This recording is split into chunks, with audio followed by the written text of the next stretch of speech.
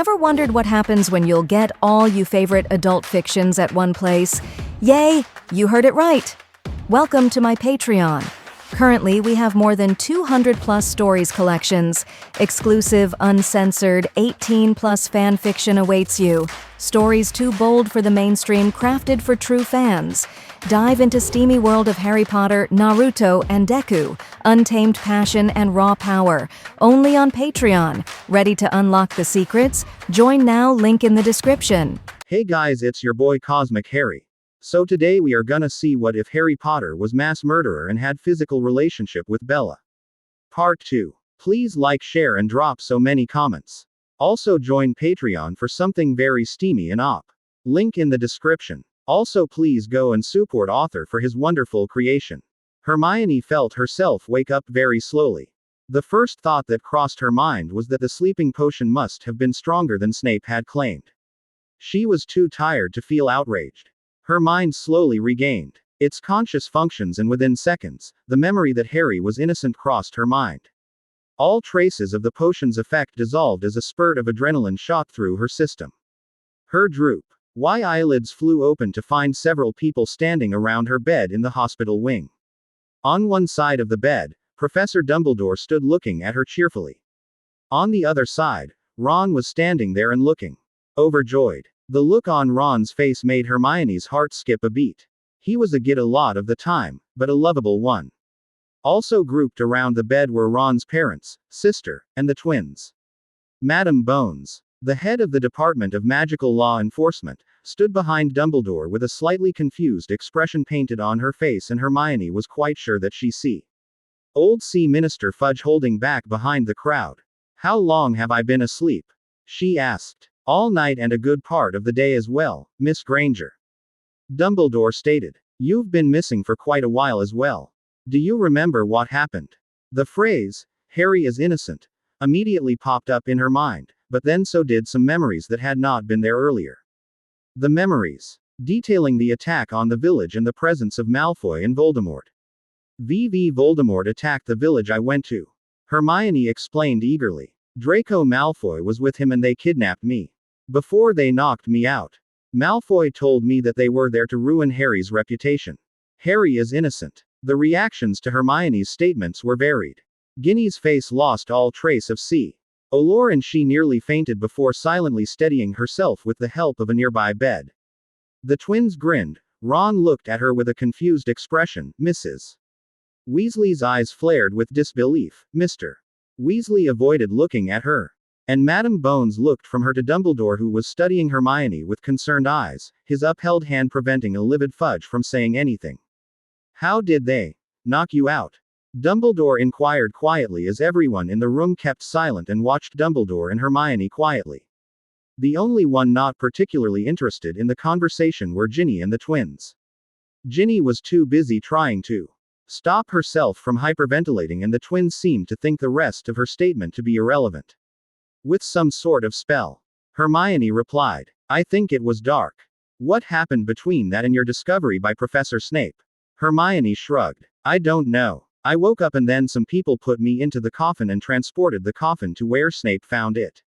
"Did you see who specifically put you into the coffin?" "No," Hermione said, shaking her head. Dumbledore seemed to consider his next question carefully. "Could you remember the details about the attack on the village when Snape found you?" Frustration welled up in Hermione. "What does that have to do with anything?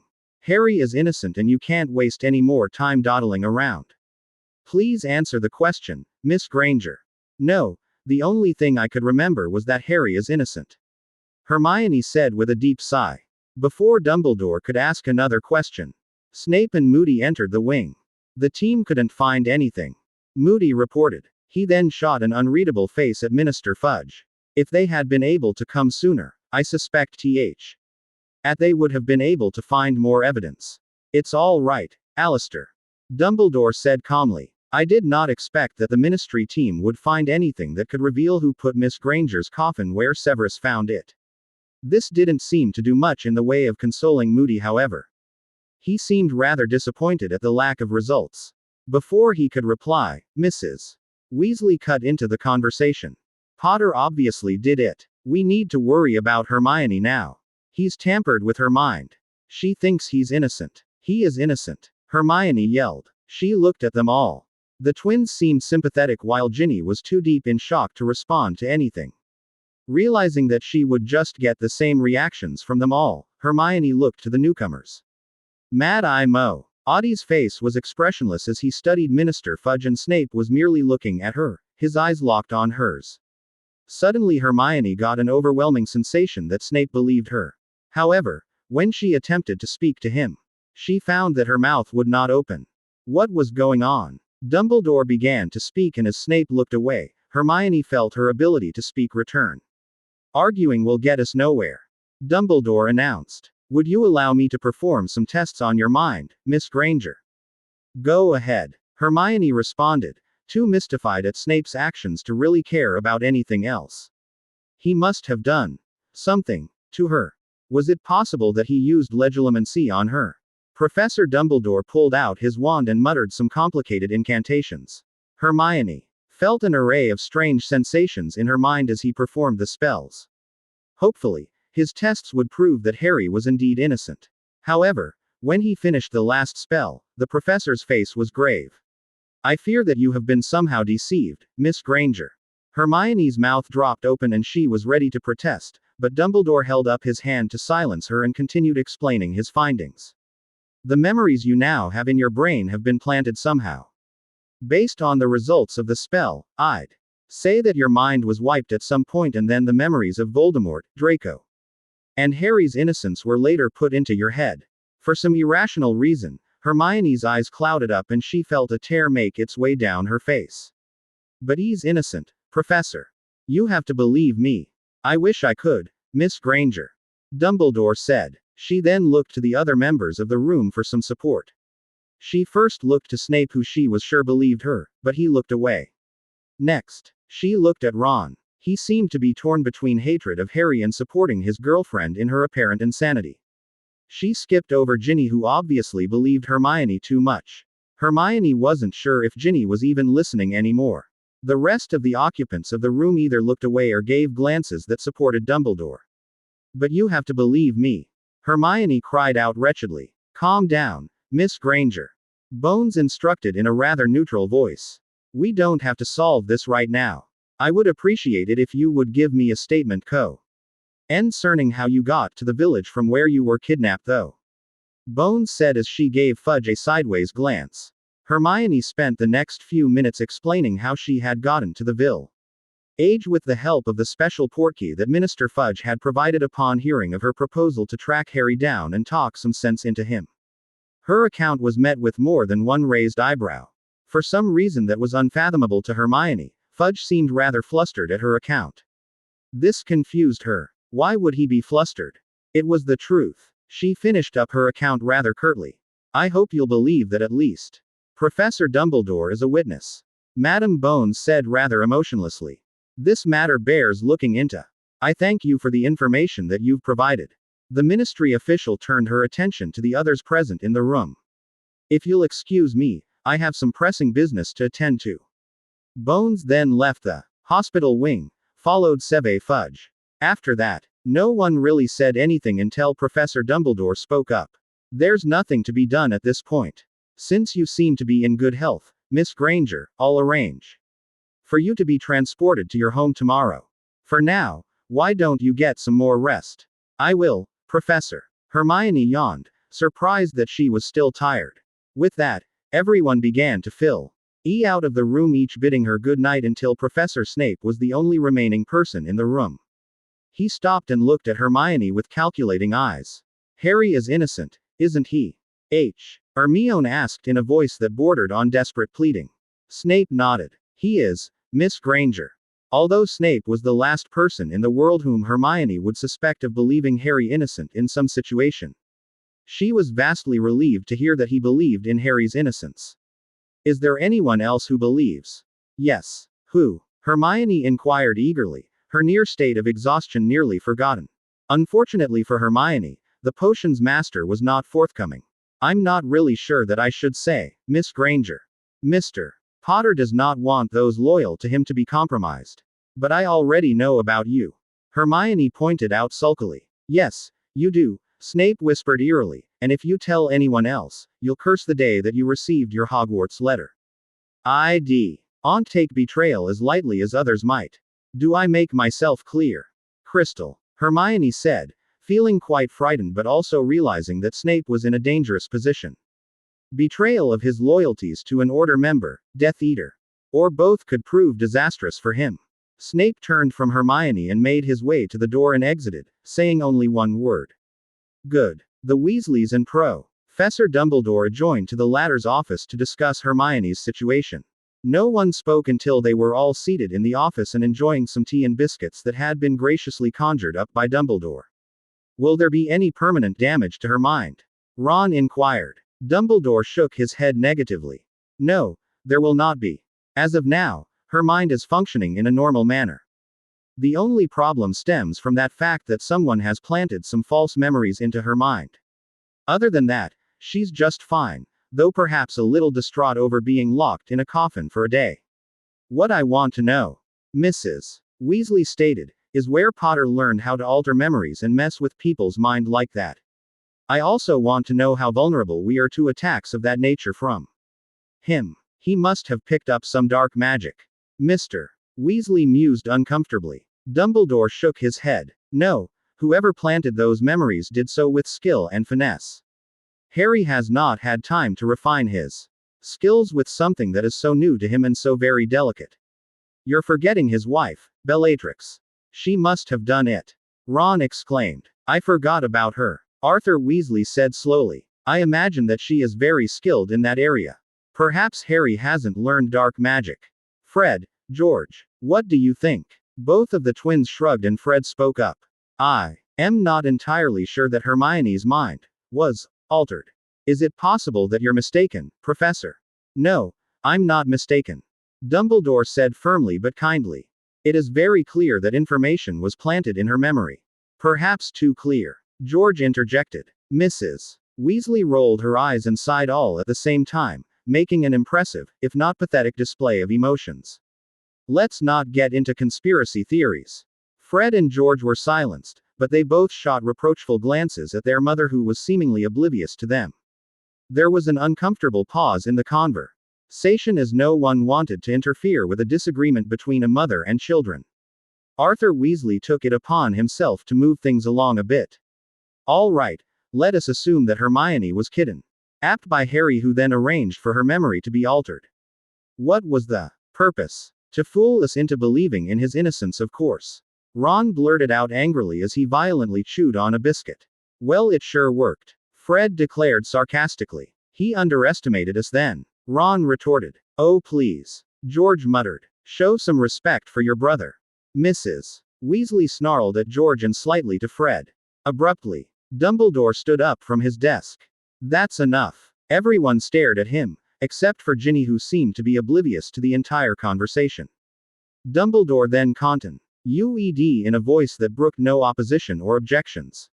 We will assume that Harry had a purpose in what he did that may have extended beyond convincing us of his supposed innocence. All right, Mr. Weasley said agreeably. Dumbledore sat down and then continued. Miss Granger's health appears to be normal. However, it is entirely possible that there is something that has gone unnoticed. If Harry was able to alter her mind, or have it altered, he may have established a link with her that would allow him to spy on us. Mrs. Weasley, who had seemingly regained her calm, spoke up. Is there a way to reverse that, Professor? It is very hard to undo magic that has to do with someone's mind if a different wizard or witch did the original magic. Dumbledore responded. If we frustrate Harry, though, he may withdraw from her mind or end whatever curse or spell that Hermione may be subject to. Therefore, I am sending Miss Granger home tomorrow, where she'll remain until school resumes. We must keep her out of order business and away from the wizarding world as long as we can. How do we explain to her why we're keeping her at arm's length? Mr. Weasley asked. We'll just tell her that she may still be suffering from side effects of her kidnapping. Dumbledore answered. Fred and George simultaneously snorted. She'll buy that all right. It was extremely late when the Weasleys returned to Grimmauld Place via special portkey. They all promptly scattered to their various places in the household. Mrs. Weasley to the kitchen to get a late snack, Mr. Weasley upstairs, and the twins to their lab. Their departure left Ginny standing in the entrance hall on the point of collapse. After realizing that she was alone and free from involvement with others, she decided to go up to her room. At this thought, a wave of nausea passed over her. It wasn't her room. It wasn't her house. It was Harry's house. They had betrayed him and taken it from him. As Ginny trudged up the stairs, she contemplated as to whether or not her family members would have similar reactions when they realized that Harry was indeed innocent. This led to thoughts about whether or not they'd ever be convinced, which eventually led to Ginny re-examining her own acknowledgement of his innocence. After all, Dumbledore had explained away Hermione's declaration of Harry's innocence. That wasn't good enough for Ginny though. The instant that Hermione had said that Harry was innocent, Ginny had felt the truth of it in her gut. It was a truth, and by some virtue of either her inborn magic or connection to Harry from the Chamber of Secrets. She could not deny it. All too soon, the open door to her room appeared and Ginny went in and shut the door behind her. Mechanically, she traded her clothes for a nightdress and then stationed herself in front of a mirror to stare at herself in it. What to do now? Early the next morning, Hermione was roused from her slumber in the hospital wing and prepared for her late return to her parents' house. Professor McGonagall wasted no time in getting Hermione dressed and cleaned up. Hermione, who was now completely recovered and no longer suffering from lack of sleep, had led into a rut of guilt concerning Harry. As McGonagall handed her a portkey, instructed her on its use and then reminded Hermione that the ban on underage magic had been lifted for those entering their 7th year in September. A familiar quote ran through Hermione's mind. "If you want to change the world, start with yourself." "Thank you, Professor," Hermione said mechanically, one to realize had Harry was innocent and reconcile themselves with him, she would have to do so first. She had the innocence part pegged, now for reconciliation. With a nod for McGonagall, she activated the portkey and found herself standing on her front doorstep. Wards had been erected at some prior point in time that prevented magical transportation in her house. Since the door was locked, she had to knock. The door was thrown open and Hermione found herself in the warm embrace of her mom and then her dad. "We were so scared when you weren't on the train, honey," her mom said quickly. "We got a letter from your professor stating that you had been delayed and would be home shortly though." "Welcome home. It's good to be home," Hermione said, doing her best to put on a good face for her parents. "We tried to get the day off, Mr. Granger said, but we have too many appointments to cancel today and we weren't sure if you would be here yet. Can you look after yourself for the day?" "Of course," Hermione said quietly, inwardly relieved that she would not have to deal with her parents as she thought about her issue concerning Harry. Her parents, who were already prepared to leave for the day, bid her a quick goodbye and soon left her alone in the house. Hermione aimlessly wandered around the house.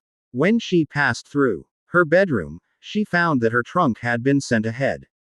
In the kitchen she found some leftover breakfast.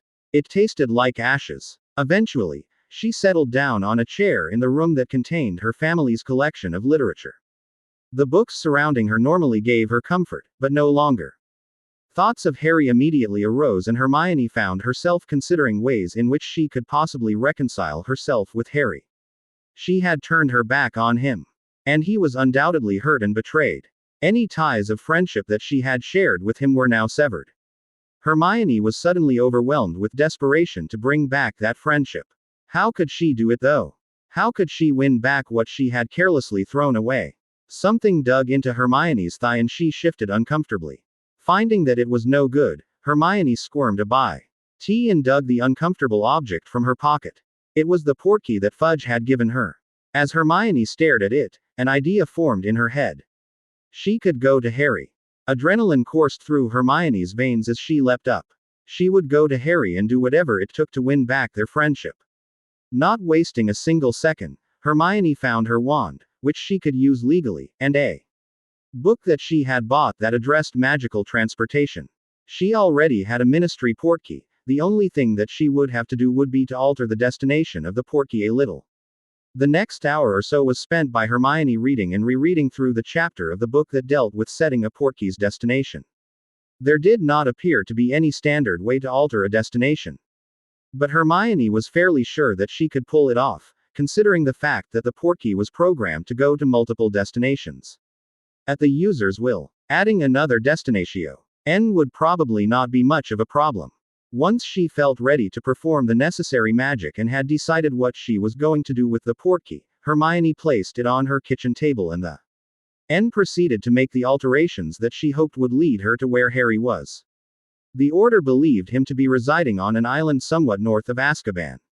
If she set the portkey for land only, and then if she got the general area correct, she would land on Harry's island or whatever he was living in or on. Within a very short few minutes, the portkey was complete. Even for Hermione's no-end skill and ability to learn magic quickly, that was remarkable. Too remarkable. Unfortunately, there was only one way to test its reliability, and that was to simply use it. Hermione awkwardly pocketed her wand and then left a note for her parents explaining that she had decided to go on a rather important outing and that she would most likely be back soon. She left the note where it would be immediately found when her parents returned home and returned to the table on which the altered portkey lay. Apprehensively, Hermione stepped closer to the table and reached out her hand toward the portkey. Thinking about going to Harry and begging for forgiveness was one thing, actually doing it was another. How would he react? Realizing that she was asking questions that could not be answered, Hermione sighed and grabbed up the portkey quickly. It activated immediately and Hermione felt a very familiar jerk around her navel as it carried her away. A moment later, when Hermione expected to feel the jerky landing that portkeys provided, she instead felt what resembled a magical collision with something. Wards. To say the least, Hermione was shocked. How was it that Harry had protected his location with wards powerful enough to repel portkeys? Not even Hogwarts could really do that. The next thought that came through Hermione's mind was concerning the reaction of anti-portkey wards to an invader. What did they do? No one knew, since no one was powerful enough to try it out. Her question was answered when, a heartbeat after the crash, she felt herself bouncing backwards, if you could call it that. There was no real sense of direction while in limbo between one portkey destination and another. Finally, the jerky landing arrived in a much more violent form. Hermione felt most of her strength drain from her as she was tossed onto a surface made of coarse stone. As she landed, the portkey was projected from her hands and it slid away from her. A faint splash was then heard. Weakly, Hermione stood up and looked to where the portkey had gone. It had fallen off the edge of the stone surface and into some water below. It appeared that she had landed on some sort of antique stone dock. Stone appeared to be quite ancient, as evidenced by carvings and symbols that were now all but eroded away by the waves of the sea that constantly seemed to be crashing against the pillars that held the dock up. A bird flew overhead and Hermione looked up and turned around to follow its progress. It soon flew from sight and her eyes fell downward. What she saw next disturbed her greatly. It was a great, big fortress, and as Hermione studied it, she felt a dreadful sensation. There were Dementors in that building. With that, the identity of her location assailed her. The wards around where Harry was hiding had repelled her to Azkaban. Hermione gulped and looked around for any sign of human life. There was none whatsoever. That was to be expected, of course. Hadn't the Ministry been evicted from the island by Harry? Maybe some of Harry's followers were here. Deciding that it was worth a go, Hermione started walking up the dock toward the land. Within a few feet of walking, Hermione came to a small part of the dock that had not been eroded away. It was a circular seal with a 1-foot diameter. It depicted something. Though the relief was as sharp as the day it had been carved, Hermione could not make it out. Shrugging, Hermione decided to continue walking. However, the instant she crossed over the seal, some sort of power seized Hermione. She was instantly reminded of the body by ND curse and expected to fall flat on her face. This was not to be the case, however, as whatever power that had assailed her chose to keep her frozen upright. Any further thought was cut off when the power pressed in upon her mind and froze everything. After what seemed like hours, the force let Hermione go and she sighed with relief at her escape from whatever power had held her. The relief was a bit premature, however. The power assailed her again, and instead of freezing her, it chucked her off the dock and into the ocean. Hermione let out a blood-curdling scream before smacking the water and performing a perfect belly flop. This immediately knocked the already exhausted Hermione unconscious as an abnormally large wave blanketed her. "You a spot of lunch," Harry declared heartily to Neville, who had just arrived at Narracay via one of Harry's special portkeys. "Sit down and we'll arrange to have a plate made up for you."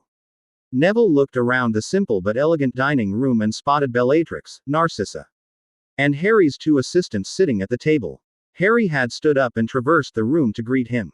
"I would hate to intrude," Neville responded politely. "Grand maid, me eat before I departed for here anyway." Bellatrix shot him a knowing and slightly apprehensive smile. She was still uncomfortable around him due to his parents' condition. "I know about teenage boys," she said, glancing at Harry with a broader smile. "There's always room for some more food. Besides, you need something to keep the prune juice down with." Everyone at the table snickered and/or smiled as Neville blushed faintly. "Thank you, milady," he said, seating himself at the table as Harry did likewise next to Bellatrix. He turned his attention directly to Harry as a plate loaded with food appeared before him. "I have some good news for you from Professor Snape." He would have come himself, but there were some engagements that he could not escape today. "We have some good news too," Harry said brightly, sharing a look with Bellatrix. Neville decided to shove his own news aside for a moment. "What is it?" "I'm pregnant," Bellatrix announced to Neville in a very demure voice. Apparently she was unsure as to what those who had known Harry before she had would think. To say that Neville was shocked would be a bit of an understatement. He had not graduated from Hogwarts yet and on of his former classmates was already starting a family. That's wonderful," Neville exclaimed as he thought about what everyone else that Harry knew would say to that sort of news. "Do you know either or not it's going to be a boy or a girl?" "Not yet," Harry responded. Before Neville could ask when they could find out, Bellatrix spoke up. "There are spells that can reveal that once I get further into the 9 months. But Harry and I have decided to just wait until the baby comes to find out. It'll be a surprise that way." "Have you thought of any names?" Neville asked with a smile. "Not really," Harry said as he finished off his lunch. "Narcissa has come up with plenty though." Narcissa beamed, seemingly more from Harry's casual and friendly acknowledgement of her rather than from the situation that her sister was in. "If it's a boy, they should name him James Harrison Potter. That would carry on the Potter line sufficiently. Harrison because Harry just doesn't sound right as a middle name. Then if it's a girl, Bellatrix or Lily of course. Those sound like good names."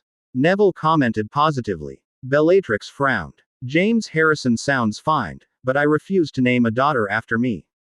It would create too much confusion. Perhaps Isabella or Belle would be close enough but not the same," Neville suggested. "Perfect," Narcissa declared. "Let's not get too excited." Bellatrix said in a dignified voice that hid her enthusiasm for the subject. Her sparkling violet eyes gave her away though. Harry smiled at the two sisters and then looked at Neville. "I'm sure that you didn't come here to discuss potential names for my child. What's the good news from Snape?" "Hermione has been found alive," Neville declared. A grin graced Harry's face. "That's wonderful. She has put herself against me. But I'm still glad that she's alive." Harry's expression then took on a slightly saddened look.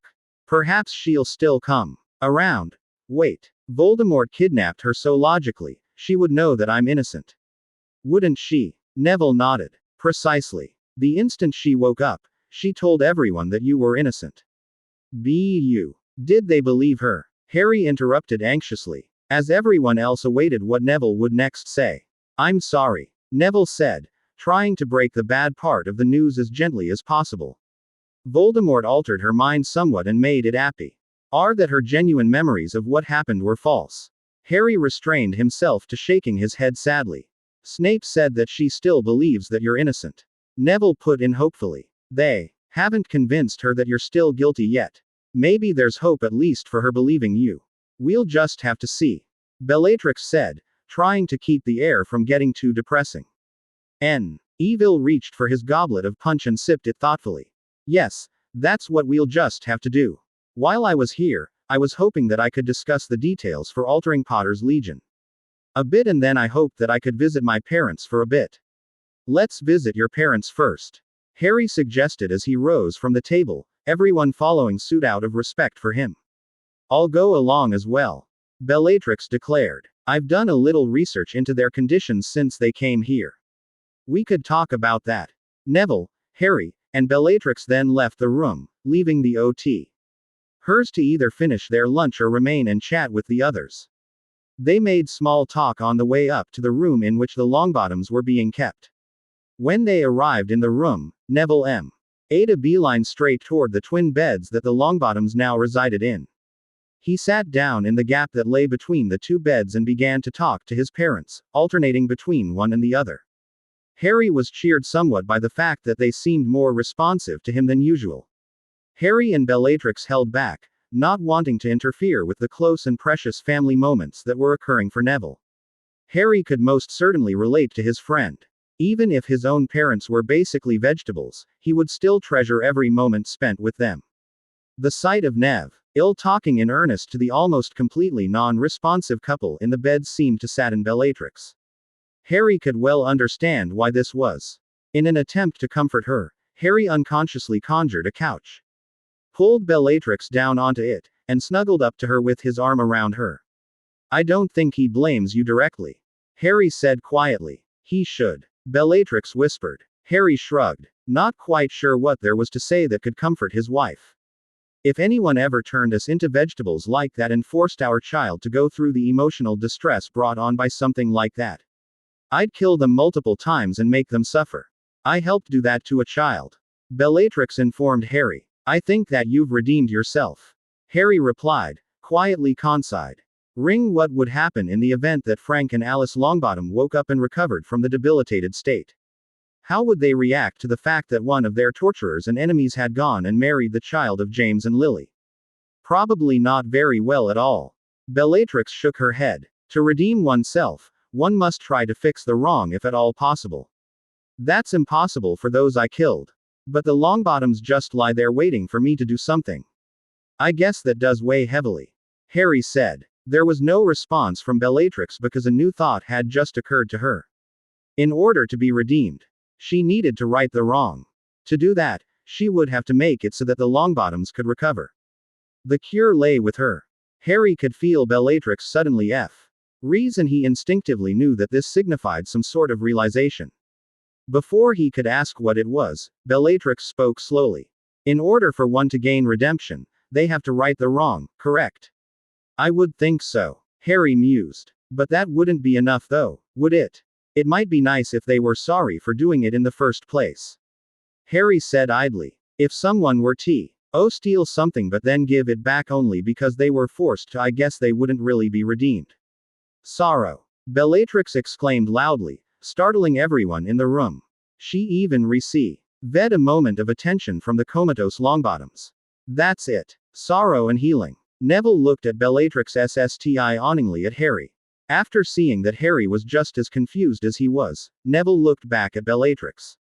What's it? Sorrow, Bellatrix declared. Deciding that he had spent enough time with his parents, Neville left their side and joined Harry and Bellatrix. You said earlier that you did some research, Neville said, addressing Bellatrix. Did you find anything useful? Not really, Bellatrix said, waving her hand in a dismissive manner. It's all obsolete anyhow. I have a new idea that I think could very likely prove to be the thing that brings your parents back to the land of the sane and living. Neville could not help but be a little skeptical. The healers at St. Mungo's had presented he and his gran with new ideas for treatments constantly. Eventually they had all began to sound the same and have the same effect on Frank and Alice Longbottom. No effect whatsoever. What is it? He finally asked. I don't want to say quite yet, Bellatrix replied, doing her best to look Neville in the eye. But I'll need your help and especially Harry's support to do it. Would you be willing to help? How? Neville inquired cautiously. Bellatrix hesitated and then responded. I need you to write me a letter. Why? I'm right here, Neville said in an extremely confused voice. It needs to be a long letter. Bellatrix continued on. I want you to tell me about growing up without your parents, the pain you felt, the sorrow, and anything else you have felt concerning them. I still don't understand why, Neville said quizzically. Harry too was looking rather mystified. I need to understand, Bellatrix declared to them. You'll see later. Neville nodded reluctantly, willing to give it a try. All right then. When do you need the letter? Soon would be nice, but don't rush it. Put your heart into it. Bellatrix instructed. She stood up and nodded at Harry and Neville. You two have other things to discuss right now, and I need to go and do a little thinking about my idea, so I'll leave you alone. Harry stood up and hugged Bellatrix despite Neville's presence. I'll see you later then. Quote. Bellatrix smiled at him and hugged him back before leaving the room. We might as well go somewhere where we can sit down comfortably and discuss Potter's Legion. Harry declared as he and Neville made their way to the door as the couch that had been conjured disappeared. That sounds fine, Neville stated as they exited. I've talked to all the members of Place and most of them have committed to helping out with anything over the summer. I don't know if you've been told, but the ministry has given permission for some students to use magic during the holiday. My Gran also reckons that she could obtain a special license from the ministry to do a sort of summer school where magic could be practiced. I'd be the one teaching, of course, but that would still work. Harry nodded encouragingly as they made their way down the various halls in the massive fortress. Bypassing the restriction in that manner would be ingenious. Fudge would put up opposition to that though. Hopefully my other plans will come to a head before too long. The two young wizards arrived at Harry's private study and made themselves comfortable. I think that your group should come up with a new name. Harry said thoughtfully. It will unavoidably become public, and being linked to me in such a way could be detrimental. Lord Polarix's Legion. No, still too closely connected to me. I'll have to see if any of them have ideas next time a large group of us assembles then. Neville decided. When will that be? Neville shrugged. We haven't scheduled one for the summer yet. In response, Harry stood up and began to slowly pace. Try to get everyone together as soon as you can. Not only do you need to come up with a new name, you need to organize everybody and appoint some sort of hierarchy.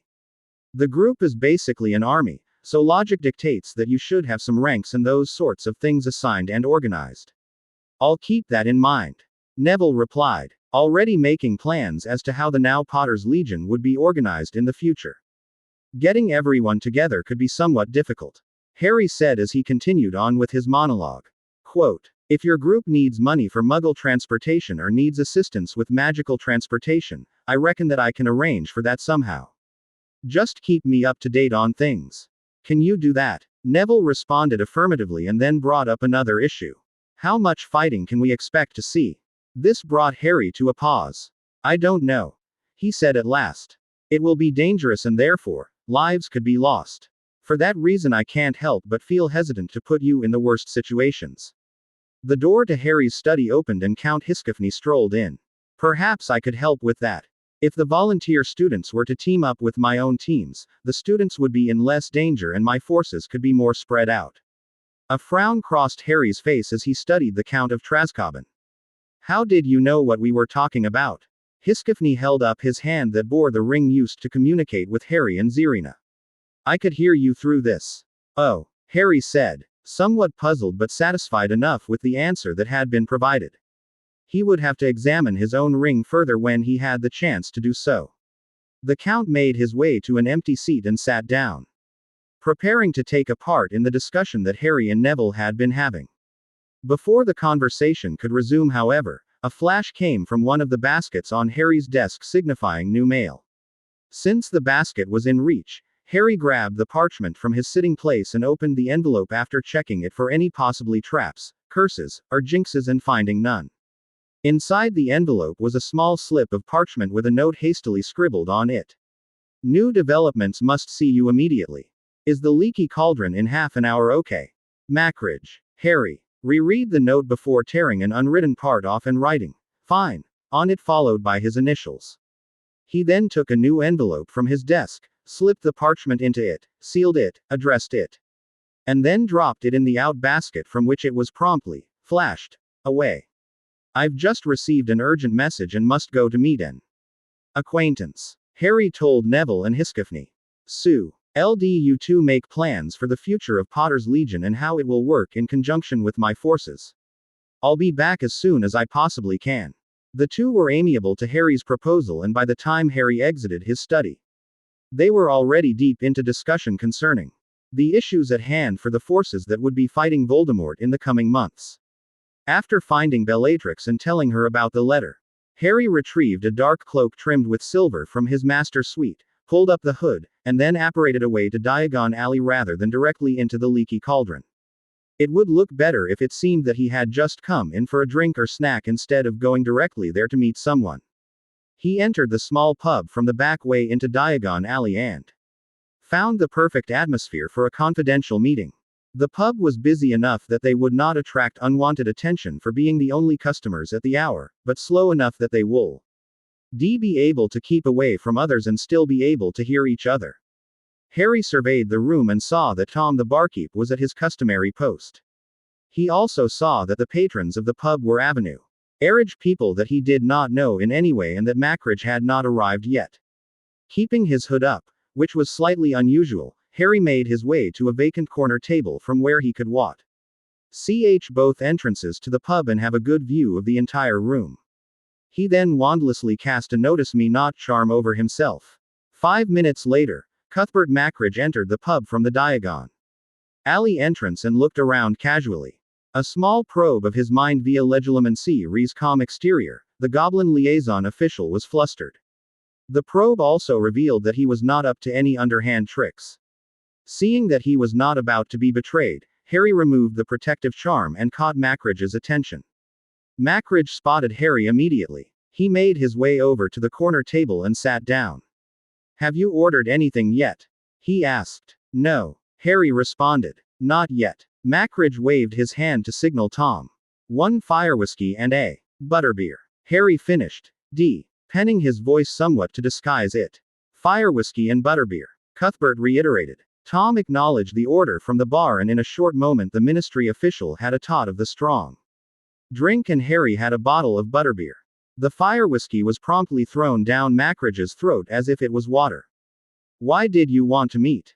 Harry inquired. "All hell has broken loose in the ministry," Macridge informed Harry nervously. "We need to rearrange our plans and move forward quickly if we're going to be able to get through this and end with me as Minister of Magic."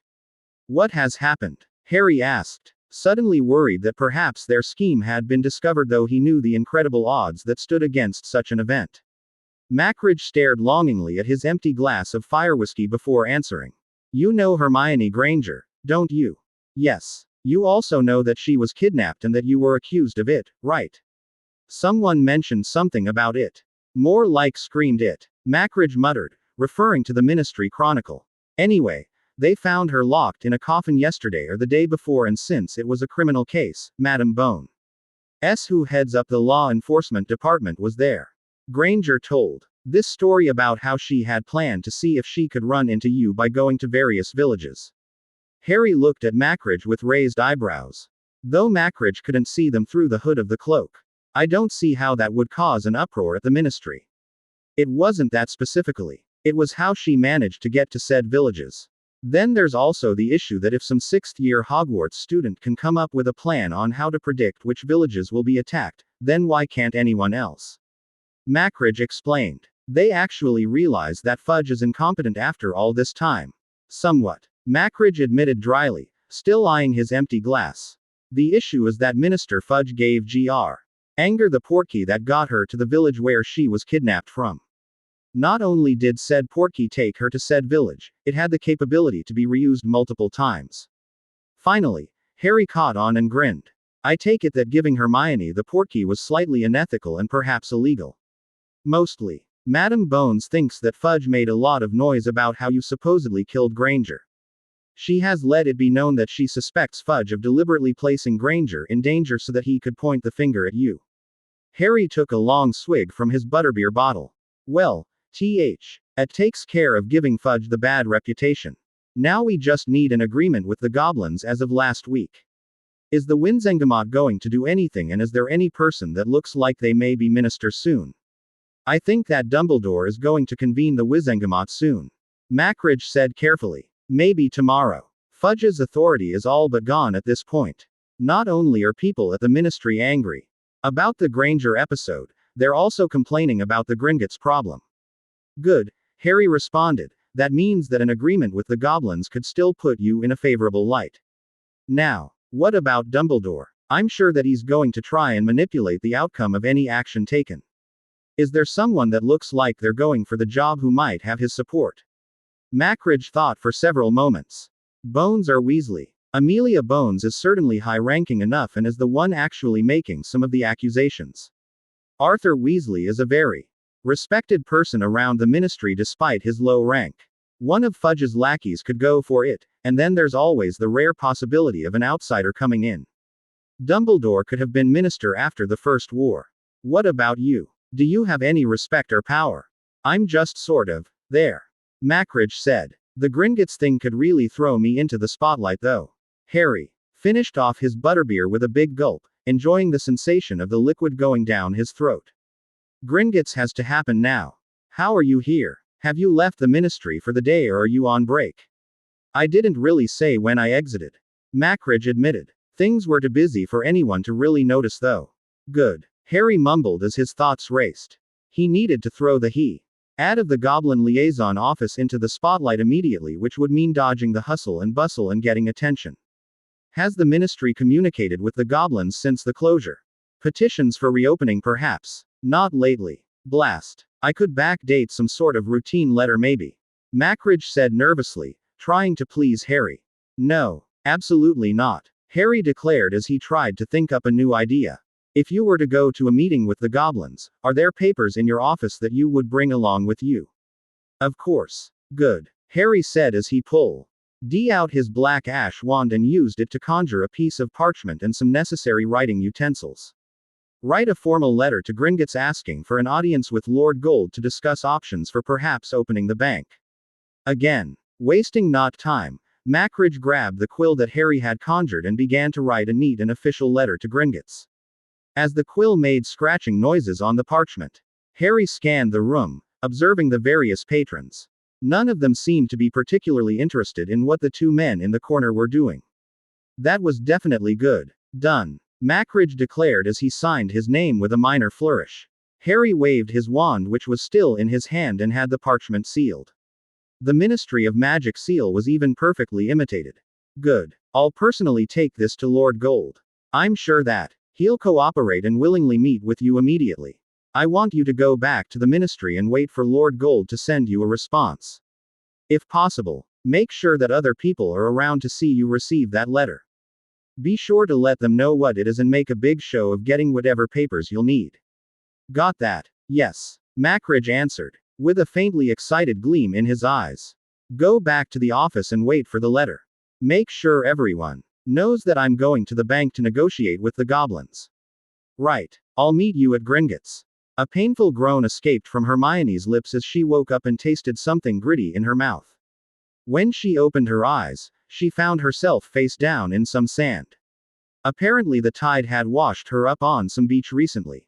She deduced the recently part from that fact that she was still sopping wet. She rolled over and sat up with a grimace. The water had not been gentle at all. Every part of her ached and her clothes were an absolute mess. After a few moments, Hermione managed to gather enough strength to sit up and look around. Hopefully, she had been washed across the channel that separated Azkaban from the mainland. As Hermione looked around, she deduced that this was not the case. She was standing on a sandy island connected to a more rocky island by a black bridge. Her eyes widened as she followed the bridge and spotted a large and imposing black castle that was just as, if not bigger than Hogwarts. Before she could do any more, several pops surrounded and she found herself surrounded by several men in silver robes, each with their wands trained on her. Deciding that irritating them would be a bad idea, Hermione weakly raised her hands in the air. One of them stepped forward. You're passing, he declared. Hermione decided to be brave. I didn't intentionally trespass, I was washed up on your beach, and what gives you the authority to arrest me? You don't look like you're from the ministry and I'm a British subject. If you're the person who disturbed the wards, then you're a trespasser, the man declared stiffly. He smiled triumphantly when he saw a flicker of guilt in Hermione's eyes.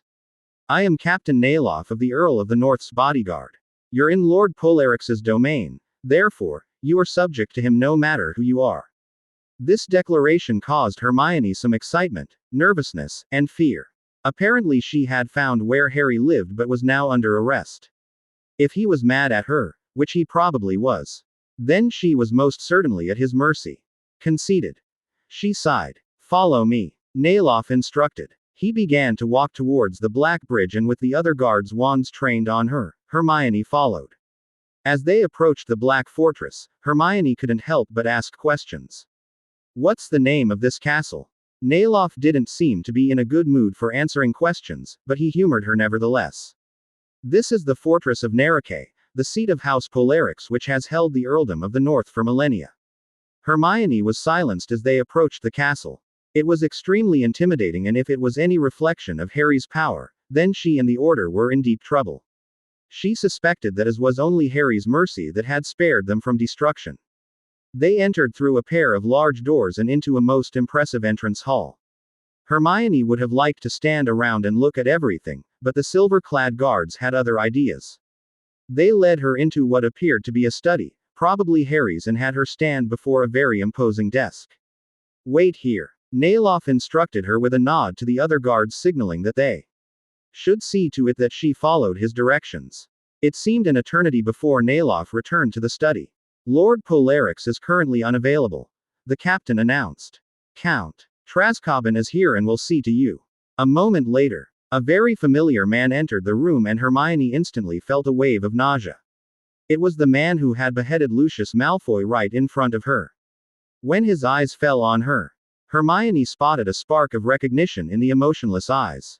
Count Traskobin approached her and went around the desk. Instead of sitting in the chair behind the desk, he sat in a chair that had automatically appeared to the side of it. I recognize you, he said, wasting no time. You're a member of that pesky order and one of the ones who declared to the whole world that Harry Potter was an absolute creep. I don't deny that, Hermione said bravely. I came here to see Harry, and I refuse to leave until I at least have a chance to speak to him. If I wanted to have you thrown off the island, I doubt that you could stop me, the Count declared stiffly. In any case, you will be staying. For all I know, you were sent to spy by the Order. The Order has already done enough damage, and I will allow no more damage when preventing it is within my ability and reach. Does that mean I'm in trouble? Hermione inquired faintly. That depends on how Lord Bellatrix feels, Traskobin declared. Until he decides, though, you'll have the pleasure of testing out the dungeons for us. Hermione winced but responded somewhat wittily. Glad to help. Just so long as Harry knows had I'm here and that I wish to speak with him. The Count shrugged. I was just leaving when Nayloff stopped me and will probably not see Lord Bellatrix for a while. However, I'll have the guards inform Lady Bellatrix of your presence. She might even tell Lord Bellatrix. Thanks a lot, Hermione retorted. The Count ignored her and addressed Captain Nayloff. Lock her up in the dungeon and tell Lady Bellatrix that a trespasser has been apprehended. Get her name and any information pertaining to her and record it as well. Captain Nayloff nodded respectfully. I shall. And that was how Hermione found herself in an ancient dungeon. Filch would have been proud. Chapter 31. A.N. Once again, I apologize for the delay. Real life keeps getting in the way. Enjoy and be sure to let me know how you like it. Smiley face. Earl of the North Lord Silver Chapter 31. Without any delay, Harry made his way to Gringotts bearing Macridge's letter and was promptly admitted into the bank and led to Lord Gold's office by one of the goblin guards. He was not quizzed as to his motives for the visit, which showed to Harry that his alliance with the goblins was indeed intact and functioning smoothly. Lord Gold promptly received him, setting aside any work he had been doing. It is good to see you, Lord Bellatrix. What brings you to Gringotts today? Something we can help you with, perhaps. Harry chose his words carefully. I was hoping that you would help me with a bit of a scheme. If it goes well, a more trustworthy and competent minister of magic will come to power. In order for such a person to accomplish that, they must have something that will give them a bit of a claim to fame. Yes, Gold said, catching on almost immediately, a wizard or witch who got the credit for negotiating a reopening of the bank would be looked upon most favorably by the ministry and magical populace. Said wizard or witch would also be in your debt and feel obligated to show great favor toward the goblin population. Harry pointed out. Not only that, you could drive a somewhat hard bargain to even reopen in the first place. They would have no choice but to accept. Gold nodded and Harry could already tell he was pleased with the prospects of the situation that Harry had arranged. I assume that you already have a candidate for the office of Minister of Magic, especially now that the ministry is in a tumult. Cuthbert Macridge. Harry stated. A wise choice. Macridge has always been polite to us and he is in no way responsible for the current situation. Gold commented. Wizards and witches all over Britain would start crying foul if it was just some random ministry official. They'd suspect Voldemort rather than you, though. The goblin's voice then took on a sarcastic tinge. After all, goblins aren't human. Therefore they must be evil. Without wasting any time, Harry produced the letter that he had instructed Macridge to write back in the leaky cauldron. I have a letter form I'm asking for an audience so that he can discuss options to reopen the bank. Lord Gold took the letter from Harry and quickly skimmed it. Very well, then. I assume that you want this meeting to take place immediately. That would be very convenient. Harry said. That means that I need to respond as we speak then. Gold said as he gathered some writing utensils and began drafting a response. I also assume that you want to ensure that the whole ministry knows that Macridge will be having this meeting with me. Yes, Harry nodded. This agreement will come too quickly and randomly as it is. Gold grinned. I can make sure that everyone knows. Cuthbert Macridge made his way back to the ministry and entered via the atrium. Without wasting a moment, he made his way to where the hub of the action concerning Fudge was, the level that housed the law enforcement department. He needed to know what the latest news was. He arrived on the appropriate floor in record time and saw numerous witches and wizards milling about, having heated discussions or trying to do their work amongst the confusion. The largest group was congregated near Madame Bones's office and was being held at bay by her secretary. Macridge opted to avoid the vulture reputation, and when he spotted Kingsley Shacklebolt, he quickly strode over and struck up a conversation. What's the latest? Amelia is expected to file a formal indictment accusing Minister Fudge of several crimes associated with the Granger girl. Shacklebolt replied, giving most of his attention to Macridge. The Aurors have already filed a motion of NGARD to Fudge's ability to fight Voldemort and Potter. Fudge's term is about to come to an abrupt end, then. Macridge said, stating the obvious. The question now concerns who his successor will be. How is Fudge taking it? Shacklebolt chuckled. Not very well at all. His assistant, Percy Weasley, was down here a half hour ago protesting everything in general and trying to restore order. He finally gave up. Sounds humiliating. He needed it, commented another voice. The speaker came closer and Macridge identified her as an Auror named Tonks. She then addressed the two men. So, who do you suppose will be the next Minister of Magic? Both men shrugged casually and Macridge realized that Shacklebolt had his own agenda as to who should succeed Fudge just as he did. This meant he was either for Dumbledore or Voldemort or had plans for himself. He would have to tread carefully. Someone competent, I hope. Bones would be an obvious choice. Shacklebolt said carefully to Macridge and Tonks. There's others with good reputations though. If Arthur Weasley were to leave the misuse of Muggle artifacts office, I could easily see him as minister. At that moment, Macridge was sure beyond a doubt that Shacklebolt was with Dumbledore somehow. They sound all right, he said in a noncommittal voice. Perhaps, Tonks said, the expression on her face seemingly agreeing with Shacklebolt's choices. Macridge wasn't sure, but he thought he could sense a slight undercurrent in Tonks' manner. Did she secretly support another faction? His thoughts were interrupted when one of their potential nominees walked up to the group and joined them. Already deciding on who the new minister should be, I take it. Arthur Weasley commented cheerfully. He was carrying several files and looked to be on an errand. We were thinking that you could do it. Shacklebolt replied. This made Weasley look uncomfortable. I suppose I would do it if called on. Things are just too difficult and I don't think I have enough experience to be competent. Not only will the new minister be besieged by Voldemort and Potter, but the public will demand action taken to reconcile the goblins at Gringotts. Weasley looked at Macridge. Has Fudge asked you to do anything about Gringotts and is there any progress that you know of? Arthur Weasley had just given Macridge the perfect opening.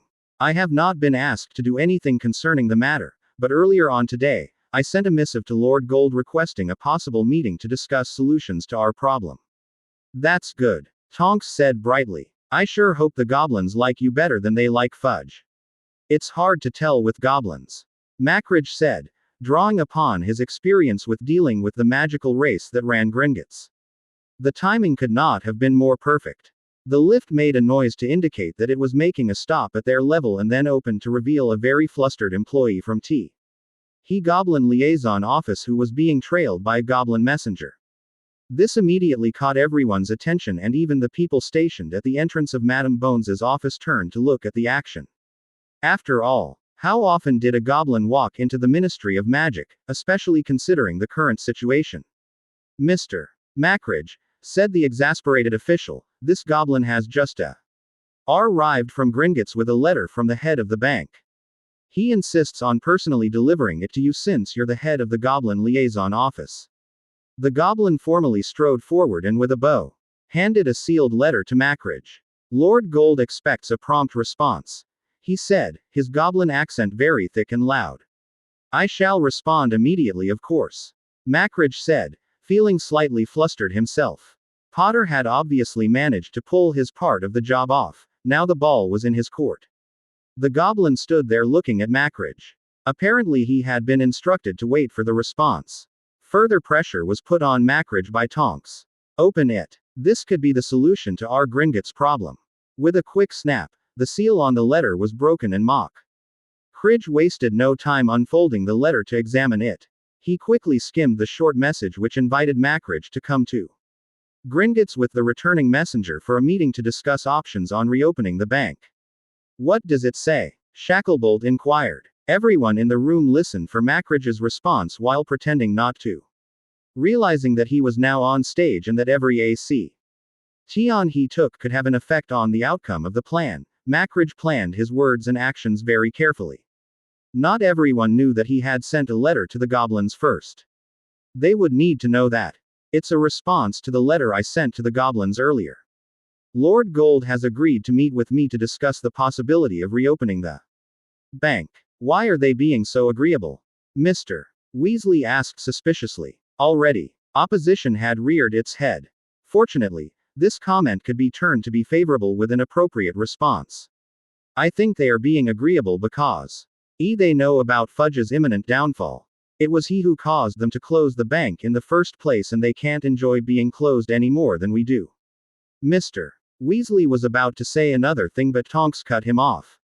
Seemingly in ignorance. There's no use in keeping Lord Gold or his messenger waiting, Macridge. Right you are, Cuthbert said with a smile. I'll run up to my office ND gather some necessary papers and then get moving. He then left the floor with the goblin escort in tow and quickly headed to his office, meeting very few people on the way. Gathering all of his papers took only a few moments and within minutes, he found himself entering Gringotts Bank and being escorted to the offices. Hermione felt an immense amount of relief once the Count of Trascoban left the room. Not only did she find his brand of magic to be creepy, but she was well aware of the fact that he viewed her as the enemy.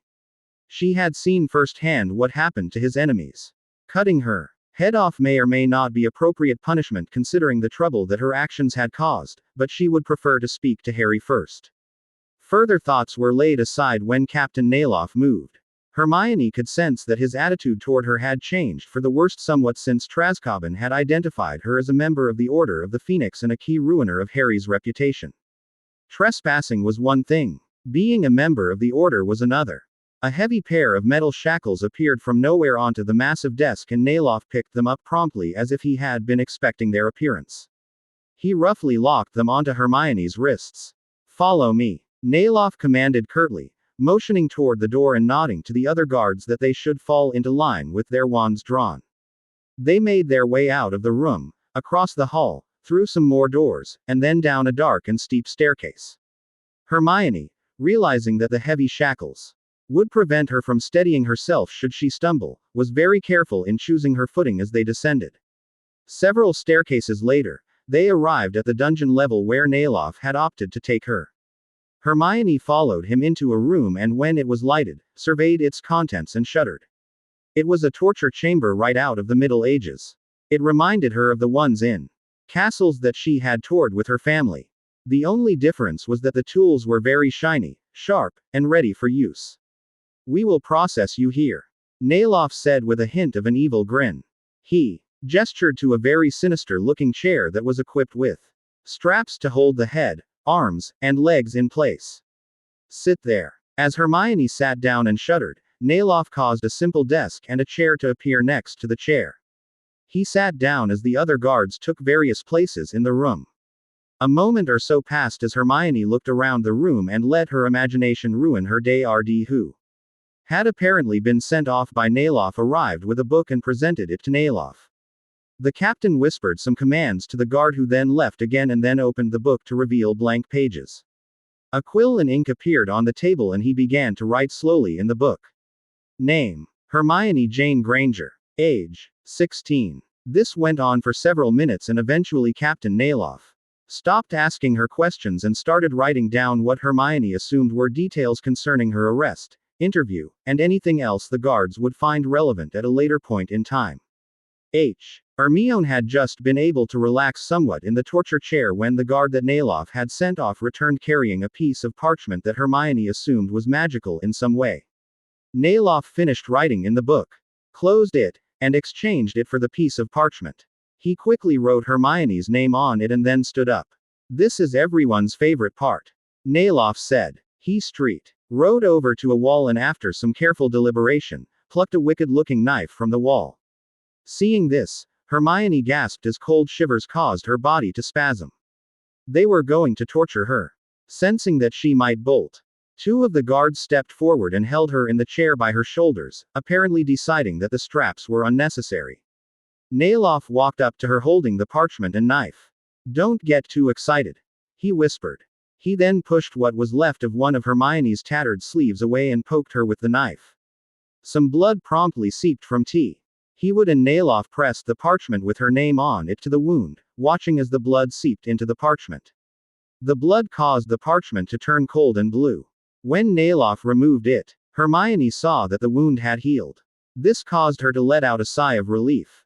I told you not to get too excited, Nayloff said, motioning for the guards to remove their hands and return to their positions. Now, for the tour of your new home away from home. At his gesture, Hermione stood up from the frightening chair and followed the captain out of the chamber and a ways down the hall with the other guards on their trail. They made their way around a corner and Hermione could see that the walls of this corridor were lined with iron-barred doors to small cells. This one will do, Nayloff stated, reaching out and opening one of the barred doors. It opened, sensing his authority to open it. Hermione meekly walked into the cell and Nayloff followed her in. Being very unsure of things, always eager for knowledge. And her general fear caused Hermione to start asking questions. How long will I be here? I don't know. What about restroom facilities? Nayloff looked around the cell curiously. Apparently he wasn't very experienced with their use. That meant that Harry didn't often take prisoners. Hermione didn't know whether that was good or bad. I reckon that they'll appear when you need them, Nayloff responded. How? None of your business, Nayloff retorted, hoping that this would stem the flow of questions. However, his hopes were not to come true. Hermione continued to ask questions, though her manner became more meek by the second. Will you feed me? You'll be fed. How soon until Harry finds out I'm here? I don't know. Hermione seemed to be done with the questions. But one last one occurred to her as she looked at herself. What about clothes? Do you issue uniforms? She motioned to her own clothes which were now only tattered rags. Mine are done for and will be uncomfortable. One of the other guards spoke up. The point of a dungeon isn't exactly comfort, lady. Nayloff rolled his eyes and then deciding that the girl had a point about her current clothes, reached out and with a few yanks and rips, removed all but Hermione's undergarments which seemed to be in fairly good condition. This caused her to shriek and hug herself in an attempt to protect her modesty.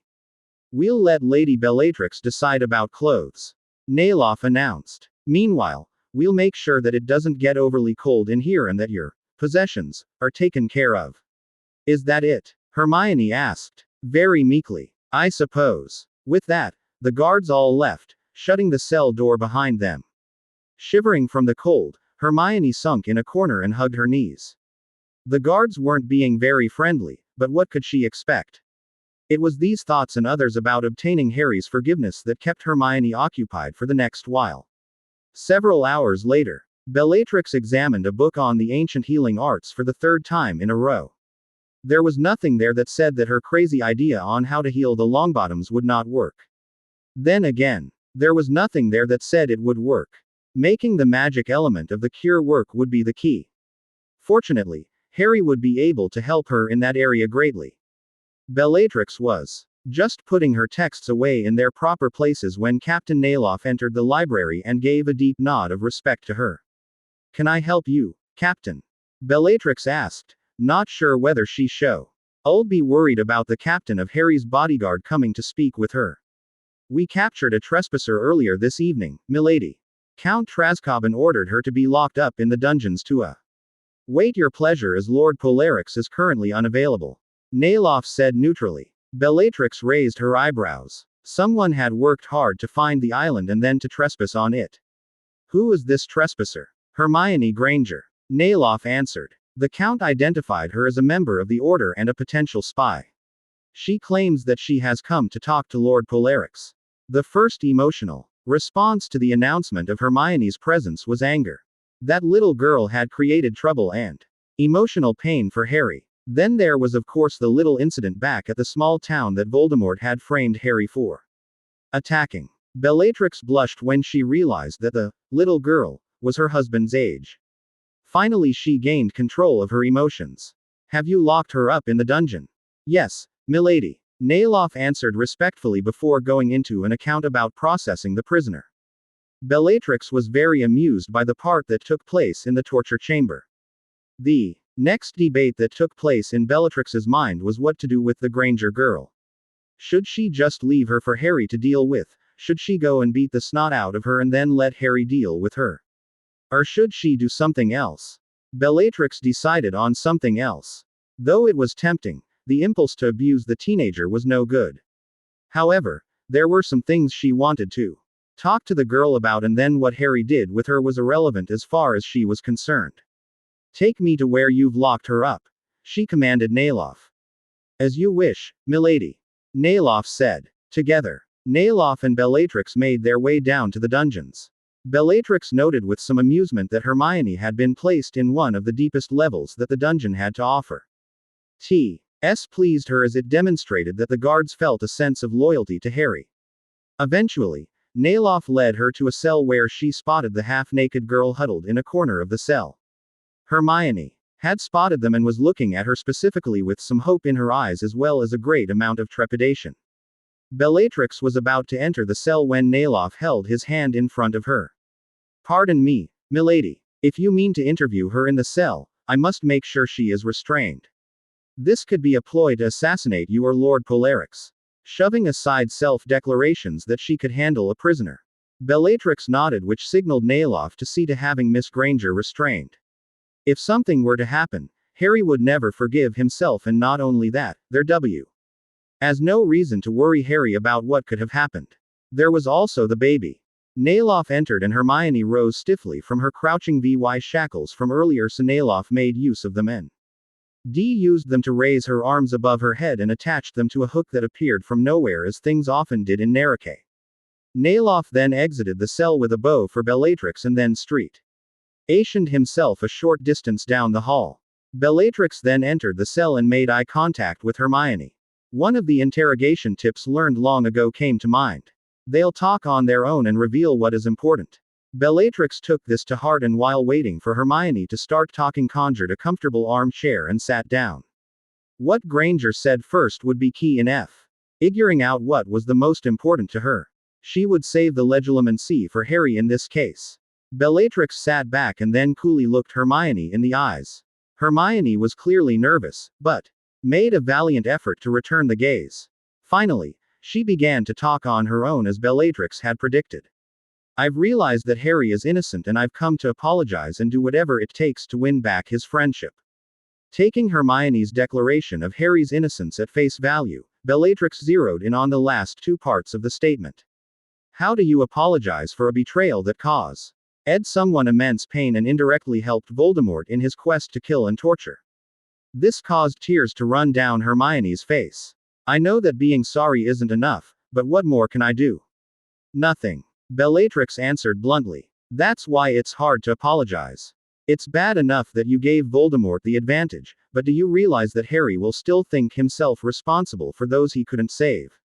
This caused Hermione to hang her head in shame as she realized how true Bellatrix's words were. How fortunate for you that Harry is a non-confrontational person. Bellatrix continued on. Knowing him, as soon as he returns from his business, he will promptly tell you that it's okay and send you on your sorry way just to get you out of his way. After that, he'll avoid you and pretend that nothing ever happened.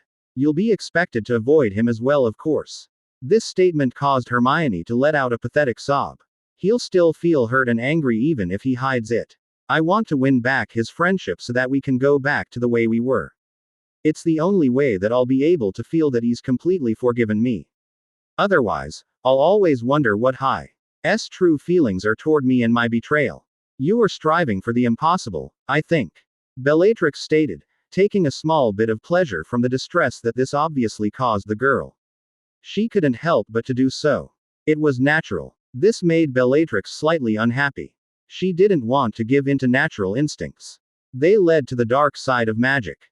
Those who strived for a higher standard were the witches and wizards of the light. They were the ones with the strength to prevail and not let the instinctive reactions of anger and lust for revenge drag them down into the pit of evil. It was Voldemort's anger with Muggles and his father that had driven him to become a dark wizard. Several moments passed and Bellatrix reviewed these thoughts silently in her mind as she watched. Harry's treacherous friend began to sob uncontrollably, unable to wipe the tears from her eyes or face due to the fact that her arms were suspended above her by chains. It was then that light dawned upon Bellatrix's mind. What this young witch had done did not matter anymore. Bellatrix herself had committed worse crimes than this young woman was responsible for. Harry was the antithesis of her former actions. If he could completely forgive the girl and welcome her back into a full friendship, then that would prove that he was indeed a strong wizard. Furthermore, his ability to forgive Grang would forevermore lay to rest any doubts that Bellatrix may ever have of his pure love for her and forgiveness for her past actions. Suddenly, Bellatrix wanted to see Harry completely forgive and welcome back Hermione Granger with every fiber of her being for Harry's own sake. If he couldn't forgive and forget, then it was possible that he would ruin his life. He would need help to do so though. And Bellatrix was more than willing to provide it. He would have to do it by himself though, and not feel pressured. Hermione would have to remain in the cell free from any interference on Bellatrix's part. Bellatrix then stood up and strode to Hermione so unexpectedly that Hermione started and then quailed in fear. The two had fought viciously in a cat fight previously and now Bellatrix had a complete advantage. However, instead of harming Hermione, Bellatrix awkwardly hugged her like she would hug her sister, Narcissa. I'll do everything I can to help you win back your friendship, she spurred to the young woman who was now shedding silent tears. Don't give up no matter what may happen. Then, without another word, Bellatrix turned around and strode from the cell causing the armchair to disappear. Within seconds she met Captain Nayloff in the hall. I'm finished interviewing the prisoner. Captain. She then conjured a rough blanket of sorts and handed it to him. Return her to how she was before I came and give her this. You are not to inform Lord Polarix of the prisoner's presence until I let you. It's for the best. Is that clear? Yes, milady. Nayloff responded in a confused voice. Captain Nayloff watched as Lady Bellatrix strode away as he held the blanket that she had handed him. Shrugging, he turned and went to the cell where he found the prisoner who had apparently been crying. She now had a look of confused wonder in her eyes. She was so confused that she hardly responded when Nayloff caused the hook holding her shackled arms above her head to disappear, leaving her to sink to the floor stiffly. No sure what else to do, Nayloff haphazardly draped the blanket over her shivering body before exiting and securing the cell. He missed the look of complete utter determination that appeared in Hermione's eyes, lighted by the hope that Lady Bellatrix had given her. Chapter 32. Earl of the North Lord Silver. Chapter 32. To Cuthbert Macridge, it only seemed like a matter of minutes between the time he arrived at the bank and the time that an agreement was decided upon with the chief goblin. As he mentally reviewed the negotiations, he realized that they were actually very simple. Then of course, the reason that the bank had closed in the first place was rather small and simple as well. On what date do you intend to reopen your doors? Mo. C.K. Ridge asked Lord Gold diplomatically as Harry watched on. Did you have a particular day in mind? Gold replied idly as he reviewed a written copy of their negotiations and decisions. Harry, who had opted to remain apart from the negotiations, decided to step in. Might I suggest that you wait to reopen the bank until the ministry settles down under the control of a new Minister of Magic? That is an excellent suggestion, Lord Bellatrix, the goblin said, looking at Macridge to see if he agreed with Harry's idea. It would be for the best, I think. Macridge concurred. Lord Gold smiled evil. Why has he returned the copy of the agreement to the table and began to add one last thing to it? Someone has to decide when the ministry is stable enough for the bank to reopen. I reckon that you're intelligent enough to make that decision. Macridge. I'm putting down that the bank will reopen when you, Cuthbert Macridge, formally sign a declaration that the ministry is structurally stable. A laugh of mirth burst from Harry's lips. I could not have planned that any better myself, Lord Gold. Your little provision could quite possibly make Cuthbert's ascension to the top job 10 times more likely. Let us hope so, Macridge muttered. We need to formally sign the agreement and have copies made. He looked at Harry. Would you sign as a witness? I'm not sure if the wizarding populace would appreciate what my signature would signify concerning my relations with you and Gringotts, Harry stated. These everything to backfire. Macridge grinned at Harry. No one besides us will see the signed agreement. If I become minister, I can't automatically declare or recognize you as innocent, but after the dust settles with this war, and or if there is an opportunity, your signature on his agreement will go a ways toward bringing you into favor. He is correct, Lord Gold stated, addressing Harry. I'd even go as far as to have you sign as more than a witness, perhaps as the mediator or judge. All right then, Harry acquiesced. Lord Gold nodded and with a complicated gesture and bit of magic, summoned another goblin who was bearing a special ink and quill set into the office. The other goblin left and Lord Gold set up the quill and ink for use. These are what we use to sign formal and binding treaties, he explained. I'm not sure if I can legally sign the agreement then. I don't really have the authority to sign treaties on behalf of the Ministry of Magic. Macridge pointed out cautiously. Our agreement would not be binding. I've already taken that into account, Lord Gold said, reassuring Macridge. Based on wizarding laws, both ancient and contemporary, you may sign the treaty so long as it is formally ratified by the Minister of Magic within a year of the signing or before its implementation. If you become minister, that won't be a problem at all. Harry concluded as Lord Gold nodded. If this falls through, whoever does become minister would be crazy not to ratify. With a nod, Macridge took the quill which Lord Gold had offered him and scrawled his signature at the bottom of the document.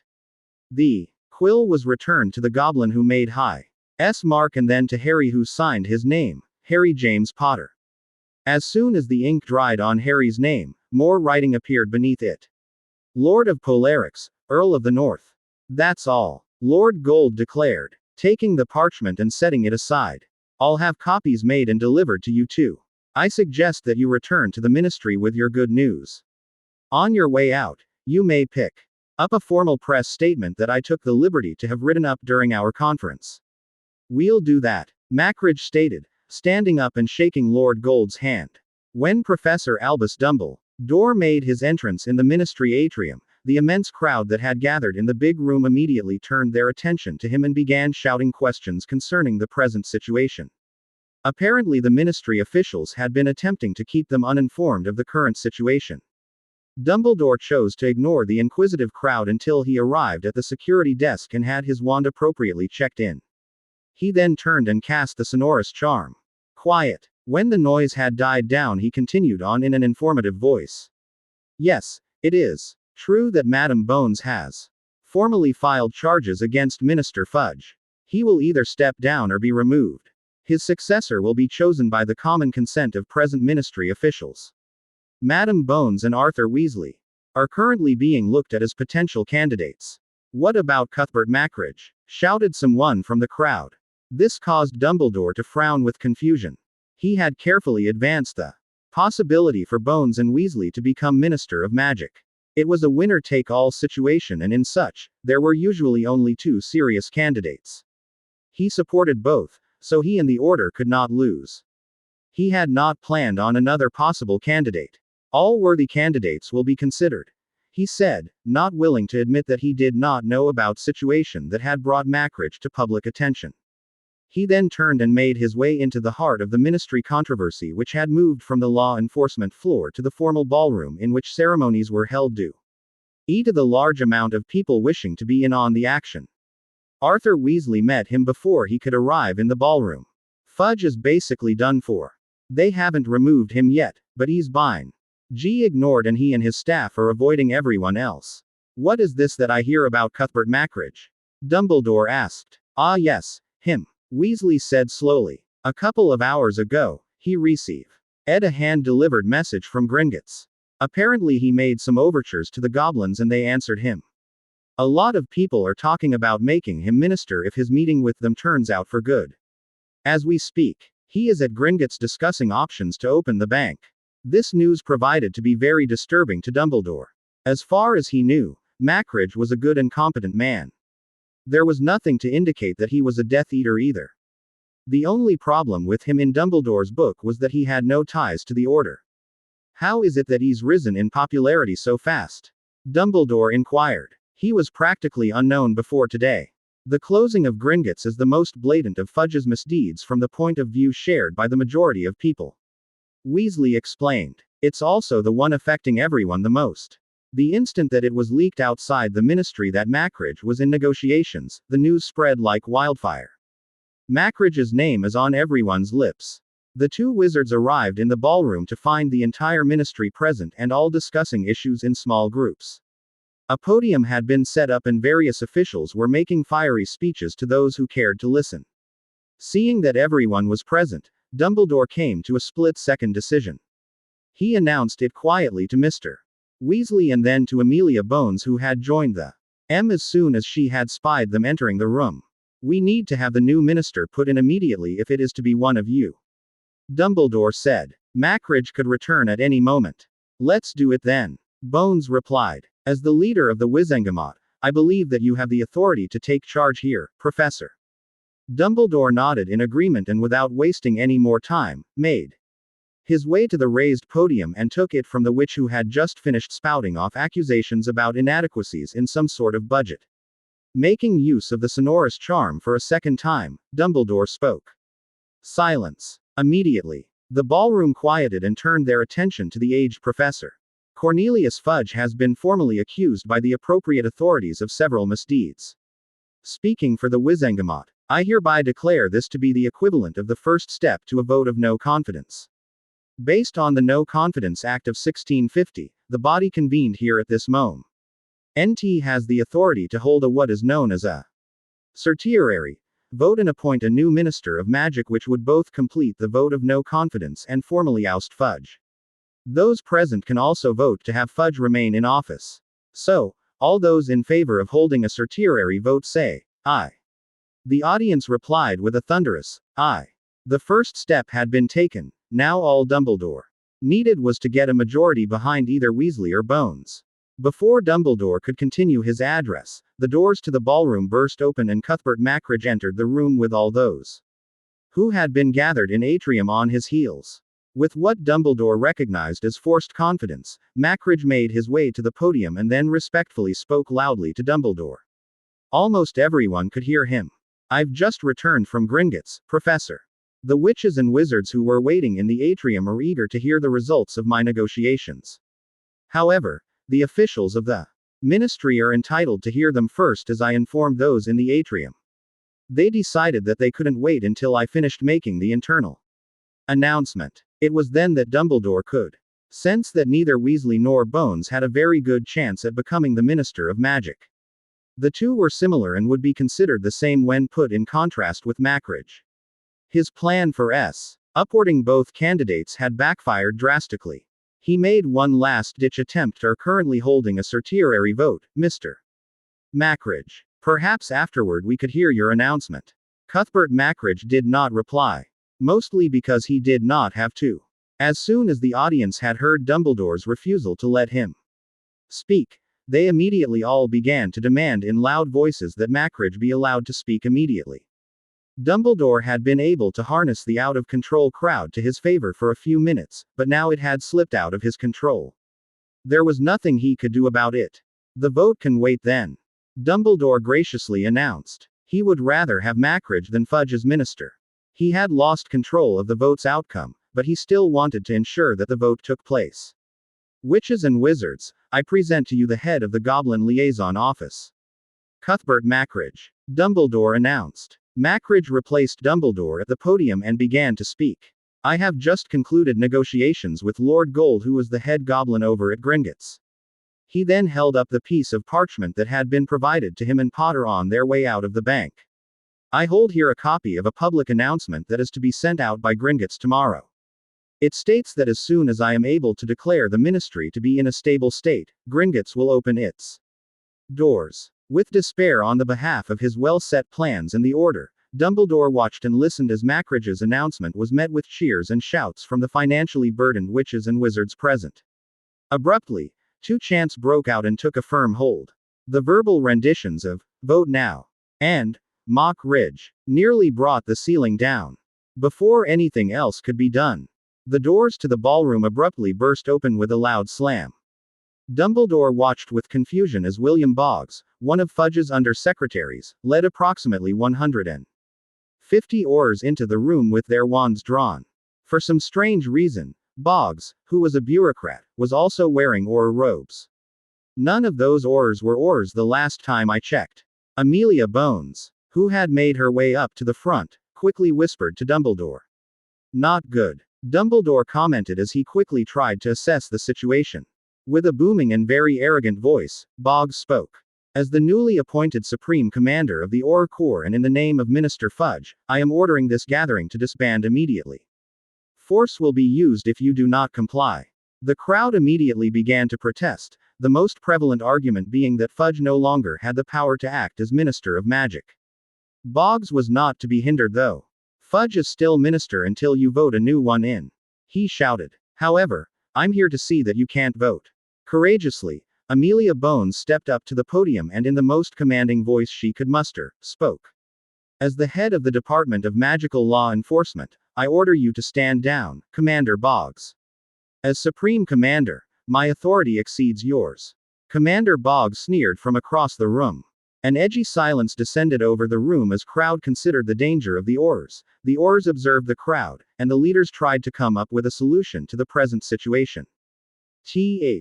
Reverie was broken when Percy Weasley burst into the room. He was panting and it was apparent that he had been running.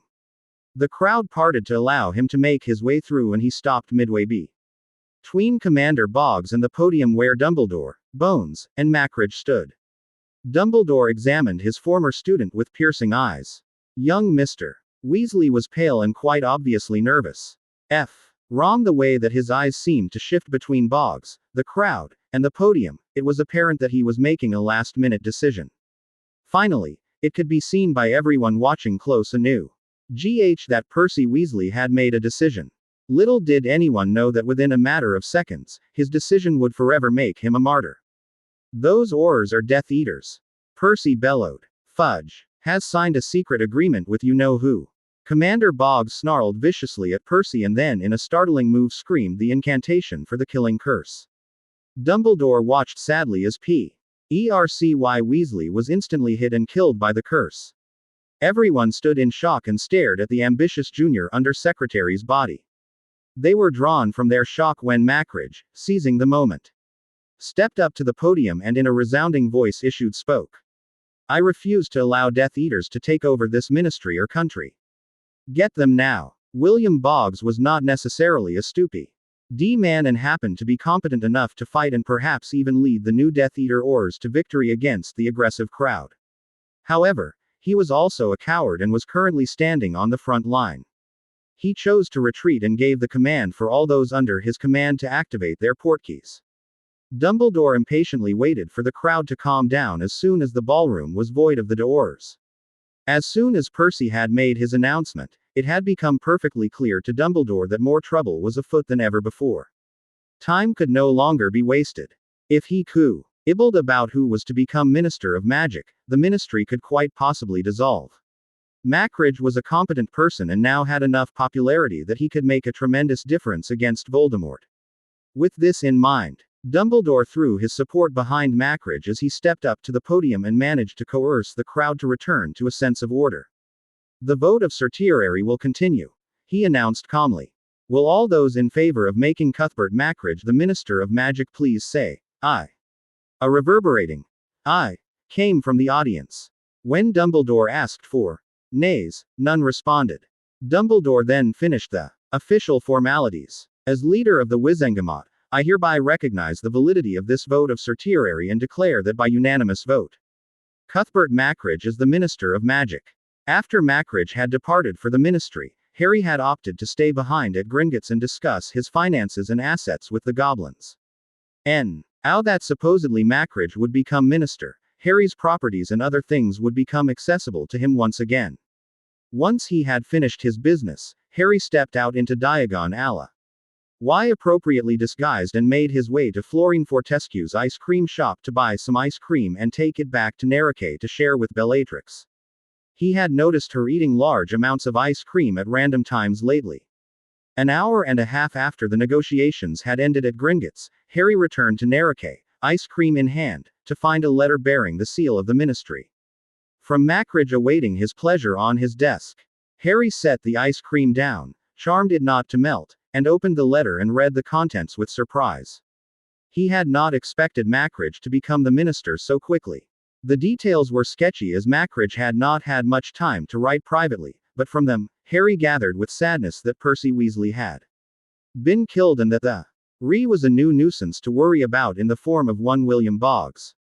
Fudge's fall from power would not deter Boggs from carrying on with those who followed him. If Harry's suspicions were correct, he pseudo-Ors would probably join Voldemort if they had not done so previously. The Death Eater's ranks had swelled. Harry also feared that Boggs would lead a movement to overthrow Macridge. Harry winced at his own cold-heartedness as he caught himself wishing that he could arrange for Fudge to be killed. Any such movement would certainly be led in Fudge's name. All worries about the current situations were forgotten by Harry as his wife cheerfully entered his study. Bellatrix had apparently been able to detect his return. He smiled at her and pointed to the ice cream.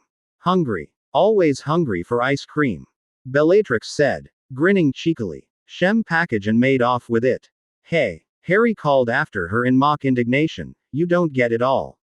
I will if you don't come after me. Bellatrix yelled from the bedroom gleefully.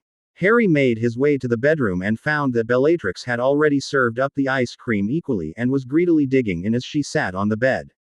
Harry joined her and before they knew it, the treat was all gone. The bowls, spoons, and empty carton automatically disappeared as Harry laid back on the bed. He looked up at Bellatrix and found her looking at him with a very satisfied smile from her sitting position next to him. We should do that more often, he commented. Bellatrix didn't answer as she shifted her position and laid down on her side next to Harry. Propping herself up with her elbow, she reached out with her free hand lightly stroked Harry's chest. There's something else we should do more often, she purred. Before he could answer, she brought her head down to his and initiated a long kiss. The morning was nearly over before Harry woke up to find Bellatrix spooned against him, already awake, and lightly caressing one of the hands he had wrapped around her.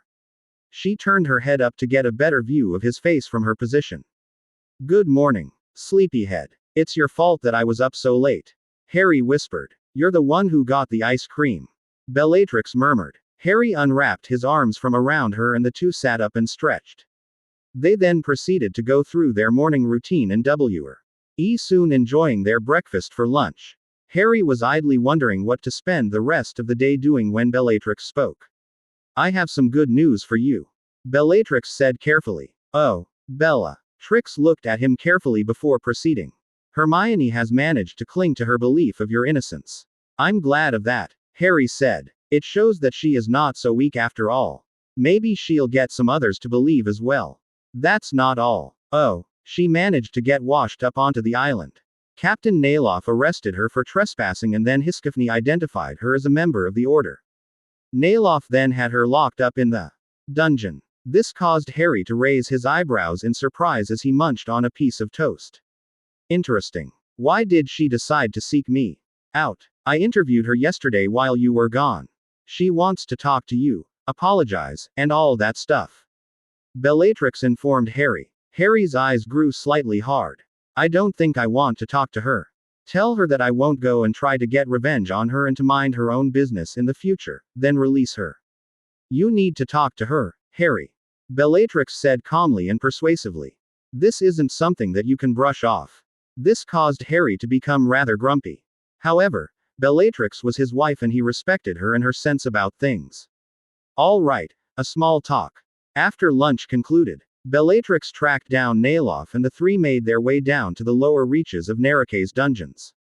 They soon arrived at Hermione's cell to find that Nailoff had sent a guard ahead to prepare for the interview. Harry stepped in the cell with Bellatrix on his heels to discover with surprise, a scantily clad Hermione whose arms suspended above her by a hook connected to chains that shackled her wrists together. Hermione blushed slightly as she looked at Harry and squirmed uncomfortably. Wishing to move along, Harry spoke. Bellatrix says that you want to speak with me. I came to apologize. Hermione said weakly. I'm sorry for believing that you were a murderer and I'm sorry for creating so much trouble for you. I'm also sorry for what I've said about you. Fine. Harry replied. You apologized. Now leave me alone. I'm not finished. Hermione said bravely. I want to make things up to you. I want to earn your forgiveness so that we can at least be friends again. I'll help you with your fight against Voldemort.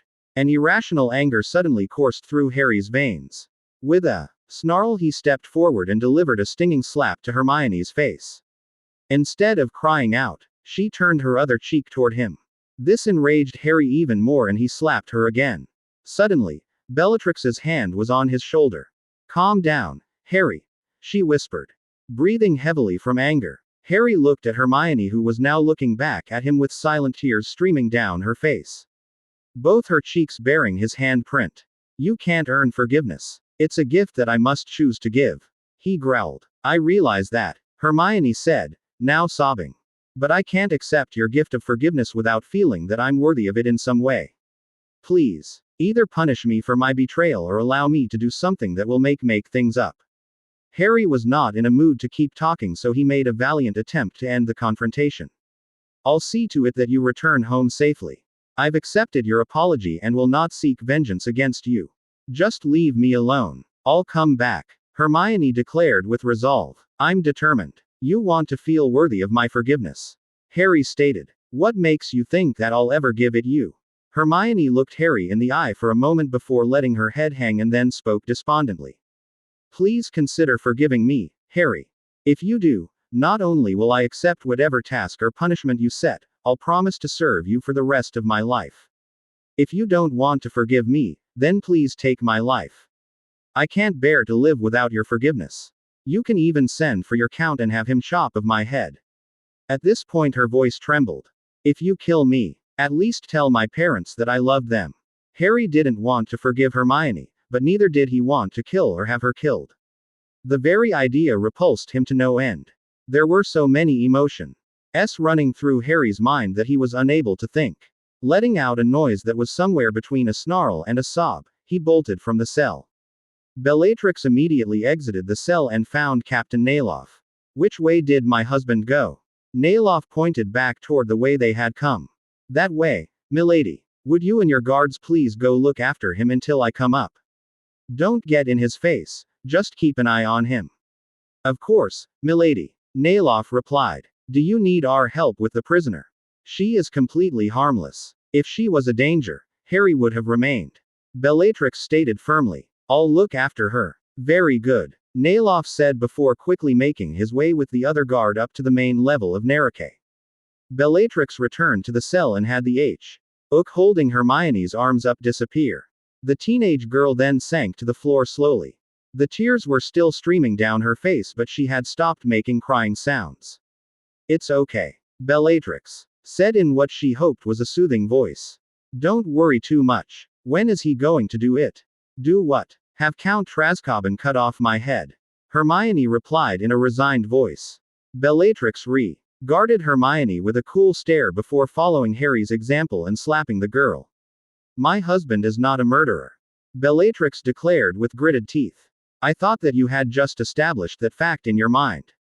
Hermione took one look at Bellatrix and burst out into sobs again. I'm sorry, Hermione said as soon as she gained control of herself. Good, Bellatrix said. Now, I know that Harry will eventually come around. It's only a matter of time. What is it that you want to do in order to make yourself feel worthy of his forgiveness? Hermione considered this for several long moments. I said that if he forgave me, I would serve him for the rest of my life in addition to my earning his forgiveness. Therefore, it'll have to be punishment. My husband doesn't administer punishment either, Bellatrix informed Hermione gently. It'll have to be some sort of penance that you carry out yourself. I'll try to find some ideas. As soon as Harry calms down and has time to rationalize, I'll try to work on La. Don't let yourself get too low. Hermione nodded at the encouragement from Bellatrix. Thank you. I'd better find Harry, Bellatrix announced. I'll try to keep you updated. Okay. Bellatrix then left the cell, making plans as how to best comfort Harry and calm the confusion that must be raging in his mind. He was obviously repulsed by the idea of killing Hermione and angry about her asking for forgiveness. Then of course, his initial reaction of slapping her twice would prey upon his feelings and cause a large amount of guilt. Despite the obstacles, Bellatrix was confident that Harry would eventually forgive Hermione. For that, she revered him. A.N. Certiorari is where 4 justices of the United States Supreme Court sign a writ which allows a case to be heard before the court. Obviously, I've adapted the use of the word a bit. Chapter 33. A.N. Contrary to popular belief, this story is not abandoned. I wish this chapter was longer. After all, you all deserve a long chapter for waiting so patiently. I have no idea when the next chapter will come either, but I will say that it will include some major action. Also, Earl is now in the process of being translated into Spanish. The link to the Spanish edition can be found in my Yahoo group. For a link to the Yahoo group, visit my author profile. Also, for those of you who are interested in writing an HB or HN story but are stuck on trying to come up with ideas, I'd be glad to help you come up with a plot. I'm quite good at that, if not so skilled at throwing out decent updates on a decent time schedule. Earl of the North Lord Silver Chapter 33. Using her ring as a guide to find Harry, Bellatrix exited Nerike's dungeons and then made her way out to the rocky beach that surrounded the Black Castle. She found Harry chucking rocks into the ocean. Captain Nailoff and some of his men were casually walking about a small distance away from him. Bellatrix approached Harry and silently watched for several minutes as he continued to throw small rocks as far as he could. Eventually, he slowed down, and then stopped throwing rocks altogether. I guess I lost control, Harry said dully to Bellatrix. It happens to the best of us, Bellatrix commented. She's so stubborn. Harry picked up another rock and fiercely threw it to punctuate his comment and express his opinion about Hermione. If I kick her off the island, she'll come back. If I forgive her, she'll insist on earning her forgiveness and she'll spend the rest of her life clinging to me. If I refuse to forgive her, she'll beg for me to kill her or worse, commit suicide. What will you do then? Bellatrix asked. Harry sighed, shrugged, and sat down on the hard beach, opting to study the water of the ocean rather than to throw things at it. Bellatrix joined him, wincing as she maneuvered to avoid some of the sharper rocks. Hermione realizes what she has done and wants to apologize and make amends. She so wants to try and patch up your former friendship. This should be easy for you because she will do anything at all in order to accomplish what she wants. I just want her to be sorry and leave me alone. Now that I look at the situation more closely, I suppose I can understand why she believed them and what she did, so I suppose I can forgive her if she doesn't make it hard. Harry mumbled. I don't want her serving me the rest of her life. I don't want to kill her, and I don't want to punish her. It was very hard for Bellatrix to hold back a sigh of exasperation. It didn't help that she couldn't decide who it was that was responsible for the issue at hand, either Hermione for her persistence or Harry for his stubbornness. Compromise, she told herself. There needs to be a compromise. Harry, you just said that you want her to be sorry, Bellatrix pointed out and then went on. You can simply let it go and know that she's sorry and therefore forgive her. I don't want her making me uncomfortable. Harry added in. Bellatrix nodded. That's fine. If she doesn't feel like she deserves your forgiveness, then it's her problem and she needs to work it out by herself, right? Absolutely. A small smile crossed Bellatrix's lips. That isn't so hard. I'll go and talk to Hermione about how you feel. It's apparent that you're willing to put this whole thing in the past and forget about it. I'll tell her that you'll freely forgive her if she'll also put it in the past. Will that make you comfortable? Yes. Harry nodded, relief apparent in his whole posture. But I don't want her trying to force the regrowth of our friendship. That will have to take time, and I want to be the one who initiates anything in that regard. I'll do so when I'm comfortable doing so. I'll let her know that. Bellatrix informed Harry, happy that he was able to work through everything and be able to let it go. Voldemort would have never let such a slight to his character go so unpunished.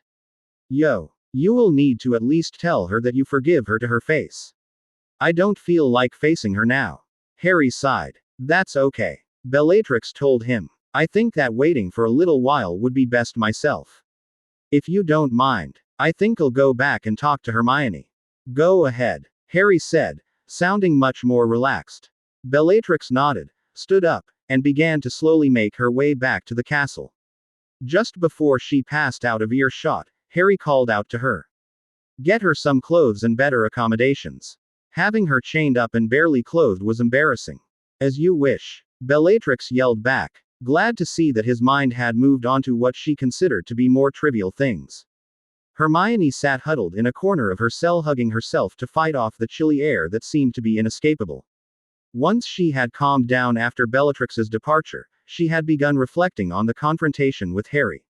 Now that she looked back on the whole conversation, Hermione realized that she had put Harry on the spot and had probably embarrassed him to no end. That meant that he would probably go out of his way to avoid thinking and or dealing with her situation. It was very fortunate that Bellatrix was present and had taken an interest in her situation. Hermione suspected that if not for Bellatrix, she would be down here without any hope of getting out. Just as Hermione's thoughts began to drift toward worst-case scenarios, she heard footsteps echoing down the long hall that her cell was situated on. This caused Hermione's hopes to soar. Had Harry calmed down and felt guilty? Had Bellatrix already convinced him to forgive her? She was somewhat disappointed when only Bellatrix appeared, but was excited to see that Bellatrix wore a smile on her face and was carrying something presumably for her. Has Harry made a decision? Hermione asked, with a nervous quaver in her voice. Maybe he had decided to send for Count Trascoban. You could say that. Bellatrix replied as she opened Hermione's cell with magic and stepped in. I helped him sort out his feeling and get to the root of things. He's perfectly willing to forgive you and put things in the past. If you will leave him alone and also put everything in the past. The smile that had grown on Hermione's face slipped when Bellatrix stated the last clause of the agreement. That won't do, Hermione told Bellatrix sadly. That way he'll always remember that I betrayed him. We'll have supposedly put it in the past, but he'll always remember. You make Harry's feelings seem more complicated than they really are. Bellatrix said. He's perfectly willing to reinstate your former friendship so long as you let him be the one who does it when he is ready. Making him ill at ease will not help your situation. Bellatrix then threw the bundle she had been carrying at Hermione. Get up and put these on. You're being moved to a room upstairs. Her tone brooked no opposition. Slowly, Hermione stood up, shed her undergarments and put on the new clothes that fit perfectly. As she did so, she continued the conversation with Bellatrix. But I still feel guilty. I need to do something to make this. Decided that any issues you have with accepting his forgiveness are your own problem. Bellatrix stated, motioning for Hermione to follow her out of the cell once Hermione had finished dressing in the clothes that greatly resembled the basic Hogwarts uniform. Meaning that he doesn't want to punish me or accept any reparations. Typical, Hermione retorted. Bellatrix smiled broadly for 2 reasons. That was indeed typical Harry. And she loved him for it. Secondly, it was apparent that Hermione's spirit was far from broken. That means you can just put this behind you. Bellatrix told Hermione as they began their climb up a flight of stairs. I can't put this behind me. Hermione replied firmly. Are you so prideful that you cannot accept Harry's plain forgiveness and move on? Bellatrix said in a somewhat harsh voice, trying to convince Hermione that she was going a little too far. Is this because you cannot stand to be in his debt? No matter what I do, I'll always be in Harry's debt. Hermione replied angrily but with a resolute voice which then dropped to a whisper. The guilt won't go away until I feel that I've paid the price for what I've done. Bellatrix remained silent for a few moments as she contemplated some ideas that would help Hermione recover from her extreme guilt with a minimum of hassle for Harry. Finally she came up with an idea. Is there a way that you see and significantly contribute to the fight against Voldemort? Helping Harry get the upper hand over Voldemort is the best way that you could redeem yourself in his eyes. My powers are insignificant compared to his. Hermione sighed. What do I have to offer? Silence fell over them as the two carefully considered how Hermione could help out. Bellatrix's eyes lit up as she received a sudden inspiration. You got kidnapped because you tried to confront Harry, didn't you? Yes. Hermione answered. What does that have to do with it? You were able to figure out where the attack was going to happen before it occurred. Bellatrix pointed out to Hermione eagerly. If you could do it again, Harry's forces would be able to lay in wait and then keep the Death Eaters fighting long enough for the Min Istri to arrive and see that Harry is not the one attacking all of those villages. You're right, Hermione exclaimed, the excitement evident in her voice. That would prove that he is innocent. Bellatrix shook her head. Not quite. But it would prove that he's not attacking villages. There are other things he's supposedly guilty of that would take a little more effort to clear up. Hermione nodded. Dead but was obviously not listening very closely. I can still remember how the pattern works. If you have a map with all of the latest attacks on them and the times that they occurred, I can tell you where Voldemort will next strike. I'm sure that one of Harry's assistants has that information lying around, if not necessarily organized already. Bellatrix said. Let's go and find out. Harry was carefully polishing both his black ash and ivory wands when Bellatrix entered his personal study. I know which village Voldemort is going to attack tomorrow and I have a pretty good idea as to what time it will happen. She announced as she promptly laid a map on Harry's desk. Are you sure? How did you find out? Harry asked as he sheathed his wands into their appropriate places on his person. Hermione did it. Bellatrix told him. She then recounted how Hermione had figured out the pattern to the attacks and how they had figured out that they could still use that pattern. She graciously gave all of the credit to Hermione. Harry frowned. I should have thought to have asked Hermione for help with that beforehand. That's one of the reasons Fudge was overthrown so easily. He should have been able to at least match or have someone else match Hermione's achievement. That doesn't matter now, Bellatrix said. You have the information right here in front of your face. Send for Hiskop, Hney and Neville and prepare a counterattack for tomorrow evening. You can make it 10 times easier for Macridge to set things right if you can publicly prove that you're the one attacking the villages. Okay. I'll have them stop over as soon as possible.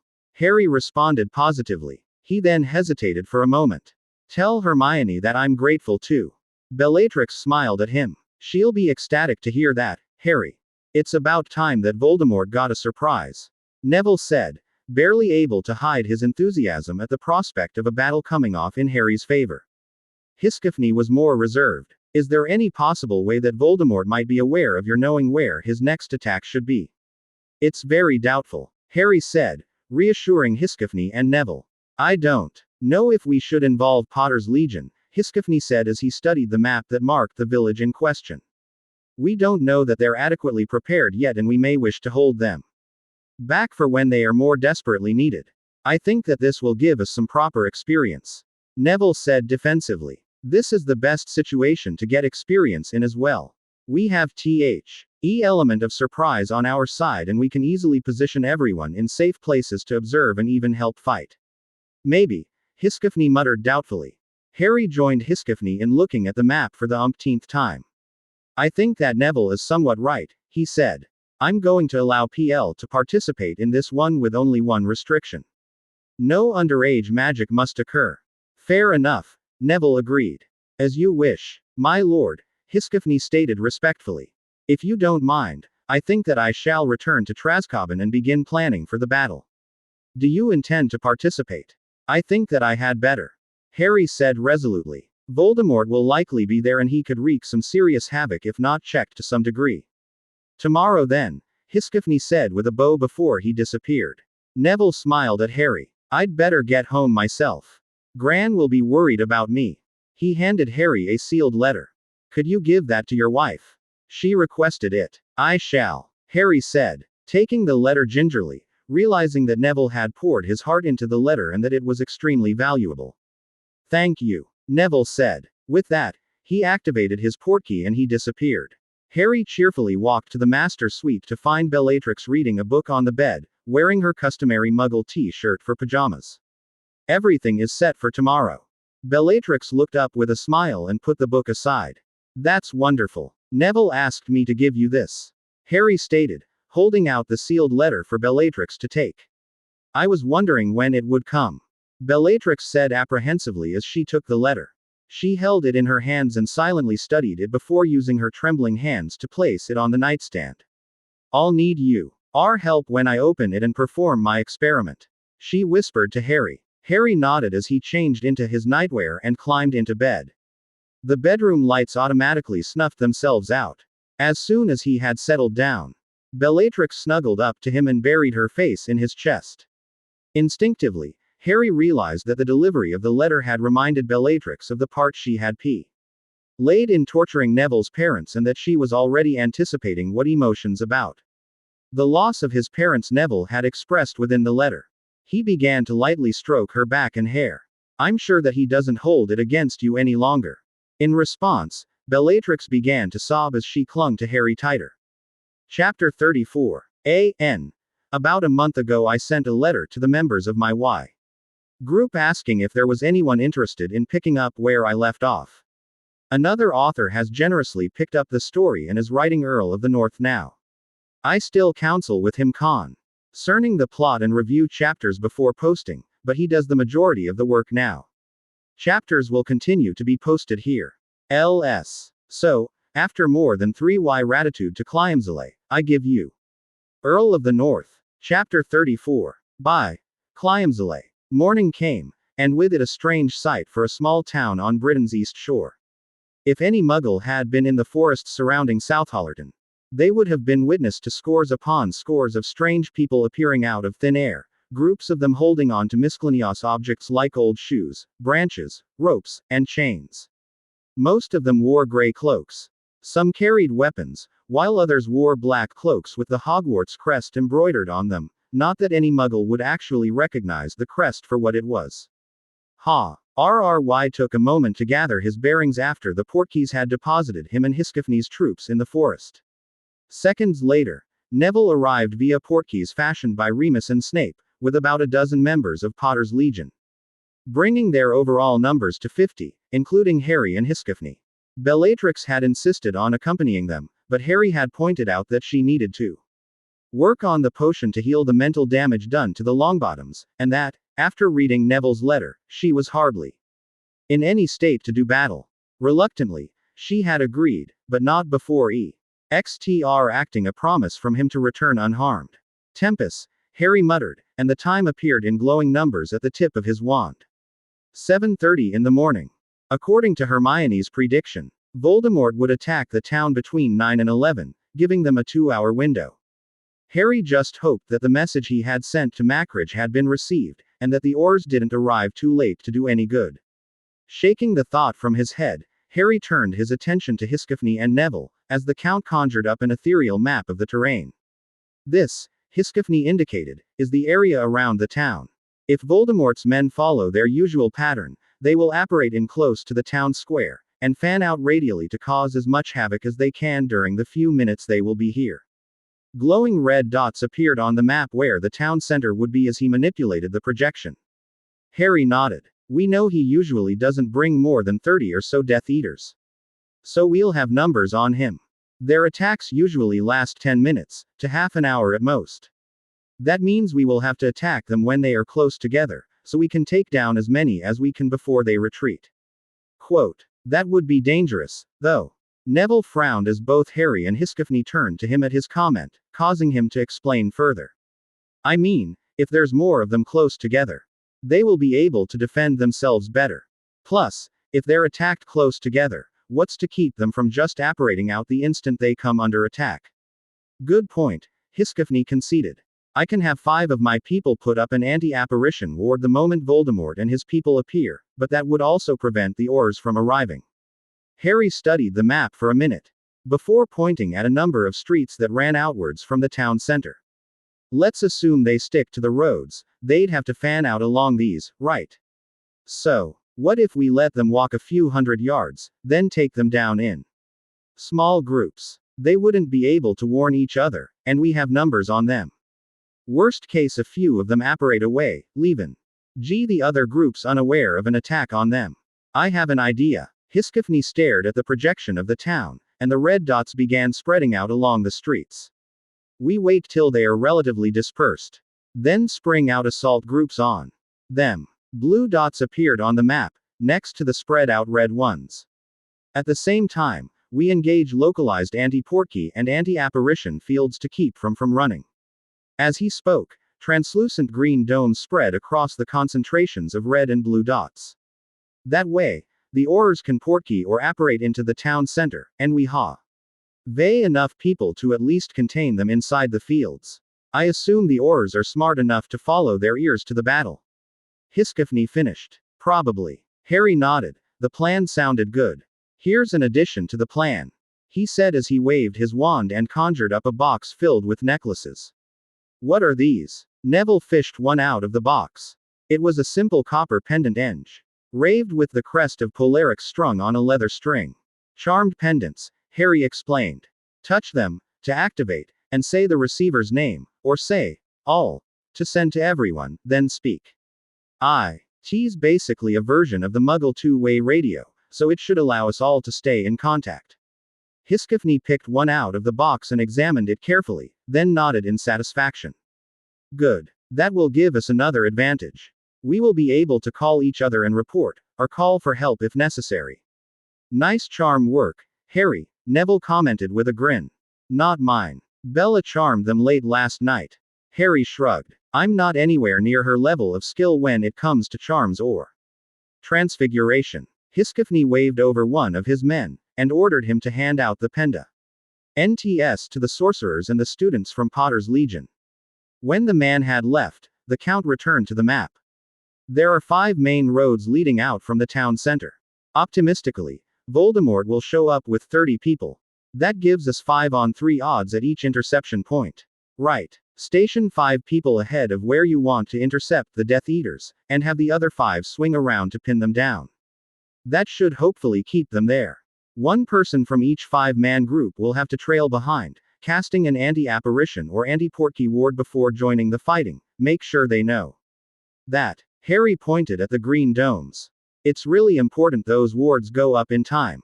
The town clock chimed 10, and the town was now alive with people milling around the streets. Shopping for groceries, catching a late breakfast, or an early lunch. Some people just returned to their homes after a night shift at work, while cafes and restaurants were busy opening their doors. Unbeknownst to the Muggles, 10 teams of 5 wizards each were posted around the town center, and the tension at each of these was thick enough to cut with a knife. They had a lot eyeing on this attack, including Lord Bellatrix's public rehabilitation. If they could discredit Voldemort's attempts at branding Harry as the perpetrator of these attacks on Muggles, his public influence would once more be a potent weapon against Voldemort and his Death Eaters. Another 20 minutes passed, and Harry frowned as nothing happened. Could Hermione have been wrong? Maybe Voldemort, realizing that someone had been able to predict his pattern, had changed it. After all, he was aware that Hermione had already found him once, and he knew that the Ministry knew. This was their best shot at putting an end to these attacks. After this, Voldemort would definitely know something was up, and he would change tactics, but if he didn't show, not only would Harry lose this chance, but CK Ridge would also be taking some heavy flack, if he had indeed managed to divert the division of Aurors Harry had requested. Then the silence was broken by a series of staccato cracks as dozens of CK robed and masked people apparated into the town square. Harry let out a relieved sigh and touched the pendant hanging around his neck.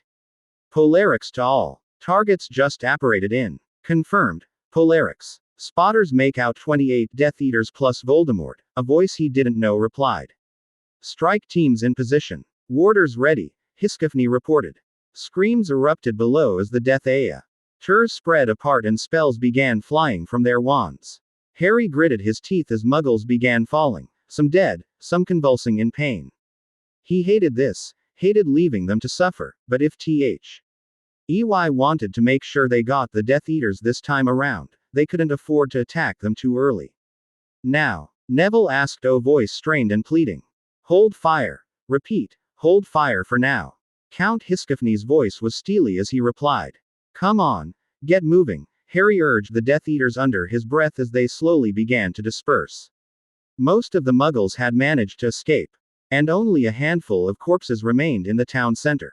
The fleeing muggles drew the Death Eaters down the roads, straight towards the ambushes they had set up. Harry, Hiskifny, and Neville Haw-D agreed that warning the muggles would not be a good idea.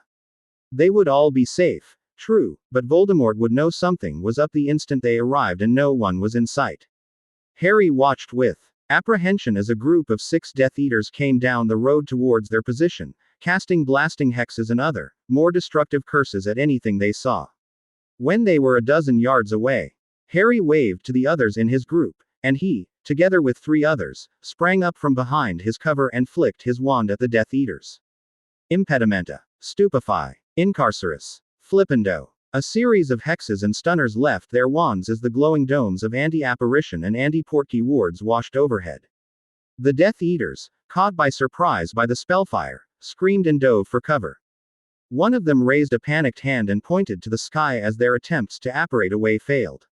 3 of them fell in the initial barrage before they could find cover, and as RRY ducked back down behind the light post he was using for cover, more spells erupted from behind the Death Eaters, taking down the remaining 3. Bellatrix, this is Alpha Team. 6 targets down, area secure. One of the team members that had ambushed the Death Eaters from behind reported. Harry nodded and waved his group forward, where they bound their captives. Bellatrix, this is Beta Team, our targets are down, Neville announced. Targets secured for the Aurors. Delta Team, targets secure. Epsilon Team, targets down. Gamma Team, Voldemort is here. Repeat, Voldemort is, the voice cut off abruptly. And Harry's eyes widened. Gamma Team was Hiskifny's, station 2 streets over. Grabbing his pendant, Harry shouted, all teams, secure and guard targets, all available people head to Gamma location. He spared a glance for his group, then took off in a sprint, 7 of his people following him, while 2 remained to guard the Death Eaters. When they arrived at the other team's location, Harry couldn't help but gasp in horror. All of the Death Eaters were dead, and 6 of Hiskifny's men were laying among them, unmoving. Through some miracle, the 2 members of Potter's Legion had survived, and had been herded away from the battle raging amongst the corpses by the last surviving sorcerer. Hiskifny and Voldemort were trading spells, with Voldemort almost stationary, earning only to target his curses at his opponent, who was having trouble maneuvering in the limited space provided by houses, trees, and lamp posts. Hiskifny was holding his own, for the time being. But Harry could see the strain on the sorcerer's face as he struggled to keep dodging the killing curse. Voldemort alternated his spellcasting enough to blast most of the available cover, and Hiskifny's return fire was intercepted by ruthlessly summoned corpses. Harry came to a halt about a dozen yards from the fighting, and raised his wand. Voldemort either hadn't noticed or was ignoring the arriving reinforcements, and was focusing all of his attention on the Count. Well, he was going to have to change that. Harry slipped the black ash wand back into his wrist holster and summoned his ivory wand. He would only get one shot at this, and he had to make it a good one. The remainder of the troops had arrived, and had formed a circle around the fighters, but none of them dared interfere with the duel. Leveling his wand at Voldemort's back, Harry gave it a deft flick. Skellis Efflixi. The spell had been one he had come across with Bella while they were searching through the library for combat spells that would be useful in a duel with Voldemort. While there wasn't anything really short of a killing curse that would be able to kill the person Voldemort, they had found a number of viable alternatives that would not involve Harry using an unforgivable. The spell raced at Voldemort's back, but he turned and waved his wand in an arc in an instant, a shimmering silver barrier flashing into existence before him. Harry's spell splashed against it harmlessly, and Voldemort jabbed his wand at his new target. Erratico. Diving to the side, Harry returned fire with a number of overpowered stunners. Courtesy of his new wand, and Voldemort found himself distracted as Count Hiscophny took the opportunity to counterattack himself. Harry ran and ducked into an entryway while Voldemort's back was turned, and threw his own hexes and jinxes at the Dark Lord. Caught in the sudden crossfire, Voldemort roared in anger as one of Hiscophny's slashing spells carved a deep wound in to his side as he dodged one of Harry's blasting curses. 3 seconds later, Voldemort leapt to the side to avoid one of Hiscophny's spells, only to catch one of Harry's bludgeoning spells square in the back. Roaring in fury, a wave of power washed outwards from Voldemort, causing the wards to dispel. The Dark Lord ignored the opportunity to flee, however, and flung out his wand, a wave of concussive force blasting Hiscophny off his feet. The Count landed hard on his back, and was obviously struggling to remain conscious. Harry, who had been somewhat shielded by the entryway, snarled and stepped into the open before Voldemort could finish him off, speaking the first spell that came to mind. Expelliarmus. Voldemort waved his wand and the jet of red light was deflected to impact an unfortunate tree. So, he hissed, his snake-like face pale in the sunlight, finally you show yourself, Potter, or maybe I should call you Lord Polarix. It appears I have underestimated you.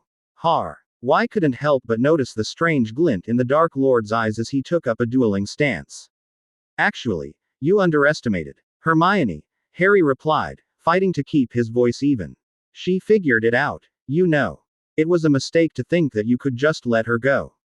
Would you have preferred that I kill the little mudblood, Potter? Voldemort cackled. She broke the memory charm you put on her. That comment caused Voldemort's eyes to widen until they were as close to bugging out as they would probably get. What? That's impossible, he spat. No, it isn't, Harry bluffed with a grin. It was a risky gamble. Trying to get Voldemort riled up, but he had to keep him here until the Aurors arrived. Where's the blasted ministry when you need them? No matter. Voldemort waved it off with a neutral expression. It was foolish of you to come here, where I could kill you. Now, shall we finish what we started at the end of your 4th year, Potter? You and me, Tom. The way it's always been.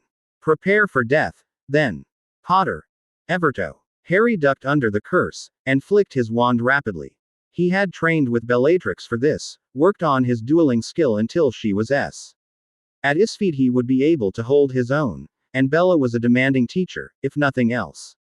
A fire spell erupted from the tip of his wand with a muttered combero, which left it just a twist and quick jab away from the motion for a sepilio.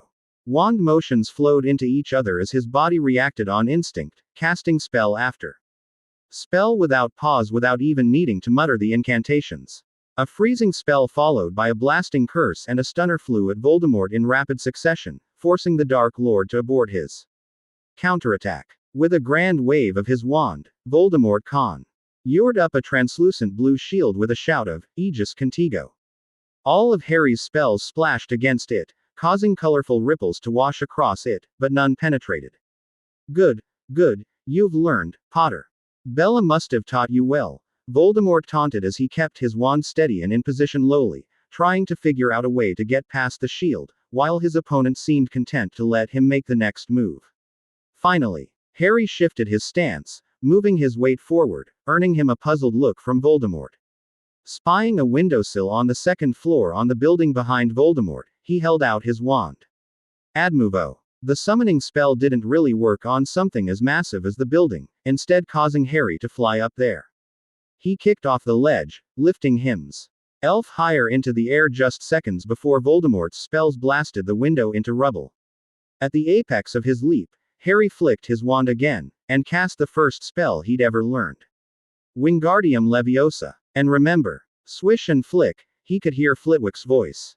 The levitation spell kicked in, causing him to hover in midair, and Voldemort's curses, which had been aimed at the spot he would have occupied, missed by a few feet. Harry smirked as he glanced down past his feet at Voldemort's face, imagining the surprise that wasn't showing on the snake-like visage.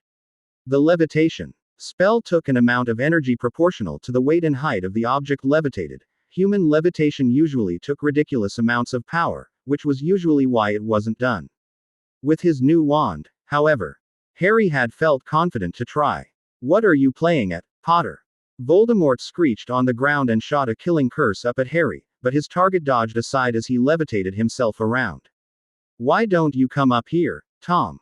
Harry smirked. Accio. Voldemort. With a startled yell, the Dark Lord rose into the air with surprising speed. Like the levitation spell, the summoning spell was designed for small items, and summoning something as large and heavy as a person took tremendous amounts of energy, but Harry mused it was well worth the look of surprise on Voldemort's face as he shot past him. High up into the air. And this time, the surprise did show, even as Harry slowly levitated himself to the ground. Ventureless. A gust of wind slammed into Voldemort, buffeting him around in the air above the rooftops, and Harry continued the flowing wand motion into the next spell, with a muttered, sonatus lido. The shockwave exploding from his wand rattled Indows for blocks around and disrupted Voldemort's attempt at casting the killing curse in retaliation. When his feet touched the ground, Harry dispelled the levitation charm, and raised all of the shield spells he could think of. Because when Voldemort came back, and Harry had no doubt that he would, and when he did, he would be pissed. He would need them. True to his prediction, a number of dark curses started raining from the sky, forcing Harry to seek shelter, as he didn't exactly want to test the effectiveness of his shields against an angry Voldemort's curses just yet. Arresto momentum. The yell echoed across the street, and Voldemort came to a stop an inch above the ground, his eyes wide with rage. Potter, you will pay. The hail of spells that followed caused Harry to duck back into cover.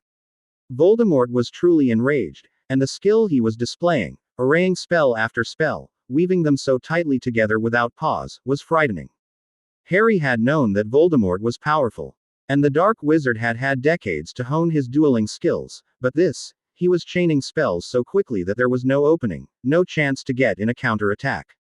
Priscilla. The spell swept across the battlefield out of nowhere, the hurricane force wind tearing through the street.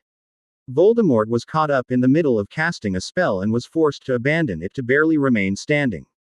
And Harry let out a sigh of relief as he spotted Albus Dumbledore standing at the other end of the street, Order members and a squad of Aurors behind him.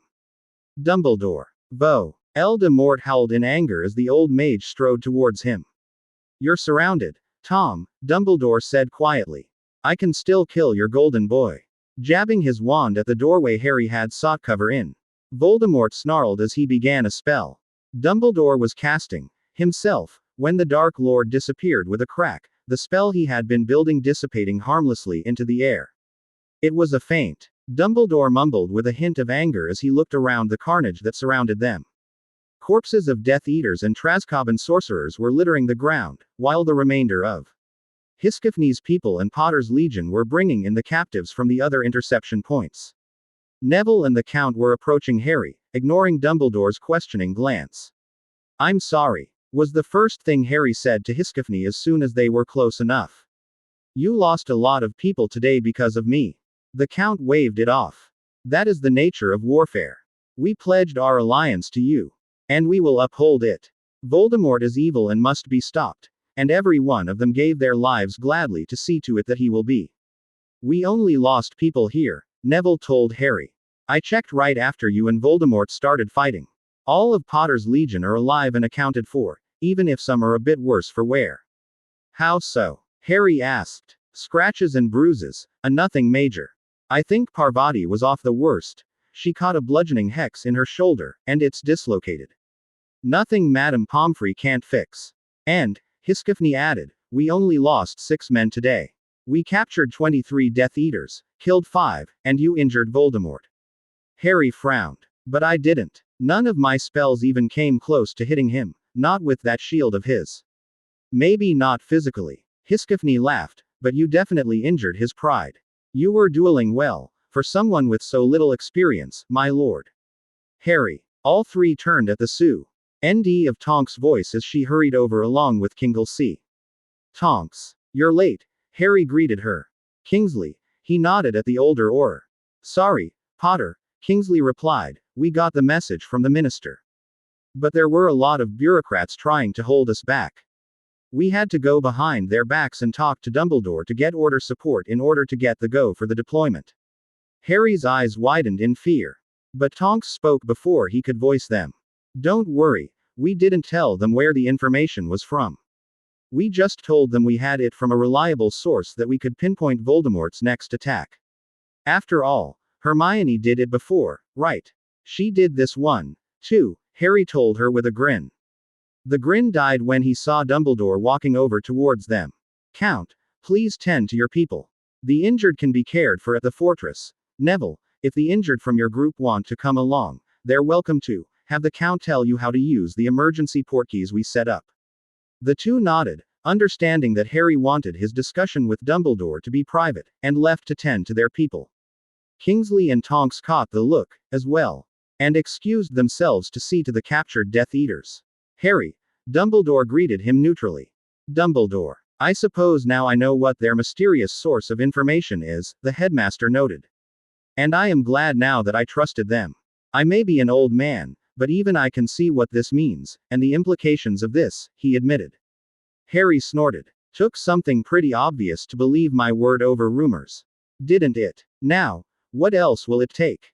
Let's see. You could have tested me with Veritaserum to see if I'd really killed those muggles in Privet Drive, but you didn't. Riori Incantatum was enough. Does it ever occur to you that a wand can be stolen? Or maybe taken from an unconscious body? Harry, no, of course not. Of course it didn't. But you know what? Harry calmed himself down forcibly. You know what? Azkaban was the best thing that ever happened to me, as unbelievable as that sounds, because it showed me what a traitorous, backstabbing lot you all are. Dumbledore stood in silence as his former student ranted, and as the dustled around them, and the shame for his actions and mistrust settled inside him, there was only one thing that would come out of his mouth. Could we talk? Harry stared at him for a long moment, and Dumbledore elaborated. Just talk. No orders, no trying to take you into custody, no forcing you to help us out with the war. Just you and me, and whoever else you want to be present. The old man sighed, suddenly feeling even older, as if it were possible. I believe I owe you an apology for something I can never make up for.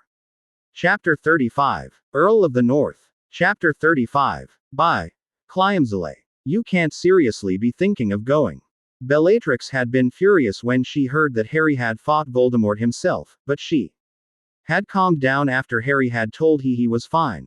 Her fear had turned to pride when she realized he had managed to hold his own and get in a few good shots on Voldemort, but it came back with a vengeance when he told her of Dumbledore's offer to meet.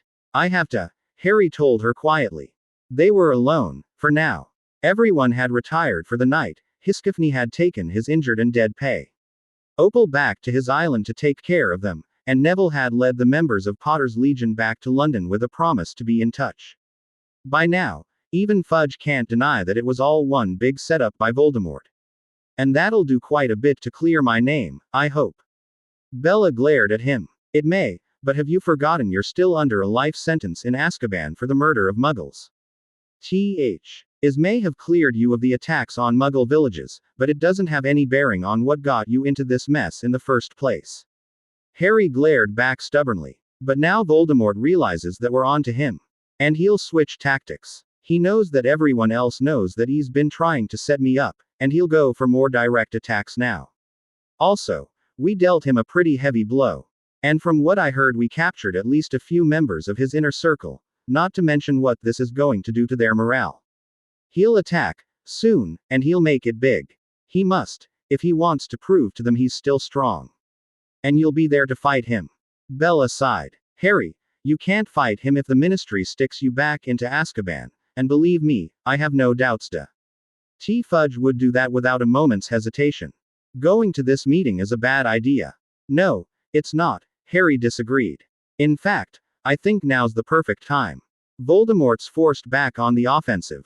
And we know something big is coming. We need all the help we can get, and at the very least I can get them to stay out of my business.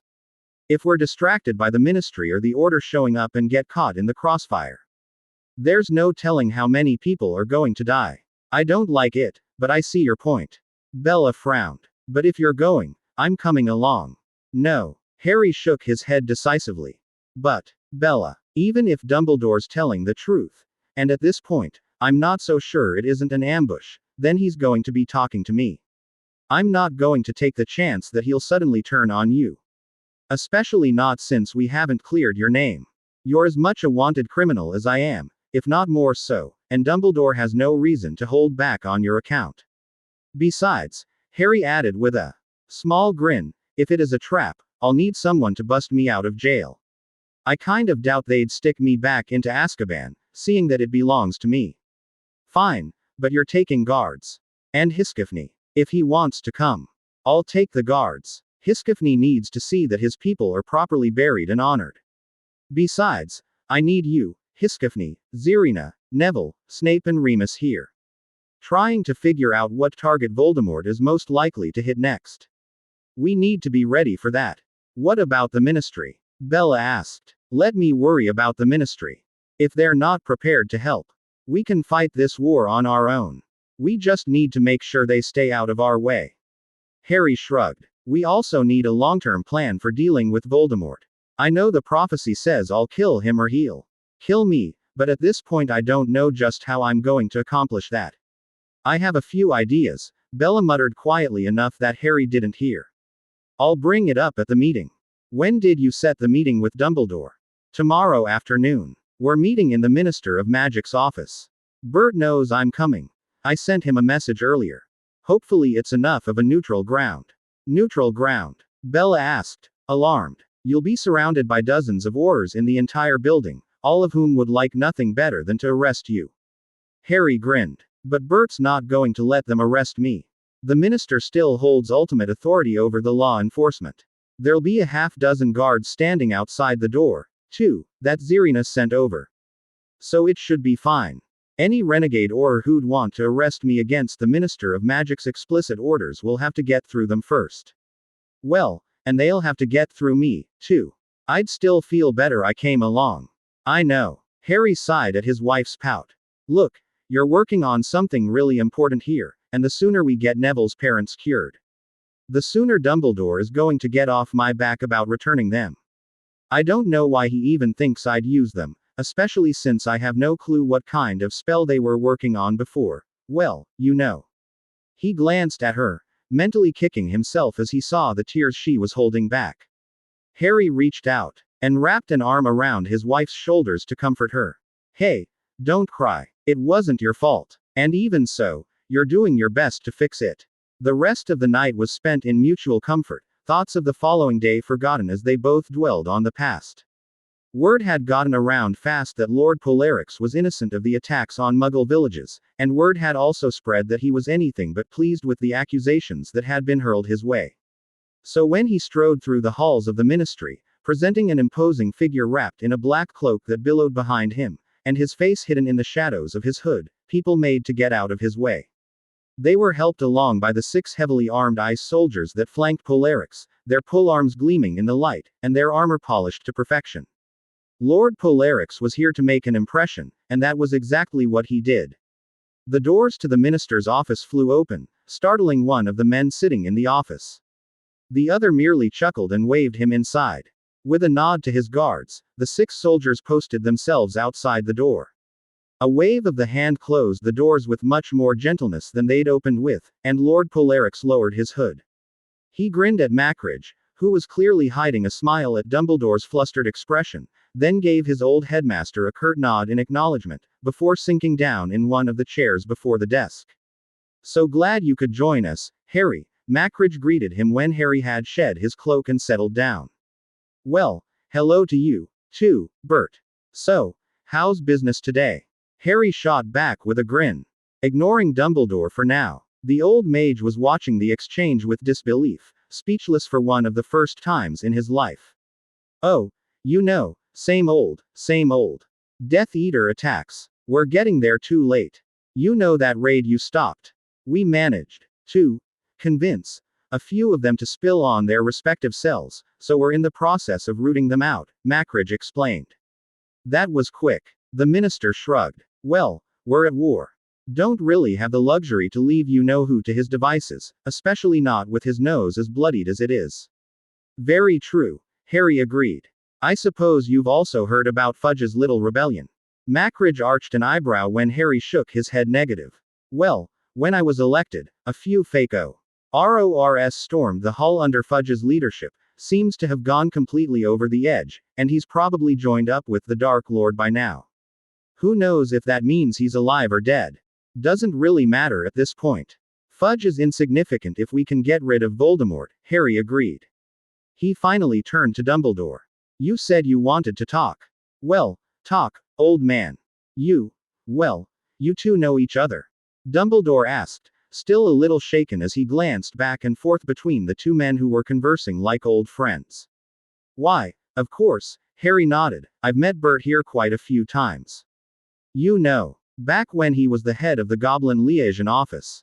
Mackridge grinned and added, and Harry here was rather instrumental in arranging for the reopening of Gringotts. Without his presence, I doubt the goblins would have listened to me at all. And when he pointed out that our leadership was incompetent, well, the minister shrugged. The chance presented itself to get someone into power who wasn't so quick to condemn me on sketchy circumstantial evidence that could rather easily be explained away in the words of a few opportunistic so-called friends. Harry glared at Dumbledore. I find it interesting that a complete stranger was more willing to listen to me and draw his own conclusions than my friends and the people who were supposed to know me. Harry, don't even start on the apologies, Dumbledore. Just because you realized you screwed up now and feel guilty doesn't make it all right. A few apologies and contrite faces can't make what you did to me go away. Can't make the feelings of betrayal just vanish. You accused me at every turn, at every point, every time we met, without even giving me a chance to speak, and yet here you are, demanding I extend that courtesy to you. Unless you've got something to say relating to the war effort, I suggest you don't speak to me. Harry snorted in disgust. Dumbledore sighed and nodded in defeat. He old mage had a feeling that Harry had already cut all ties with them the moment they damned him to Azkaban. The only thing that connected them now was the destruction of Voldemort, and the Hedma. Stur wasn't entirely sure Harry needed their help in that endeavor. And if he didn't, it could very well be that when all was said and done, the world had heard the last of Harry Potter. There was no thing that would hold him in the wizarding world, and even the conviction that had landed him in Azkaban could easily be overturned. After all, one would listen more to the highly influential, wealthy, and powerful Lord Bellatrix than Harry Potter, scapegoat turned hero of the day. Even his own arguments sounded weak and unfounded now that Dumbledore thought back to the trial. Harry had been right, they should have looked deeper. Used Veritaserum, but everyone had been so hell-bent on their proverbial witch hunt that none cared. And it had caused this, brought them all to this point. So, the only thing he conceded defeat. You're right, of course, Harry. Despite the fact that it might mean nothing to you at all, though, I wanted to apologize for everything we've put you through. The old man suddenly seemed even older as he spoke. But more importantly, we need to discuss Voldemort. That's right, Harry turned back to Mackridge. I don't suppose any of them spilled where Voldemort is hiding out at the moment. The minister shook his head. I'm afraid not. None of them were willing to, or even knew. Voldemort seems to have adjusted his tactics to using small guerrilla cells that are contacted and led by members of his inner circle. We've gotten a good number of them, but the foot soldiers don't know and the circle members can't talk, since apparently Dark Lord's hideout is under a modified version of the Fidelius. Their memories of its location were wiped the instant we treated them with Veritaserum, and our legilimancers confirmed that. Mackridge chuckled. On a brighter note, though, they did reveal that Voldemort isn't happy at all about the bloody nose you gave him. A few Death Eaters even seem to think that he isn't as all-powerful as he claims to be. One defeat was all it took. Harry snickered. Looks like this is going to be easier than I thought it would. All we've got to do is rout his in a few places and his people are going to start leaving him. Man, wizards are cowards. Show any indication that there's someone stronger out there to follow, and they start making noises, he thought, though he kept it to himself. Right, but that's easier said than done. Mackridge noted. He's going to be more careful where he plans his attacks from now on. I've already boosted the Auror Core and placed guards and warning wards around important targets I think he might be considering, like Diagon Alley, the Ministry, and Hogwarts and Hogsmeade, but we can't be everywhere at the same time. We also need a fast response group T. Hat can react quickly to any reported attacks. The minister shrugged helplessly. We simply don't have the manpower to guard every possible target and strike back. The Order has been helping out with that, Dumbledore informed Harry. We've been securing potential targets, as well, and we've been trying to figure out where Voldemort would attack next, but Severus reports that he keeps his plans under tight lock and key. Harry grinned at the mention of the potions professor. Well, then, I think I can solve the manpower issue for you. Before I left, I sent a request to Queen Zirina of the Ice People for a couple of contingents of troops, and Count Traskobin has been putting together a rather considerable force of sorcerers already. As for figuring out where the next attack is going to be, well, I'd put my odds on it being an underdefended place with lots of potential for civilian casualties and collateral damage. Something like the middle of a wizarding village. Why's that? Dumbledore asked, curious. The suggestion was something he hadn't thought of before, and it hadn't come up in any Order meeting, either. Simple. Harry smiled grimly. If I was some maniac who ruled through fear and intimidation, and I'd just been dealt a nasty blow to my pride, I'd be damn well looking for a place to attack that would be lightly guarded if at all, where my minions could kill to the IR heart's content without worrying about taking casualties. If he blows up a wizarding town, no matter how small, it's going to be all over the papers the next day, and the death count is going to be ludicrously high. Especially if it's an out-of-the-way town. That'll convince people that he's still all-powerful and intimidate them into following him. Again. But wouldn't he rather attack a target of importance? That would make much more of an impact on the public opinion than massacring a random town, especially if he's out to take over the wizarding world. Dumbledore asked. Surprisingly, T was Macridge who answered as realization dawned in the man's eyes. I see. He's not going to risk casualties in an assault on an important target while his followers are uneasy. It'd be much easier to intimidate the populace some more. Regain support. And then attack important targets with fanatically loyal followers instead ones that have doubts about him. Exactly. Harry nodded. Also, if he attacks an unguarded town, the public will demand you pull oars from their current posts and place them around the country to protect the villages and communities, weakening your defenses here. It's a good plan. Macridge admitted reluctantly. We don't have the forces to stop him from attacking anywhere else, and if we do, he'll just attack here. We're stuck. There's something we can do, Harry told him. We can strike first. We take out more of his power base and force him to act. Force him to attack a target of our choice. I don't know, Dumbledore mused, getting Voldemort desperate enough to commit to an attack he was forced into seems dangerous. We don't know what he's capable of when he's cornered that way. Are you kidding me? Harry burst out. Whatever he's going to do when Wavent him can't be any worse than what he's doing right now. He's killing innocent people, unchecked, because he's running the exact kind of warfare he knows you can't defend against. Like the people in South Holleron. Harry thought darkly. Logically he knew that there had been nothing he could have done. Doing anything to save the populace would have cost them their best shot at Voldemort. But that didn't make it any easier to live with. 17, he thought. 17 Muggles had died in the attack before the trap had been sprung. He had requested that the cleanup team's Hiskifney had sent collect the names of the dead and place them on a small memorial marker.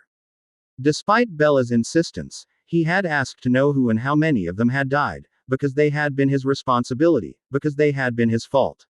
He'd gotten over beating himself up to try and find a better way to stop Voldemort, barely, with a lot of coaching from Bella and Neville and Zirina and Hiskifney, but he knew that it wasn't over.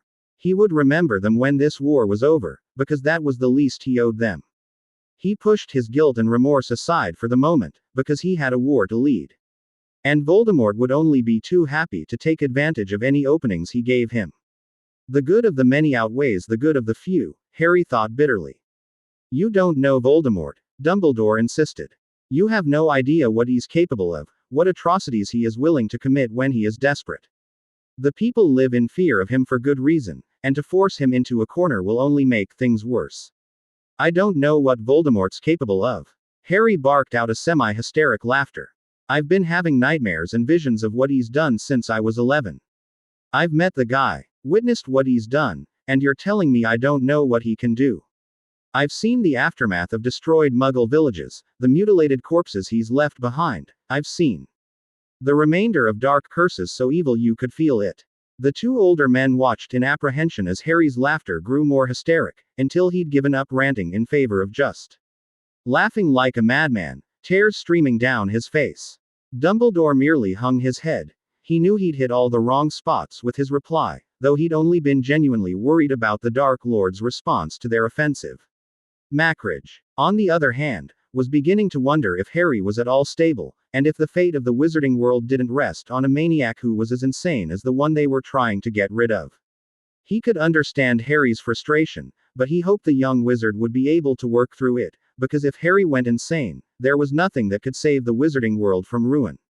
It took several minutes for Harry to calm down, but when he did, there was nothing left of the insanity he'd shown earlier, his face neutral. Anyway, Dumbledore, don't tell me I don't know what Voldemort is capable of, he hissed dangerously, not bothering to apologize for his outburst. Either way, I don't need your approval. And I certainly could care less if you don't like what I'm going to do, because, like it or not, I'm declaring war on Voldemort, and to be perfectly honest, the only thing that would concern you is how many of your people are going to get caught in the crossfire. No one here is going to oppose you in that, Macridge noted calmly, trying to smooth over the proverbial ruffled phoenix feathers. I think what Professor Dumbledore was alluding to was that Voldemort may become unpredictable when we force his hand, and that if we are not careful, may end up making our situation worse. That is precisely why we need to take him out, and quickly. Now, we've been working out a plan. And it would be a great help if the Ministry would at the very least not oppose us. Harry stared at Dumbledore, as if daring the man to say more, his temper barely kept in check. We all can agree that we're on the same side here. Now, what was that plan you've been working on, Harry? Macridge leaned forward in his chair, interposing himself as much as he could between Dumbledore and Harry. Continue a public campaign against Voldemort and his supporters, for starters. Reopen all the newspapers and news agencies without the biased bull Fudge had them publish. And publicate any and all victories against Death Eaters. Take the war to the people, close down the Gringotts accounts of all known Death Eaters, put up wanted pictures, and generally deny hem their financial and public resources. This'll also make it harder for them to appear in public, and if you urge the people to report any suspicious activity, you can be sure that you'll find Death Eaters or Death Eater wannabes somewhere. Harry ticked off his fingers. Also, we know Voldemort is going to be planning something big. Warn the populace to stay in their homes, ward themselves, and if they see Death Eaters anywhere close by, take the opportunity and run. I thought you said you wanted to strike before he did. Harry nodded. That's the idea. That way, if we can deprive him of the first strike, we can move him towards a target of our choosing. My allies are still working out where the best and most probable location would be. If you want, I can inform you once we've chosen a target. The attack will hopefully happen within the next 2 or 3 days, so Voldemort won't have time to pick his target. You'll understand if I only send the message to you, Bert. We don't know who we can trust in the Ministry. Especially not with Fudge's recent escapade. And how do you plan on making him attack a specific target? Voldemort is rather difficult to predict, and the fact that we have so many potential targets must be a blessing for him, Dumbledore chimed in, stroking his beard after the old mage had regained his composure. Harry grinned toothily. Simple. We give him an opportunity he can't pass up. The Lord of Bellatrix stood up and spread his arms. Move all the Aurors away from the Ministry, and make sure Voldemort knows I'm here. Trust me, he will come. That's preposterous, Macridge exclaimed, shocked. What you're proposing is that you'll duel Voldemort by yourself, and you'll be using yourself as a bait to lure him and however many of his troops he's going to bring here. Maybe, Harry acknowledged, but unless you've got a better idea as to who's going to stop Voldemort, then that's the way it's going to be. He's right, Dumbledore agreed. What? It was Macridge's turn to shoot out of his chair. Are you sanctioning this crazy stunt, Dumbledore? I know the boy means well, but isn't it about time we faced up to our responsibilities? We can't let a young man, almost a child still, fight our battles for us. I've read the reports. You've let him face the Dark Lord for the years he was attending your school, and it's a miracle. Harry's still alive. No. There must be a better way to deal with him than letting a child duel the most feared Dark Lord in a century. We have no choice. Dumbledore looked up, his eyes shining with regret that came too late. There's been a prophecy, and with the revelation of current events, it ties in with a newer one that you both should hear. A prophecy? Macridge asked, and Dumbledore explained to him the one made by Sybil Trelawney. When he was done, Macridge was pale. You mean, Harry's the only one with the power to defeat the Dark Lord? He shook his head vehemently. I refuse to believe that.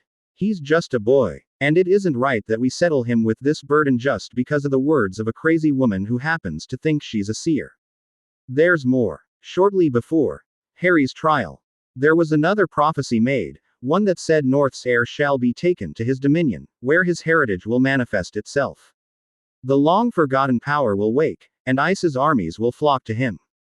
Traitors will quail before the betrayed, and will be reckoned with. Voldemort's fate will be decided by he who holds the black rod. Quote. Before Dumbledore could con him with a glare that would have killed any lesser man. That was why you were so quick to condemn me. Some other lousy prophecy. Harry laughed bitterly. Let me guess, you all figured that I'd finally cracked what with a dark idiot after me for years. And because you thought that whoever inherited the seat of Lord Bellatrix would get rid of Voldemort for you, you figured you didn't need me anymore. Is that about right? The mage's silence was more than enough answer for both Harry and Macridge. Figures, Harry snorted. You're just like everyone else. Using me, and when you don't need me anymore, you just dump me to whatever fate is most convenient. I'm sorry I ever believed you meant well. Is that true? Macridge asked after a moment of uncomfortable silence, his tone icy, and his eyes hard. Dumbledore merely nodded and slumped in his chair. Guess you didn't count on the fact that I turned out to be the heir of Bellatrix. Guess that put a mighty crimp in your plans, didn't it, old man? Harry chuckled darkly. Let me tell you right now. I intend to fight and win this war, no matter what you've done to me, but I'm not doing it for you. I'm not even doing it for the wizarding world in general. I'm doing it for myself. Voldemort owes me. He owes me for the lives of my parents. He owes me for Sirius. He owes me for everything he's taken from me and my family, and I'll make him pay, if it's the last thing I do. If you know what's good for you, you'll get your little, insignificant order and get the hell out of my way, because if you get between me and Voldemort, then you're going down along with him. Is that understood? I don't believe it. Macridge shouted angrily when Dumbledore nodded again. Harry was right. You just threw him away when the chance arose, just because you thought he wasn't your savior anymore. How could you? How could you let a child carry this burden for years, without support, without help, without friends and allies? How could you just leave him in Azkaban, abandon him without a proper trial? Are you truly so blind, or are you just an idiot, Dumbledore? With people like you and Harry's alleged friends around, it's no wonder the Dark Lord is winning. The minister leaned forward, slamming his fists into his desk right in front of the headmaster. It wasn't enough that you let a child do an adult's job, it wasn't enough that the entire war effort rests on a young man who's suffered more than any of us. No, you had to go and do more. You used him when it was convenient, and you threw him away when it wasn't, without ever bothering to check on what you actually did to him. I read through the transcripts of that farce of a trial you gave the boy, Dumbledore, and that's all it was. A joke. We had conclusive evidence. Evidence. Macridge and Harry echoed, both of them glaring at the old man. Circumstantial evidence that could be easily explained had you bothered to check, circumstantial evidence that could have easily been refuted by a questioning under veritaserum. But you didn't even give him a chance to defend himself. Granted, Fudge was always an idiot when it came to Harry Potter, but I would have thought you had more common sense, Dumbledore. I mean, the boy attended your school for 5 years, for Merlin's sake. You should have known better. You should have known him. Were you that eager to get rid of him the instant you found out about this new prophecy that you thought you could just dump him away and be forgotten about? Do you think you're above the law that you can just use him and then abandon him without even a proper trial? At the time, Dumbledore tried again, only to be cut off as the minister rounded his desk to roughly pull the old mage to his feet. Harry seemed to be content to just stand to the side and watch as Macridge continued his tirade. I'll be bringing this before the Wizengamot, Dumbledore, you can be sure about that. Whether you're important to the war or not, I'll have you stripped F your rank and locked away in Azkaban if it turns out that you were so quick to abandon a child to the non-existent mercy of the Dementors on no evidence at all. Actually, Harry interjected with an amused smirk at the dressing down his former headmaster was receiving. He is kind of important. He's the leader of the light, or some sick nonsense. Macridge stared at Dumbledore with newfound disgust. If he's the leader, then we need a new one. He suddenly remembered one of the memos he'd received. Sorry about the comment about sending him to Azkaban. Force of habit. I forgot it's not within our jurisdiction anymore. Harry waved it off. Don't worry about it. I'd be happy to offer him a room in Chateau Azkaban. On a more important note, while I don't really care whether or not I'm still a wanted man, I'd appreciate it if you could arrange for a retrial, this time with Veritaserum. I'm afraid it's the only thing I can offer to prove my innocence, since Lucius Malfoy is unfortunately deceased. Of course, I'll contact you with the details, but I'll put the arrest warrant for you on hold for the moment until we can sort this mess out. And Dumbledore, Macridge glared at the man. I wouldn't go very far if I were you. Now, if you're quite done, Harry continued with a smirk, I'm going to take my leave. I do have a war to plan, after all. I'll be in contact with the details, Bert. But for now kindly put the Aurors on guard and let them know to expect reinforcements. Oh, you might also want to mention that those reinforcements come with their own commanding officers and my express orders. They won't follow any orders given to them by any Auror who thinks he can boss them around. Consider it done. I'll start up the media, and I'll get word to the public. Considery. Ing what kind of dent you made in the Dark Lord's image with your counterattack, I'll imagine it'll have quite an impact. Are you sure you want to go through with your idea and try to lure Voldemort here? Harry nodded. I'll let you know once we figure out where we can attack Voldemort, and it may help if we could get a number of Ministry troops to help sweep multiple locations. It's about time we took this war to Voldemort. I'll start pulling Aurors from the Ministry then, Macridge conceded. And you're right, of course. It's about time we started acting instead of reacting. I just hope or all our sakes that you can defeat him. So do I, Harry agreed as he turned to leave. So do I. Chapter 36. Earl of the North. Chapter 36. By Cliamsile. Dumbledore slumped into a chair in the living room of number 12, Grimmauld Place. After Harry had left the minister's office, it hadn't been long before Macridge had lost his patience with him and practically thrown the ancient wizard out. Dumbledore suddenly felt every one of his 160-plus years as he thought back at how quickly things had changed and how quickly his well-laid plans had been shattered.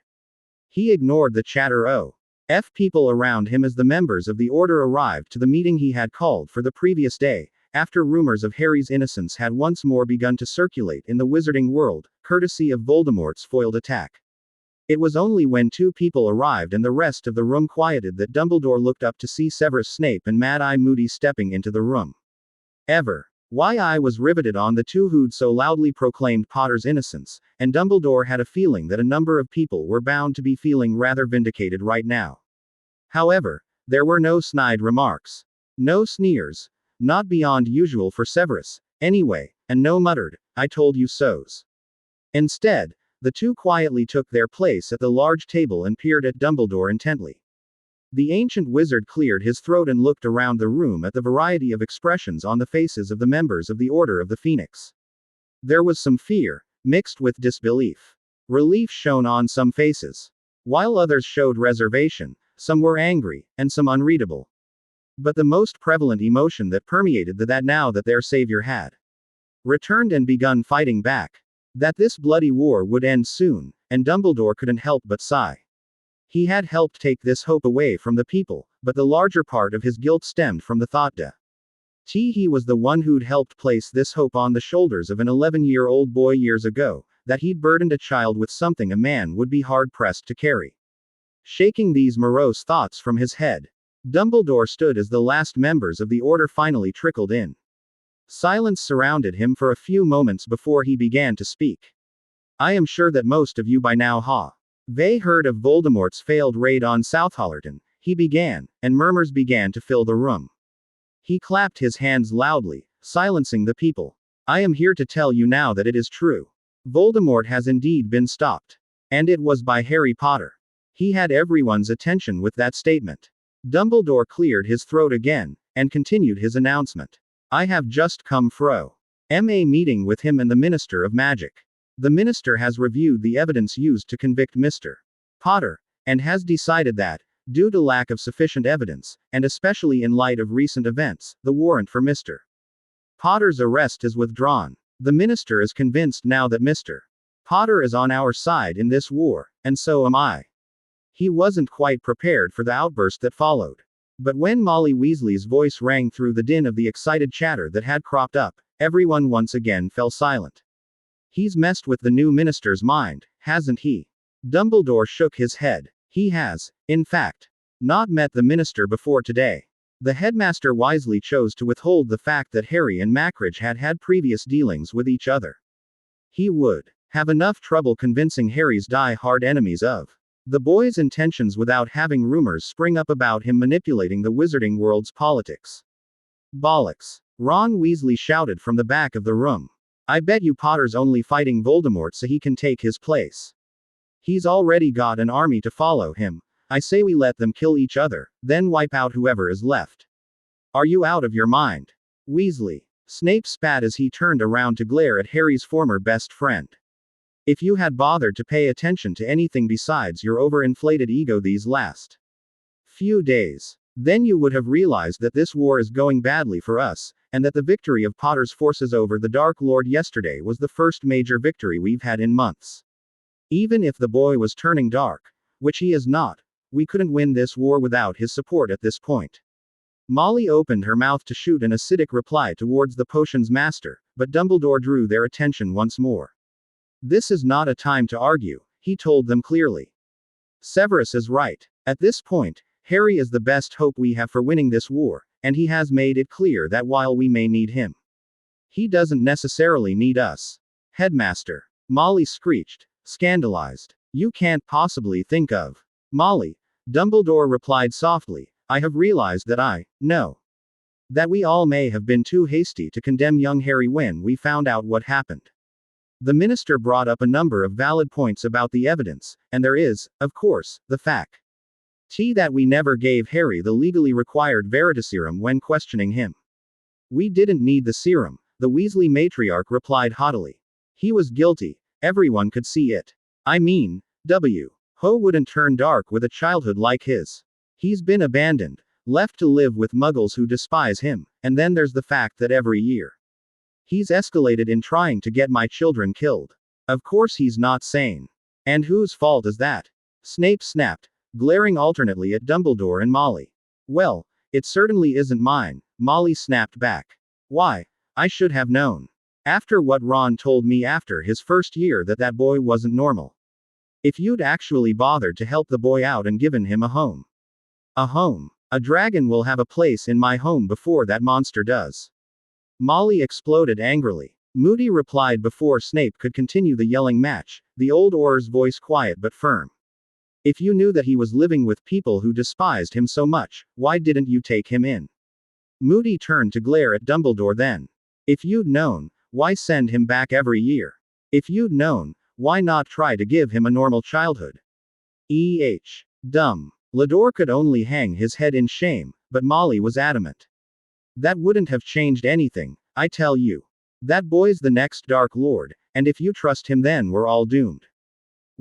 Mother. Shut up. Everyone quieted instantly at the softly spoken words that seemed to carry so much more malice than should have been possible. Everyone turned, looking for the source when the most unexpected person stepped forward to stand in front of Molly.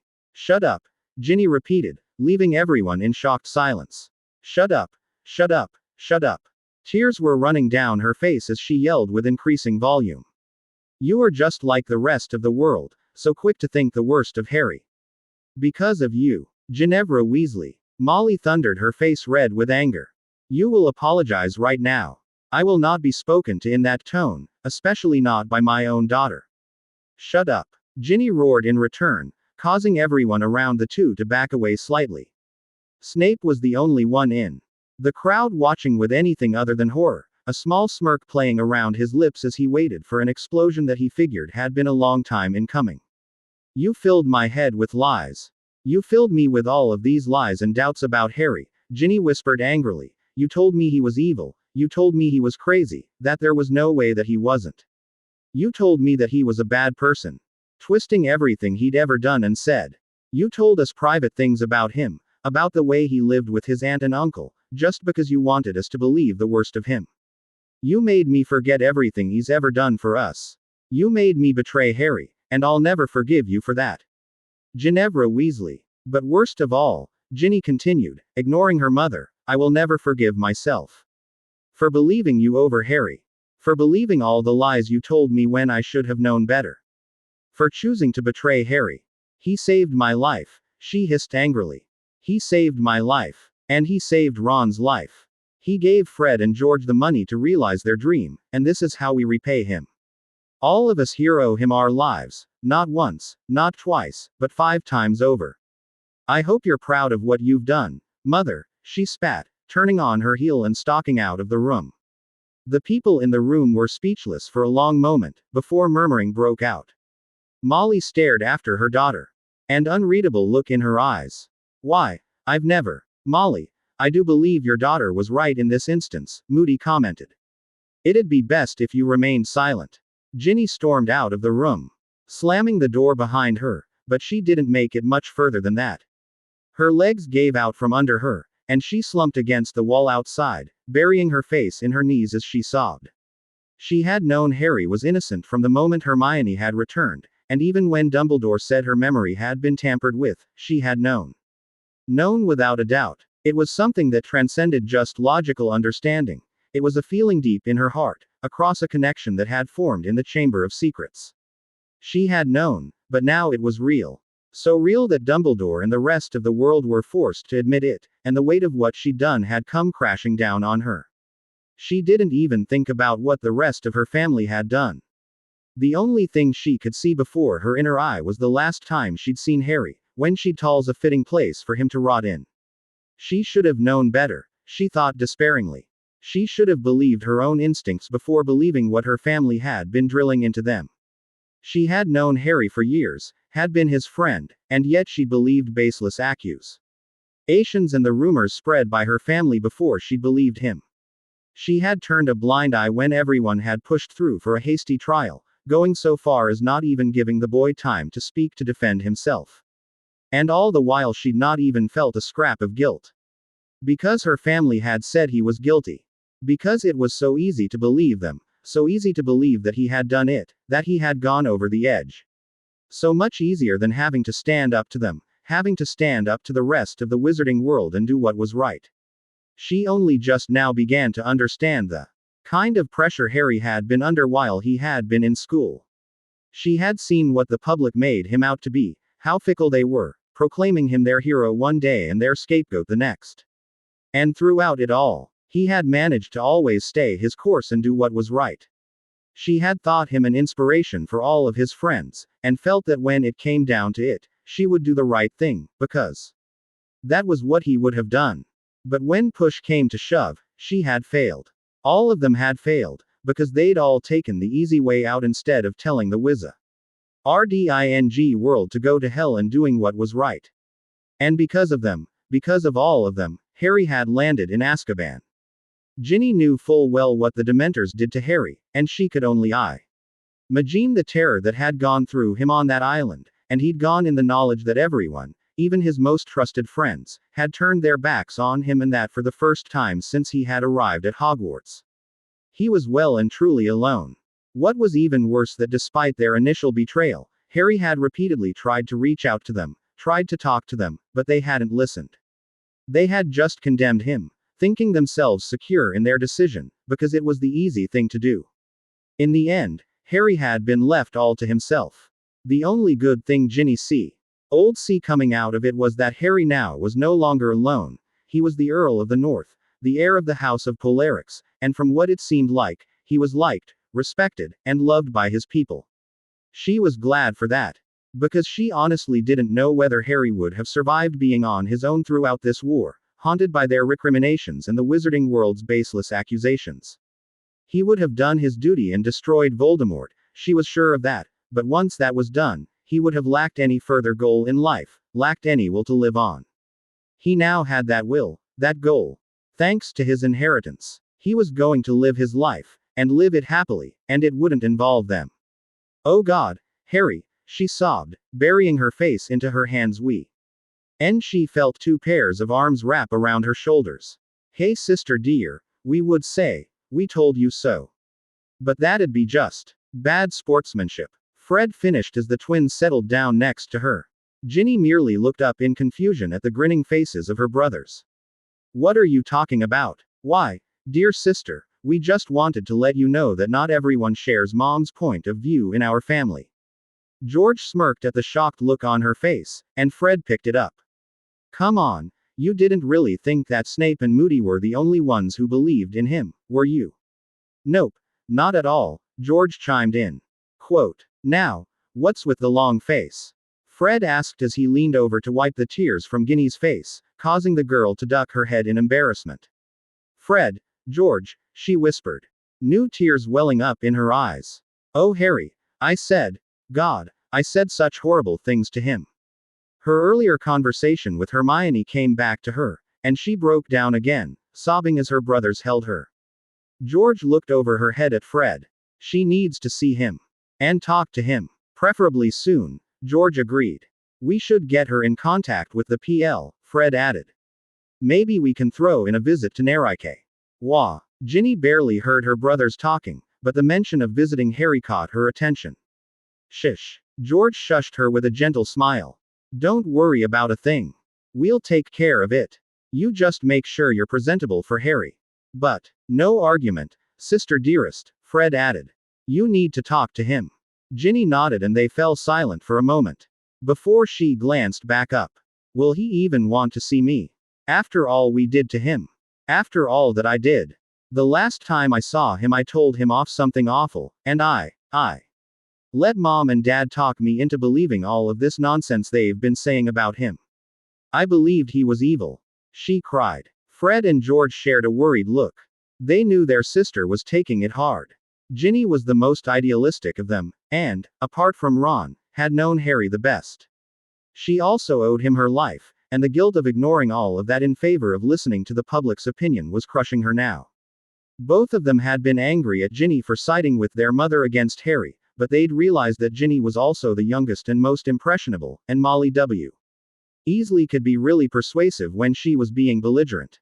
Now, Ginny, don't you worry, Fred began calmingly. Right, you know how Harry is, George continued. He'll probably just wave it all off. And forgive you. Although there are some he really shouldn't, George added silently, though he couldn't really bring himself to add his sister to that list. His youngest brother, on the other hand, was a different matter. It'll be all right, you'll see. You know how big Harry's heart is. Ginny managed a weak smile at that. I do, and that's what worries me.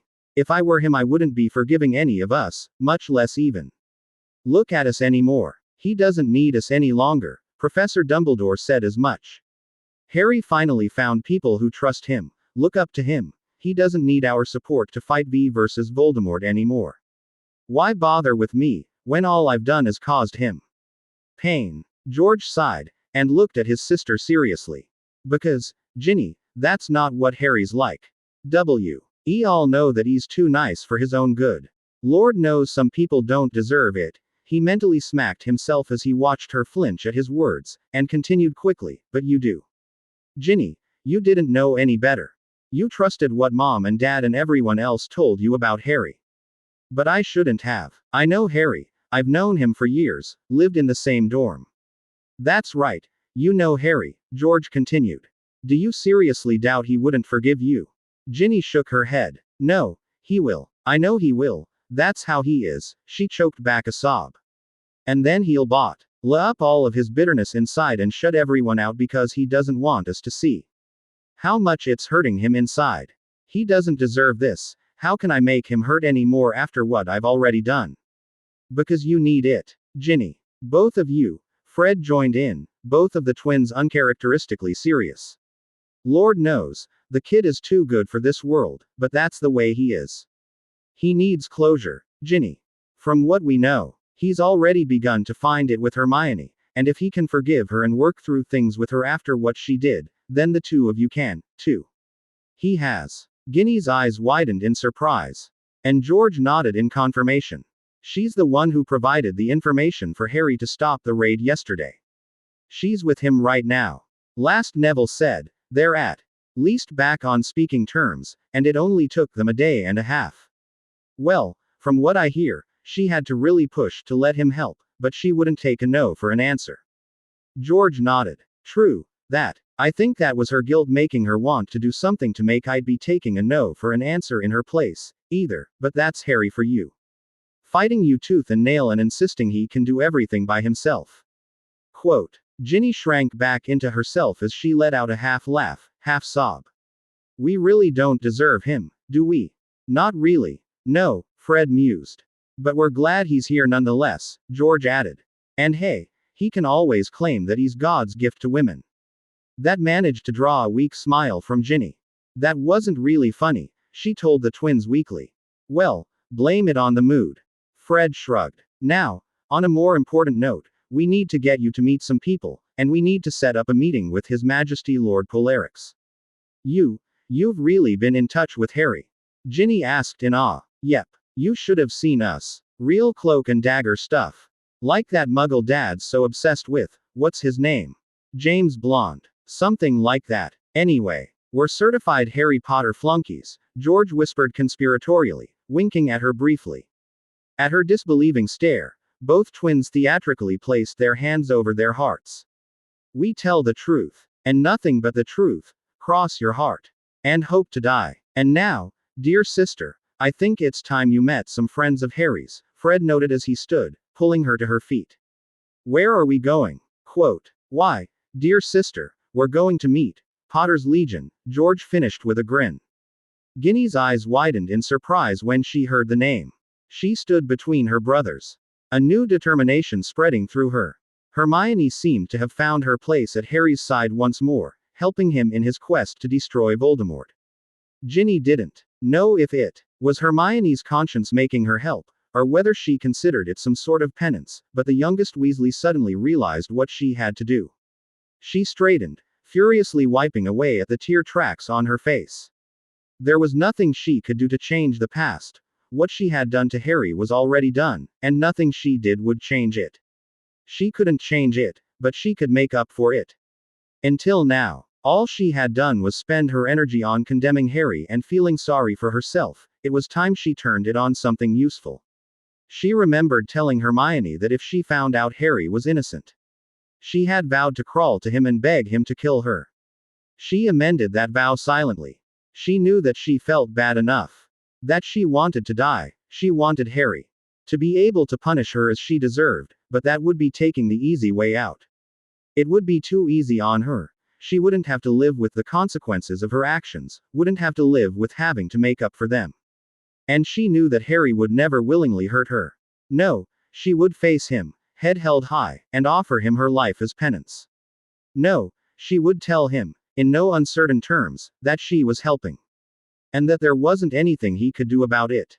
She would do whatever she could to help him bring an end to this war, and she would do everything in her power to fix the wrongs she'd done to him. It wouldn't be easy, and it'd be a long and painful time before she would have managed to complete her task, but she would do it. She owed him this much, at least. No longer would she be taking the easy way out. Chapter 37. Earl of the North. Chapter 37. By Cliamzale. When Harry arrived back at the fortress, he was surprised to see Hermione chatting with Bella as if the two were the best of friends.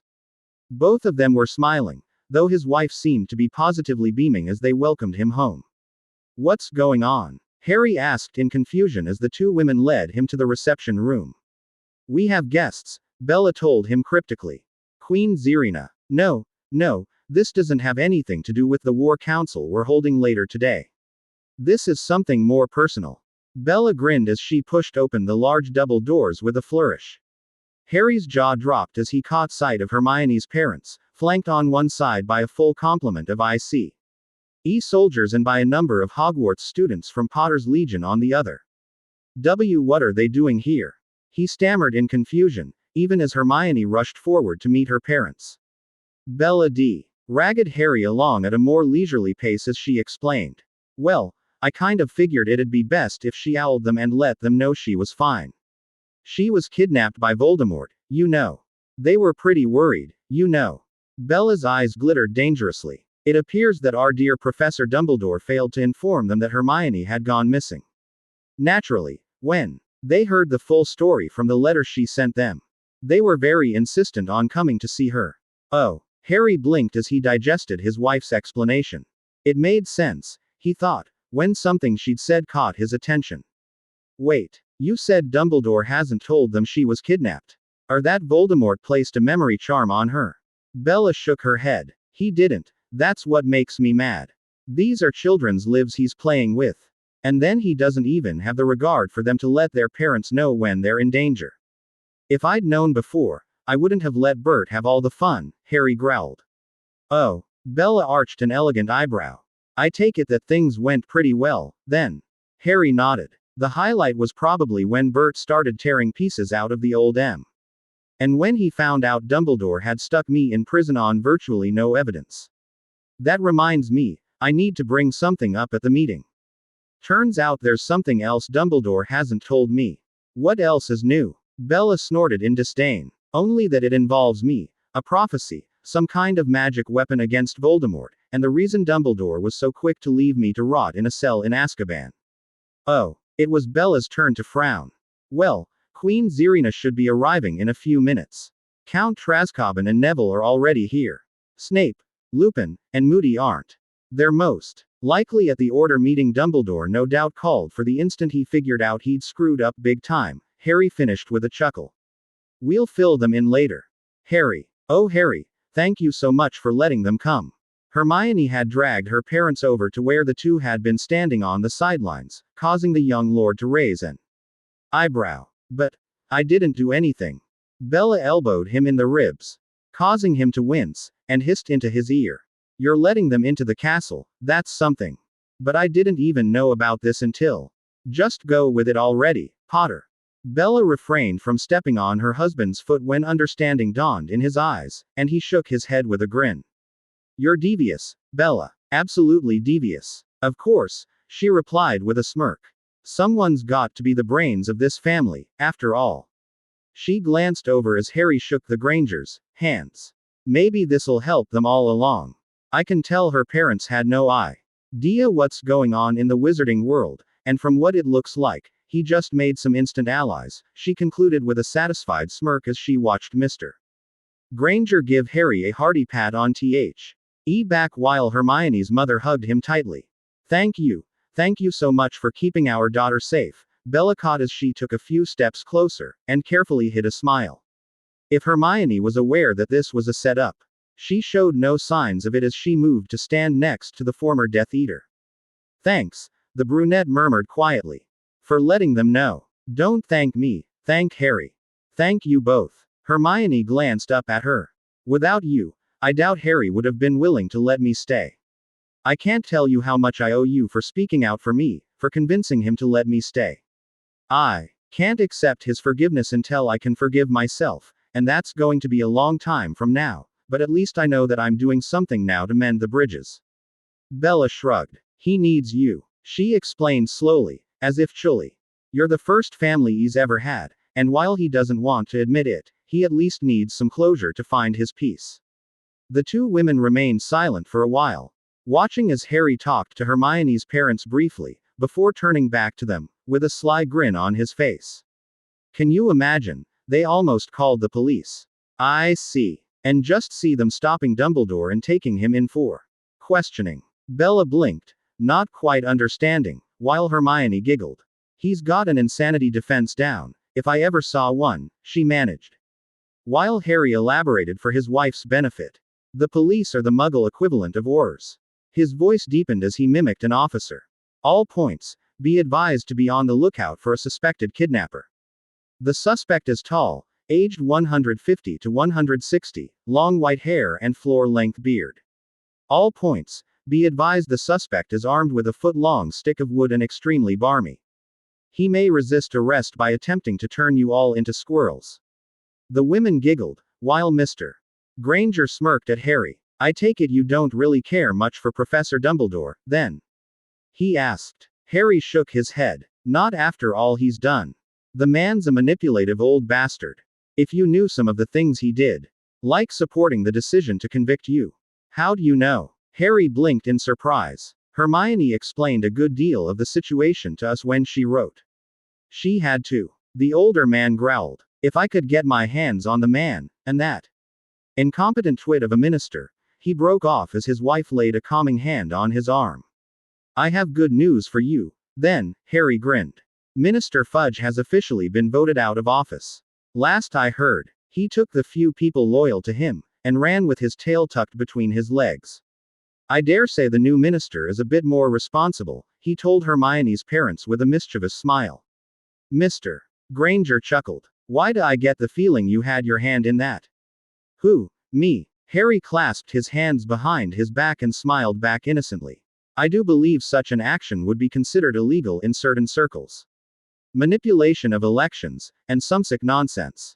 And you'd never do anything illegal, of course. Of course. Then again, illegal depends on your point of view, Harry replied cheekily. Excuse me, my lord, Tessa's voice interrupted them, and Harry glanced up to see her flanked by Neville and Count Trascobbin. What is it? Her Majesty Queen Zerina has arrived. And is awaiting you in the conference room, the young woman told him. I was about to take you to them. Harry nodded and excused himself from the Grangers. That's all right, I can find my way. LDU please show the Grangers to the guest room. Of course, Tess nodded, and the two exchanged parties as Harry led his allies out of the room. He'd barely stepped outside the door when he heard Hermione call out to him.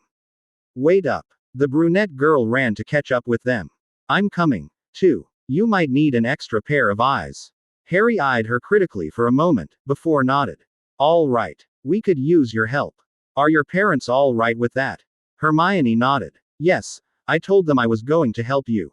When they reached the conference room, which was really just one of the dining rooms of the castle remodeled into something more suitable for a council of war, Queen Zerina was already waiting for them, flanked by a tall, thinly built ice man wearing elaborate silver armor. The shoulder guards were trimmed in gold, and a crest that Harry didn't recognize was etched into one, while a number and a phoenix were etched into the other. The Queen stood when Harry entered the room, bowing to him, prompting the heir of the North to return the gesture. Queen Zerina, Harry began, it's good to see you again. The pleasure is mine, the Queen replied as they all sat down. Allow me to introduce General Roden. He is the commander I have chosen for the 7 combat regiments that will begin arriving tomorrow. I have the utmost faith in his loyalty and skills. You'll find him an able leader on the battlefield, I think. My lord. The general snapped off a quick salute towards Harry. Thank you for coming so quickly. Harry nodded towards Zerina and her officer. Please. No formalities are necessary in this room. While I do realize we need to keep up appearances outside, in here we have a war to plan, and we're all equals fighting on the same side. Now, Sue, LDU give me a quick overview of where we are in terms of troop deployment. Roden answered for Zerina as the ice general leaned forward to unroll a piece of parchment. Currently, we have managed to muster 7 combat-ready regiments. For a total of 3,500 troops, including assault squads, magic support units, and healers. They have begun packing up their equipment from garrisons and are beginning to move here, after we have finished moving the support and logistics personnel. He glanced at Harry as he handed him the parchment. Listed there are the combat troops and support personnel. We assumed that Nerike does not have the infrastructure or personnel in place to sustain such a large force, even for just a few days until they are moved out. Harry glanced over the paper and nodded. That was a good idea. I apologize that I had to call upon you on such short notice, but we need to act fast, before Voldemort has a chance to strike first. The sooner the war is over, the less collateral damage there will be. Of course, Roden leaned back. I was informed by my queen that you had a preliminary strategy in mind. Yes, Count, if you would. Harry looked to his side. And Hiskifny conjured up a map of Great Britain, highlighting the locations of wizarding villages. These are the targets, Hiskifny explained. We suspect Voldemort is going to hit one of the least guarded villages within the next few days in retaliation. We're guessing he will be going after a civilian target of no strategic importance to ensure minimal resistance and maximize potential casualties. That excludes major targets in Wizarding London, Yorkshire, Glasgow, Edinburgh, Oxford, Cardiff, Liverpool, and Bristol. The corresponding locations faded to a dull gray, leaving about a dozen other locations highlighted in vivid red.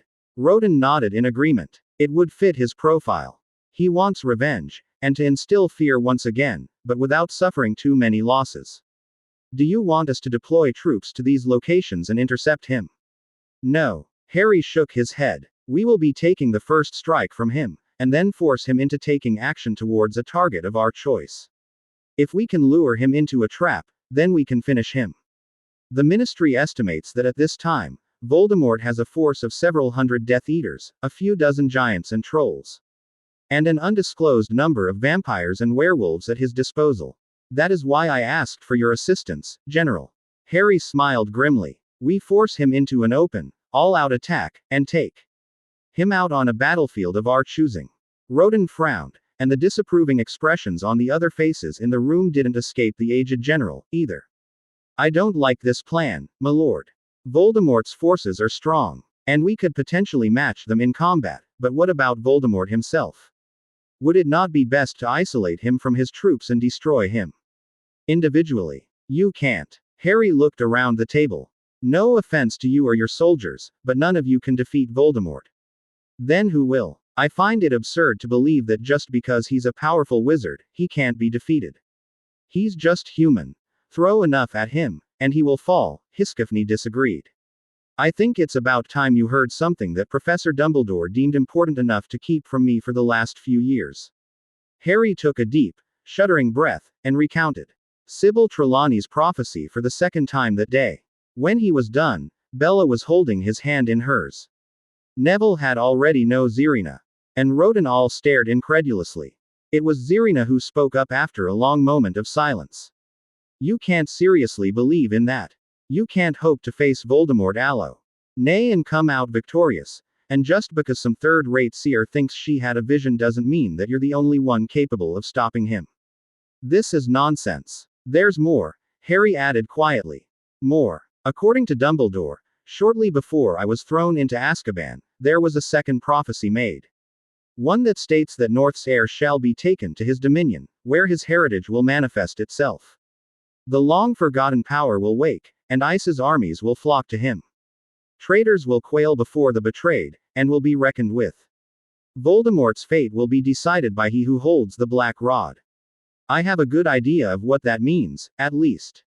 The shock in Neville's and Bella's eyes was obvious as they connected the dots. Hiskifny and Zerina took a while longer.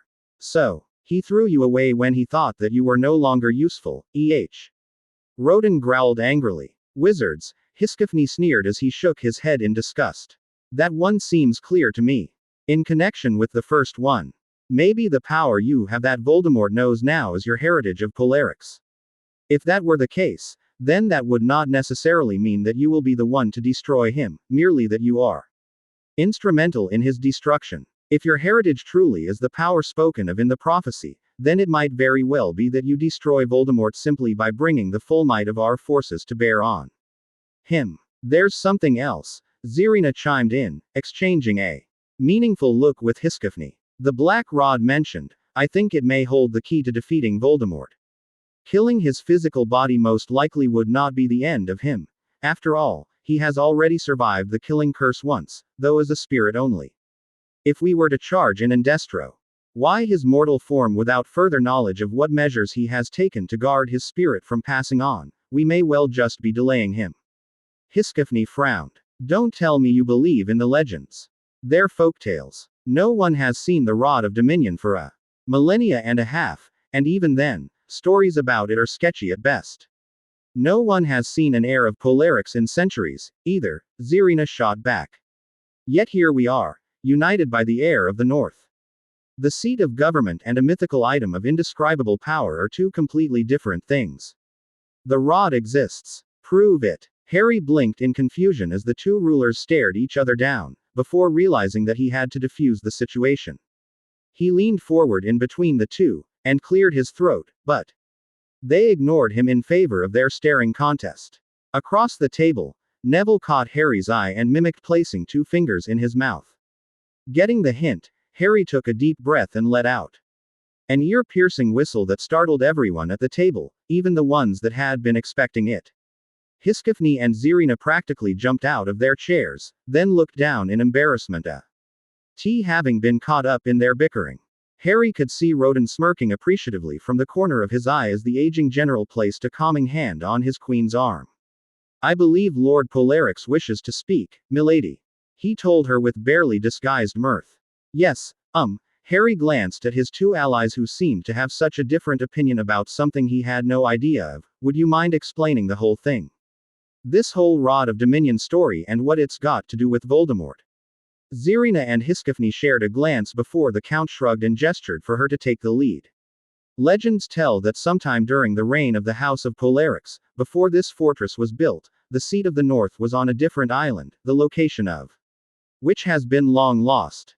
About 1500 years ago, the reigning Lord Bellatrix was involved in a number of wars with neighboring kingdoms, as they aided the Ice Folk against a number of dark creatures that had sought to invade our lands. Our historians only have sketchy records of that time, at best, mainly because the invasion succeeded, and vampires, ghouls, and evil spirits drove us out of our home. So what happened? Neville asked before Harry could. Lord Bellatrix brought his armies to our aid, and they drove the dark armies away, Zerina told them. But they did not stop there, taking the fight to their own areas, laying siege to their forts. It was then that it was discovered that a dark wizard was behind the army of darkness that had swarmed across the lands. It is rumored that this same dark wizard gave Alaric I the might he needed to invade and plunder Rome. When Lord Bellatrix and his army destroyed him, they thought that had been the end of the war, and it was. We had peace for another 200 years. And then he returned. Harry questioned, a note of alarm creeping into his tone. This was starting to sound much too familiar for his taste. The Queen of the Ice People nodded. It started with small things, random deaths here and there, unsolved murders, and uprisings of dark creatures. And then we found ourselves besieged by a dark army once more. Our soldiers returned from the battlefield, most were shaken deeply, telling stories of the undead walking amongst the living, and the unnaturalness that surrounded the area. The few that had survived their encounter with the enemy general claimed that the dark wizard from 200 years hence had returned, only that this time he claimed to be immortal, stripped of the weakness of his flesh, and reeking of the stench of death. Deep wounds seemed to trouble him none, and even when our most powerful magic destroyed his corporeal body, he would simply move to another body and inhabit it. Ari frowned and shared a concerned look with his wife. Bella shrugged and shook her head.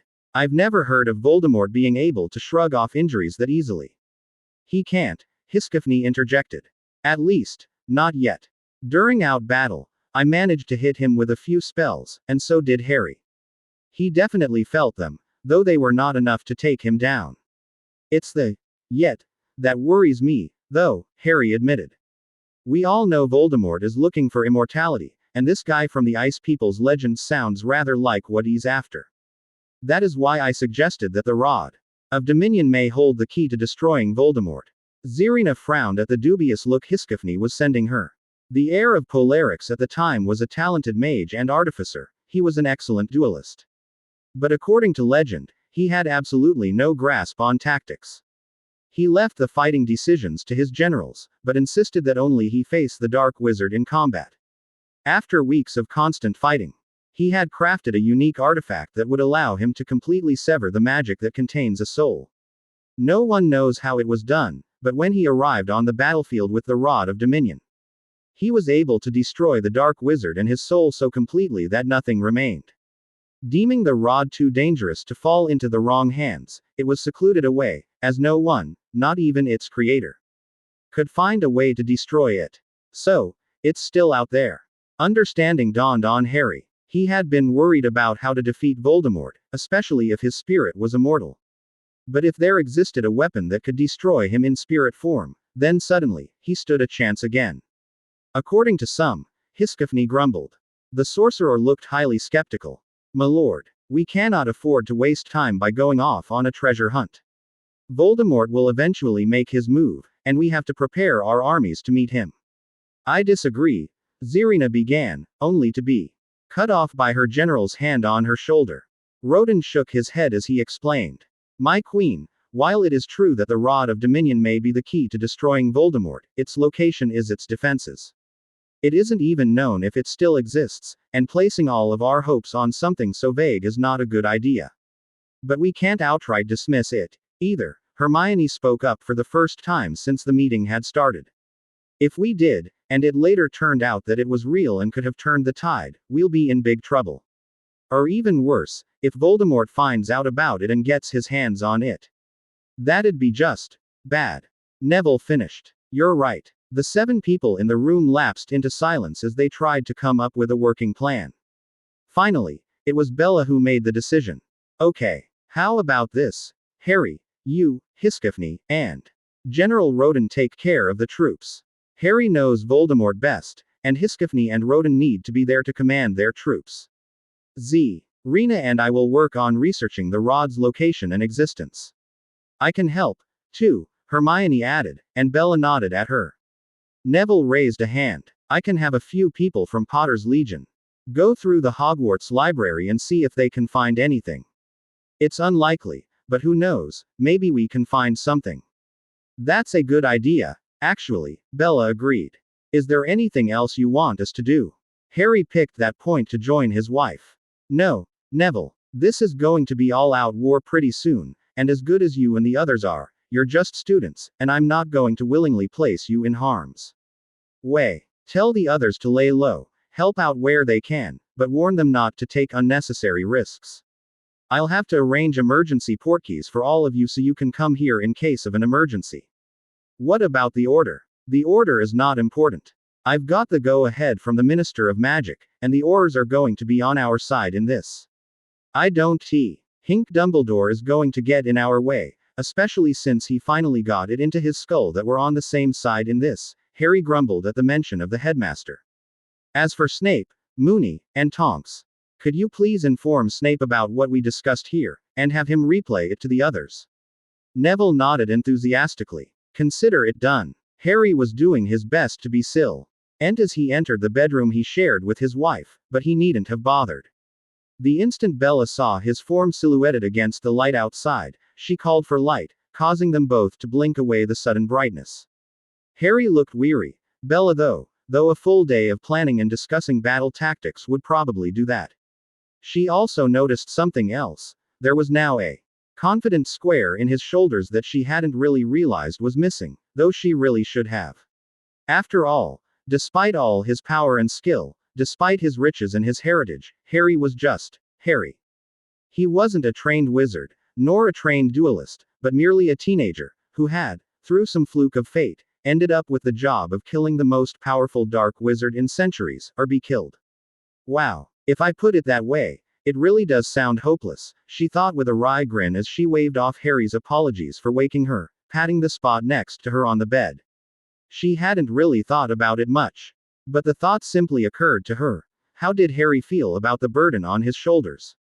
How did someone who hadn't even finished his schooling deal with something like this? She had seen the hope that had sparked in his eyes when Zirina had informed them that the rod would very likely be able to kill Voldemort, and realized that his duel with the Dark Wiz Ard had shaken him more than he'd let on. Harry slid into bed next to her, and she slipped her arms around his waist immediately, pulling him close and relishing his warmth. He waved his hand and the light turned off. But they didn't go to sleep. She could feel the tension slowly drain from him, but as always, a part of it lingered. She had a good feeling that he needed to talk about it, and this was as good a time as any to start. You're bothered by something, she said, and it wasn't a question. I am. Yes, you are. Bella nodded into the crook of her husband's neck. I think I'd know if I were, Harry chuckled, though to her it sounded only half-hearted. No, actually, I don't think you would. What's that supposed to mean? Harry turned around in her embrace so they were face to face. Are you calling me dense? He asked with a smirk. Maybe just a bit slow on the uptake, Bella replied cheekily, with a matching grin. Her mirthful expression vanished quickly, however, to be replaced by a serious one. Honestly, you have this thing about just pushing everything away. You've said, I'm fine, so often even when you weren't that you're starting to believe it, yourself. It can't work forever, Harry, she whispered. You're not fine. Maybe you believe that you are, for now, but you're not. You're just pushing everything that's bothering you out of your mind, and eventually, it's going to come back with a vengeance, and it's going to be ugly. Harry smiled wryly. Can't be any worse than it'd be if I let it all out right now. Oh, but you're wrong. It'll be much, much worse. Bella didn't notice as a tear slid down her cheek. Take it from someone with too many regrets. I spent years in Voldemort's service, pushing the things out of my mind that bothered me, where did that leave me when I was left in Azkaban with nothing but time to think about them? Nearly insane. I thought that was the Dementors. She shook her head. They were only part of it. They made me relive the memories. But I was the one who kept thinking about them. Eventually, the wall I'd stuffed all of my baggage behind got pried open, and look where it got me. You turned out fine, Harry protested. Only to be silenced when Bella placed a finger on his lips, a haunted look in her eyes. I'm not, she whispered quietly. I probably won't ever be. I've got so much guilt to deal with I don't even know where to start. I did horrible things while I served the Dark Lord, and I can't ever make up for them. And I'll live with that for the rest of my life. Harry gently removed her hand from his lips and kissed her knuckles. You'll be fine, he told her. Neville even forgave you, and you're already making up for what you did back then. Sometimes, it's the thought that counts. Before you can accept anyone else's forgiveness, you'll have to forgive yourself, first.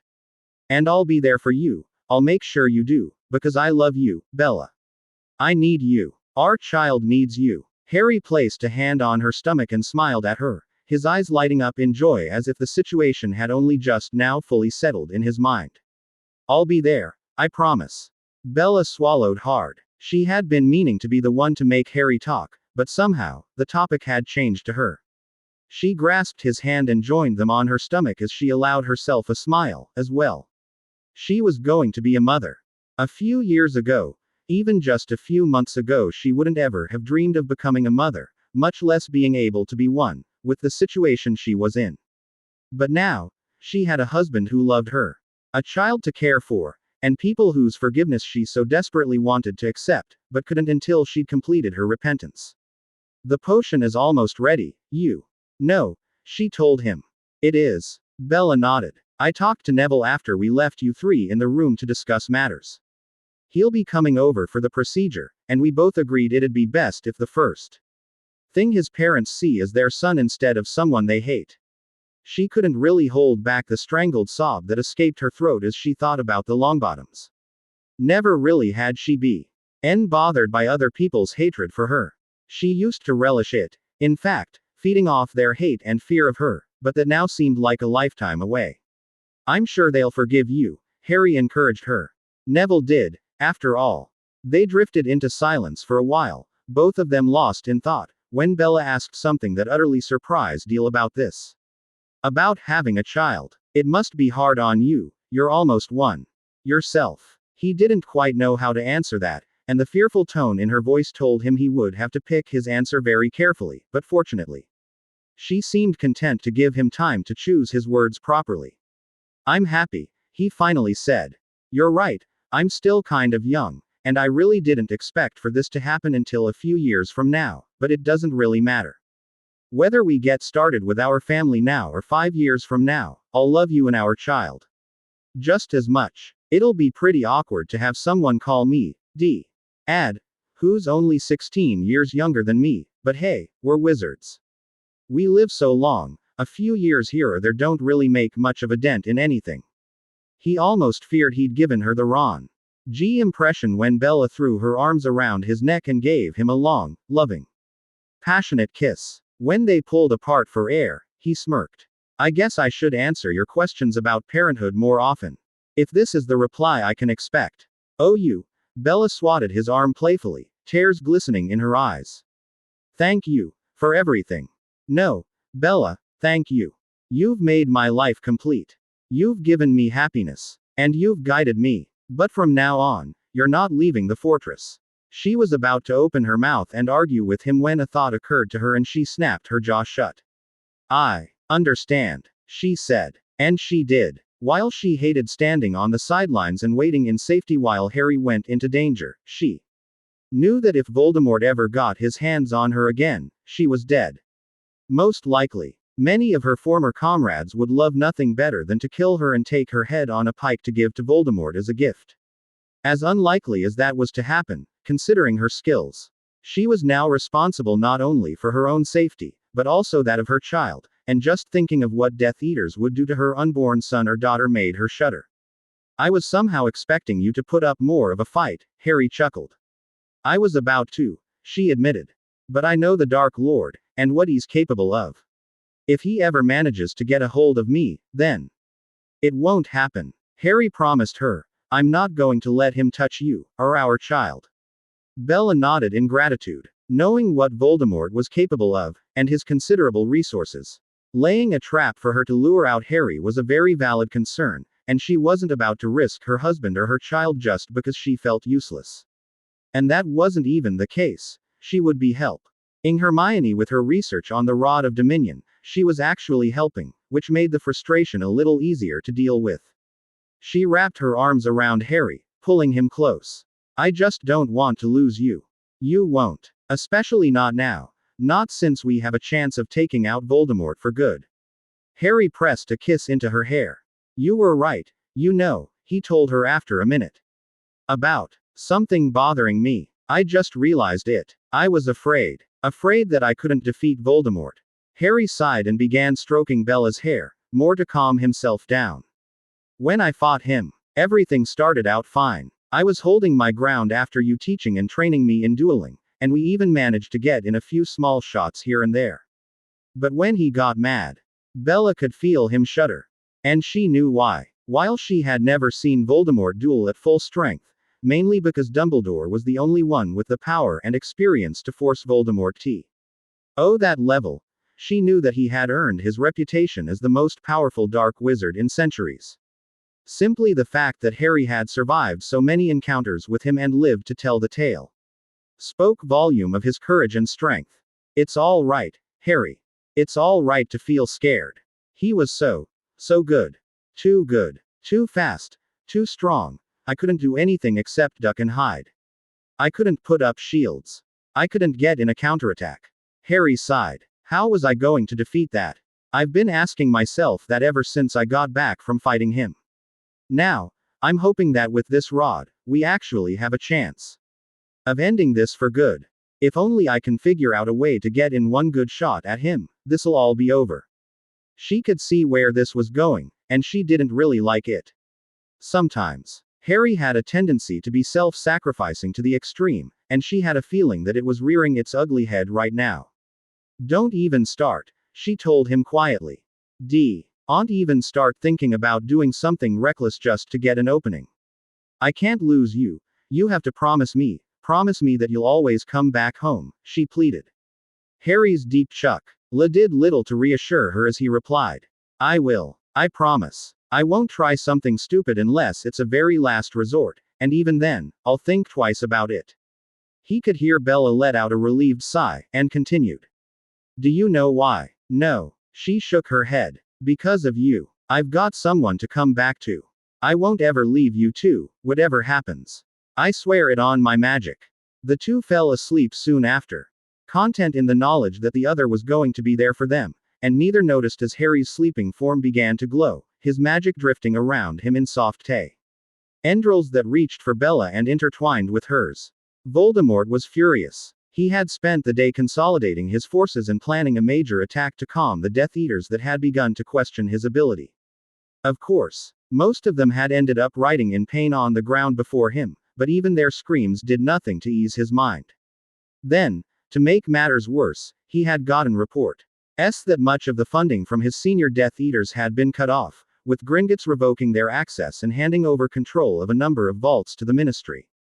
And as if that wasn't enough, he'd had to deal with the former minister's ugly face and whining all day long. Voldemort shook his head in disgust. How Fudge had ever been elected was something that eluded him. He had, in fact, planned to assassinate the minister as the first step to his takeover, but when he realized how incompetent Fudge really was, he'd left him be. But now that Fudge had joined him, all Voldemort ever heard from the man's mouth was, "I." It was as if he thought the world revolved around him, and it was enough to make him want to torture Fudge into insanity, put him under the imperious curse, and order him to break his own bones one by one.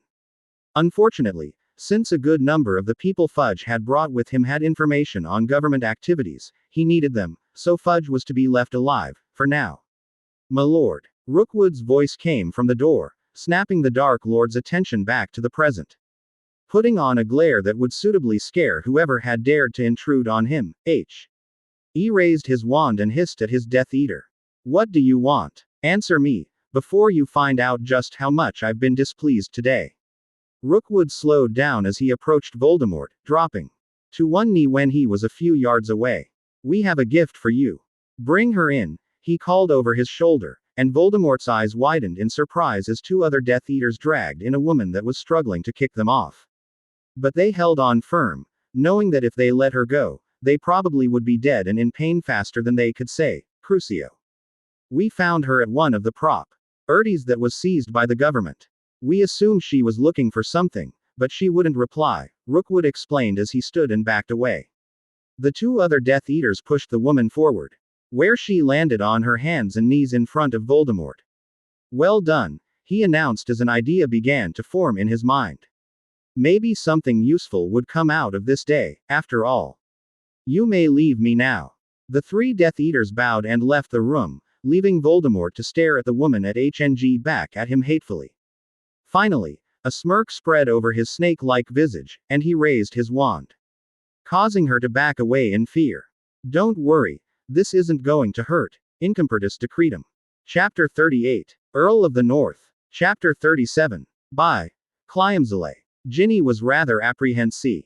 As Fred and George picked her up from the burrow, the three of them flowed to the twins' shop in Diagon Alley, and made their way over to Florine Fortescue's ice cream parlor. Ginny wasn't quite what to make of it, as her brothers hadn't said a word since picking her up. She had tried to ask, but they had both been tight-lipped. When they arrived, the twins quickly found the table they'd been looking for, and sat down, practically dragging Ginny along. To her surprise, they had sat down across from Neville, who was looking at the twins in confusion, then looked at her with an unreadable expression. Ginny couldn't really meet Neville's eyes, knowing that he was one of Harry's supporters, as well. Finally, the awkward silence was broken by the boy they had come to meet. "So, why did you bring her here? You only said that you had to talk to me," Neville asked neutrally, looking at Fred and George. It was Fred who answered, placing an arm around Ginny's shoulders protectively. Things changed at the Order meeting last night. Looks like quite a few people finally got it into their thick skulls that Harry is on our side in this. Ginny here gave Mom quite a talking to. You should have seen it, George added. It was bloody brilliant. At Neville's confused look, Fred leaned in close, though it was unnecessary. The nearest occupied table was a few yards away, filled with 4 children who were chattering about this and that excitedly.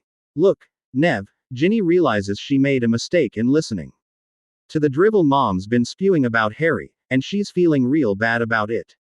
"We were wondering if you could, arrange something." "I don't know." Neville looked at the twins dubiously. She was rather vocal in the crusade against Harry.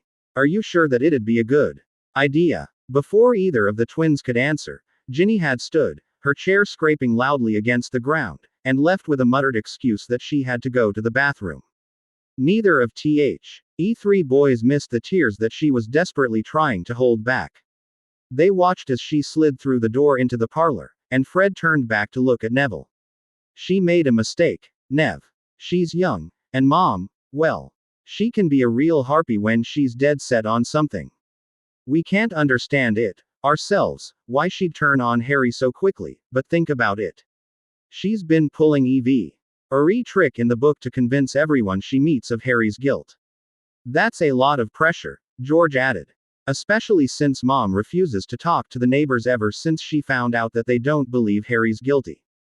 Ginny is afraid that Mom would disown her, or something like that, as unlikely as it would be. But you've got to look at it from her perspective. She was scared and unsure of what to believe. And Mom was there with all the right words. I see. Neville looked torn as he glanced between the twins and the door to the ice cream shop. You think talking to Harry would help? She almost had a complete breakdown last night, mate. It's really been eating her up, now that she realizes that everyone's been too quick to condemn Harry, Fred informed him. And I think it'd do Harry a world of good, too. George added. I mean, he's got a wife and a kingdom to run now, but maybe some closure with the old crowd would be a good idea. It worked out with Hermione, didn't it? That's a good point, Neville conceded. He'd seen how much more at ease Harry was around other people, after Hermione had gotten him to let her stay, and after Bella had convinced him to give her a second chance, a real chance. Not the instant forgiveness Harry had been so quick to mete out without trying to work through the tension between them. And Harry and Ginny had been rather close, as well. During his last year at Hogwarts. What do you suggest? He finally asked. Fred and George looked at each other briefly, before George replied. We were thinking maybe we could take her to Nerike to see Harry. Actually, take her to see Bellatrix first. She seems much better at dealing with people that are coming to beg Harry for forgiveness than he is. See what she thinks, and then she can work on Harry. Until he agrees to see Ginny. As much as I like springing surprises on Harry, I don't think just popping in with Ginny is a good idea, so I agree with that, Neville agreed. He eyed the twins with a suspicious look, and grinned. Are you sure you aren't just using that as an excuse to get a grand tour of the castle? Oh gosh darn, there goes our secret plan. Brother dearest, he found us out. Fred bemoaned theatrically, placing his hands over his heart. Well, George shrugged, there's always plan B. The three boys fell silent for a while, until Neville looked at the ice cream parlor with a worried expression. Don't you two think you should go look for her? Ginny's been gone for a while. We're not going into the girls' bathroom, George protested. But well, I'll knock and see if she's doing all right, Fred finished, and the two got up and left. Neville's worry turned out to be unfounded, as the twins returned a few minutes later with their sister, and Nevi. Ye could see the tracks left by tears she must have hastily wiped away. When her brothers had come to get her, Ginny sat down in front of Neville with a sheepish expression, her brothers flanking her on either side. Sorry I ran off like that, she said quietly, not making eye contact. I deserved that, though. I said some horrible things to Harry, and I understand if you're mad at me. Neville sighed, head heavily. He somewhat understood what Ginny had been going through, but he couldn't help but feel a bit of resentment towards everyone who had abandoned Harry. In a sense, Neville understood all too well what it had done to his friend. After all, he had been in a similar situation during his first few years at Hogwarts. He'd been the clumsy one, with very little magical aptitude. He'd been the one who always lost stuff or forgot stuff, which had ultimately left him feeling very much alone, because everyone else always swarmed around the popular people. His gran had been the only one he'd ever called family, but that had changed when Harry had come along. Harry, who had also lost his parents. Harry, who had also spent his whole life as an outcast, and the two had become friends, and Neville liked to think he'd become a better person because of it. If Neville was brutally honest, then aside from his grandmother, Harry was the only real family he had. Sure, Hermione and Ron were friends. But only Harry ever really bothered to get to know Neville beyond superficialities. Only Harry really knew that Neville was a leader, and only needed the encouragement to become someone others would follow without hesitation. When Neville tried to imagine what he would have felt if Harry had turned his back on him, he could only shudder, and hope that he would have the same strength as Harry to survive it. Because it would have been a terrible blow. Ginny, Neville began, unsure of what exactly to tell the younger girl. You don't have to pretend you don't hate me, the red-headed witch took it from him. You've always been honest with me, Neville, and I understand if you believe we don't deserve Harry's forgiveness. I don't believe I deserve it. But I need to talk to him, I need to let him know that at least some of us have realized what big of a screw-up we've made. Her resolve hardened, and she sat up with her back straight, staring at Neville as if to dare him to disagree. And I need to tell him that whatever he wants me to do, I'll do. I will do everything I can to help him end this war, whether he likes it or not, because that's the only way I can even begin to forgive myself. Neville shook his head. No, Ginny, I don't hate you. I resent Yoak on Harry. The same goes for everyone who should have known Harry, but betrayed him, anyway. His expression softened somewhat when he noticed Ginny taking it like a proverbial man, and nodding in agreement. But I can understand why you did it, why you believed everyone else over Harry, even when I can't understand why the others did. Public opinion is a powerful thing, and you're young. Heck, we're all young, but you look up to your mother for guidance, and she can be rather convincing. George chimed in. Neville nodded. Right. On the plus side, unlike everyone else, you realized you made a mistake and are willing to make up for it. The only question that remains is this: will having you around and pressing your self-inflicted penance on Harry actually hurt him more or less than just cutting all ties with you? I don't know, Ginny whispered, hanging her head. That was the one thing she hadn't worked out. And despite Fred and George's best assurances that finding closure would be the best thing for both her and Harry, she wasn't yet totally convinced. But I think at least talking wouldn't hurt, Neville concluded with a small smile. He reckoned that if he was in Harry's shoes, he would have liked to know that other people believed in him, even if he didn't need them anymore. Closure with the P asked was something he figured everyone needed, even if they didn't like to admit it. So, I think something can be arranged. Give me a few days to run it by a few people, and we'll see, Neville concluded with a small smile. He got the feeling that things were looking up.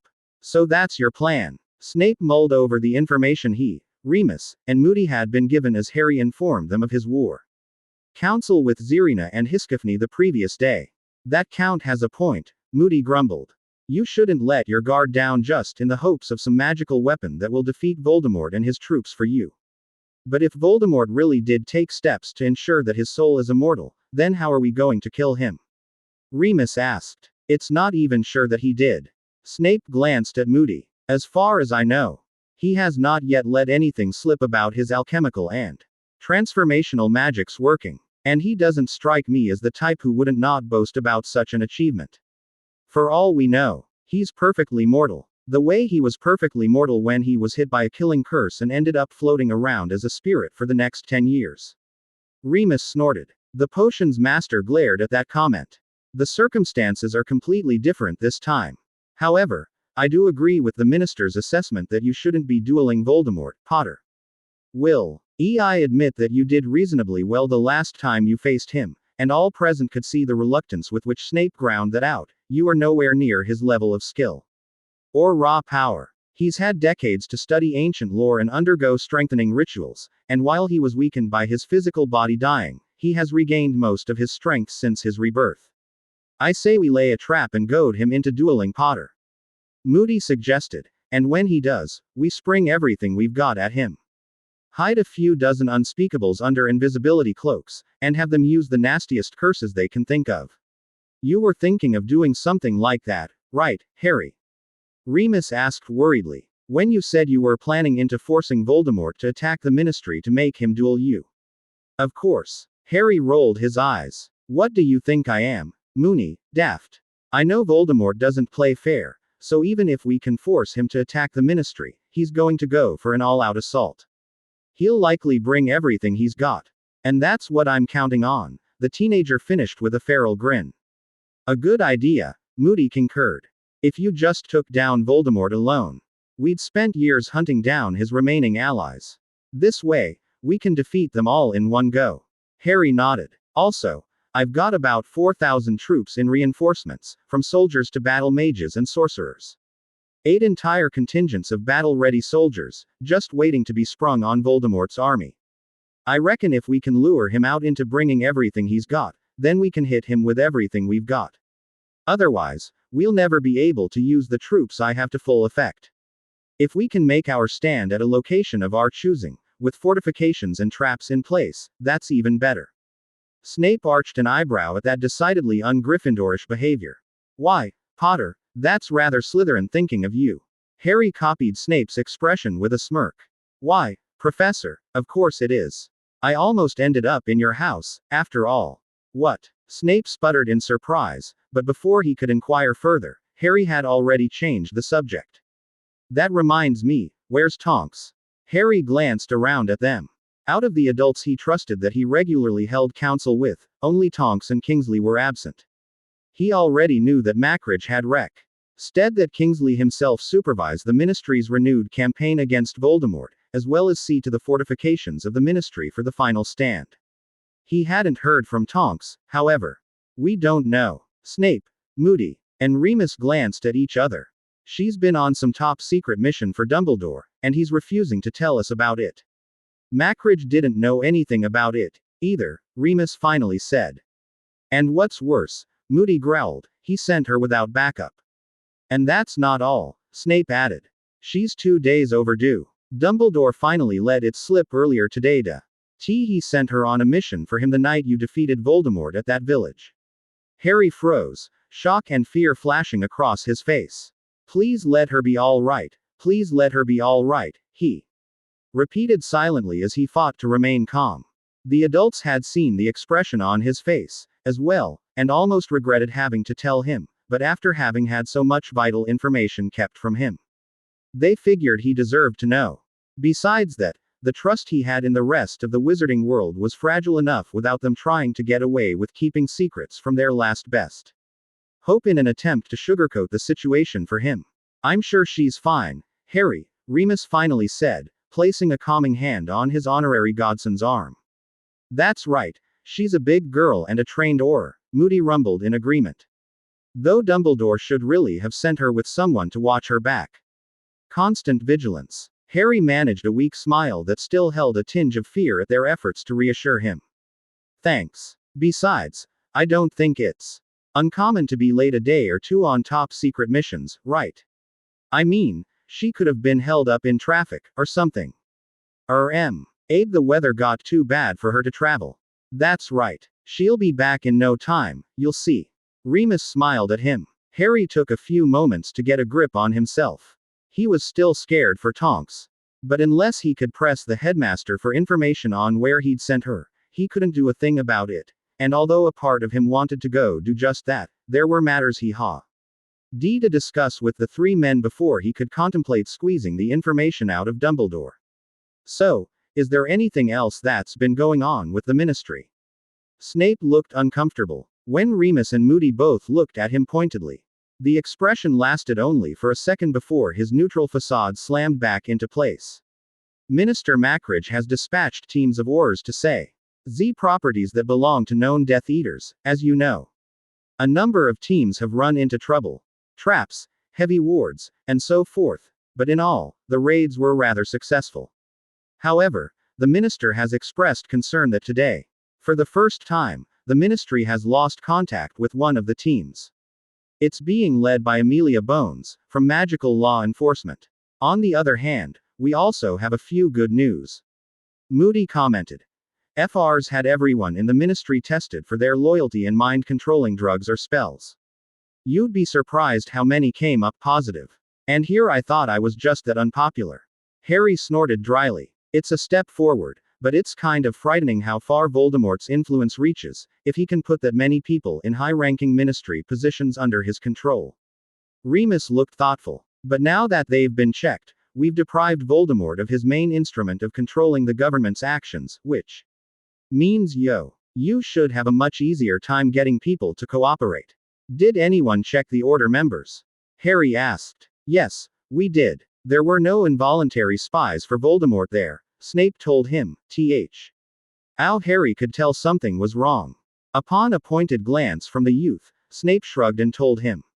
Few of the Order's reactivated members from the First War turned out to be voluntary spies for the Dark Lord. They weren't in any important positions, and were not privy to any vital information, but it's shaken up a few people on just whom Voldemort has managed to convert. Wait. Harry began. You said you checked for mind-controlling spells and potions, what about mind-altering ones? Mind-altering potions. Snape arched an eyebrow. Such a thing wouldn't benefit the Dark Lord in any manner he would find useful. Harry crossed his arms over his chest and looked thoughtful. Even if it meant getting his worst enemy thrown into Azkaban. What are you saying, Harry? Remus asked, alarmed. I think what Potter is saying is that he suspects a few people who've been rather vocal in disowning him publicly may be under the effects of certain spells or potions, Moody growled. I retated that he hadn't thought of that before.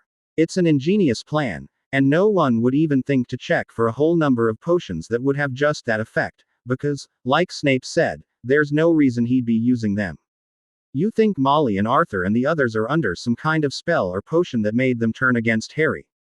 Remus looked skeptical. I don't think so. I mean, Hermione realized she was wrong about Harry on her own, and if there was a potion or some other mind-affecting spell, I don't think she'd have admitted she was wrong. You forget the youngest Weasley, too, Snape added. She gave Molly a right talking to the other day. Moody grinned toothily. It was brilliant. Harry managed a weak smile, though he really didn't want to think about it. Despite all the talking to by Bella, the betrayal of his friends still hurt. It was getting better. He was now able to look at Hermione without cringing, after all, and he was sure that he was beginning to heal. But he wasn't quite ready for all of them to come running to him begging for forgiveness yet. And, he thought with a dark frown that vanished almost instantly, he wasn't sure he even wanted to forgive some people. It wasn't the Gryffindor thing to do, holding grudges, but he'd been trying to be the perfect Gryffindor most of his wizard life, and look where that got him. In the meantime, he had found that he was better off just not thinking about what to do about his former friends for now. After all, he had a war to plan, and there would be ample time to contemplate their fates after the battles were won. For the moment, it was best to let thoughts of the future rest, until they were sure they had a future. The four of them talked things through a while longer, until the Adults were satisfied they had a firm grasp on Harry's strategy for the battles to come, because they knew that coordinating efforts on their end with his actions would be vital to defeating Voldemort. Finally, they left, stating that Dumbledore had called another Order meeting to discuss the Order's plans for engaging Voldemort's forces. Harry saw them off, only to turn around and find Bella standing in the doorway behind him. An uneasy expression on her face and a flask with an odd purple liquid in her hands.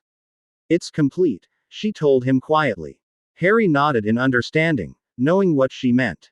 The potion and spell she had been researching to cure the Longbottoms was done. Now all that was left was to give it to them. Chapter 39. Earl of the North. Chapter 39. By Clyamzale. To say th. At Moody and Snape were surprised to find Tonks at the Order meeting was an understatement, both of them having expected the worst, despite their reassurances to Harry, when Dumbledore had informed them that Tonks had gone missing. But now the Metamorphagus was chatting amiably with Mundungus Fletcher, looking none the worse for wear. Snape and Moody shared a confused glance, before heading over to greet her before the meeting started. Tonks, Moody grumbled, causing the currently pink-haired Auror to turn around. Oh, Moody, Professor Snape, how are you two? We were about to ask you that, Snape replied, arching an eyebrow as he looked her over. He could swear there was something off about her, but he couldn't quite put his finger on it. The feeling disappeared as quickly as it had come, so he dismissed it after a moment, disregarding it as travel weariness on the Auror's part. Tonks shrugged with a wry grin. I got stuck on the road, and my job for Dumbledore took a bit longer than we'd expected. I just got in a few hours ago, and I really want to take a nap. Moody and Snape exchanged curious looks. Wizards and witches did not just get stuck on the road. They apparated, flew by broom or traveled by flow, but they did not just get stuck. Tonks was hiding something, and judging by the way she was now leaning in to whisper to Dumbledore, it had something to do with what he'd asked her to do. The two silently agreed that they'd have to keep an eye on the situation, and keep the headmaster from doing anything rash or stupid, if necessary. The meeting passed without any major incidents. And an hour later, Snape was the last one in the room, sitting quietly by the fireplace, staring into the flames with a faraway look as he mulled over the plans that had been made for the next few weeks. Unconsciously, he rubbed his forearm at the dark mark that was there. For better or for worse, the war would be over soon. The potions master wasn't sure whether to be relieved or anxious, The final battle as Harry had envisioned would be a titanic clash of forces, with Harry and Voldemort throwing everything they had at the other in an attempt to destroy their target. It would be utter warfare, the likes of which the wizarding world hadn't seen in centuries. Snape almost gagged at the thought of how many dead there would be. It wasn't that he didn't want Voldemort's followers dead, because he most certainly did, but the number of casualties would leave both sides crippled for a long time, no matter who won. He only had a vague idea of how many troops Voldemort had at his disposal. But he had a feeling it ranged into the thousands. The wizarding world, already thinned out by time and their need to hide from muggles, couldn't afford to lose several thousand of their population in a single day. Rebuilding after the war could very well be impossible, at least in England. There wasn't anything else they could do about it, however. Voldemort was too strong, too smart to fall for little traps. If he was to fall for one, the bait had to be worth it, and there wasn't anything else except total control of the British wizarding world that the madman would consider worth going after. Even if they could destroy Voldemort now, his followers could still inflict huge amounts of collateral damage on the civilian population before they were dealt with, if they weren't taken out immediately. No, Harry's plan was the most viable one to date, and they'd all just have to make sure that they took as many of Voldemort's followers with them before they died. Snape didn't hold any illusions that he'd survive the final battle. He knew the odds of warfare. In a chaotic whirlpool of combat, chances of individual survival were next to none. In the end, though, none of it all came down to Harry defeating Voldemort. Once either of them fell, the morale of their troops would fall with them. Snape admired Harry's determination to see this war through to the end. But he'd seen the spark of doubt in his eyes. Moody must have seen it, too, judging from the worried expression on the old Auror's face. They both knew that in a straight-out fight, Voldemort eclipsed any duelist they had in terms of speed, power, and skill by decades. Dumbledore had once been able to stand against him, but that was before Voldemort had been reborn and gained strength. Unlike Dumbledore, who had weakened and slowed ever so slightly with time, Voldemort hadn't lost his edge, and most likely wouldn't for decades to come. Snape had long since shed his belief that Harry was like his father. In fact, the longer this war continued, the more Harry became a realist. Snape grudgingly admitted that he admired Harry for his decision to finish the war, one way or another, when he could have just run and left the wizarding world behind, or worse, joined Voldemort, after what had happened. But he also knew that Harry didn't hold any false hopes in being able to defeat the Dark Lord. Not without another few years to practice and prepare. Harry was a talented duelist and a quick learner. The way he moved instinctively and his quick reflexes that made him such a great seeker also made him a great duelist. But without experience he had no hope of matching Voldemort's arsenal of spells. Snape grumbled under his breath. There was a fine line between being realistic and being pessimistic. And he had a feeling he'd just crossed that line. It wouldn't do to discourage himself before the fight had even begun. Professor. Snape turned at the unexpected voice. Longbottom. What are you doing here? Neville shrugged and stepped through the doorway. I was looking for you, actually. Really? Snape arched an eyebrow, his usual sneer plastered on his face, though this time there was no malice in it. In fact, Neville thought, it looked almost weary. Neville nodded and sat down across from his potions teacher, not waiting for an invitation. The action drew a smirk from Snape, as he realized that just a few months ago, the boy wouldn't have had the confidence or the courage to just invite himself into a teacher's solitude, much less Snape's. Either that, or he was losing his edge. Snape preferred to think it was the former, rather than the latter. The two remained quiet for a while, before Neville finally spoke. Ginny wants to talk to him. She's really determined to make up for what her family's done. You know. I'm afraid there's not much she can do, Snape snorted in disdain. In the battles to come, half-trained, underage children would only be a hindrance. The same goes for the Legion. You wouldn't last a minute in the chaos of real war. Neville sighed and nodded. I figured as much. We've done pretty well in minor skirmishes, but that was where we had the element of surprise. And we outnumbered them. Plus, we've only fought Death Eaters so far. I don't think we could handle a troll, or a vampire. Good, because Potter does not need the additional W. Worry about his friends trying to do something stupid and getting themselves killed in the process. Thanks for that vote of confidence, Neville muttered under his breath. I heard that, Longbottom, Snape smirked. However, hopefully, there will be no need for the Legion to involve itself in the battles to come. Potter has managed to secure some 4,000 troops from his allies, which should be enough to handle Voldemort's army. The only real difficulty lies in dealing with the Dark Lord himself. That's good, Neville said with a shrug. I just wish we could be of more help, you know. Harry's been fighting off V versus Voldemort by himself for as long as I've known him, and it feels wrong to just let him take all the burden of doing the fighting, you know. Snape took a while to respond to that. I know, Longbottom, he finally said. And you're right, it isn't fair that a child has to clean up after the entire British wizarding world. However, you're wrong in that you're letting him face adversity by himself. Your support and the support of the Legion has been invaluable, maybe not in combat, but in giving Potter peace of mind. Also, should we succeed in defeating the Dark Lord, you and the Legion will have a more important task. What's that? You are the future, Longbottom. Your generation grew up between these wars, and you know the truth about most of what happened. You've seen the destruction it brings, the death, the fear.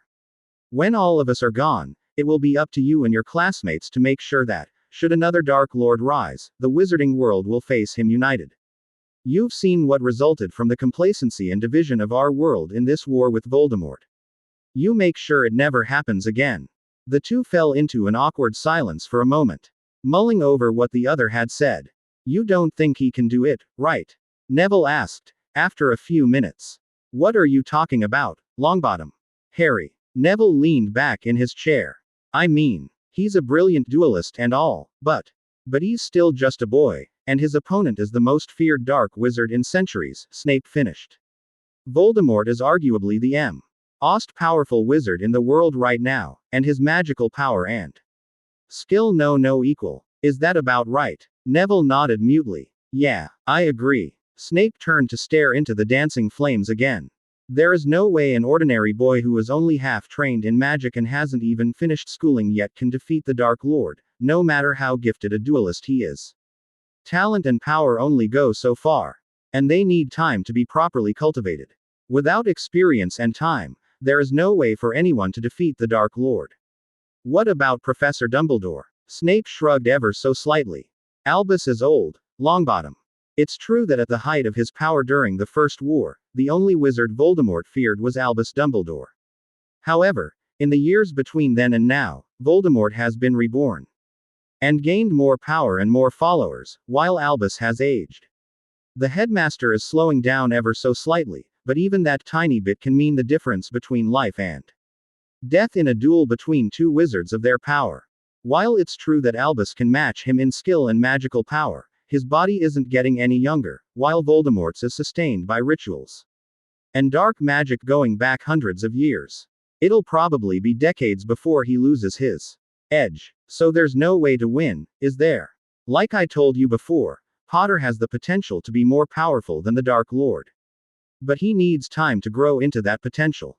The fact that Voldemort recognized Potter as a threat to him tells me that he is sure that Potter will be able to surpass him one day. He'll do everything he can to make sure that day never comes. Snape glanced back at Neville's poorly hidden expression of fear, and sighed almost inaudibly. However, we're talking about Potter here. That boy has managed to pull a miracle out of his sleeve more than once when it counted. Keep that in mind before you decide that the war is already lost. Having said his piece, Snape stood and left the room, leaving Neville to his thoughts. It was only minutes after Snape had left that Neville remembered what he'd wanted to tell the man, and that he had an urgent message for Harry. Now that Snape had left, he scrambled to find an owl to send the message with. Any luck? Harry sat down next to Bella in the library room of Nerake. He was rather familiar with the room, having spent hours with his wife searching for useful combat spells that she could later drill into him in preparation for his battles with Voldemort. Now both Bella and Hermione were sitting by a window, and 3 tables they had pulled up next to them were groaning under the weight of a veritable mountain of books and tomes. Not so far, Bella admitted, before pulling out a piece of bees. But your friends at Hogwarts managed to get us a lead Quote. Really? Harry took the parchment and instantly recognized Neville's messy scribble. No mention of the item by name, but Hogwarts, a history, indicated the founders were looking for a magical artifact that fits the description, supposedly hidden on a stormy island north of the British Isles. Hope it helps. When did this get here? Harry asked, looking up from the note. About 10 minutes ago. Bella indicated all the books they had gathered around themselves. We got started on pulling all the history books dealing with the old wars and the founders as soon as we got it. She was covering her exhaustion well, Harry realized, but he could hear it in her tone that she was tired. They all were, having worked non-stop since their war council in the hopes of ending the war as quickly as possible, but Bella was pregnant. He gently took the book she was rifling through from her hands and put it on the table next to her. Hey, I was reading that. You need some rest. I do not. Do no. I do not. I can't believe I'm having this argument with you. Bella glared at her husband.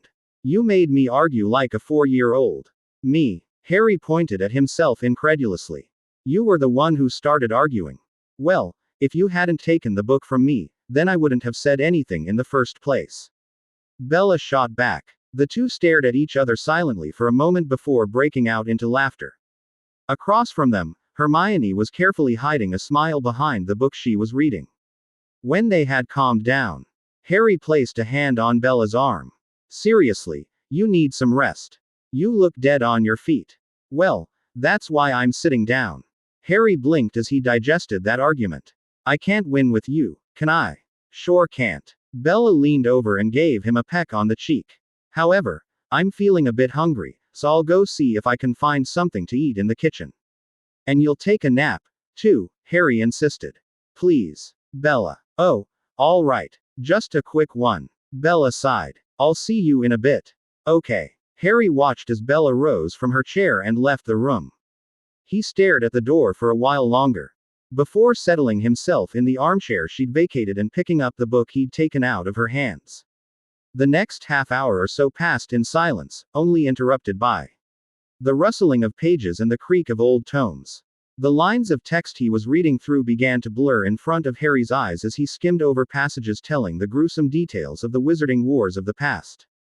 In the quiet of the library, the sound of a book slamming closed sounded like a thunderclap, startling Harry into looking up. Hermione had given up and tossed the tome she had been reading on the table in frustration, and was now rubbing her eyes as she leaned back in her armchair. Something wrong. The girl glanced up and smiled sheepishly as she realized what she'd done. I'm all right, thanks for asking. It's just, I've been staring at these pages, and the more I read the less I want to know. I never knew wizarding history could be so horrible. Harry glanced down at the text he was reading, and grimaced when he saw that he'd opened the book to a page with a moving picture detailing how goblins had disemboweled their wizard prisoners in detail. Yeah, Harry, Hermione began, only to fall silent when he looked at her. What? It's okay. You know, she told him after a while of staring at him intently. I know you're mad at me, you don't have to pretend to be nice to me. What are you talking about? She sighed and leaned forward, pulling the book he was shielding his face with down to look into his eyes. I know you, Harry. I know you're trying to. Oh, just bottle things up and go back to the way things were before. It doesn't work that way. I know you're trying to be nice to me so you can avoid hurting me, but you don't know me, Harry shot back acerbically, yanking his hands away from hers suddenly. I know. Hermione leaned back and stared down at her hands. I thought I knew you, but when it really mattered, I didn't believe in you. I know you're angry, Harry. There's no way you wouldn't be, after what we did to you. How would you know? I don't. I can't begin to imagine how much we've hurt you, but I know that you must be angry with us. Angry, disappointed, maybe you even hate us. And that's all right. We've given you good reason to. The brunette girl sighed and seemed to sink deeper into the chair cushions. But you're trying to hide it. You're trying to stuff everything down into a dark corner of your mind and slam a lid on it. You did exactly the same thing when Sirius died. You refused to let any of us in to help you. I don't know what you're talking about. Harry stood abruptly and walked over to the window, his back turned to her. She could hear Though, that despite the forced calm in his voice he was struggling to maintain his composure. She was hitting close to the nerve, judging from the heave of his shoulders. This. Hermione gestured around her, even though she knew he couldn't see. You're trying to be in control. You're forcing yourself to be nice to me. I don't know about you, but if it were me in your place, it'd be killing me inside if I had forced myself to be nice to someone who'd betrayed me and destroyed my life. Harry gave a short, barked, hollow laugh. You didn't destroy my life. Don't get melodramatic, Hermione. You betrayed me, sure, but you didn't destroy my life. I beg to differ, she said, rising from her seat to stand behind her former best friend. Because I didn't support you, they sent you to Azkaban. After all, if even your best friends believe you were guilty, then you had to be, right? Because I failed to believe in you, you lost everything. What do you want, Hermione? Harry's voice sounded choked. For you to let go. You don't always have to be in control, Harry. You're angry. And we deserve it. So be angry. Yell at me. Scream that you want me dead. Hit me. Anything. Hermione hesitantly took hold of his shoulder. When I came here, I came prepared to die for what I'd done to you. You gave me a second chance, and I can't tell you how grateful I am. But, we can't heal, we can't move past this, if you don't let go of the hurt. We both need this, Harry. Please, show me how much we hurt you. Be angry. Did you really think I'd kill you? Harry spun around angrily, causing her to lose her grip. Do you really think so little of me? I forgave you, Hermione. Isn't that enough? Why do you want to drag up everything that happened before? The girl almost shrunk back at the pained and angry look in his eyes. Then again, she'd been trying to pull this side of him out. So now it was time to face the music. No, Harry, I never believed you'd consciously hurt anyone. You forgave me, that's true, but forgiveness without catharsis is meaningless. It's hollow. I know you can't truly forgive me without letting it all out. That's what I want. I don't want you to just forget the past and move on as if it never happened, because it did. Harry took a deep, shuddering breath, before opening his eyes again. When he did, Hermione gasped in fear at the depth of emotion she could see, before his mental shields went back up. Only did she register the pain from her upper arms where he'd gripped on to her in a vice-like death grip. They remained like that for a minute, neither saying anything. He was trying to get his emotions back under control, while she was waiting for the explosion she hoped she'd initiated. I can't, he finally hissed through gritted teeth. I can't lose control. I can't afford to be angry. Harry, you don't understand, he shouted. I'm fighting a war against someone who's got almost a century of experience, someone who's more powerful than me, and the only way I'm going to win it is if I can outwit him. I can't afford to get angry and lose control, because if I do, people die. You're going to win this, Harry, Hermione said, quiet the corners of her eyes from both the physical and emotional pain. Do you know why? She took a shuddering breath. Because you care for people. Because you have people who believe in you. That's something Voldemort doesn't have, and never will. Harry suddenly let go of her and turned back around. Like you believed me when I told you I was innocent. He replied softly. No, Hermione answered in an equally quiet tone. Not like that. Not like the public who hailed you as their savior. Either. But like friends and family. Do you know why I believe in you? Why Zerina and the Count believe in you and follow you, despite all logic saying that you're bound to lose. Because you care for them more than you care for yourself. You always have. And despite everything we've done to you, you still care. And that's why we believe in you. Why? Why Sue? Eldon, you have supported me like that back then. Where were you when I needed you? Hermione didn't need to see his face to feel the anguish rolling off of her former best friend in waves. She bowed her head in shame. We were lost in our own little world. I guess we were more like everyone else than we wanted to believe. I always thought that when it came down to it, I'd stick by your side when it mattered, but I failed you in that. I let everyone else's opinion override what I knew. I let my respect for authority override my friendship with you when Professor Dumbledore announced that he believed you were guilty. She was having trouble speaking now, herself. Forcing herself to swallow the lump in her throat, she continued. I failed as your friend, and I failed as your family. And for that, I'm so sorry. You're right, Hermione, Harry finally said after a few minutes of silence. When he turned around, she could see he'd been crying, and she knew that her face wasn't looking any better. It hurt. It hurt more than you can imagine. We've stuck by each other for 5 years. We know each other so well. I considered you my sister in everything but blood. And then you just. I'm sorry, she whispered. I'm angry, too. Harry took a deep breath. I was so angry at first. It will probably take a long time for me to get over that anger, but like I told you, for now, I can't afford to get angry. I can't change the past. I can't change what you've done, no matter how much I'd like to, and I have to move on. So for now, that's what I'm doing. I can't do what you'd like me to do. I can't yell and scream at you now. There's a time for that after Voldemort is gone. That's the best I can do. Hermione looked at the hand he'd stuck out towards her, then at his face. He was holding on to his composure by the skin of his teeth, she could tell, and if she pushed any further now, then she'd be faced with a torrent of emotion she wasn't prepared to deal with right now, and it'd be a distraction to him they couldn't afford. We really don't deserve you, Harry, she said as she slowly took his hand and held it to her heart. Harry made a sound that was half laugh and half sob. I'm going to collect on that offer of yelling at you when this is all over, all right? Sure. Hermione managed a weak smile. I'm looking forward to it. No, I don't think you do, Harry remarked. You're right. But it'll be good. For both of us. Harry nodded and turned to leave the room. I'm going to get myself a sandwich. You want anything? I'm fine, thanks. Hermione wiped her face with the sleeve of her sweater. Maybe a glass of juice. Okay. Harry paused in the doorway. Without turning to look at her, he said, and Hermione. Yes. You were only partially right. You didn't fail me when it mattered. You aren't failing me now. And it matters now. More than ever. Hermione opened her mouth to reply, but by the time she'd found the words, he was already gone.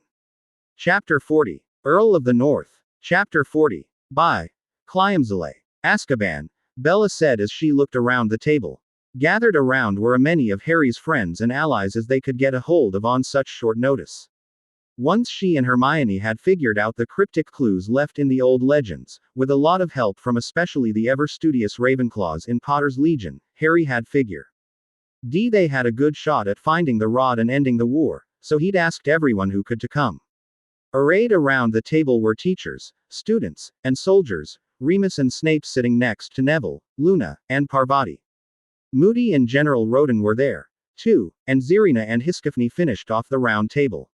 Harry, Bella, and Hermione were spread in between them.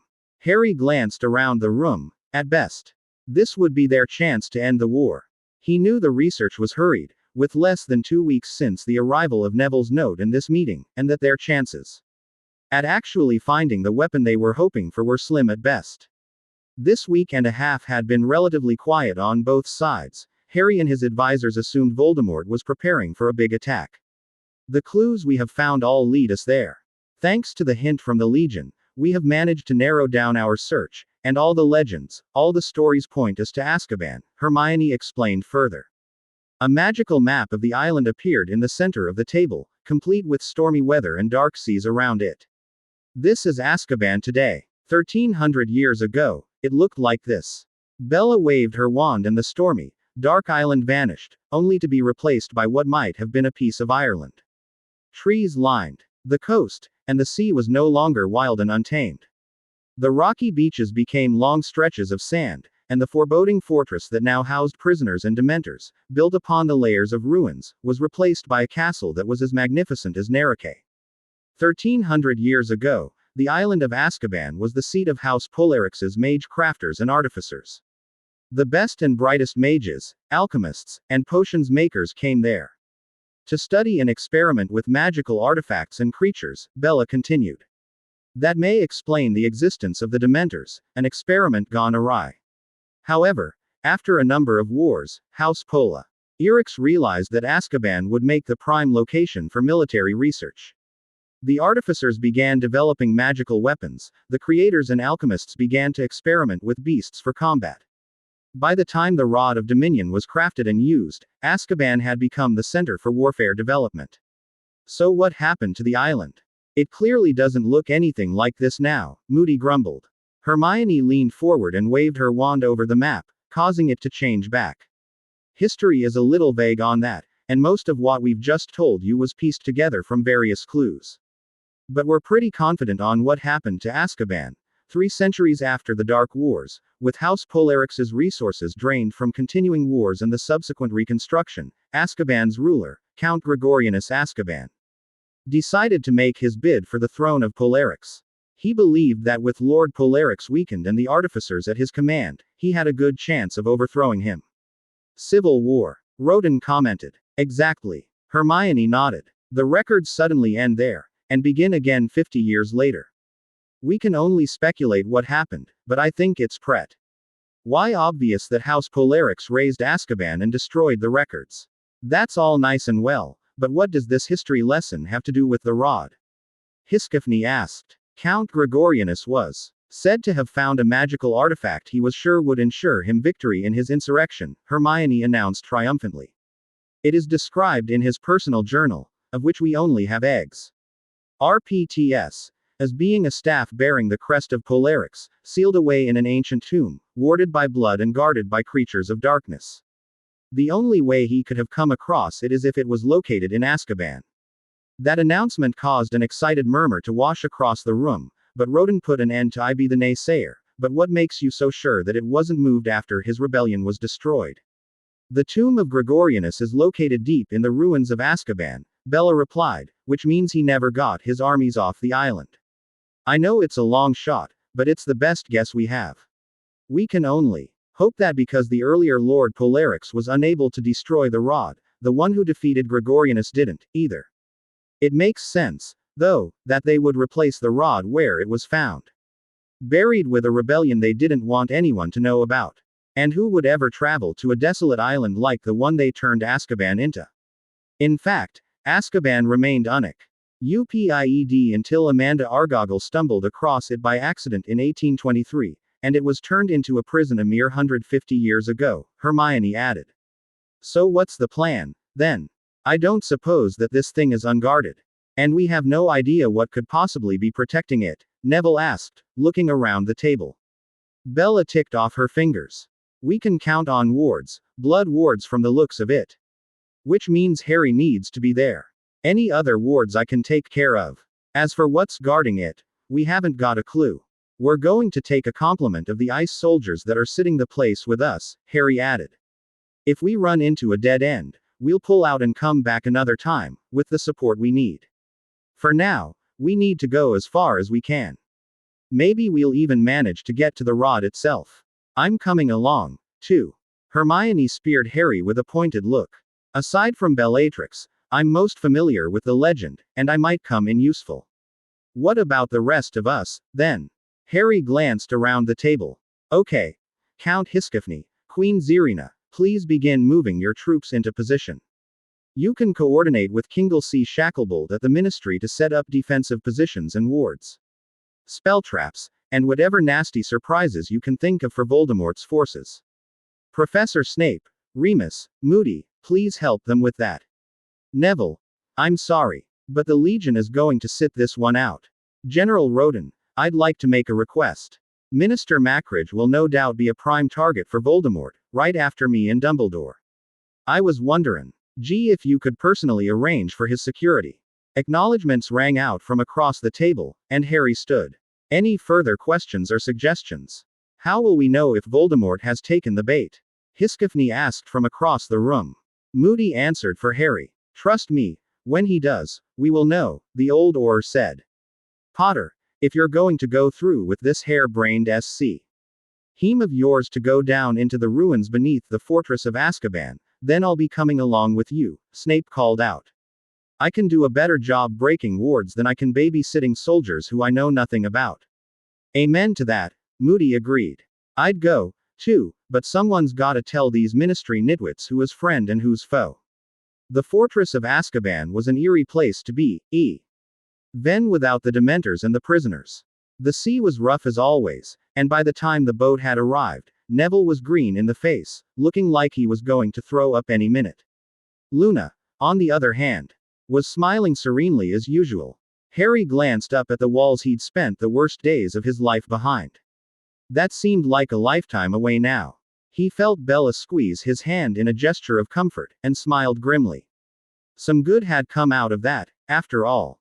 As they moved closer to the fortress, he could see the changes the Guard of Ice soldiers had made.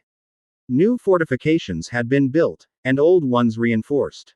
The gates had been replaced and magical lights were littering the place, bathing the formerly pitch-black courtyard in light.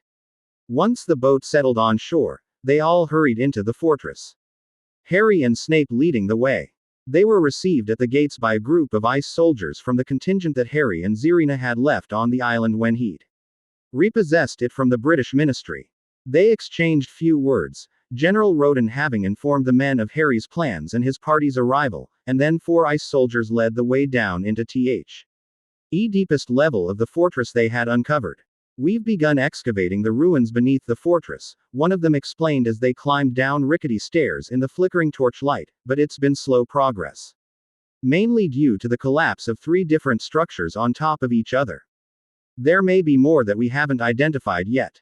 The soldier gave Harry an apologetic look. "Sorry, my lord, but this fortress has been rebuilt so many times it's almost impossible to tell one stage from the next. As it is, we managed to uncover doorways that lead down into the lower ruins. But we have not found anything resembling a tomb or a gravesite.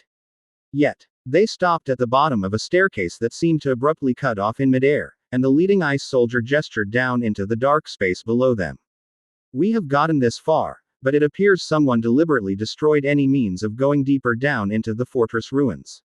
No matter where we excavate, we encounter the same difficulty. As if any path further down into this castle's history was sabotaged." Harry glanced down the sheer drop before them and kicked a pebble over the edge. It vanished after only a second, swallowed by the darkness beneath. He frowned and then kicked another pebble down, straining his ears to listen for the sound of impact. When he heard nothing, he looked around for something bigger. The rest of his party had noticed his odd behavior and was standing back, watching him in confusion as he picked up a galleon-sized rock and hauled back, hurling it down where the stairwell was broken off. This time, all of them heard it, the distinct crack of stone against stone, even as they watched the rock sail down into the darkness. "Not sabotaged," Bella finally commented, warded. Snape and Bella took a step forward, standing precariously on the edge of the very last stair they could see, and drew their wands. Finite incantatem, they intoned in unison, hurling the dispelling charm at the wards before them. When nothing happened, Bella frowned and began muttering more complex charms, Snape matching her phrase for phrase as the two attempted to unravel the spell that had been woven around the ancient ruins. While they were working, Harry pulled Neville and Luna aside. "Did Bella talk to you about the potion for your parents?" "Yeah," Neville nodded. She wants to wake them up as soon as possible. I'm sensing but, coming. I don't know," Neville shrugged. "I'm not sure if we should wait till this is all over, you know. They already lived through one war. And what if we wake them up now, only to get killed when the fighting starts again?" Harry didn't quite know what to say at the distraught look on his friend's face, even as Luna put an arm around the other boy's shoulders. "The only guarantee for victory is love," the girl said with a soft smile, causing both boys to look at her strangely. "It's your call, Neville. But honestly, if it were my parents, I'd want to talk to them. At least once." Harry smiled sadly. "But I understand your reasons. Whatever you decide, let me know, and we'll arrange things, all right." Neville nodded, sniffling slightly. "Thanks, Harry. We're done." A brilliant flare of light lit up the ruined staircase, and when it faded, gone were the moldy walls and crumbling bricks, replaced by gleaming marble and fine mosaics. "What the?" Harry gaped at the sight around him. The group slowly wandered into the exquisite mausoleum, looking around themselves in awe at the statues and paintings that presumably depicted the failed uprising. At the center of the grand hall was a sarcophagus, intricate designs carefully chiseled into the sides and lid. A flowing inscription ran along the side of the stone coffin. Neither Snape nor Bella could begin to translate the strange Rhyish, or Latin, or Gaelic. Oddly enough, it was Luna who offered a translation. "Here lies the last master of freedom in eternal rest. Peace to all, but death to those who dare to enter," she recited, her eyes unseeing, once again making Harry wonder if Luna wasn't the seer Trelawney always claimed to be. The small group looked at each other in confusion. Are we in the wrong place? Neville asked. I thought this guy led the rebellion against Bellatrix, didn't he? No, this is the right place. Bella countered as she examined the mosaics that were set into the walls of the chamber, mosaics that were, uncharacteristically, unmoving. This is the rebellion, look. And here's the rod he's holding. Then I don't get the inscription. Longbottom. Once again you fail to look beyond the obvious, Snape replied, though Harry noted that he was lacking his usual acerbic tone. In war, history is always written by the victors, and sadly, that history is often very biased. It may very well be that the history books, which give only a brief description of the uprising, have omitted significant details. Maybe the Lord Bellatrix of the time was a tyrant. Maybe Gregorianus was more than a power-hungry usurper. I find it difficult to believe that in millennia, not one of the heirs of House Bellatrix was corrupt or tyrannical. So if he's buried in there, then that's where the rod is. Harry asked as he approached the sarcophagus apprehensively. Most likely, Snape agreed. Harry was about to reach out and touch the lid when one of the ice soldiers stopped him. It may be dangerous. We don't know what kind of protection is on this, my lord. I suggest you allow one of us to try opening it, the man said. The young Lord of Bellatrix was about to protest when Bella caught his eye and she shook her head. He reckoned it was just one of those things that came along with being a ruler of so many people. It didn't mean he had to like it, though. He thought with a frown as he stepped back to let the soldier to his work. No, putting someone else in harm's way just because everyone else believed him to be more important.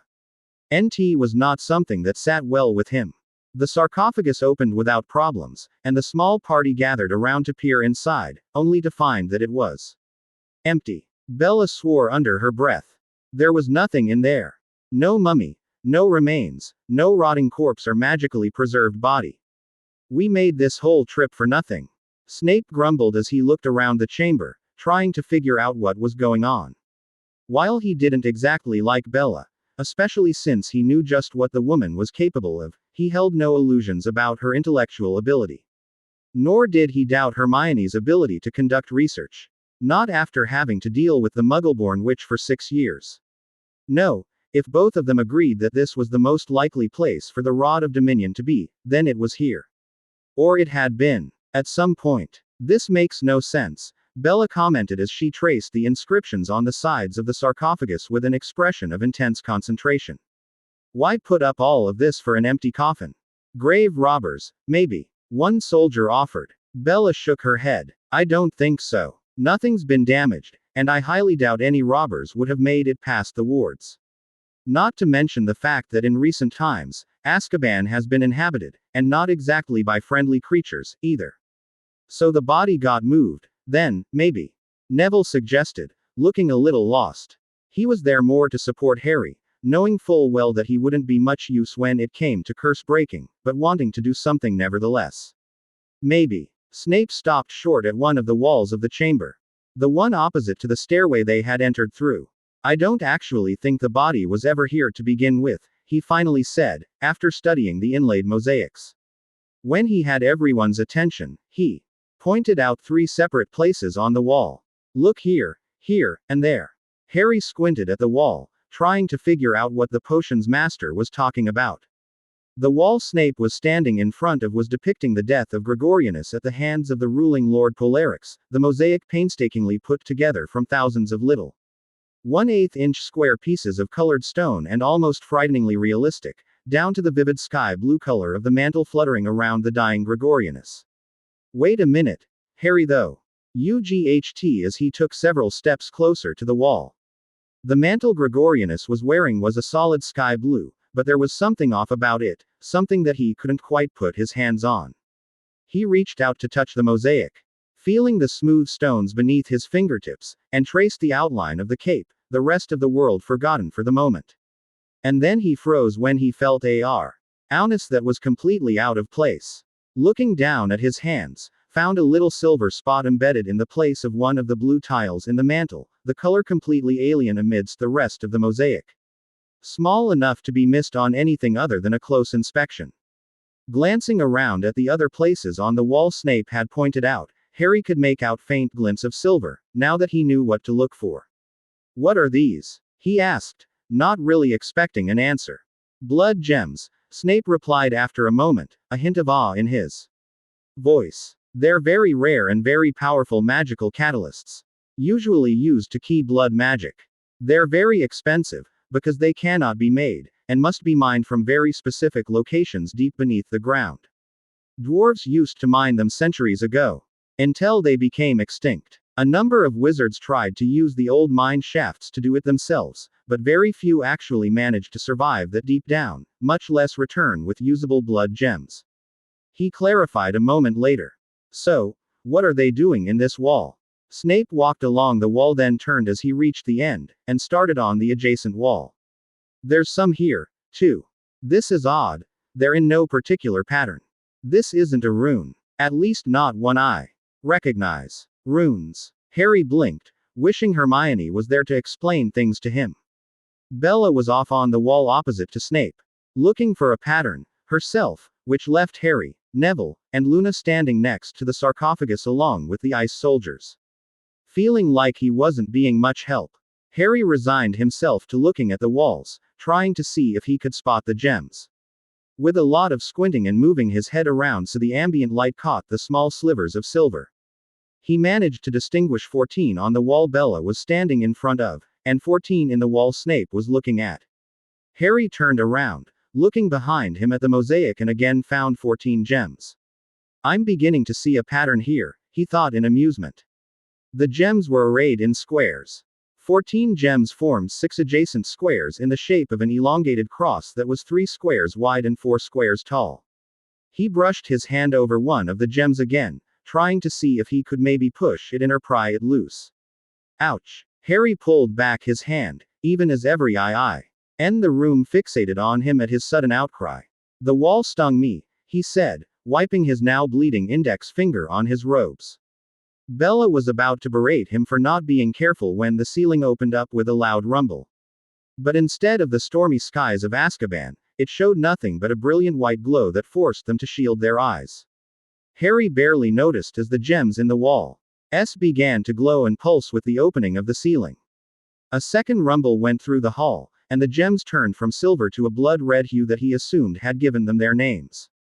Beams of light. Their red a stark contrast to the white light from overhead, arced through the room, crisscrossing in the middle of the hall, forming a pattern Harry had never seen before. Before long, the light from above and the bead again, leaving them in the ambient light from the chamber itself, but what hovered in the center of the room was what had gotten everyone's attention.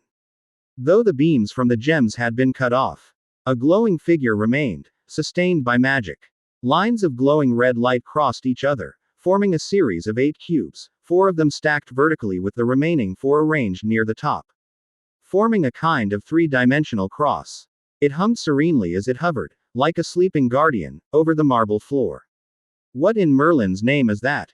Bella whispered in awe as they approached it carefully.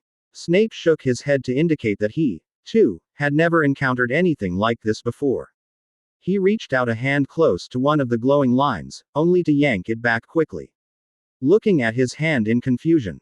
The skin was red, as if he'd almost been burned, though for that to be the case, the entire chamber should be warming up at an alarming rate.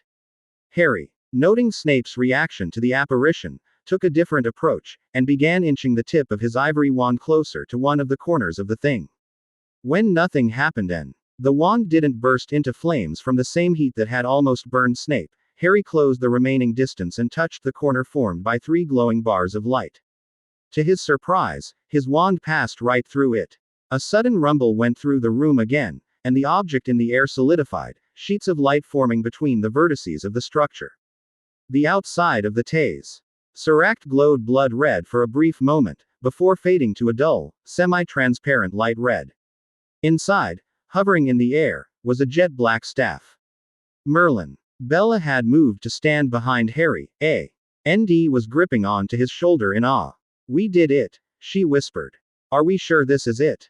Neville asked dubiously. "I mean, it doesn't look like a powerful magical artifact." And he was right. The staff was a simple rod, roughly 6 feet tall, and 1.5 inches in diameter. Whether it was painted black, or that was the natural color of the material it was made of, was impossible to tell. Only one way to find out. Harry muttered as he reached for the staff.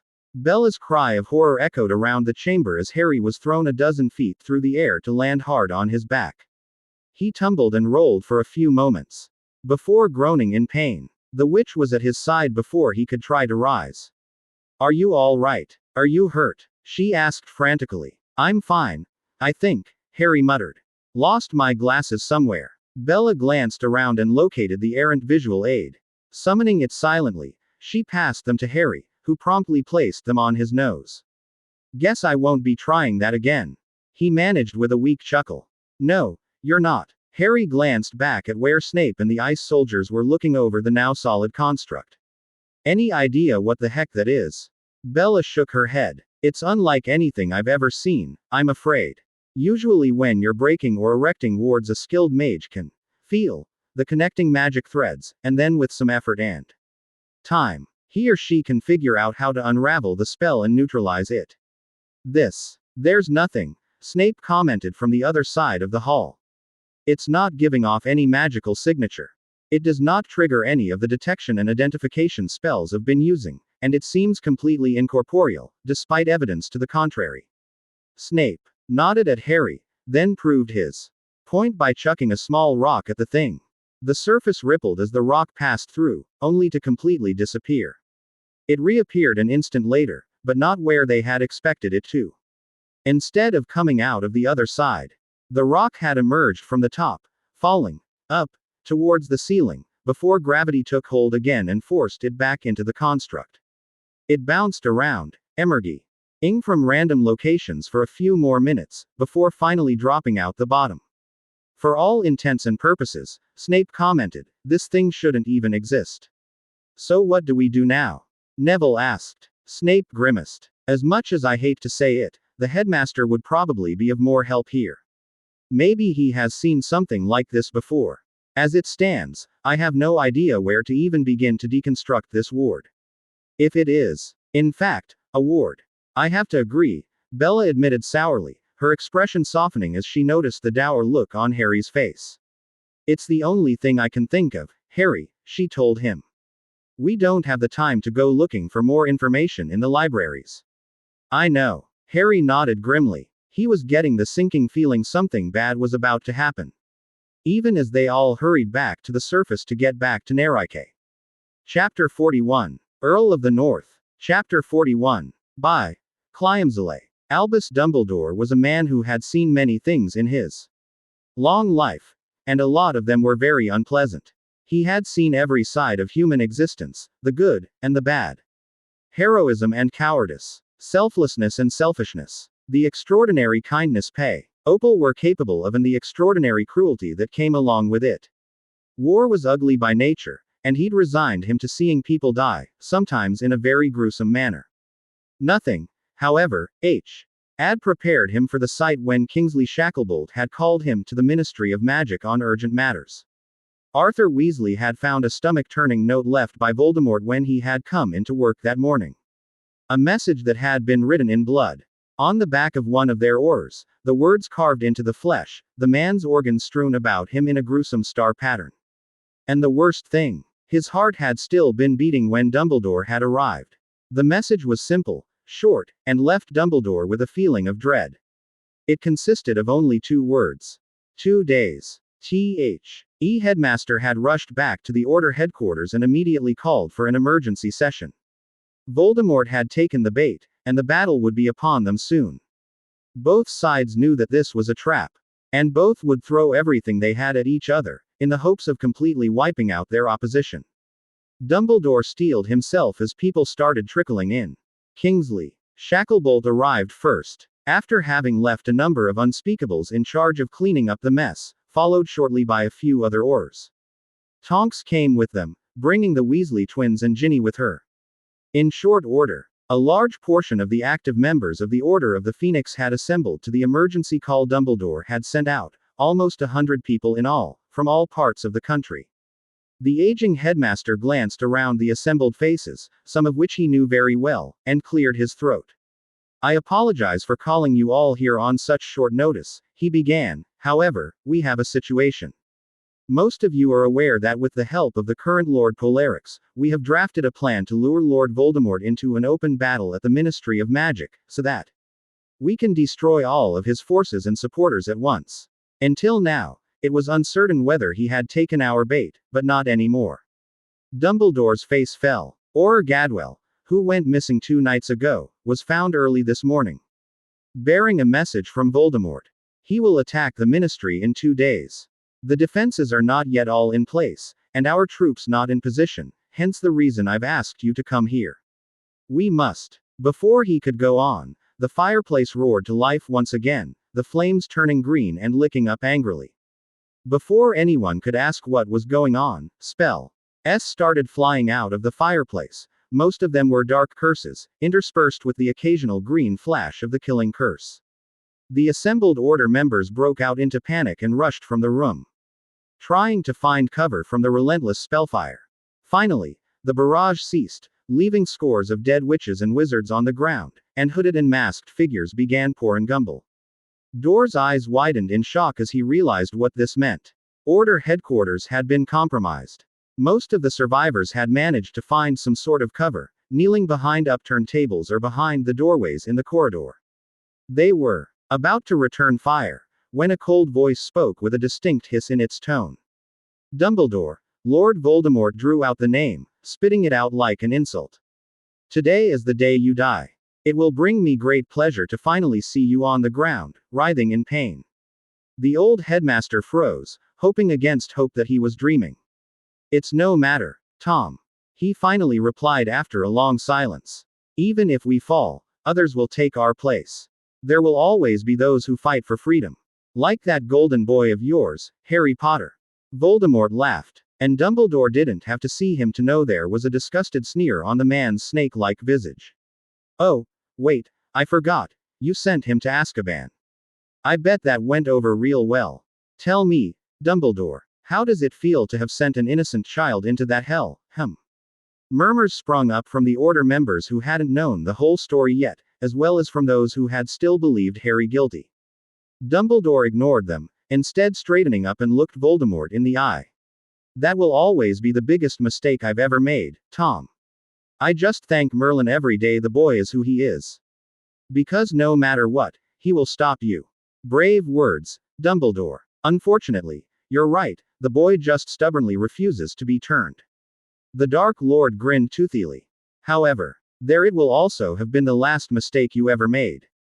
Avada Kedavra. How did it go? Hermione asked as soon as they stepped through the main gates of the Fortress Nerike, where their portkey had dropped them off. We need the old man's help, Harry growled. There's some wards we've never seen before. Is the headquarters still at number 12? Grimald. The brunette girl nodded as they headed for the fireplace, Snape, Bella, Neville, and Luna behind them. Did you find it? We found it. All right, Snape replied. Behind some kind of shield, shaped like a 3-dimensional cross made up of cubes. I've never seen something like that. It won't allow us to touch the damn rod, but it'll let through inanimate objects. And it's exhibiting the strangest behavior I've ever seen. The potion's master frowned. The fact that the strange ward completely baffled his magical senses completely frustrated him. The only consolation was that Bella had no idea what to do about it, either. Behaved strangely. How so? It was Bella who answered, cutting Snape off with a sidelong glance. A rock thrown in on the side would come out on top. A rock dropped in from on top would come out the side. Things like that. An object inside would fall from one cube to the next, bouncing around and disappearing and reappearing at completely random points. Hermione blinked at the odd description. Can you draw it? Or something? It won't do much good, Snape grumbled. Most wards are independent of shape. You of all people should know that, Granger. Despite his protest, though, he projected an image of the ward from his wand. The sharp intake of breath from Hermione caused the little group to stop. What is it? Harry asked. It's a tesseract. The brunette girl exclaimed. They're supposed to exist in theory only. I mean, this is. What in Merlin's name is a tesseract? Bella blinked in confusion. It's a three-dimensional construct that isn't really three-dimensional at all, Hermione explained. At the looks of incomprehension she received from the others, though, she drew her wand and trailed it through the air, forming a square. It's a Muggle concept in physics. A square is two-dimensional. Now, if we extend a square into 3 dimensions, we get a cube. She added a few lines in a parallel square. The image floated there for a moment, before resolving itself into a cube. If we unfold the 3-dimensional cube into 2 dimensions, we get an array of squares, she continued, and with a flick of her wand, the glowing cube hovering in midair unfurled into a flat cross of 6 squares. A tesseract is basically the same thing taken to the next level. If we push a 3-dimensional cube into 4-dimensional space, we get a hypercube. Because we can't visualize a hypercube. Much like a 2-dimensional being could not visualize a 3-dimensional cube, we can only see its projection. A tesseract is what you get when you unfurl a hypercube into 3-dimensional space. It's the equivalent of flattening a cube into squares. The looks she was getting let Hermione know that she'd lost the others through her explanation. With a sigh, she simplified it yet again. Somehow, the rod's been shifted into 4-dimensional space. All that you're seeing right now is its projection on 3-dimensional space. So, how do we get to it? Bella asked. Not a clue. Hermione shrugged. It's been theorized that 4-dimensional space can be accessed via something called exotic matter, but then again, it's only been a theory in physics so far. I don't know about anything magical that would allow travel to higher dimensional space. In fact, it seems wizards aren't even aware of it. Before Snape could reply to that, Tess came running up to them, 3 familiar redheads in tow. My lord. The urgency in her tone was unmistakable, even as she and the 3 Weasleys skidded to a halt in front of Harry's party. What's going on? Harry asked, shocked at the disheveled appearance of the twins. His eyes widened in shock when he realized Ginny was with them, her robes covered in dirt and scorch marks all over the 3 of them. Fred was dragging one leg, while George was letting one arm hang limply at his side. Whether it was broken or not, Harry couldn't tell. Order headquarters. Under attack, Fred managed to gasp out. Voldemort's troops came out of nowhere. Just started pouring out of the fireplace.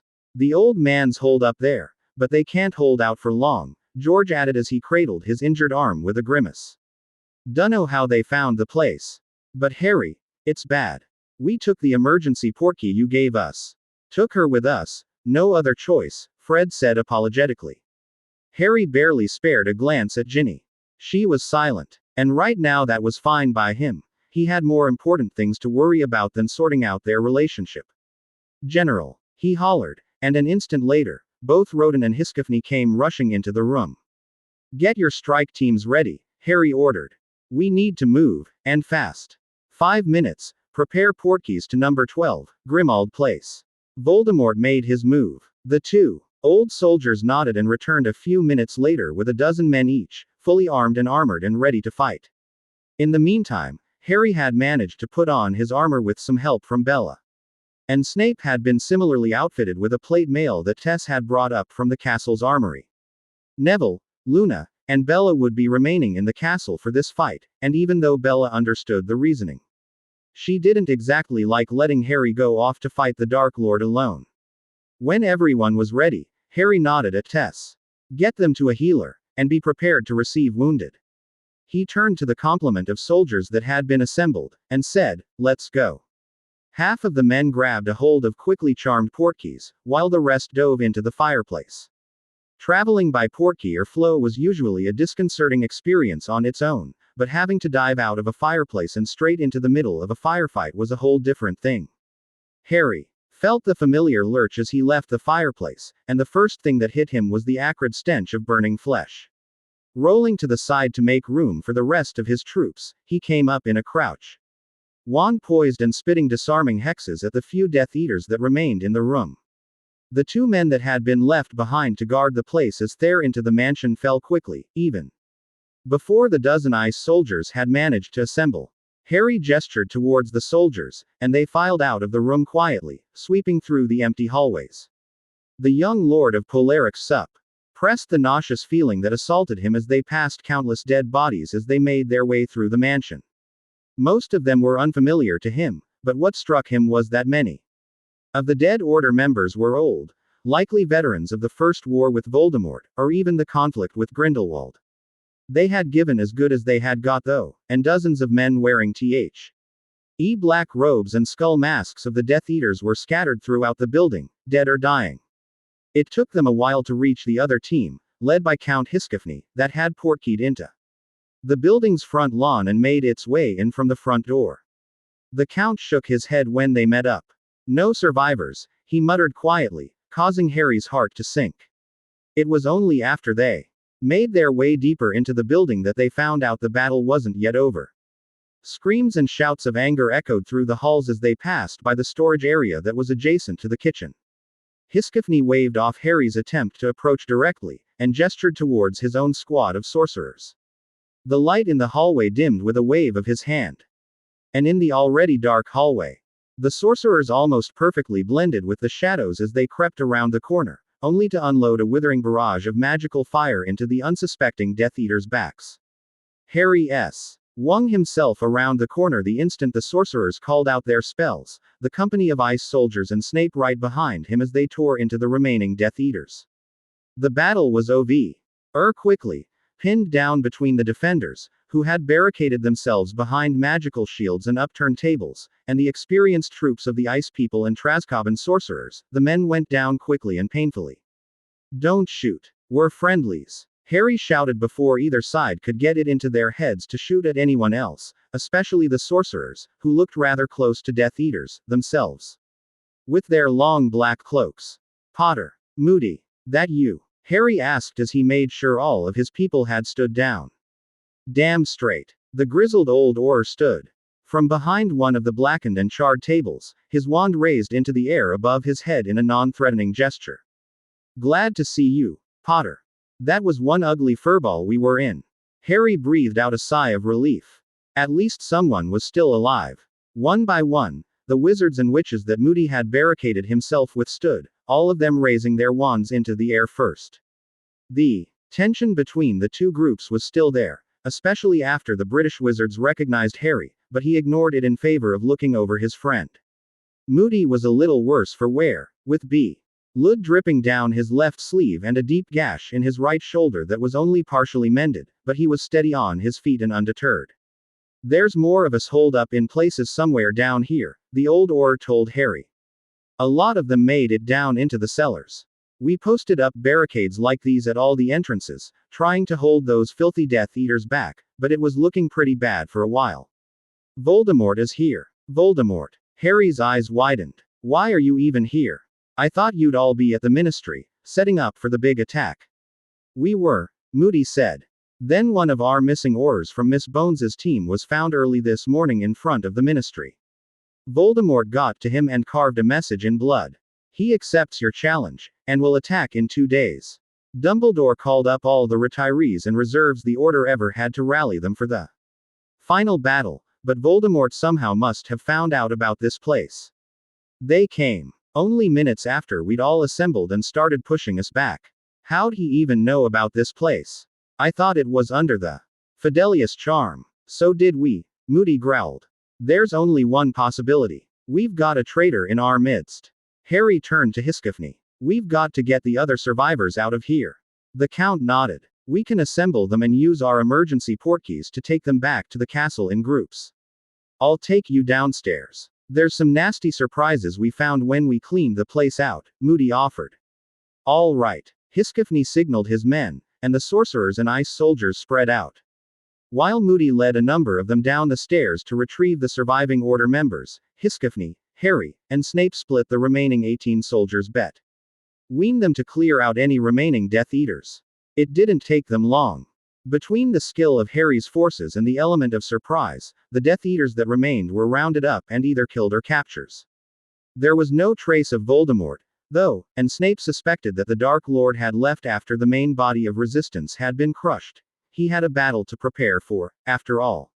All in all, they found 46 survivors, out of what Moody had claimed had been at least 100 people. Harry was relieved to find Tonks among the uninjured. 38 Death Eaters were counted as either dead or captured. According to Hiskifny's report, though Harry found it only a small consolation as they collected the bodies of the dead. "My lord," one of the ice soldiers spoke up tentatively as he approached Harry. "Yes. We've found something you should take a look at, sir." The soldier didn't miss the way Harry was taking in the carnage around him, the way the dead were mauled and maimed. This had long gone past the killing curse, at least, and Avada Kedavra was clean and quick, painless. The way the Death Eaters and Order members had fought, on the other hand, many of the corpses bore the marks of vicious curses or the creative use of other spells. One Death Eater had been found partially frozen and partially burned. One elderly witch from the Order had been ND with a flesh-eating curse dissolving her skin and organs. Cutting and blasting hexes, fire and ice spells, lightning bolts and dark curses had left their marks not only on the walls and floors, but also on the bodies. This had long gone beyond just a battle. This had been about absolute, unadulterated hatred. The witches and wizards on either side hadn't fought to kill or capture, they'd fought to cause pain. To inflict as much harm on the enemy as possible. Harry shuddered. Despite all he'd seen so far, this viciousness caused bile to rise in his throat. In the end, though, it only strengthened his resolve to bring an end to Voldemort's reign of terror, because if this kept going, then the wizarding world was well on its way to self-destruction. If Voldemort didn't destroy it, then the hatred he was sowing would tear it apart a handful of years down the road. There was one more thing that Harry dreaded with each survivor they found. Everyone they had recovered so far had said that Dumbledore had faced off against Voldemort, and that their duel had carried them well away from the main fighting. Neither one of them had been seen again. Harry got the sinking feeling that Voldemort may have succeeded in what he had for so long been trying to do, kill one of the greatest mages of all time. Even as he followed the ice soldier, the feeling of dread in his gut that he'd had since he found the rod of Dominion solidified into solid ice. They passed by other soldiers and sorcerers that carried the bodies of the dead to the area that had been the living room. Of course, the living room no longer had any walls to separate it from any of the surrounding rooms, but that was a boon right now, as the dead bodies accumulated there. And then they rounded a final corner, and stepped into a room that had been utterly devastated. So devastated, in fact, that the room was gone. The building just ended. He could tell him there. Most likely a ballroom or large reception area, just from the piles of rubble that indicated where the walls had once been, but everything else was gone. There was no trace of the ceiling, nothing left of the furniture, and the ground, once solid marble, what he could tell of the few inches at the door that had survived the cataclysmic battle, was scorched, torn, and blown apart. Harry stepped into the outside hesitantly, and looked at what the ice soldier had wanted to show him. The Still Face of Albus Dumbledore. Chapter 42. Earl of the North. Chapter 42. By Clyamzale. The fortress of Nerike was a mess. Healers were rushing to and from the large halls of the castle, where triage areas had been hastily set up to deal with the wounded that were coming in from the ruined Order headquarters. All activity ceased, however, when a group of sorcerers appeared. Harry in their midst, carrying the body of Albus Dumbledore. Everyone, from healers to ice soldiers and Trascoban sorcerers, paused as they watched them carry the old headmaster away from the triage area in silence. Hermione came skidding into the room, only to stop dead in her tracks, her jaw hanging open in disbelief. "Harry," she whispered as he walked past. Uncharacteristically for him, he turned down a corner, ignoring everyone else. The brunette hurried after him, finding him just out of sight of the main hall, leaning against the wall. "Harry," she repeated. "Damn. Hermione jumped as Harry turned around and punched the wall. He hauled back to punch it again when she reached out and took hold of his arm before he hurt himself. "What happened, Harry?" she asked him softly. She'd only managed to get a brief explanation from Fred and George that the Order headquarters had been attacked. It took a while for him to compose himself, and Hermione looked on in concern. At the shrouded look in her friend's eyes. "Someone betrayed the Order," he told her quietly, "and they got ambushed. Voldemort wanted to send a message. We've got 2 days before he attacks the Ministry." "Merlin. What about the headmaster?" Harry shrugged. "I assume he dueled Voldemort." There wasn't much left of the room they were fighting in. Tilting his head back, he leaned back against the wall and sighed in resignation. "Damn." He didn't know whether to feel frustrated, angry, or sad. The headmaster was gone, and while Harry hadn't especially been fond of him lately, he hadn't wanted him dead. "My lord." Both teenagers turned around at Tessa's voice. The girl came running down the hall, a healer from the Ice People in tow. "My lord, Master Healer Revan needs to talk to you urgently." The man that followed Tess was tall and had the same pale complexion as most Ice People. He was dressed in a long white robe that indicated his status as a doctor, and carried with him a book full of notes. "Lord Polarix." He greeted Harry with a nod. "What is it?" Harry blinked in confusion, uncertain of what was going on.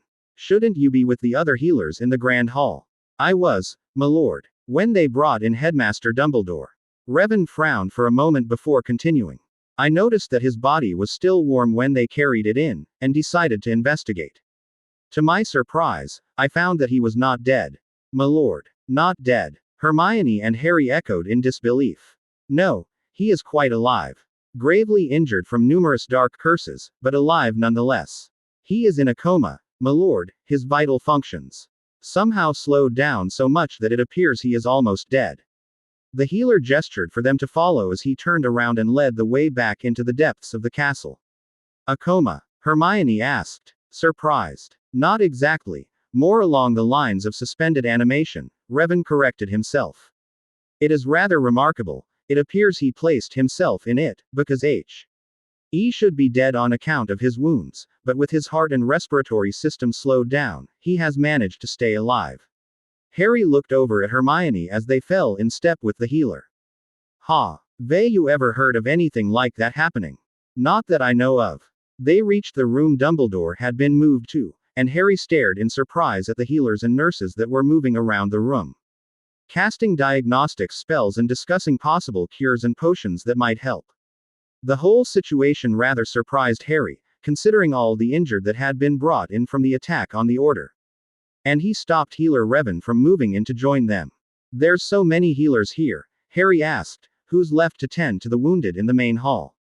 Revan blinked in confusion before replying. "I think a half-dozen healers are handling the injured.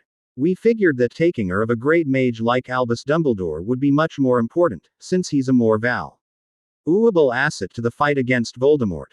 Harry frowned. "A half-dozen? There must be 30 healers and nurses in here. Get them back to work on the injured in the Grand Hall, right now." "But my lord, Dumbledore is stable, right?" "Well, yes. Then get them back to work," Harry yelled. "But..." Harry lost control of his already frayed temper and grabbed the healer by the front of his robes. "Listen to me carefully. In fact, all of you listen carefully," he said loudly. "No one, I repeat, no one is more important than anyone else in this fight. Every single person is important, because if we begin to believe some are better than others, we're exactly where Voldemort is right now. Now get the hell back to the Grand Hall and take care of the injured like you swore you did when you took your healer's oath." The effect was immediate. The nurses and healers scattered and hurried out of the room, trying to get away from the irritated Lord Polarix. Revan himself took a step back, only to realize that Harry was still holding on to the front of his robes. "My lord," the healer began. Harry didn't let go, taking deep, shuddering breaths until a woman's hand gently pried loose the finger he'd clenched in the fabric of Revan's robes. "Shush. It's all right, Harry," Bella muttered into his ear. "Bella, I heard you yelling from the other side of the castle," the black-haired witch smirked. "We were busy coordinating the strike teams at the Ministry with General Roden and Shacklebolt with the new information Moody provided. I came as soon as I heard they'd brought in Dumbledore. Well, turns out he isn't quite dead. After all." Harry sighed heavily. "That's a good thing, right?" Hermione asked from the sidelines. Harry shrugged. "I hope so. I mean, I'm not particularly fond of him. But he's fighting for the right cause. And as much as I hate to admit it, we need his help.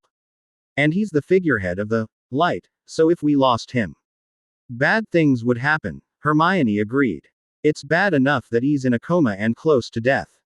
Voldemort must have done quite a number on him." "Yeah, but he went down fighting.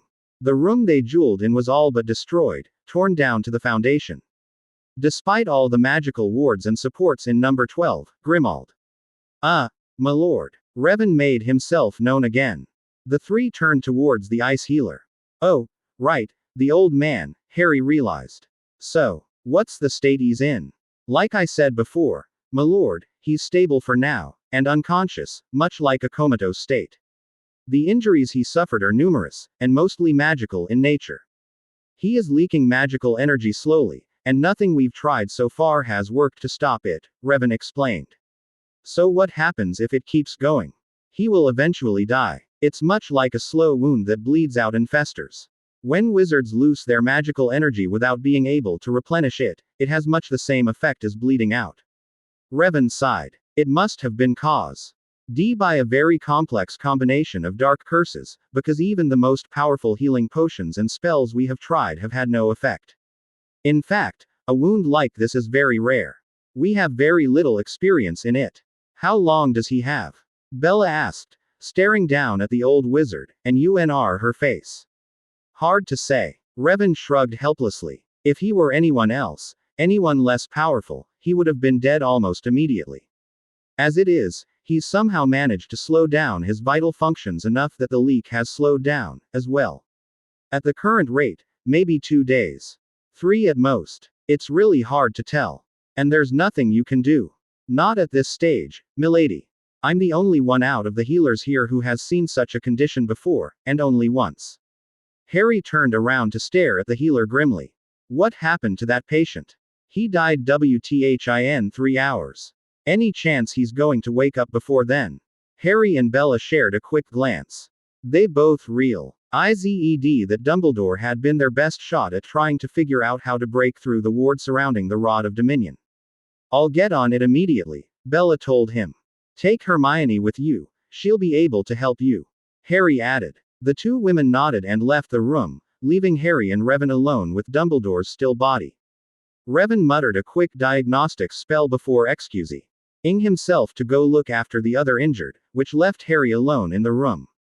The young Lord of Bellatrix stared down at Dumbledore for several long moments, trying to sort through his thoughts. Quote, I'd love to say you got what you deserved, Dumbledore. After all you've done to me, you certainly do. But like I told Hermione, I can't afford to get angry right now. If I get angry at you, I'd have tea. Oh, be angry at the whole damn wizarding world. Sure, you made my life a living hell by condemning me to Azkaban, but you were only the catalyst.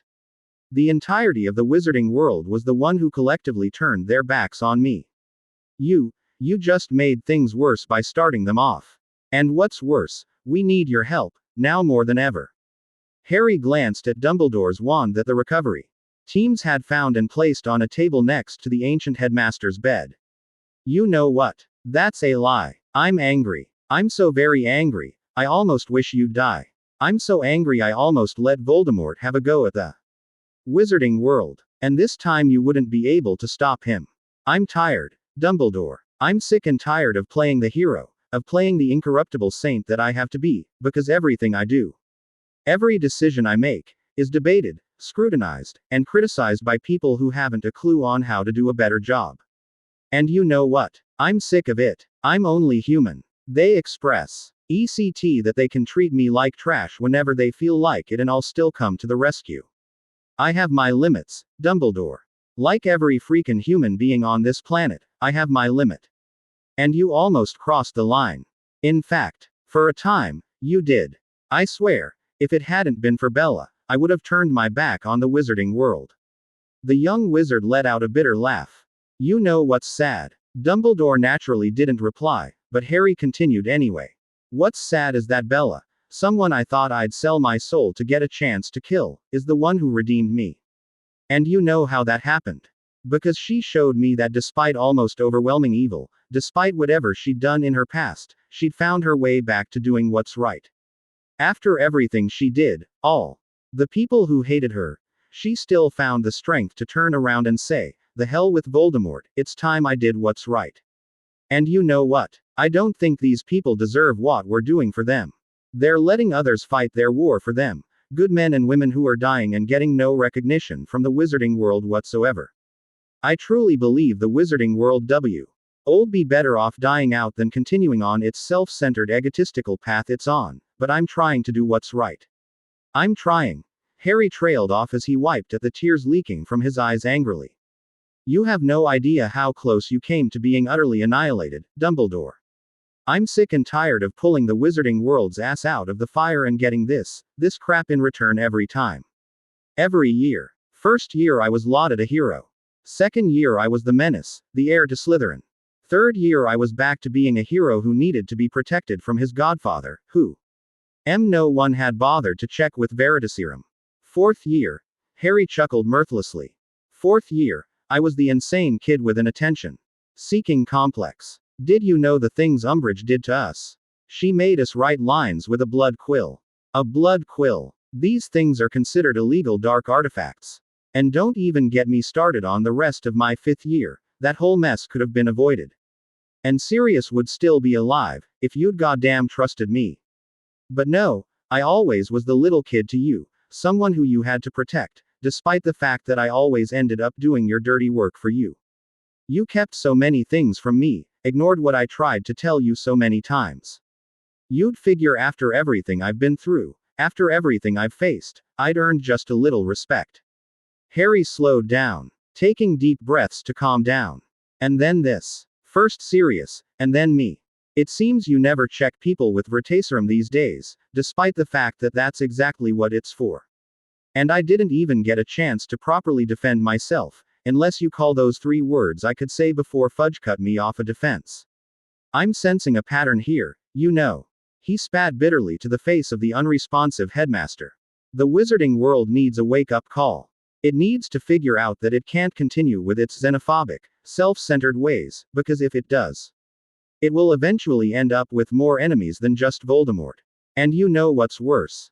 Tom Riddle is your fault. That's what you tell everyone, but you're just making an excuse for the wizarding world. Sure, you ignored him and kept sending him back to the orphanage over the summer, despite him telling you not to, but in the end, Tom Riddle was a product of his environment. You're surprised why Voldemort turned out the way he did. Be more surprised I didn't turn out the way he did, with the way the world keeps changing its opinion of me on the drop of a hat. I'm sick of it, Dumbledore, so damn sick of it. But I can't go around and say, this better be worth it, because I know it won't be. The wizarding world will just continue on the way it's been, and all this will have been for nothing. It'll keep going until one day, there won't be anyone to save it, and that's the day the wizarding world is going to die. His tirade done, Harry turned around to leave the room, only stopping to say a few last words. But you know what? Whenever the wizarding world is going to end, it won't be now. Because I'll do everything in my power to stop Voldemort. Not for you, not for Hermione. Not because it's the right thing to do. No, I'm doing it for myself. For my parents. For Sirius. For all the friends and family Voldemort has taken from me. Just goddamn once, just this once, I'm going to be selfish. And if the wizarding world doesn't like it, well, tough luck. Harry took a deep breath. This one's for me, old man. For me, and Bella, and our child. I know Voldemort outguns me. He's got way more experience, and logically, I should roll over and die. But you know what? The hell with him. The hell with you. I'll do whatever's in my power to stop him, and I'll allow. GH at the irony that you have Bella to thank for that. He was about to leave when a sound caught his attention. With a roar of flame, Fawkes appeared in the center of the room within a sheath of fire, accompanied by notes of Phoenix song. Green eyes widened in surprise, since Harry hadn't seen Fawkes in years, yet now the bird was there, soaring across the room, before finally settling on the table next to Dumbledore's bed. The phoenix cocked its head to the side as it stared at Harry intently with its black eyes, before trilling and leaping over to settle on Harry's shoulder. Fawkes nipped at Harry's ear and trilled happily, as if greeting an old ND himself, stroking the bird's magnificent feathers. Hey, Fawkes, Harry managed once the surprise had faded. The bird sang in reply, and Harry found the depression and irrational anger fade. Fawkes peered into his eyes, and he could see understanding in the phoenix's gaze, almost as if he'd listened to Harry's tirade and was telling him that it was all right. Fawkes sang for a few more moments, before settling down on Dumbledore's chest and shedding a few tears. The bird made itself comfortable, and began singing again, a different song this time. One that changed Harry's awareness of the room. He could almost feel the intangible magic in the castle, the indeterminable lines of power that permeated the walls and halls of the fortress that converged on him. The master of Nerike. And then he suddenly became aware of the energy flowing out of Dumbledore. And just as quickly, it slowly stopped, then reversed direction. The whole song lasted only seconds. But to Harry, it felt almost like an eternity, and when it ended, he was snapped back to reality so suddenly he almost thought he'd imagined the whole experience, but Fawkes' presence confirmed that it had been real. He was confused as to what it meant, but considering the Phoenix's incredible healing abilities, he wouldn't put it past Fawkes to be able to heal Dumbledore.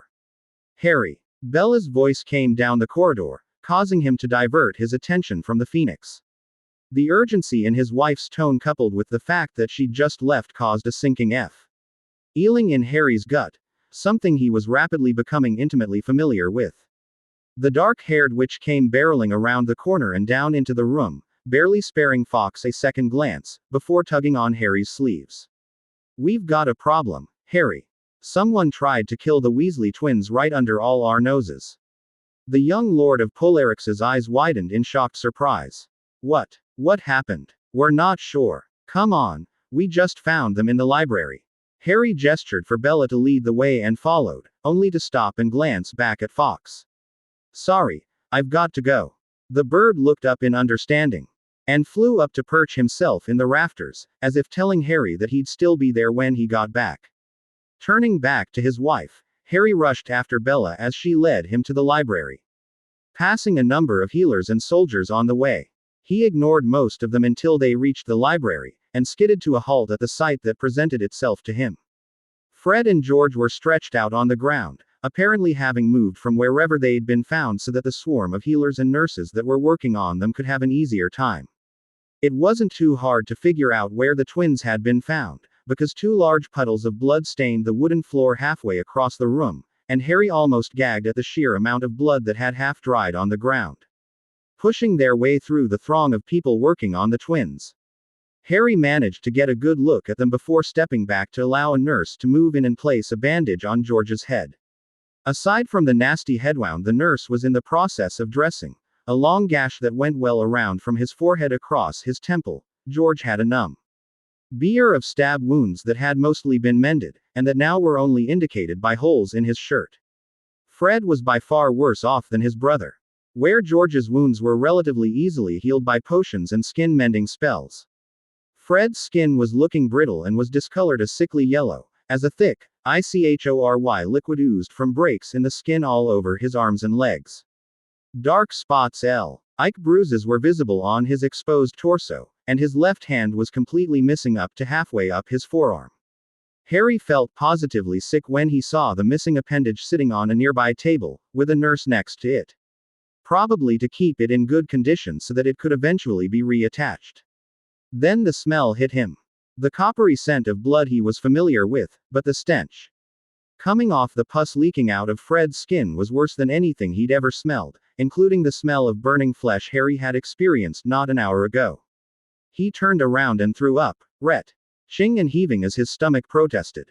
A few moments later, he could feel Bella's soothing hand on his back as she steadied him. She muttered a quick cleaning spell, causing the mess on the ground to vanish. "Thanks," Harry muttered weakly. "You're welcome." Bella managed a small smile as she turned him around and walked him out of the room. "Sorry, I should have warned you. It's all right." What the hell happened?" "When Hermione and I left, we went to the library to keep looking for ways to break that ward. We found them like that, and called the medics. We have no idea who or what did this. But we've got more bad news while we're at it."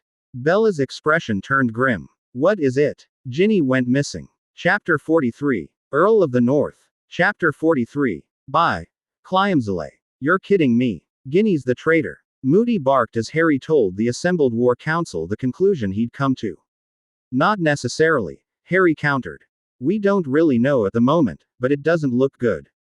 Ginny's gone to Merlin knows where, and since she was last seen with Fred and George, we can assume that whoever took her attacked the twins. Or maybe she was the one who attacked the twins." Hermione shook her head at Moody's conclusion. "I doubt it. Ginny would never betray us like that. Just like she wouldn't betray Potter here." "That's enough," Both of you. Harry shouted as Hermione. One was about to reply to the old Auror's accusation. He frowned, unable to shake the doubts Moody's words had raised, but now was not the time to be tearing each other apart over accusations that were impossible to prove. Ginny was gone, her wand with her, and Fred and George were in critical condition. Harry glanced around the table. General Roden and Count Hiscophny were absent, having left immediately after the rescue operation. With the accelerated schedule, both of them were now in the process of arraying their troops at the Ministry along with Kinglesey Shacklebolt, who was in charge of the Auror forces. Neville and Luna had left to inform the Legion of the recent developments and prepare the students for the battle to come, a battle that, Harry fervently hoped, the students would never see. That left Bella, Hermione, Moody, Snape, Remus, and Queen Zerina around the table, along with an elderly witch that was the representative for the Order members that were well enough to fight. Harry had initially been reluctant to let her be part of their planning session, but both Snape and Moody had agreed that it would help build trust that was, at the moment, sorely lacking. Tonks was also nowhere to be found. Something that they'd just realized when they'd called the meeting. With the Order's command structure in shambles thanks to Voldemort's ambush, no one really knew what to do. And members were running around without specific objectives. Harry frowned. Tonks's absence was something else they'd have to deal with. Taking a deep breath and returning his attention to the table, he continued. Right now, the identity of the traitor is not important. He raised a hand to forestall comments from both Moody and the Order Witch. Listen, whoever the traitor was, he or she is gone. That I'm sure of. How would you know? You're just a kid. Because of you and your friends here, we're in this situation to begin with. The witch at the other end of the table spat angrily. Without you, we wouldn't even be in this position, and now you're telling us the traitor's not a big deal. You're nothing more than an arrogant brat. Silence. Snape thundered before Harry could even open his mouth to retort. Surprising everyone at the table. The raven-haired potions master turned on the witch, visibly angry. The sight caused most of the people there to cringe back. Madam Eritha, with all due respect, you. Why, I've never been spoken to like that. And who are you to lecture me, Severus Snape? And what is that supposed to mean? Snape shot back in a dangerously low tone. The woman sniffed haughtily. It's obvious, isn't it? You're the headmaster's lapdog. The only reason you're part of the Order is because of Albus Dumbledore. Without him, we'd never have let you be a part of the Order. And a lot of us still think, that Dumbledore made a mistake, letting someone who was so close to the Dark Lord be a part of a movement against him. Are you saying what I think you're saying? How do we know you weren't the traitor? How do we know you're not a double agent for he who must not be named? The temptation of the dark arts is strong, I'm sure. And you always were one to seek power. Weren't you, Severus? She spat the name with enough venom to make everyone at the table flinch. Snape, however, looked unperturbed. And this boy, madam. Eritha gestured towards Harry dismissingly. He should be in Azkaban, along with her, she pointed at Bella. Truly, they're a pair well matched, a crazy, attention-seeking brat and the insane Dark Witch. People like them should be put down, before he becomes the next Dark Lord. Without him, we'd all be better off, and he who must not be named would still be dead. Are you daft, woman? Moody growled, unable to restrain himself. Are you really that stupid? Do you have any idea what you're talking about? Of course. She turned to Moody. Don't tell me you buy their act. They're just doing this for their own personal gain. And when he who must not be named is gone again, and we're weakened from the conflict, they'll step in and he'll become the next Dark Lord. Both Snape and Moody were about to reply when Harry slammed his palms onto the table. Every eye around the table suddenly focused on the young man who was practically trembling with restrained fury, and to both Bella and Snape, who could sense magic flows. He looked lit up like a Christmas tree as he seethed with anger. That is enough, from all of you, Harry hissed. I don't take orders from you, Madam Eritha began. Shut up. The order echoed throughout the room, amplified by the castle's magic as it sensed its master's anger. It instantly shut up the witch, who flinched as Harry looked at her. You're a fool. You're all fools. Do you have any idea what we have sacrificed for people like you? Do you think I'm the source of all of your problems? Harry laughed bitterly. Try placing the blame a bit closer to home. Tom Riddle became Lord Voldemort because he was disgusted with the state of affairs in the wizarding world, and you know what the sad thing is?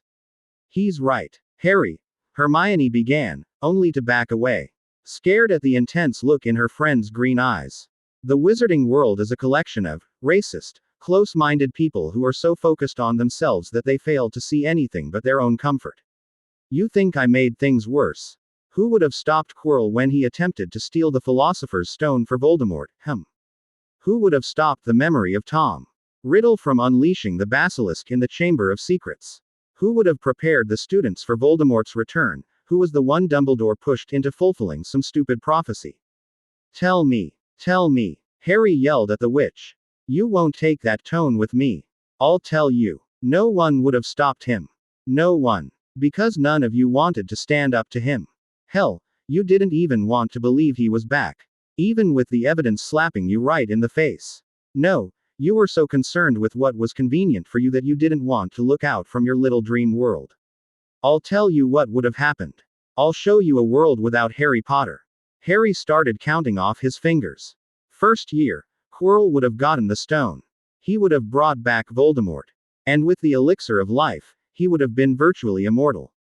And then what? Simple really, you would have been screwed. Second year, Voldemort lets loose the basilisk. Who here wants to tackle a basilisk? Given the fact that no one's even seen one in 900 years, I don't see too many of you too eager to tackle one. You know what? Every scenario, every time I stopped Voldemort. What would have happened if I hadn't been there? You would have been screwed big time. Madame Aretha snorted disdainfully. Now you're just full of yourself. Your fame goes to your head, Potter. You overestimate your value. Oh, I don't think so, but that doesn't matter.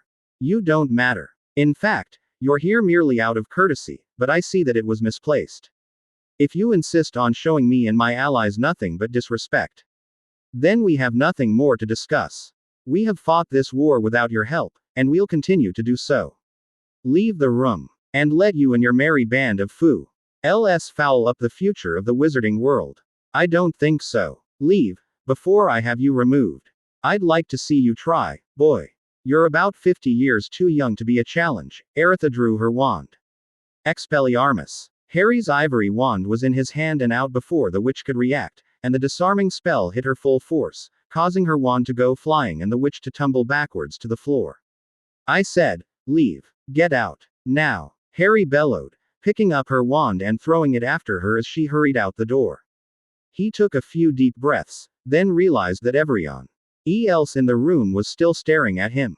What? He asked as he turned around, somewhat calmer now. Damn, he thought, but that felt good. Nothing, Hermione muttered, even as Moody grinned.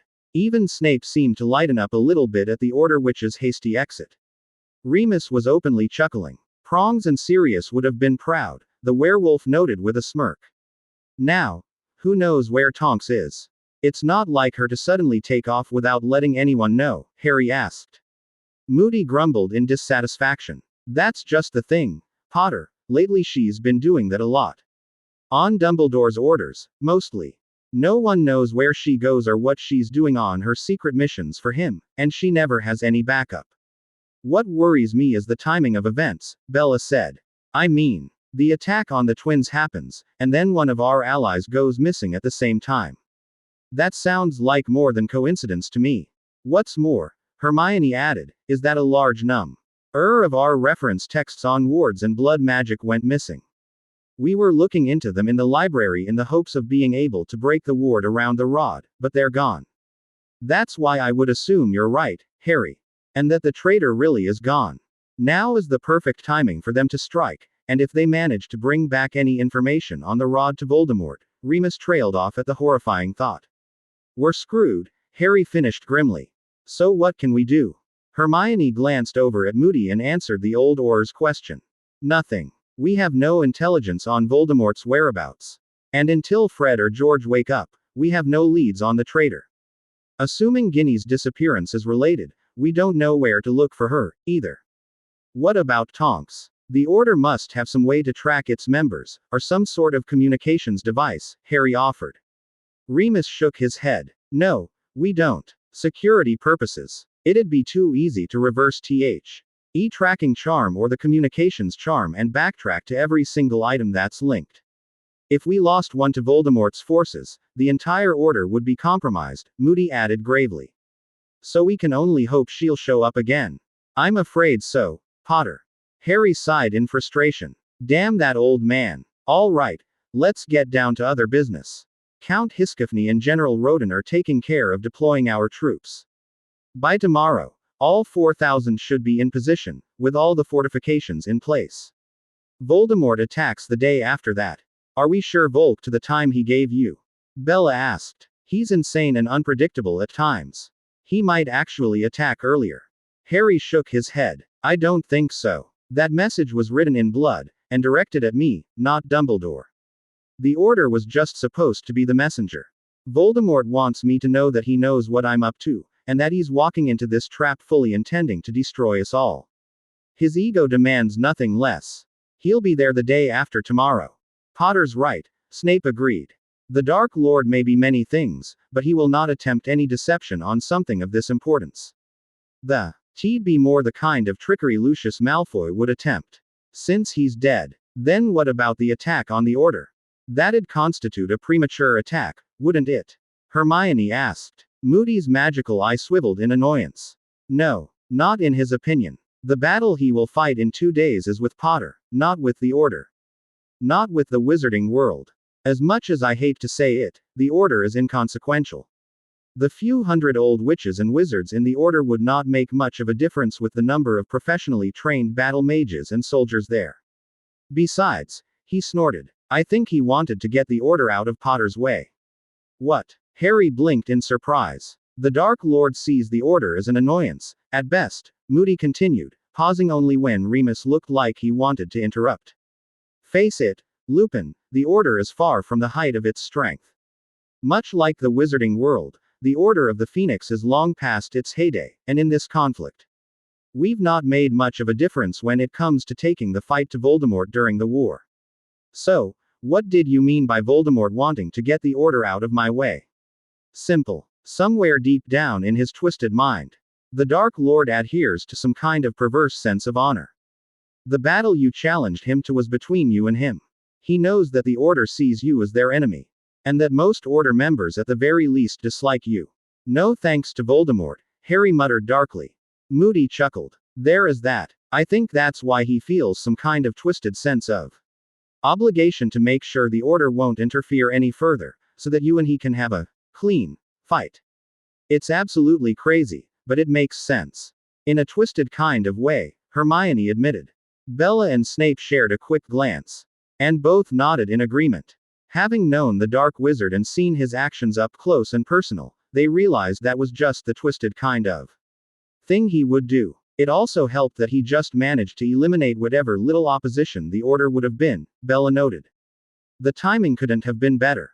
Dumbledore was losing support among the population with the increased attacks. He probably saw a chance to take out the headmaster. I'm sure that was a big part of the reason, Snape argued in support. All right, Harry sighed. That leaves us with just one task until the battle. We need to find a way of getting to that rod. Preferably before Voldemort does. I'll send another contingent to Azkaban to guard the fortress against any possible intrusions. Queen Zerina spoke up for the first time since the meeting had begun. No, Harry shook his head. If Voldemort is going after the rod, then he's going to be doing it in force, and personally. If I were him, I wouldn't leave a weapon that could tear my soul to pieces lying around. Plus, the traitor may have told him about the prophecy, that he who holds the rod would dictate his fate. If he is the one holding the rod, you can bet that future's going to be rather rosy for him. All the more reason to increase security.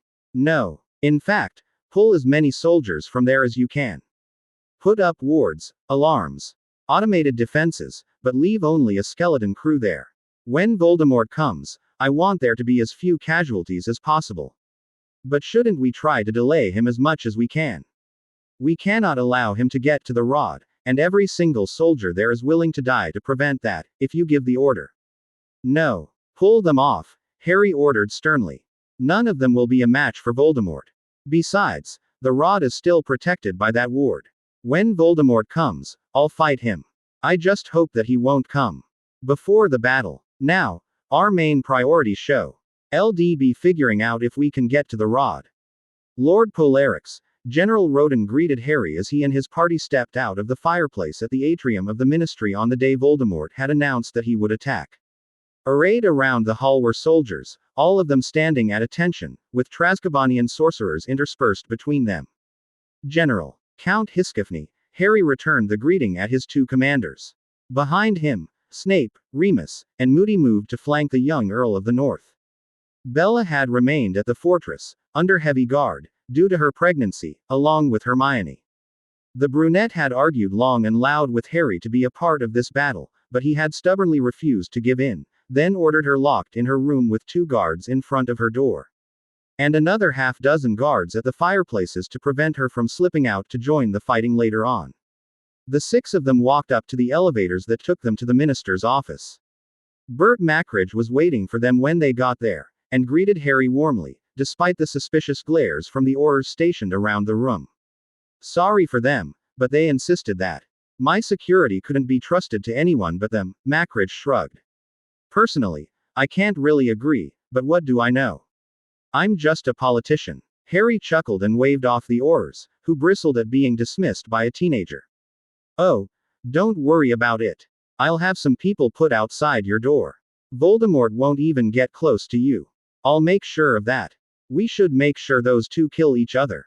One of the Aurors muttered, only to find himself facing a fistful of crackling energy, courtesy of Count Hiskifny. I dare you to say that again, the Count hissed. When he Auror gulped nervously and remained silent, the sorcerer withdrew, satisfied for now. Harry and Mackridge watched the exchange with thinly veiled amusement. It might be a long wait, Bert. We don't know when Voldemort is planning to attack, just that it'll be today, so we'll have to be on guard all day. All right. I just wish there was something more we could do to help.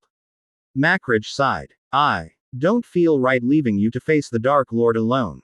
I've faced him before, Bert. 4 times, and I've walked away 4 times.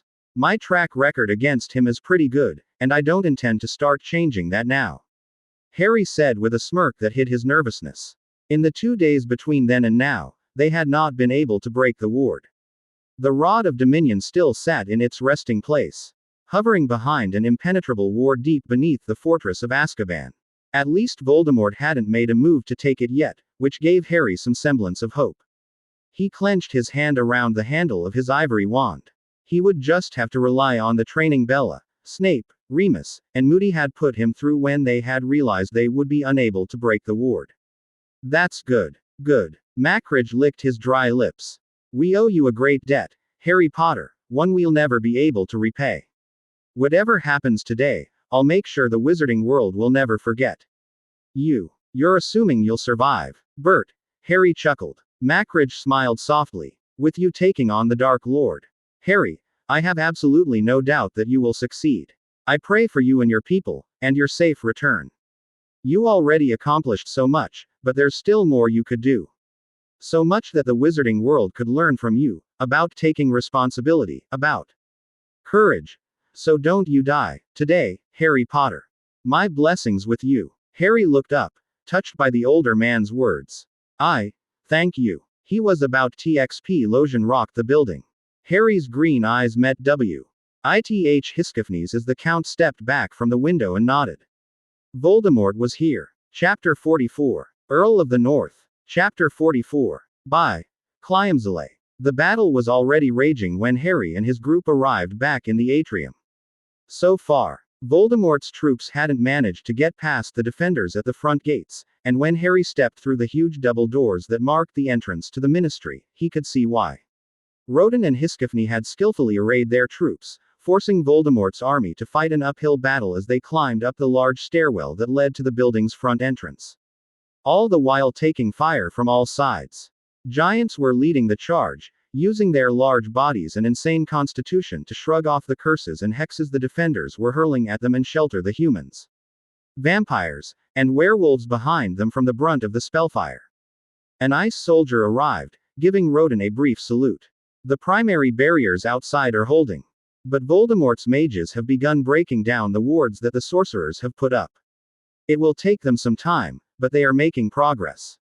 The southern flank is coming under heavy attack, and I was just about to send a company to reinforce them. Go ahead, Roden nodded, glancing out at the battlefield. So far, the two front lines were still well drawn, and the defenders were at an advantage. Hidden behind barriers and covered from enemy attacks as they were. However, a look over the totality of Voldemort's forces caused a shiver of fear to run down the aging general's spine. The Dark Wizard had brought to bear innumerable troops, ranging from hundreds of giants that were able to just walk through whatever wards they had erected, to hordes of werewolves and vampires. Thusa. NDS of the dark creatures were spread out before the ministry, and when a roar came from overhead, they looked up to see the sky darken as the sun was blocked out. Harry's blood ran cold as he recognized the familiar cold spreading through him, amplified by 1,000 times as enough Dementors flew overhead to block out the sky. What the? Harry stared in disbelief as the Dementors snarled angrily at the wards. What in the name of the Queen is going on here? Roden asked. I thought these vile creatures were bound to the will of Lord Polarix. They were. Harry gulped. I went to Azkaban to check on Captain Nailoff and our defenses there just yesterday. The Dementors are still there. Then where did these come from? And in such numbers? Roden muttered, his throat dry. Giants, dark wizards, werewolves and vampires the aging general could handle. They were vulnerable to conventional weapons, and the ice people had brought weapons that would decimate their ranks. Creatures that were impervious to anything but magic, on the other hand, were a different matter, and not just any magic, a specific brand of white magic, no less. That was something they weren't prepared to face, and certainly not in the thousands. Hiskifny narrowed his eyes as he looked up in the sky. Which books did you say were missing from the library? Just our research on wards, and extraplanar magic, Harry replied, confused. Extraplanar magic, Hiskifny turned to look at Roden and Harry. Voldemort found a way to access another plane. He summoned these. What? Harry cried in disbelief. He hated Dementors. Sure, he'd gotten used to the ones at Azkaban, but he had never fully gotten over his dislike of the creatures. They were something so vile, so dark, so unnatural that he didn't help but feel they weren't native to this world. He had less problems with giant spiders and basilisks roaming the field. Speaking of basilisks, what on earth is that? A soldier quailed, pointing out into the distance, where a giant snake was rearing its head. Dear Lord, he brought a basilisk. A second soldier muttered. So you're saying Voldemort went through the missing books that the traitor took? Figured out how the ancestral lords of Polarix managed to open a portal to another plane, and summoned what, 1,000 Dementors? Hiskifny nodded at Roden's assessment. That would be correct. There is no other explanation. Dementors are not native to this plane, that much I know. There should only be 100 or so in existence, stationed at Azkaban, all of them bound by blood magic to obey Lord Polarix. Therefore, we have to conclude that these have arrived on this plane just recently. There can be no other explanation for the sudden appearance of this many of these creatures. Harry suppressed a shudder. He knew Voldemort was powerful, but even Bella and Hermione had never suspected anything like this to be possible. The possibility of opening a portal to another place, and summoning creatures had certainly never come up in any of their discussions. For him to be able to achieve this after just 2 days, the prospect scared Harry even more than the looming army of darkness. And he somehow had managed to transform Nagini into a giant snake, and the Dark Lord's pet seemed content to destroy anything in its path, crushing defenders and attackers alike under its 50-foot-long body. His blood ran cold. Any kind of plans they had made hadn't factored in Dementors, much less 1,000 of them. They were virtually helpless against the soul-sucking creatures.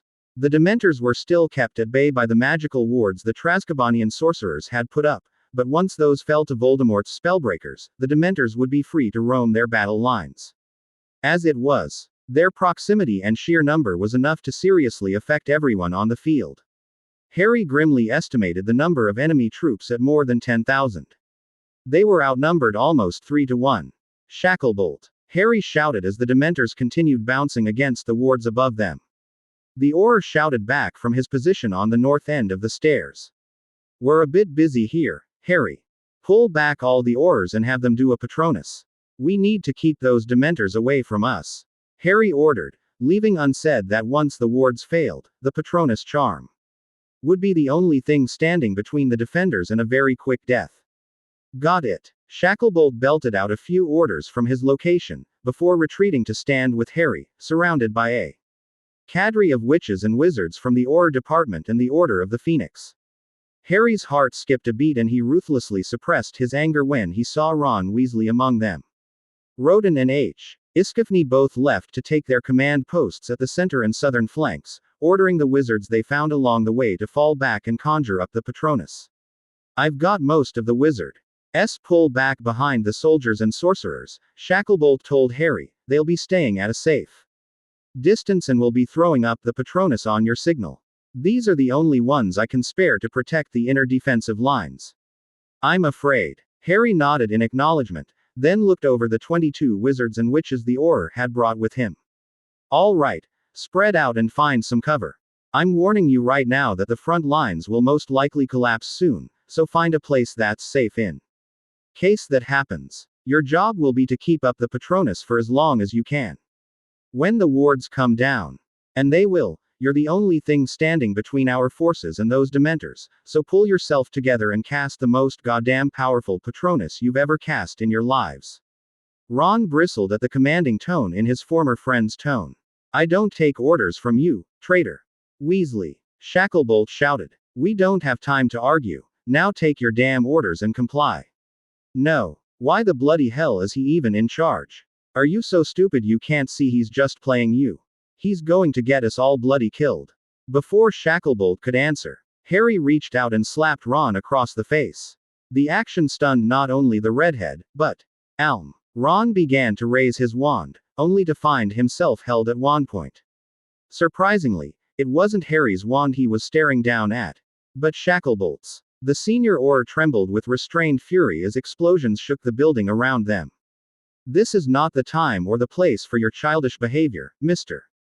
Weasley. You volunteered to help defend the Ministry against Voldemort's attack, which means you are under my command.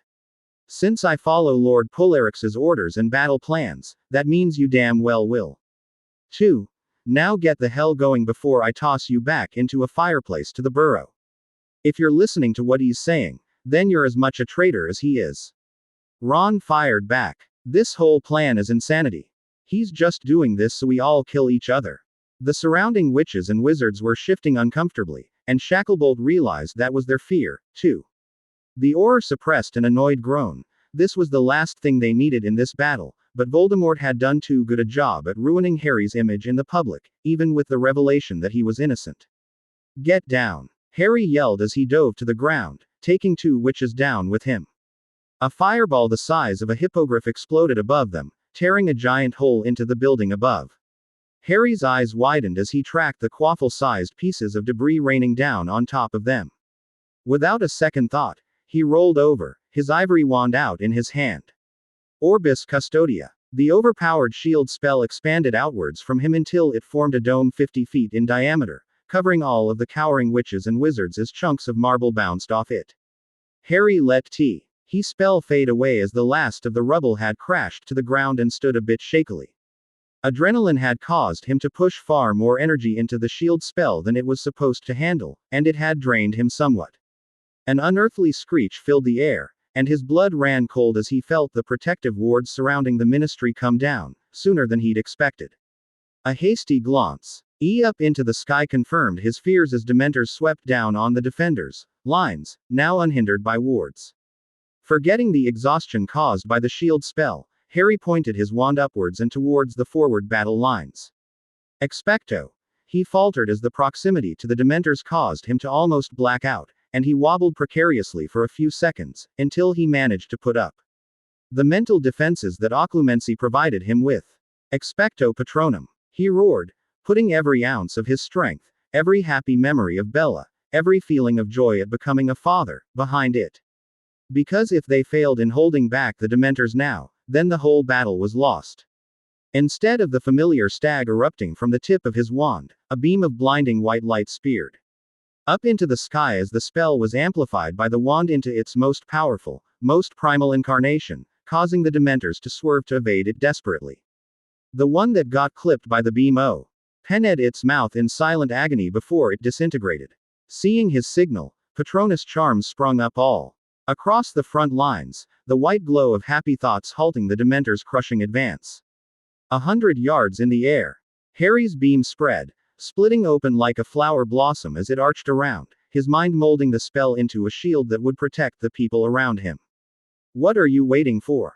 Cast. Damn it. Shacklebolt swore as the oars he stood with did nothing, either shocked by the immense power displayed by the young heir of Bellatrix, or stubbornly refusing to follow orders like Ron. Seeing the strain on Harry as the Dementors bounced up against his shield, Shacklebolt put up his own Patronus in the hopes of helping alleviate the strain on him a little bit. It didn't take the Dementors long to find out where the most powerful spell was coming from, and whether it was their own intelligence, or orders from Voldemort to destroy Harry Potter. They homed in on his position, focusing their attempts at breaking through on him and practically ignoring everyone else. With his Patronus no longer focused and spread out over such a large area, Harry could merely strain to hold the barrier, instead of using it to destroy the Dementors. With the Dementors focusing on Harry's position behind the center of the defensive line, the front had a much easier time recovering. But the ground they had lost during their battle with the Dementors had been costly, and dozens of soldiers, witches, sorcerers, and wizards lay on the ground, dead or soulless as they fell back. A dozen giants had made it through the southern flank, despite the reinforcements, and had wreaked havoc there before the combined artillery from General Roden and an entire battalion of ice soldiers had taken them down. The result was that the battle line was no longer straight. Instead, the southern flank had been pushed much further back than the center or the northern side, something Voldemort's forces made good use of. Now that the wards were down and the creatures not immune to magic were able to engage in close quarters, the remainder of his army charged ahead. With an unearthly roar, vampires and werewolves rushed forward, an unstoppable torrent of dark creatures that tore apart anything in front of them. The southern flank suddenly found itself cut off and fighting to not get attacked from the rear. General Roden tore his sword out of a vampire, before slashing its throat with his silver-bladed dagger. The dark creature died with a shriek that was lost in the thunder of the Ice People's artillery as the heavy cannons opened up once more. Large explosive rounds slammed into the oncoming enemies, tearing gaping holes into their ranks, holes that, Roden noticed grimly, were being filled up quickly. Seeing 3 werewolves approach the gun emplacement from the side where they'd been cut off from the rest of the defending troops, the aging general ran ahead, his guards right behind him. They came a moment too late, and the cannons fired for the last time as the werewolves tore into the soldiers manning them. Damned wolves, Roden muttered as he hacked off one of the wolves' front paws. But it was too little, too late. The werewolf had already ripped out the gunner's throat. Once they realized that they had opposition, the remaining 2 creatures turned around, sparking a furious melee around the huge cannons. General, look out! The shout from one of his guardsmen caused Roden to turn around and duck. A silver-tipped lance from the guard flashed by overhead, burying itself deeply into the chest of a vampire that had been poised to leap onto his back. Roden didn't get time to thank the man as the soldier suddenly found himself buried underneath the werewolf's massive jaws. And the general snarled in anger as his men died around him. With an angry heave, he kicked at the anti-infantry cannon that had been deserted the moment the werewolves had charged, turning it on its mount until it was faced into the oncoming hordes. Swinging himself around into position, he gripped the handles and squeezed the triggers. The weapon roared to life, spitting fire and explosive shells from its 4 barrels. Ahead of him, a line of dark creatures exploded into a bloody mist as they were hit, and he continued to track the weapon around the battlefield wherever he could without hitting his own men. Unheeding of the melee that was still going on around him. He could hear and feel the Dementors overhead, but right now there was nothing that he could do about them. Most of the witches and wizards had fled the moment the front line had crumbled. With a disgusted snort, he glanced over his shoulder as the smoldering corpse of a werewolf hit the side of the cannon. A Trascanabian sorcerer gave him a quick nod, to which Roden replied with a thumbs up as he pointed towards the direction of the other regiments. The sorcerer understood and began rallying people around him. Even as Roden continued firing, their position wouldn't last as they were, he realized. They had to get back in touch with the other parts of their forces. That either meant a push forward, which would be almost impossible, since the enemy had forced them almost into the building at this point, or have the other sections fall back, as well. Neither sat well with the general. A push would cost them too many lives, while falling back would give up valuable ground and lose them their heavy weapons emplacements. As it was, they couldn't use their heavy cannons and anti-infantry cannons to clear the way without running the risk of hitting Allied troops, which meant it was up to the other sections to re-establish contact. Roden looked down at the crate of ammunition by his feet. At least it looked like they wouldn't run out anytime soon, he thought with grim amusement. A scream from behind him caused him to turn around, right as one of Hiskifny's men was torn to shreds by a werewolf. Ice soldiers rushed in to contain the beast before it reached the gun emplacement, but the wolf charged at them with a ferocity that left them all shocked and open to its claws and fangs. R.O. Tan recognized the wolf's distinctive silver coat immediately. Greyback, he growled, beckoning another soldier over to take his place at the gun. With the weapon safely in someone else's hands and continuing to lay down suppression fire, Roden drew his sword and stepped forward, his men clearing the area around. The werewolf looked up, fresh blood dripping from its teeth, and snarled viciously. Roden merely angled his blade forward, and readied himself to meet the charge of the most feared werewolf in centuries. Count Hiskifny didn't need to see the swarm of vampires and werewolves and their kinds of dark creatures sweeping past on his right side to know that they were in trouble. Ever since the wards had failed and given the Dementors free rein, many of the witches and wizards from the Ministry's Order department had panicked. The few that remained were mostly veterans of the Order, or of the First War with Voldemort, like Mad-Eye Moody. The crazy old Order was one of the few that remained with Hiskifny's section. And right now he was one of the few holding up a Patronus charm to keep away the Dementors. Hiskifny's men could do it, as well, but not many sorcerers that studied black magic could create something as pure as a Patronus, leaving him almost entirely dependent on wizards. As it was, the only thing that was allowing them to hold their position right now was the constant barrage of artillery that came from their left side, from the northern flank's heavy gun emplacements that were still intact. The Ice People's heavy weapons, with their mixed ammunition of high explosives, incendiary rounds, and silver bullets were proving highly effective in halting the assault, but they were nearly useless at close range. Thanks to the ground they had lost before the Patroni went up, they had been forced to fall back almost to the center emplacement, with the guns in the center and on the south flank silent. The northern cannons were the only thing that stood between them and being overrun and pushed all the way back to the inner defenses. Hiskifny was glad that whoever was in charge over at the northern section knew that, and had put every effort into maintaining a perimeter around the cannons and their operators to allow them to continue shooting. However, neither section had enough troops to make up for lost ground, which left their formation COC. Heat in the southern flank completely cut off. The Count was very surprised when, right after he hurled a spray of acid at a werewolf, he heard the heavy report of the Ice People's anti-personnel cannon start up on the south side. Glancing over, he could vaguely make out one of his sorcerers and a troop of ice soldiers trying to make their way over to them, only to be halted by the stream of dark creatures that separated the two groups. Taking a quick look around, Hiskifny realized that sooner or later, they would have to fall back, anyway, because with their front line split, the enemy had a clear path to come around and hit their backs. He made his choice. Fall back. He shouted over the din of combat, casting a quick spell and throwing a specific set of colored sparks into the air around him. His troops immediately replied as the ones in the back took several steps backwards, found themselves new cover, and opened fire to cover the retreat of the front line. This stretched the connection between the center section and the northern flank even more. Knowing that they had to keep those guns firing, Hiskifny found his second in command. Get those weapons the Ice People have set up, and move them all the way back to the inner sanctum, he ordered. I want them aimed right at the doors. Be ready to shoot anything that's not a friendly after we fall back. Understood. What about the north flank? Hiskifny glanced over. I'll take care of it.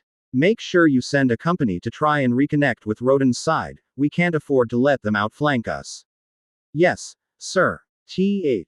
Count spared a few seconds to watch as the other sorcerer took off, before returning his attention to the raging battle. He pointed at an ice soldier. Grab your battalion, and follow me. Without waiting for a reply, the Count turned around and started heading north, his own squadron of sorcerers around him. The ice soldier took a moment to collect his people and followed. He couldn't help but feel a sense of dread. Despite the 500 sorcerers and fellow soldiers, at the sight of the looming opposition between them and the northern side, Hiskifny and his sorcerers didn't see to notice as they blasted their way through with ruthless efficiency. The sorcerers, with Hiskifny at the head, carved a bloody path through the enemy formation, leaving very little for the battalion of ice soldiers trailing behind to deal with. Well, if it isn't the sorcerer who took Lucius's head. The cruel voice was accompanied by a scream of pain as a bludgeoning hex killed one of the ice soldiers. Hiskifny arched an eyebrow as he eyed the two men standing in front of him coolly.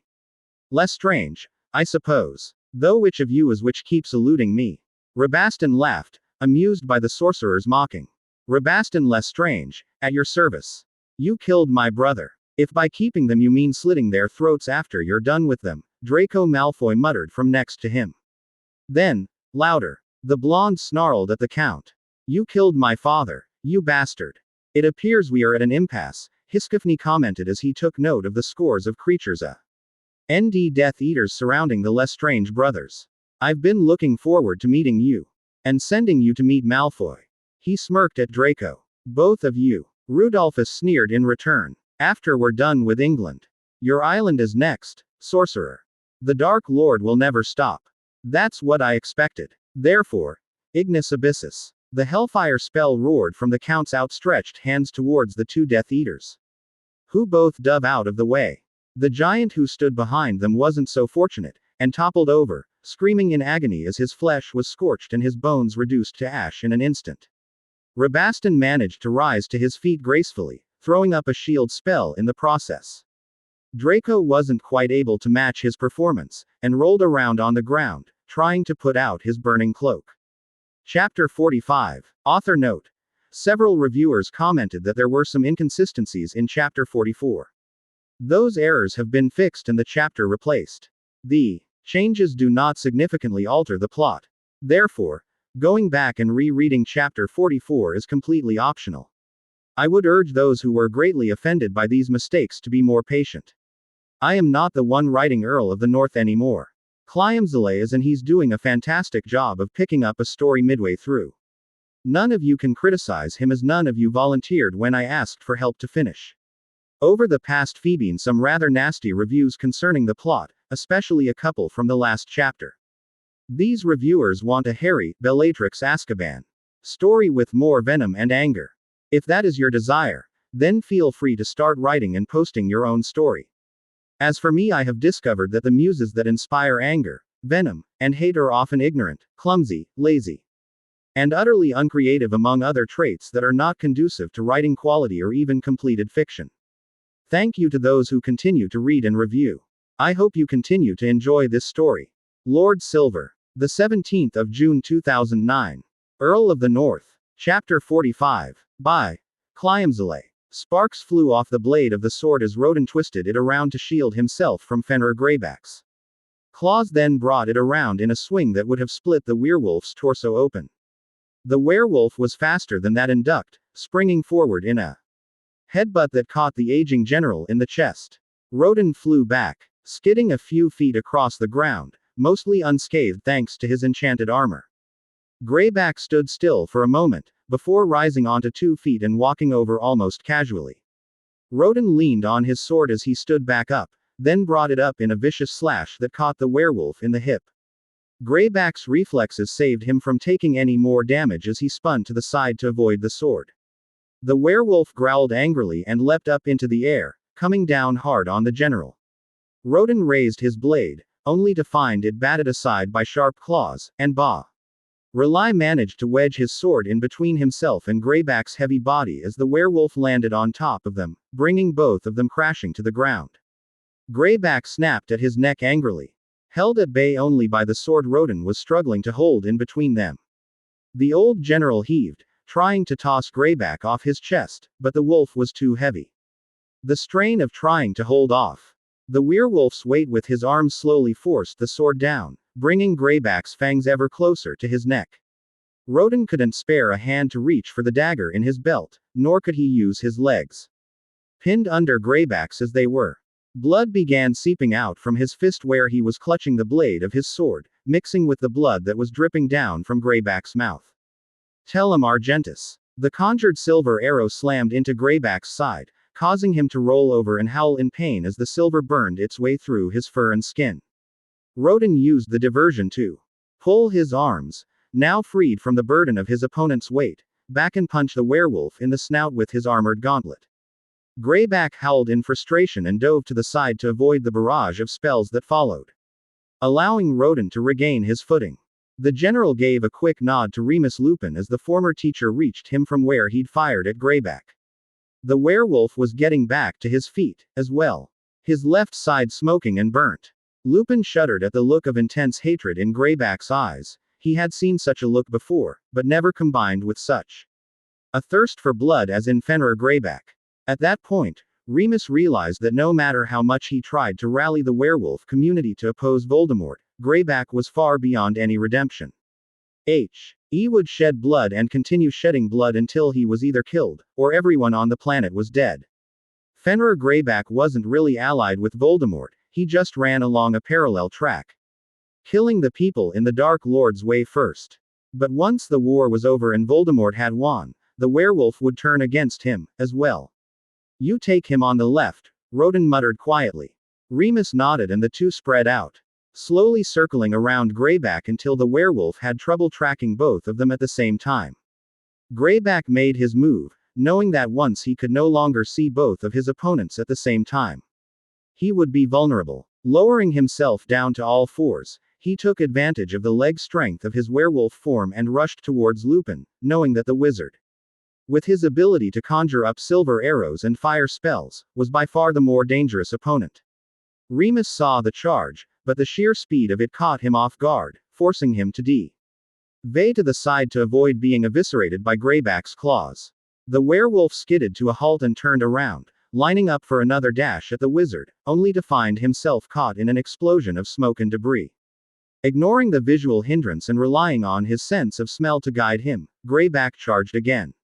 Remus allowed himself an almost Snape-like smirk as he heard Greyback dashing forward through the smoke. He'd cast an explosive hex into the ground as he dove to the side, knowing that it would visually impair him, but he had wanted Greyback to think he was desperate. He knew the werewolf didn't have to rely on sight to find him, and stood perfectly still, waiting for Greyback to emerge from the smoke. When he did, Remus hauled back and tossed the dagger he held in his left hand, before conjuring up a barrier in front of him.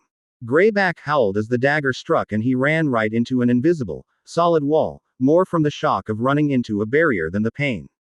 Soon, though, he began curling in on himself as the wolfsbane poison the dagger had been coated with took effect, setting his blood on fire as the poison fought with his werewolf blood for dominance. The long snout shortened and the fur all over his body slowly receded, and Greyback continued screaming in agony. Lupin and Rodin carefully approached him as he lay on the ground. Rodin began reaching for his silver-coated dagger. Wait. Remus glanced down at the twisting, shivering man on the ground. We need to know what Voldemort's plan is. What do you mean? Rodin had the dagger at the ready, and was kneeling next to Greyback, ready to slit his throat. No one's seen Voldemort on the battlefield. It's as if he's not even here. Every time he's fought in an open battle, he was all the way up front, tearing through our troops, but not this time. He's nowhere around. It's like he's somewhere else. Rodin looked at the other man, a grim set to his jaw. You think he's gone to Azkaban? I don't know for sure, but we should find out. Remus knelt down and reached out to secure Greyback's arms. Greyback, listen to me. Greyback. GG go T to HH hell, Lupin. The werewolf hissed. What have YYUD done to me? It's a derivative of the wolfsbane potion, Greyback. It's fighting with your werewolf blood to try and reverse the transformation. Remus left unsaid that because it was a combat poison, Snape had deliberately added to the mixture in order to cause pain and slow down the transformation to incapacitate its target. SS Snape, that F filthy L little, When I get my hands on him. Greyback, listen to me, Lupin began, only to be cut off as the downed werewolf reached out with a shaky hand and wrapped it around Lupin's neck. No listening, no surrender. You're dying, Greyback. That poison in the dose you were given is lethal. Remus easily removed the hand from his throat. Where is Voldemort? Tell me, Greyback. Where is he? The werewolf managed a tortured chuckle. And what? You'll give me the antidote. I'd rather die than accept help from you. Rodin and Lupin shared a quick look. There is no antidote, Remus told Greyback softly. The poison is irreversible. Even if you did survive, you will never again transform. Well, then, you can keep me company in hell. Remus tried to get out of the way, but Greyback managed to produce a dagger from his tattered robes and stab it deep into the former teacher's chest. Lupin fell back, clutching at the weapon, even as Greyback slowly rose to his feet, blood gushing from his mouth and eyes. If I die, then I will take you all to hell with me. Greyback cut off in his maniacal laughter when Rodin's sword swiftly decapitated him. The headless body collapsed to the ground, and next to Lupin. That hurt, Remus noted dryly, coughing up a little blood. Don't talk. Let me see if I can pull out the dagger. Rodin inspected the wound. The blade was in deep, but lucky. It had missed all of the vital organs. Greyback had aimed for the heart, but Lupin's last-second dodge had caused the dagger to glance off his ribs. Sure, the bone was nicked, but that could easily be fixed. No, the more threatening issue was blood loss, because he was sure that the weapon was enchanted, and he didn't want to risk pulling it out. Rodin tore a strip of fabric from his tunic. Here, hold that around the wound. Remus did as he was told, his eyes widening in surprise when instead of stemming the bleeding, the action of pressing the cloth against the wound increased it. What the? It's enchanted, Rodin growled. Probably the more one tried to stop the bleeding, the more it would bleed, he thought darkly.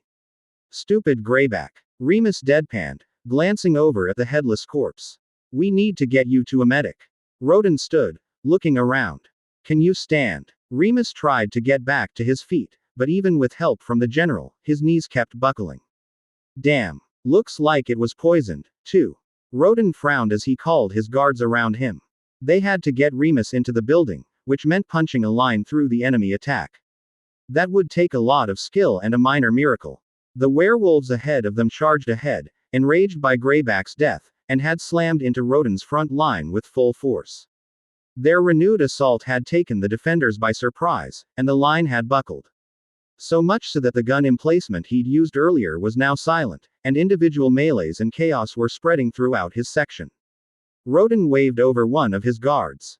Make sure he's safe, he ordered, gesturing down at Lupin. We need to get him inside. Take your men and try to make your way towards the building. What about you, sir? I'll keep them off your back. We can't let them get into the building until the defenses are complete. The ice soldier looked like he was about to object, but then nodded, collecting a dozen men and making his way towards the rear of their lines. Rodin watched them go for a long moment, hoping that they'd be facing less opposition than the unit he'd sent to try and reach the center sections under Hisconi's command. Forsta, he shouted in his native tongue, holding his sword high up in the air. Around him, the ice soldiers recognized the call, and those that were not immediately engaged rallied around. Reform your lines. Dig your heels into the ground. For the honor of the North. For the honor of the North. The battle cry echoed around him as the soldiers set themselves to meet the oncoming forces of darkness. Hiscony didn't show it, but he was worried. It wasn't so much that either Rabaston Lestrange or Draco Malfoy were a threat to him, far from it. Individually, their dueling skills, while impressive, were far inferior to his. It was the fact that both of them together had managed to even the odds more than the Count liked to admit. The troops that had accompanied him were currently engaged in a brutal melee with the dark forces Draco and Lestrange had brought with them, and with the battle all around him, the Count found himself unable to use more destructive spells.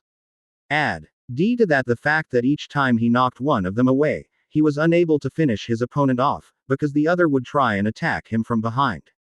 What was worse was that he knew they were stalling him. Neither of the dark wizards held out any hope to actually be able to defeat him in single combat. Well, maybe Lestrange did, but the man was borderline delusional with regards to his skills in the dark arts. They were merely holding up his attempt to relieve the northern flank, knowing that if they could overrun those guns, they would have a clear shot at the rest of the ministry. Then something he'd been afraid of during the whole battle happened. The guns on the northern emplacement fell silent as the hiss of a giant snake resonated around the battlefield. The guns picked up again almost immediately. But that brief pause had been long enough for the hordes of creatures to push their way almost to the large cannons. By now, his own troops were cut off from either flank as the defensive lines crumbled. And they were almost completely surrounded. A few stray dementors swooped down across the lines, sucking out whatever souls they could get a hold of. Out of the 2 battalions he had brought with him. He knew what that meant. They were out of time. Muttering a quick prayer for the desecration he was about to commit, he gripped the pendant that hung around his neck. And prepared to unleash one of his most powerful spells. Draco and Lestrange saw him just standing there, and took the opening, firing off the killing curse. Before the sickly green spells could reach the sorcerer, a wave of energy rippled out from Hiskifny, washing across an area 100 yards in diameter. All of the fighting stopped as the ground began to shake, the marble stairs crumbling under their feet. Ice soldiers, sorcerers, dark creatures, and wizards fought to keep their balance as the localized earthquake shook the ground, but only the sorcerers, and only those closest to Hiskifny, knew what this meant. The green bolts of the killing curse dissipated against the wave, leaving both Draco and Lestrange staring in open-mouthed surprise. After a minute, the ground stopped shaking and started collapsing downwards. Caving in as though the earth itself underneath the ministry had just disappeared. The wind picked up, howling in everyone's ear as everyone and everything in sea. The 100-yard radius of the spell found themselves pulled towards the center of the spell. Hiskifny stood there, seemingly unaffected by the forces acting on everything else as he commanded high magic to create the most forbidden of objects, a black hole. "O blackness without beginning or end," the Count chanted as he stood in the center of the maelstrom, his arms spread wide. "One-eyed god imprisoned there. Now hearken to my call." The entire ground around contracted, space itself warping inside the hemispherical spell as the magic forced everything into an implosion that would kill a thing within and tear a gaping hole into Voldemort's forces. Hiskifny knew what he was doing. There was a reason why this spell was sealed away and considered banned. It went far beyond manipulating the elements. It called on the force of gravity itself to create something so dangerous that, if it went out of control, it could easily destroy the entire world. He was aware that he was dooming hundreds of his fellow Trascabanian sorcerers and ice soldiers to death, but looking at the fighting going on around him, Voldemort's forces would take a much greater hit. With any luck, this one spell would wipe out thousands of dark creatures and wizards. A small smile played around Hiskifny's lips as he thought of his wife and daughter. Their culture was a violent one, but despite that, they treasured women and children. Because they were a symbol of the future, something that he believed the wizarding world had long forgotten.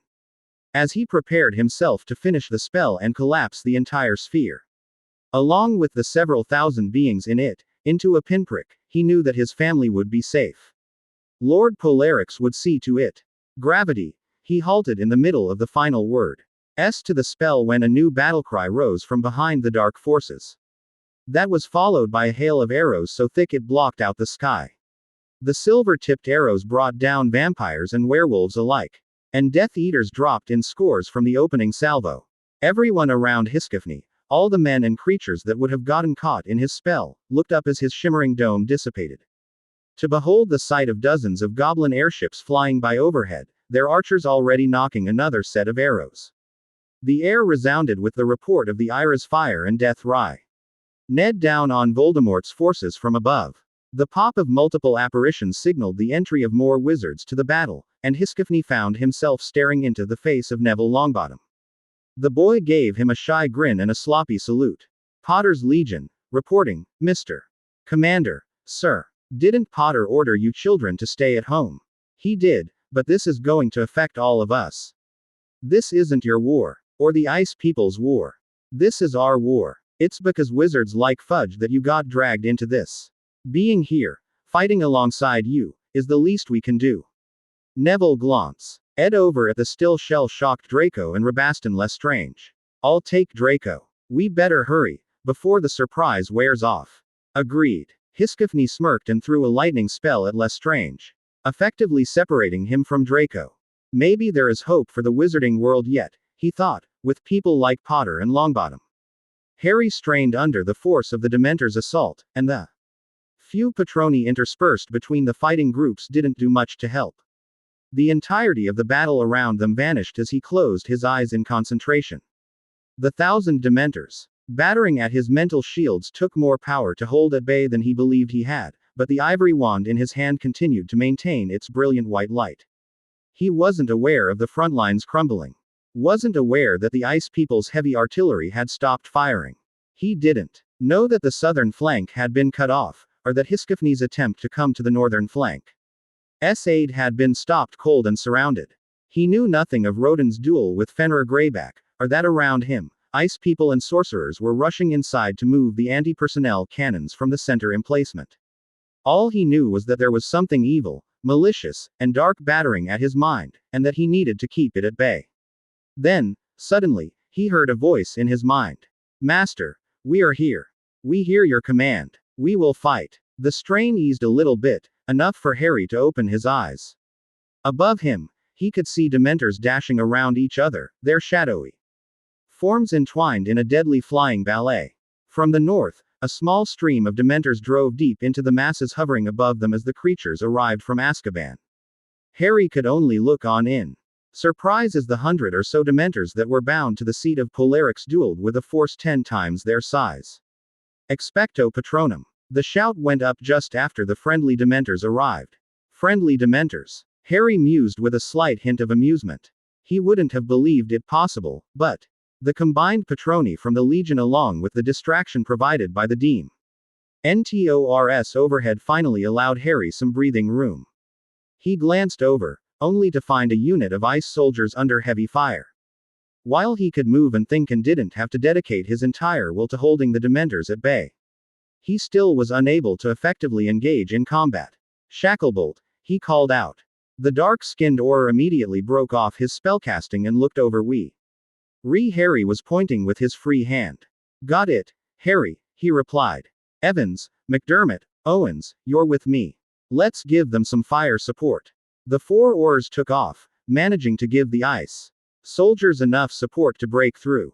When they passed him, Harry's blood ran cold when he realized they were carrying an injured Remus Lupin with them. One of the soldiers hurried over from the injured werewolf.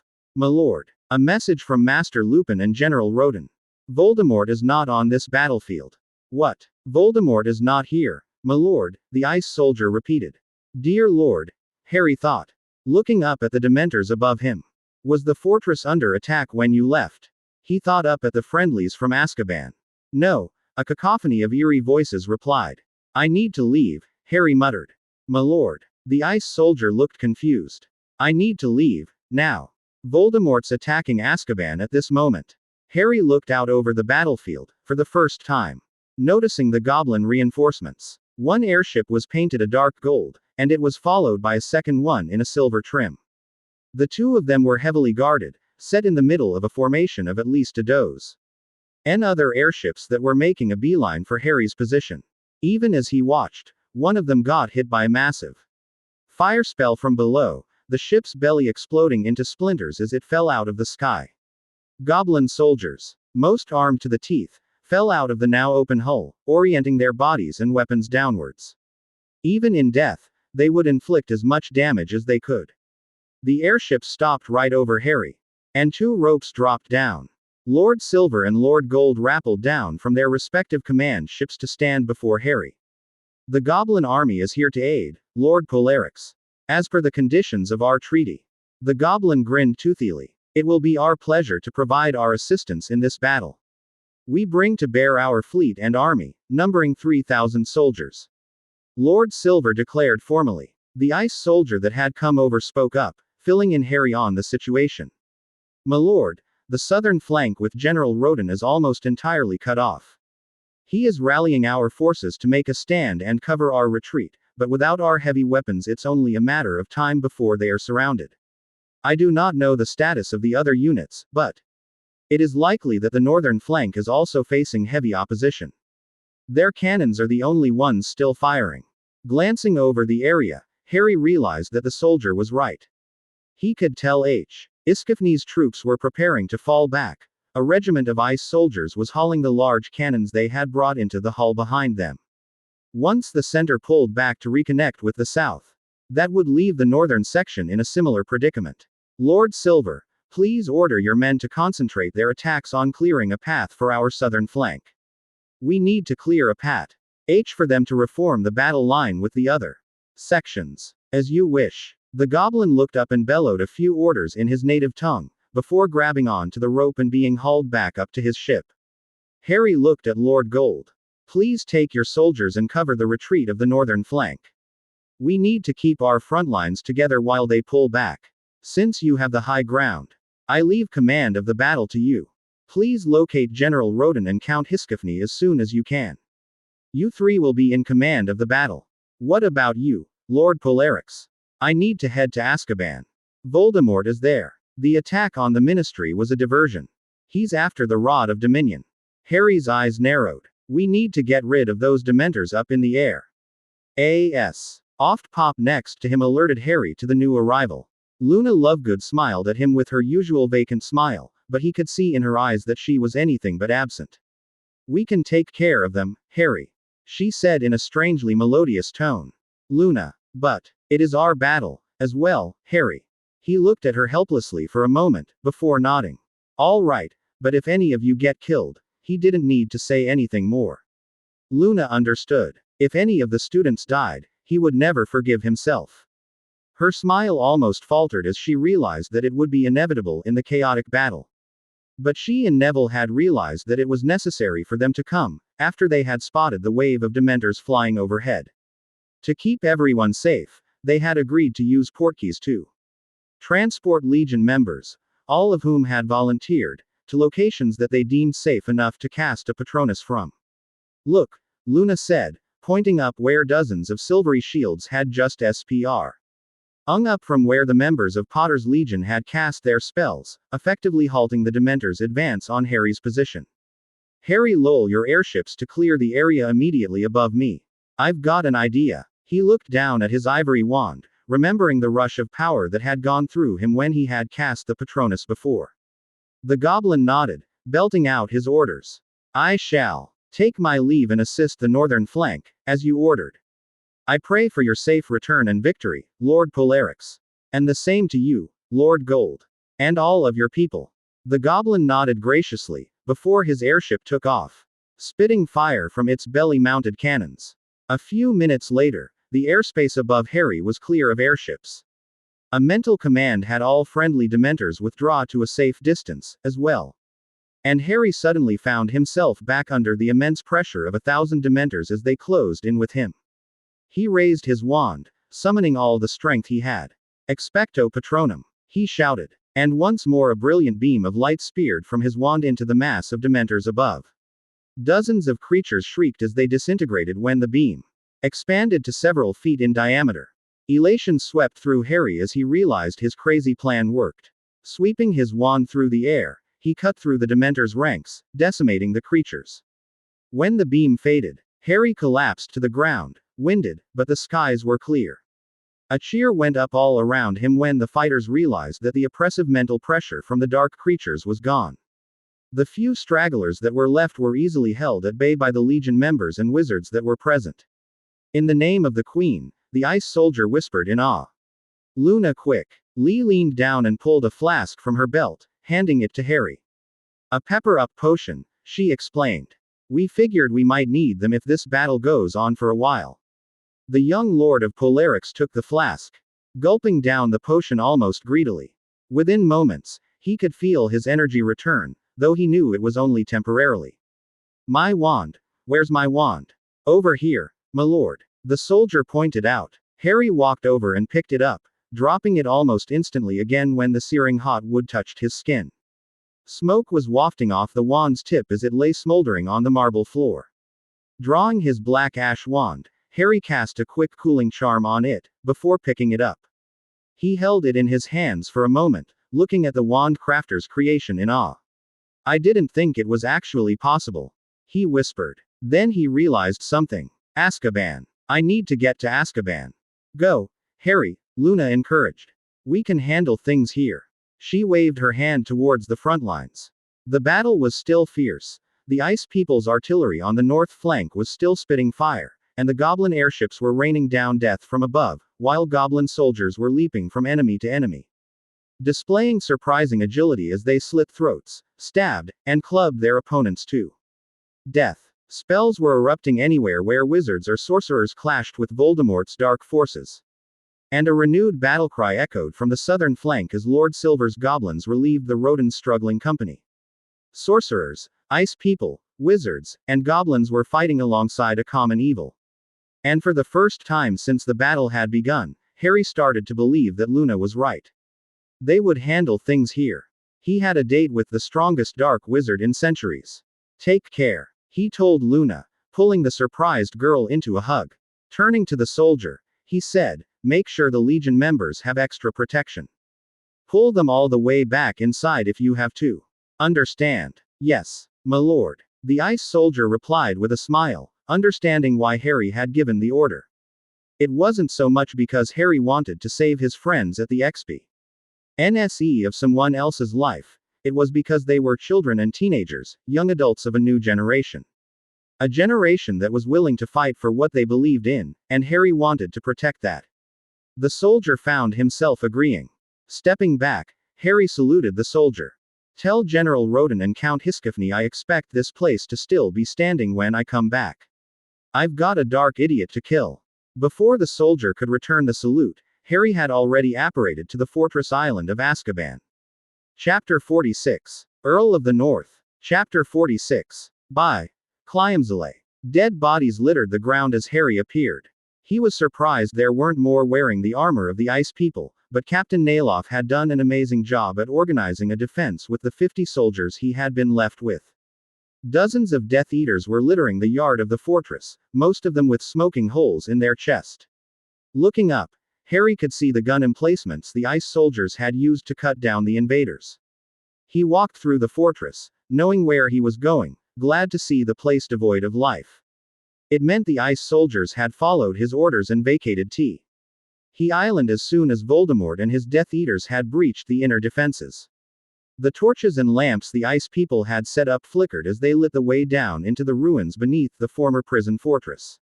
Harry was surprised to see that there weren't any Death Eaters around, figuring that Voldemort would have left a few behind to guard against the soldiers returning. Harry! A female voice shouted from the darkness. The young Lord of Bellatrix whirled around, wand in hand, only to let out a relieved breath when a familiar redhead ran out of the darkness, skidding to a halt when she found herself at wand point. Thank goodness you're here, the girl cried, taking a tentative step forward. Harry looked her over. Ginny looked like she had been through hell. Her robes were torn and charred. Her skin was showing blisters and burns and bruises. Her red hair was smattered with mud and what looked to be dried blood, turning the fiery red color a dark coppery brown.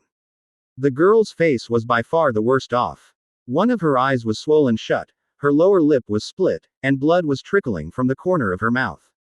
Bloody gashes covered her cheeks, and there was a long line of red along her throat where Harry guessed someone had tried to slit her throat.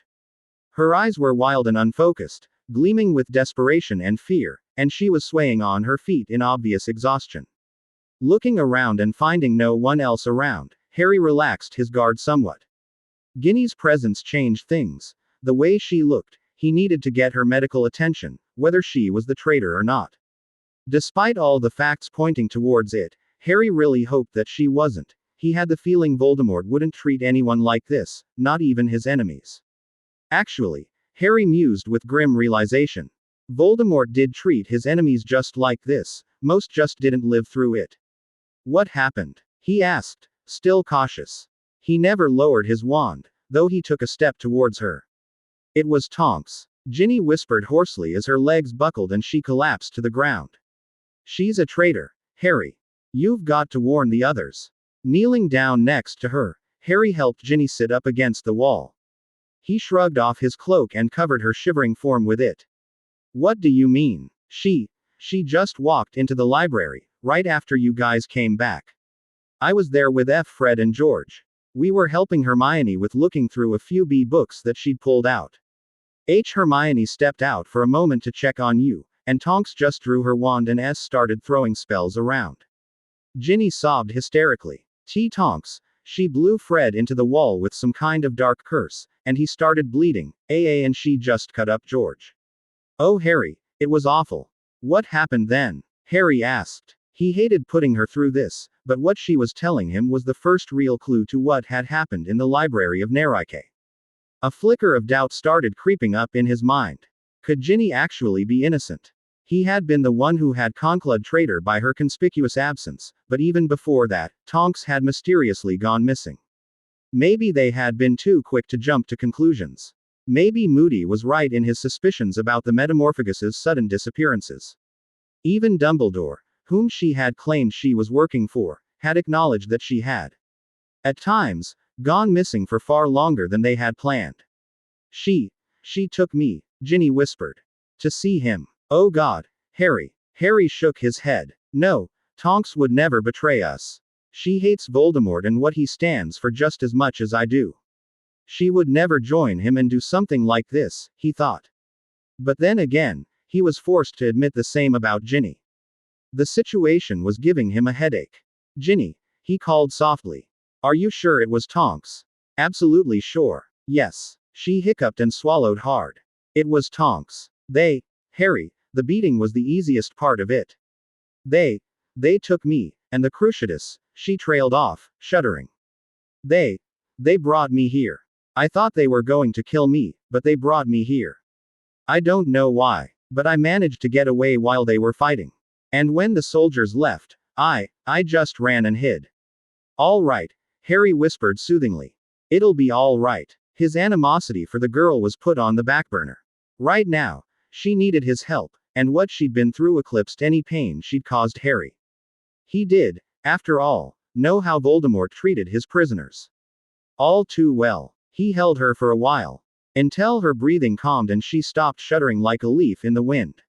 Can you stand? He asked. When she nodded faintly, he helped her up and reached into his robes, pulling out a silver medallion. Here, this is a portkey that will take you back to Nerike. Use it. I need to go and take care of Voldemort. All right. Ginny looked at the simple round piece of silver for a moment, before taking it, clenching her blood-encrusted hand around it. Harry, she called out after he'd turned around. Yes, I'm sorry for everything. Then she vanished, before Harry could respond.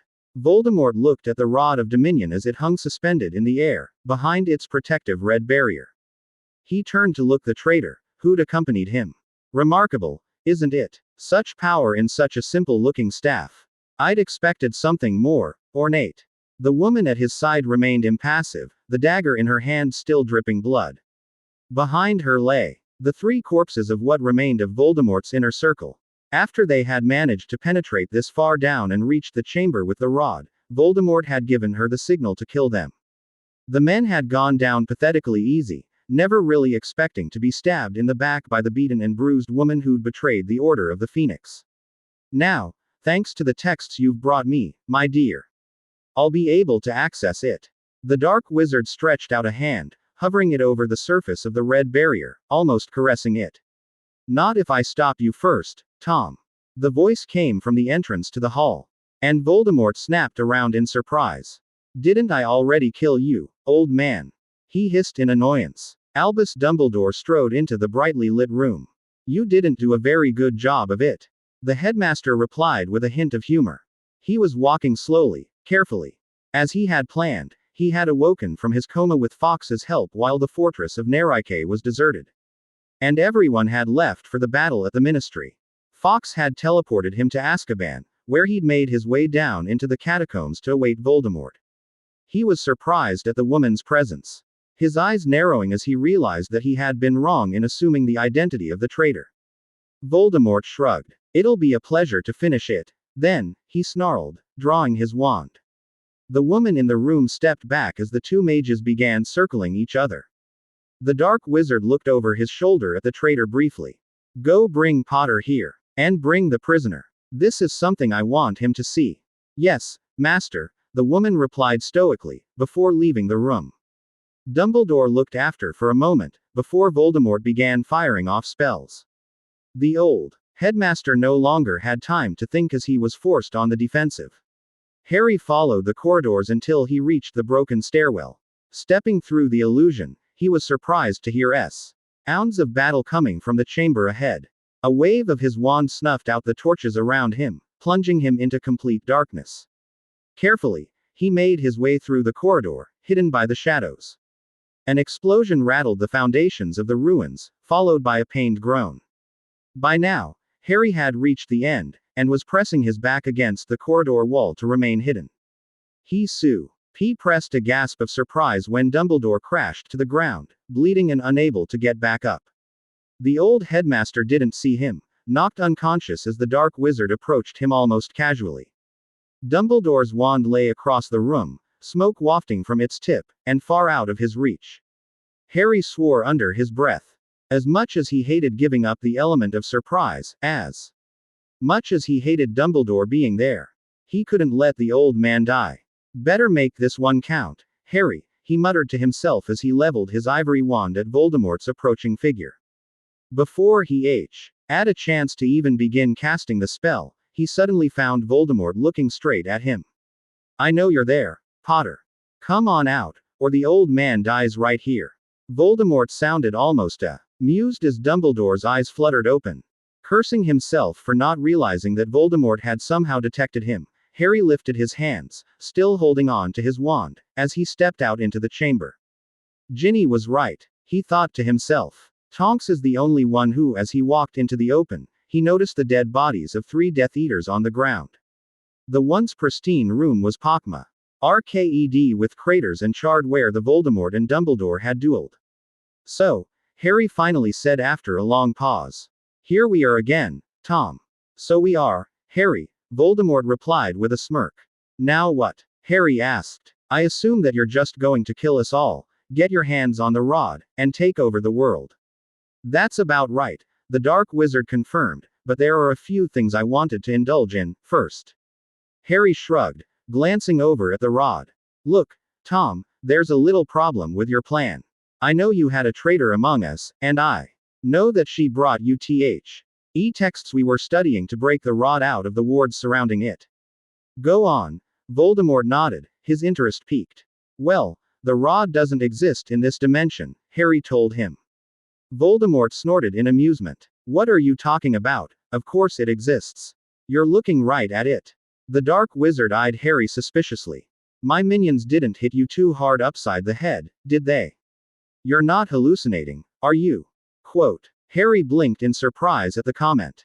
Concern was the last thing he'd expected from Voldemort, and it had even sounded genuine. What was the world coming to? No, they didn't hit me. In fact, I reckon they're about to get their asses kicked right now." Oh well. Voldemort shrugged nonchalantly. "Good to hear you're still in one piece, though." "Oh, because you wanted the pleasure of killing me personally?" Harry asked sarcastically. "Almost, Harry." Voldemort grinned toothily. "You see, when I first rose, the only wizard I was afraid of was Albus Dumbledore. He was acclaimed as the greatest wizard of all time. I admit it, I feared him. Respected him even. And when I returned, I found a new foe. A new archenemy, if you will. You, Harry Potter, have galvanized me, ruined my plans, and fought me on more occasions than even Albus Dumbledore, and you alone, have had more success in doing so than he ever had." Voldemort spread his arms, gesturing all around him. "I realize now that AIED to kill you has been a blessing. Because of it, I've become stronger, more powerful. Much more powerful. And when I fought Dumbledore again 2 days ago, I realized something. I had become so powerful that Albus Dumbledore is nothing. The one wizard, the greatest of all time, and he was nothing before my might." "Get to the point, Tom," Harry snapped irritably. He'd been looking for an opportunity to fire off a spell at Voldemort while he was talking, but the Dark Wizard was always on guard.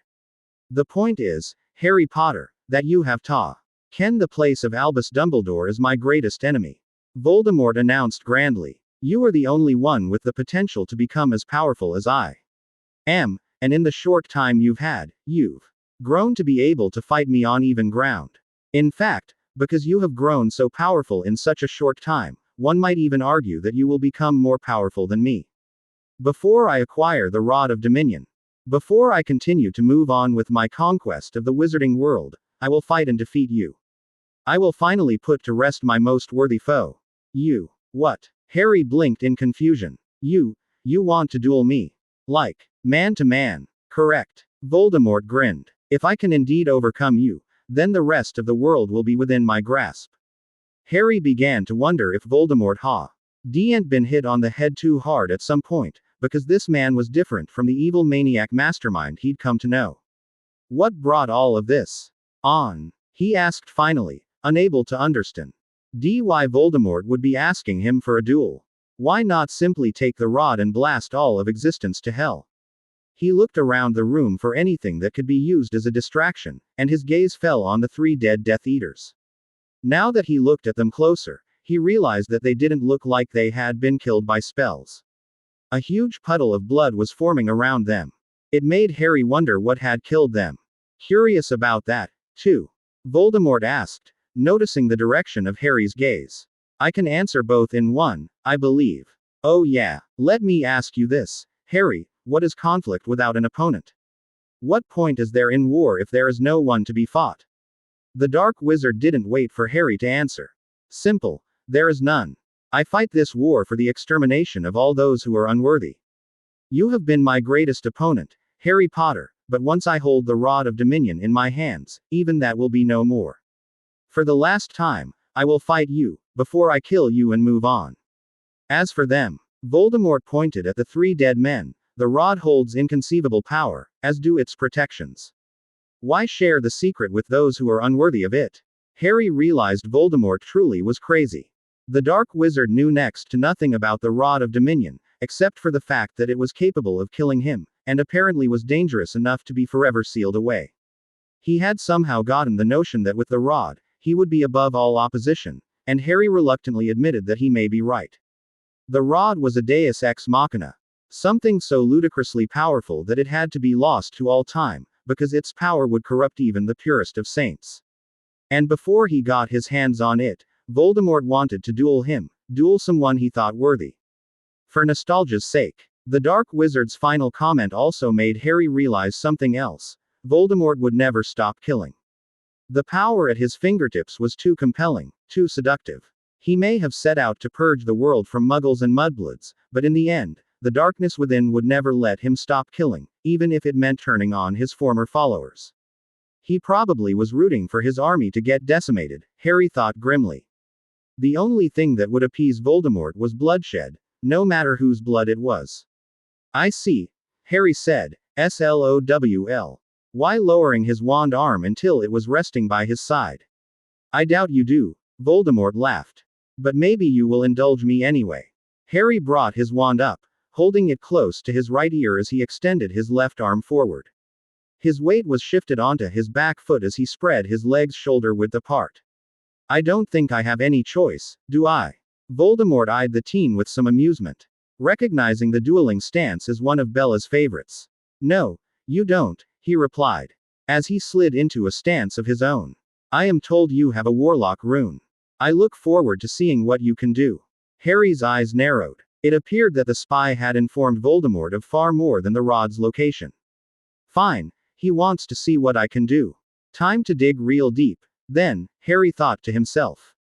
Twirling the wand through his hand to distract Voldemort from the spell he was casting, Harry fired off 2 blasting hexes in quick succession. The Dark Lord ducked under the first, then Ple batted the second one away with a negligent flick of his wand. Is that all you can do, Harry? You did so much better when we fought in South Holleron. Malum ictus. The jet-black spear of magic hurled towards Harry, forcing him to dive to the side. As he tumbled to the ground, he returned fire.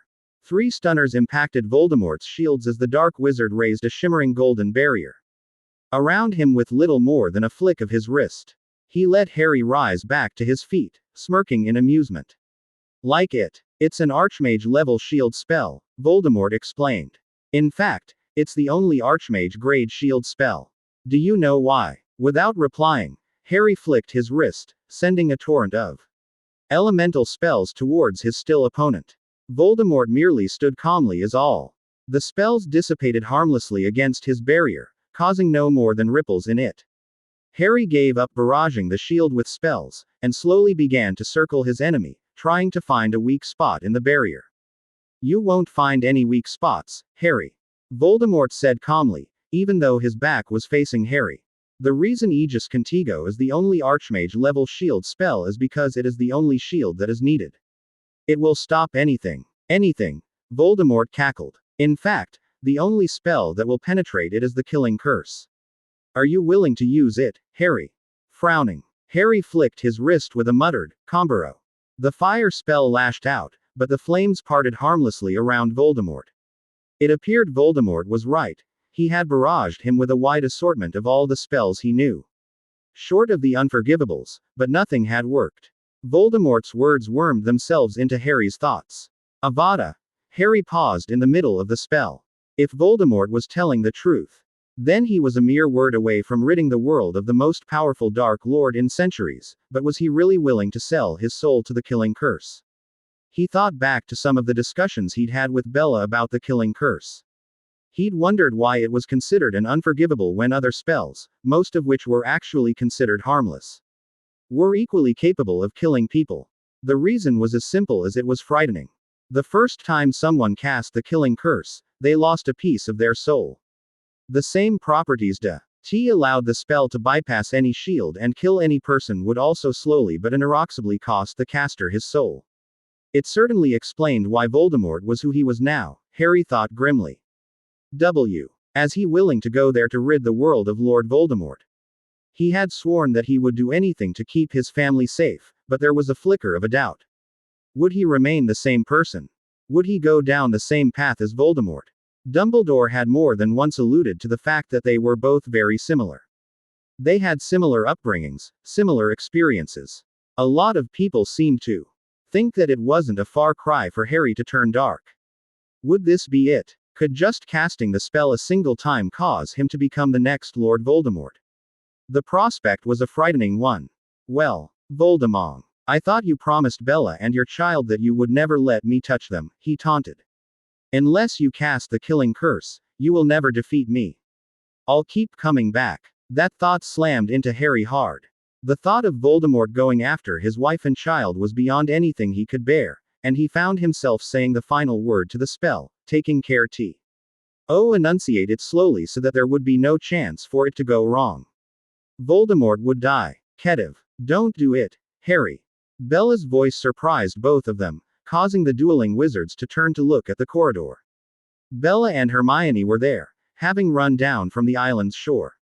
Bella, Harry asked in disbelief. We came as soon as we realized that Voldemort would be going after the rod, she explained. He wouldn't pass up such a chance to get his hands on it while everyone else is fighting for their lives at the Ministry. Voldemort almost seemed to sigh in annoyance. A perfectly good duel. Ruined. Shut up, Tom, Harry snarled. Hermione. Bella. Harry. A new voice chimed in. The two women at the entrance to the chamber turned around, surprised to see a battered Tonks leading Ginny at one point. The red-headed girl whimpered pitifully. Voldemort, Tonks snarled. Harry had his black ash wand out and aimed at Tonks in an instant. Let her go, Tonks. He mental. Why kicked himself for not making sure Ginny had gotten away okay. He had been so caught up in getting to the rod in time he'd left her alone. Tonks must have stumbled over Ginny. When exactly? Harry wondered. She must have infiltrated the castle, he realized, but something still didn't add up. Harry, listen to me, Ginny's the traitor, Tonks explained. Hermione and Bella immediately drew their wands and aimed them at the youngest girl. Funny, Harry growled. She told me the same thing about you. How you cut up Fred and blasted away at George. How you kidnapped her and then let the Death Eaters have their fun with her. Hermione and Bella immediately pointed their wands at Tonks. The Auror froze, her eyes wide in disbelief. What? I wouldn't do that. I'm on your side, Harry. I thought so, too, Harry hissed angrily. Step away from her. He eyed Voldemort out of the corner of his eye, wary that the Dark Wizard would try and kill him while his attention was elsewhere, but Voldemort seemed content to watch the spectacle unfolding before him with an unreadable expression. Tonks reluctantly stepped away from her captive, raising her hands into the air. You're making a mistake. B. Ella had knelt down and was looking Ginny over, trying to make sure the girl was all right, as she knew a few minor healing spells. Hermione still had her wand trained on Tonks, and was eyeing the Auror with distrust. Give me your wand, the brunette ordered. What? Hermione, it's me, Tonks. Give me your wand, Hermione repeated. With a heavy sigh, Tonks handed the younger girl her wand. You're making a big mistake here, Hermione. Please, listen to me. You've got to believe me, I didn't do it. It was Ginny, she caught us all by surprise. Hermione, remember, you'd just left the library when Harry came back. I wanted to check on the twins, and Ginny was there. She'd stabbed Fred and was casting some kind of dark spell at George. I tried to stop her, but she knocked me out. I woke up as Voldemort's captive. Then how did you get away? How did you get a wand, Bella asked, glaring up at the Auror. The raven-haired witch didn't like Ginny, not after she had heard how much the youngest Weasley had hurt Harry. But she couldn't help but feel sympathy for her as she examined Ginny's wounds. Bella only knew full well what Voldemort's idea of hospitality was. She'd been subjected to it a number of times. And she was supposed to be one of his followers. They brought me here. Ginny was holding me at knife point when they breached the outer defenses. When the ice soldiers started fighting back, we got separated from the Death Eaters. Some kind of explosive shell almost hit us, and knocked Ginny unconscious. I hid, and took the wand off one of the dead Death Eaters after they'd all left, Tonks explained. Then how come you didn't try to return to Nike? Harry asked. You could have returned and warned us there. Why stay around here? Tonks looked Harry in the eyes. "'Cause I knew Voldemort was after the rod. I knew we needed to stop him," she said sincerely. Harry felt himself conflicted once more. But right now, they were in the perfect Mexican standoff, as he'd heard Hermione call a situation before. He wasn't able to make a move that wouldn't leave him open. If he trusted either, there was a chance that the other was the traitor. He thought about using legilimency to probe into their thoughts. But at the first foray into Ginny's mind, he pulled back abruptly, stunned at the maelstrom of hurt, pain, and fear. What are you up to, Tom? Harry muttered to himself. He had his answer when a pained cry came from behind him, followed by the discharge of a wand. He turned around, horrified to see Hermione blasted into the wall and slumped over, unconscious or dead, he couldn't tell. Tonks was struggling with Ginny for control of the wand she'd stolen from Bella, who was still shaking the cobwebs from her head at the sudden explosion.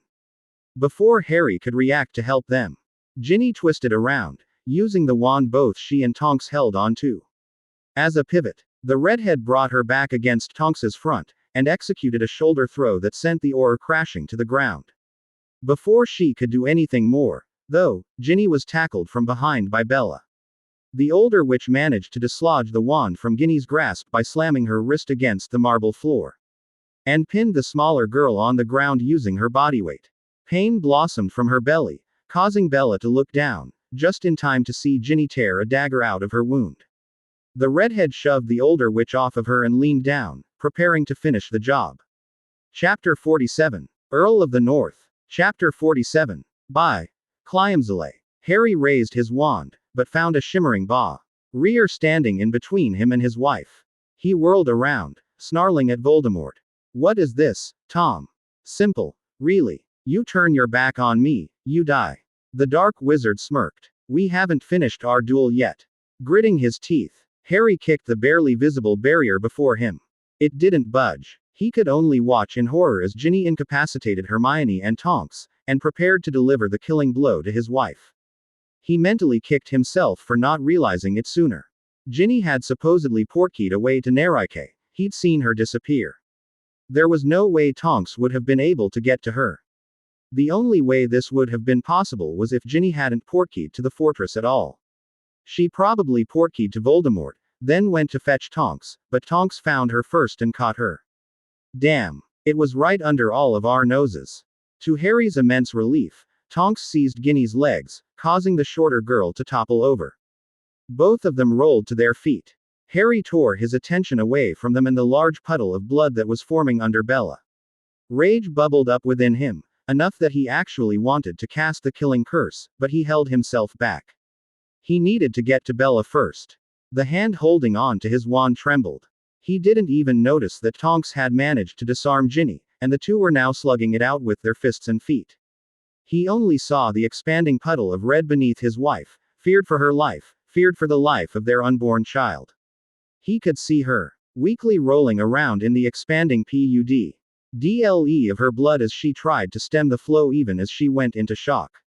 "Let me out of here," he snapped at Voldemort. "Let me take care of Bella first, then I'll duel you." The Dark Wizard laughed. "Oh Harry, Harry, Harry. It doesn't work that way. You duel me now. You see, here's your situation. You don't have a choice. The only way you're going to get to your beloved be defeat me first. That is, if you can defeat me." Voldemort glanced over to where Ginny and Tonks were brawling, their wands forgotten. "Oh, and if my little pet doesn't kill her first," he added, almost as an afterthought. Rage flooded Harry's conscious mind, overriding any other thought in his mind as he realized Voldemort and Ginny could just very well have killed not only his wife, but their child, as well. He who RLED the most powerful blasting curse he knew at the barrier, and the impact created an echoing boom in the cavern that shook the entire room from the power the shield had just dispelled. Fear was displaced by hatred. More intense than anything he'd ever felt in his life, far beyond the anger he felt at Voldemort for killing his parents, or for anything else the Dark Wizard had ever done to him. Avada Kedavra. Harry spun around, hurled the killing curse at Voldemort, who merely stood there and let the green bolt pass through him. It splashed harmlessly against the marble walls behind the Dark Wizard. What? Harry stared in disbelief. He could feel the aftermath of the curse, the absolute power singing through his veins. It had felt more powerful than any spell he'd ever cast before. The euphoria of casting it was so great that he almost forgot about his wife lying in her own blood on the cold marble floor, almost forgot about Voldemort and his insane ambition to rule the world. Voldemort laughed. "You cannot kill me that easily anymore, Harry. I'm afraid I lied. The killing curse will not kill me. If you truly wish to destroy me, you will have to." The Dark Wizard road cut off abruptly as Harry appeared in front of him and slugged him across the face.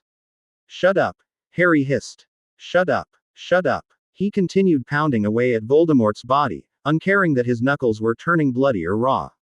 He only cared about inflicting pain on Voldemort, and judging from the grunts of pain coming from the older man, he was succeeding.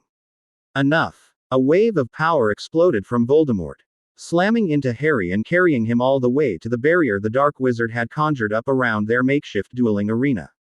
Motes of light flared up, coalescing around Voldemort's form as he began to glow. "Harry Potter," he began, "now you meet your end." Harry stood, wiping the blood trickling from the corner of his mouth. "If I'm going, I'll take you down to hell with me, Tom." He walked forward, until he stood just 5 paces away from his nemesis. "Let's end this, Tom." "I agree, Harry." Both of them stood still, Voldemort dissipating his shield. They both knew that this was it. They would go all out. There would be no more running around dodging spells and firing them off. They would be using the most powerful spells they knew, spells that had not been seen on this world for centuries. There would be no dodging those, and survival would depend entirely on who was more powerful. Harry had a vague idea why Voldemort was immune to the killing curse now. Voldemort was a warlock, much like Harry himself. How the Dark Wizard had acquired that kind of power was something Harry didn't know, but he wouldn't put it past him to use dark rituals. Warlocks were able to visualize magic flows in space, Hiskifny had explained, mostly in the form of free-floating runes. The Trascabanian sorcerers were those whose gift of magic was similar, he had explained. In that they directly manipulated magic without the need for a wand as an amplifier.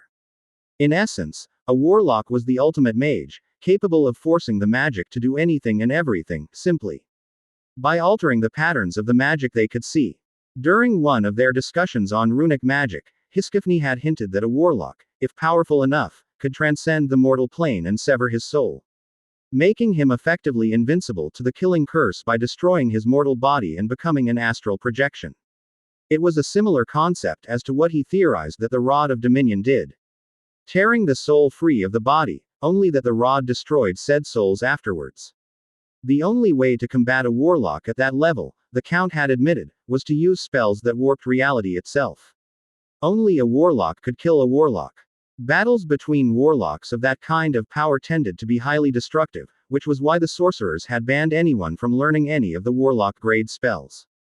Hiskifny had admitted to having illegally learned one of the forbidden spells, and had provided Harry with the material to study the others. They both had hoped that it would never become necessary for Harry to learn them, but it seemed that the time had come. Calling up on the forbidden magic that he had only read about thus far, Harry settled himself, clearing his mind.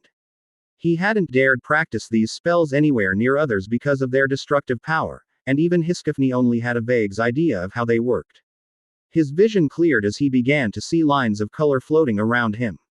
Runes floated in the air, just waiting for him to combine them in the correct patterns. He raised his wand, and began to cast spells he had never attempted before. Power flooded his veins, and a strange sense of understanding filled him as the world snapped into focus. He could feel the magic around him, instinctively knowing which lines did what, and he began orking them into the patterns he had studied as a last resort. Awaken the song that speaks of empty sky. Voldemort mirrored his stance as the Dark Lord began his own spell. Hear the screams of the souls of the damned. Harry's brow furrowed in concentration as he mentally forced the runes to combine before him. He began to glow, much like Voldemort, as invisible lines of magic became visible, coalescing around him. Now hearken ye the voice of the ocean's lord. A circle of light began expanding from around both of them as the runes flickered into visibility, forming patterns on invisible planes before both of them. Voldemort continued, undeterred. Answer my call, and unleash the fury of the abyss. Both brought their wands forward with a heave, and the two runic circles floating in air before them slammed into each other. Tidal wave. Harry shouted. Bloody curse, was Voldemort's answer. The two spells battled for dominance, causing a brilliant cascade of lightning to flare up where they met, bathing the room in blinding light. Wind howled in the underground cavern, tearing at their robes as they both pushed with all of their might. The space in between their spells distorted, flickering with an unearthly glow as reality itself was ripped to shreds. Waves of power washed across both of them, and the marble floor cracked and crumbled beneath their feet. When it faded, the two combatants stood there, unharmed, but the tips of their wands were glowing with expelled power. Voldemort nodded in acknowledgement. For Harry to match a warlock spell was a feat even he acknowledged as impressive. But the young Lord of Bellatrix looked winded. One more spell would finish him off. Voldemort began casting again. In the abyss, the trident of Hell's Lord dances. Harry realized that he needed to keep going. He'd only been studying runic magic for a short time, with a lot of help from the Trascabanian sorcerers, since they were more aware of it than wizards, but even they had limited themselves to a single runic spell. And even that spell was sealed away. He had completely underestimated the amount of sheer power and concentration it took to cast one of these spells. Even though he knew that what he was casting was not even the perfect execution of the spell. He forced himself to keep going, struggling to remember the words that would help focus the powers. Quote, "In my hand the Creator's sword that calls eternal sleep." Purple light flickered to life in front of Voldemort, dancing in his eyes like flames. Dripping crimson truth lights the one true path. Red light flared up in front of Harry. And the marble floor ripped open around Voldemort, exploding flows of molten lava beneath. Columns of fire Lord as Harry continued his spell, forming a runic circle of flame beneath Voldemort's feet. Honor our pact and hear my command. Maleficent harm. Animate earth. The ground around Voldemort exploded as Harry's spell took effect, bolts of flame licked up angrily into the air. At the same time, a huge purple blast of magical energy erupted from underneath Harry. Both flew through the air, having been unable to shield themselves, and crashed to the ground. The marble floor was gone at the spot they'd stood at before, exposing angrily glowing lava beneath. Harry managed to stand first, clutching his broken ribs as he faced Voldemort. Realizing that now was his chance. Before the Dark Wizard recovered, and he started another spell despite the drain on himself. His lungs burned as he forced air into them to form the words of the spell, every nerve in his body on fire from the energy he was channeling through it. Sapphire light burns deep into hell. Voldemort was picking himself off the floor when he heard the quiet chant. Not bothering to rise past his knees, he jutted out his wand.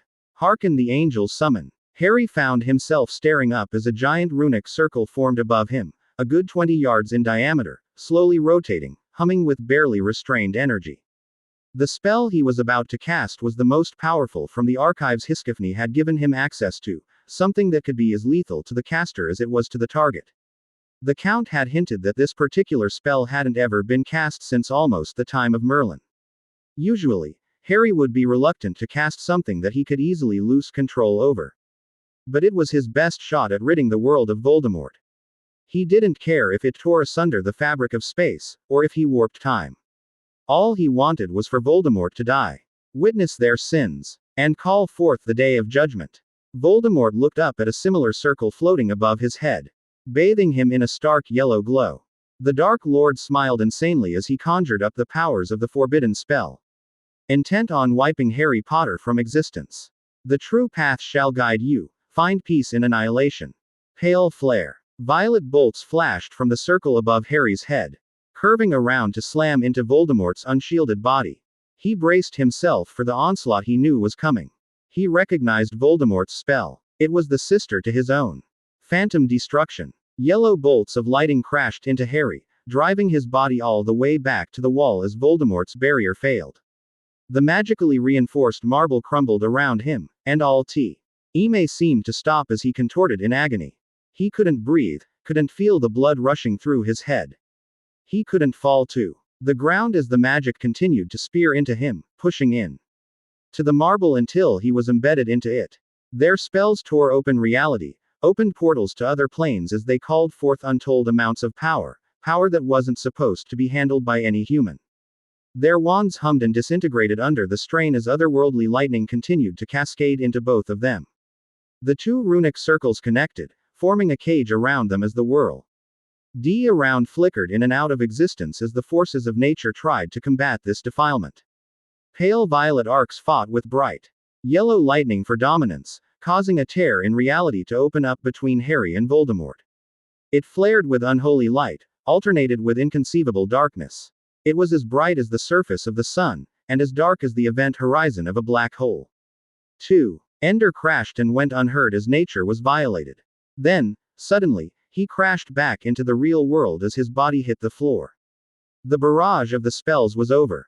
Nature had sealed up the damage that had been caused, dissipating the energy the two had summoned from the higher planes by diverting it somewhere else.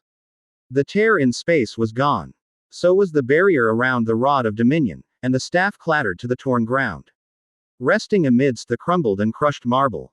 I'm impressed, Voldemort managed as the Dark Wizard lay slumped against the opposite wall, unable to get up. I never expected you to master the highest levels of runic magic. Harry couldn't find the breath to respond as he heaved for air, scrambling to rise. His arms wobbled, unable to support his weight, and he crashed back down to the ground. He absently realized that his wand was gone. That same part of his mind registered that he was still alive, which came as quite a surprise to him, considering that the final spells he and Voldemort had unleashed were quite capable of wiping entire islands from reality.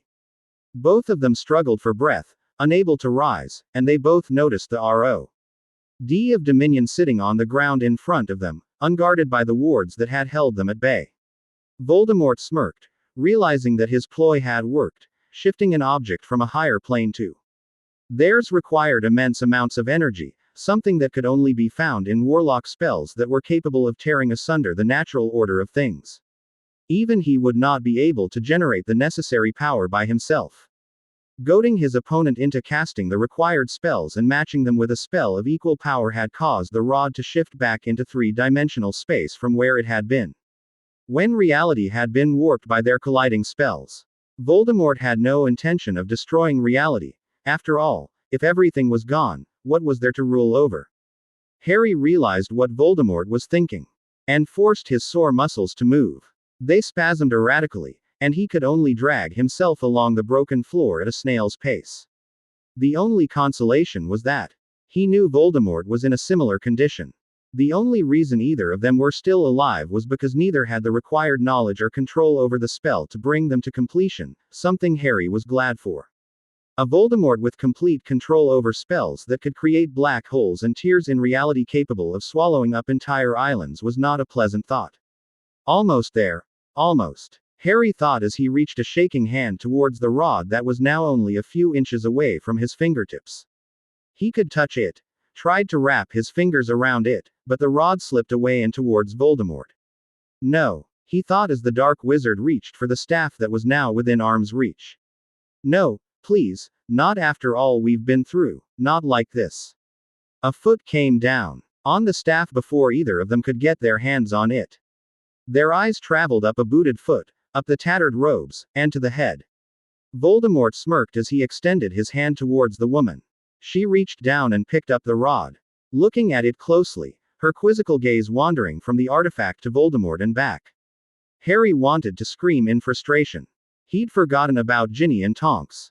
Now that Ginny was holding the rod, Voldemort smirked as Ginny turned to hand him the Rod of Dominion. It was over, he had won. Harry didn't have the energy to stand, much less cast any spells.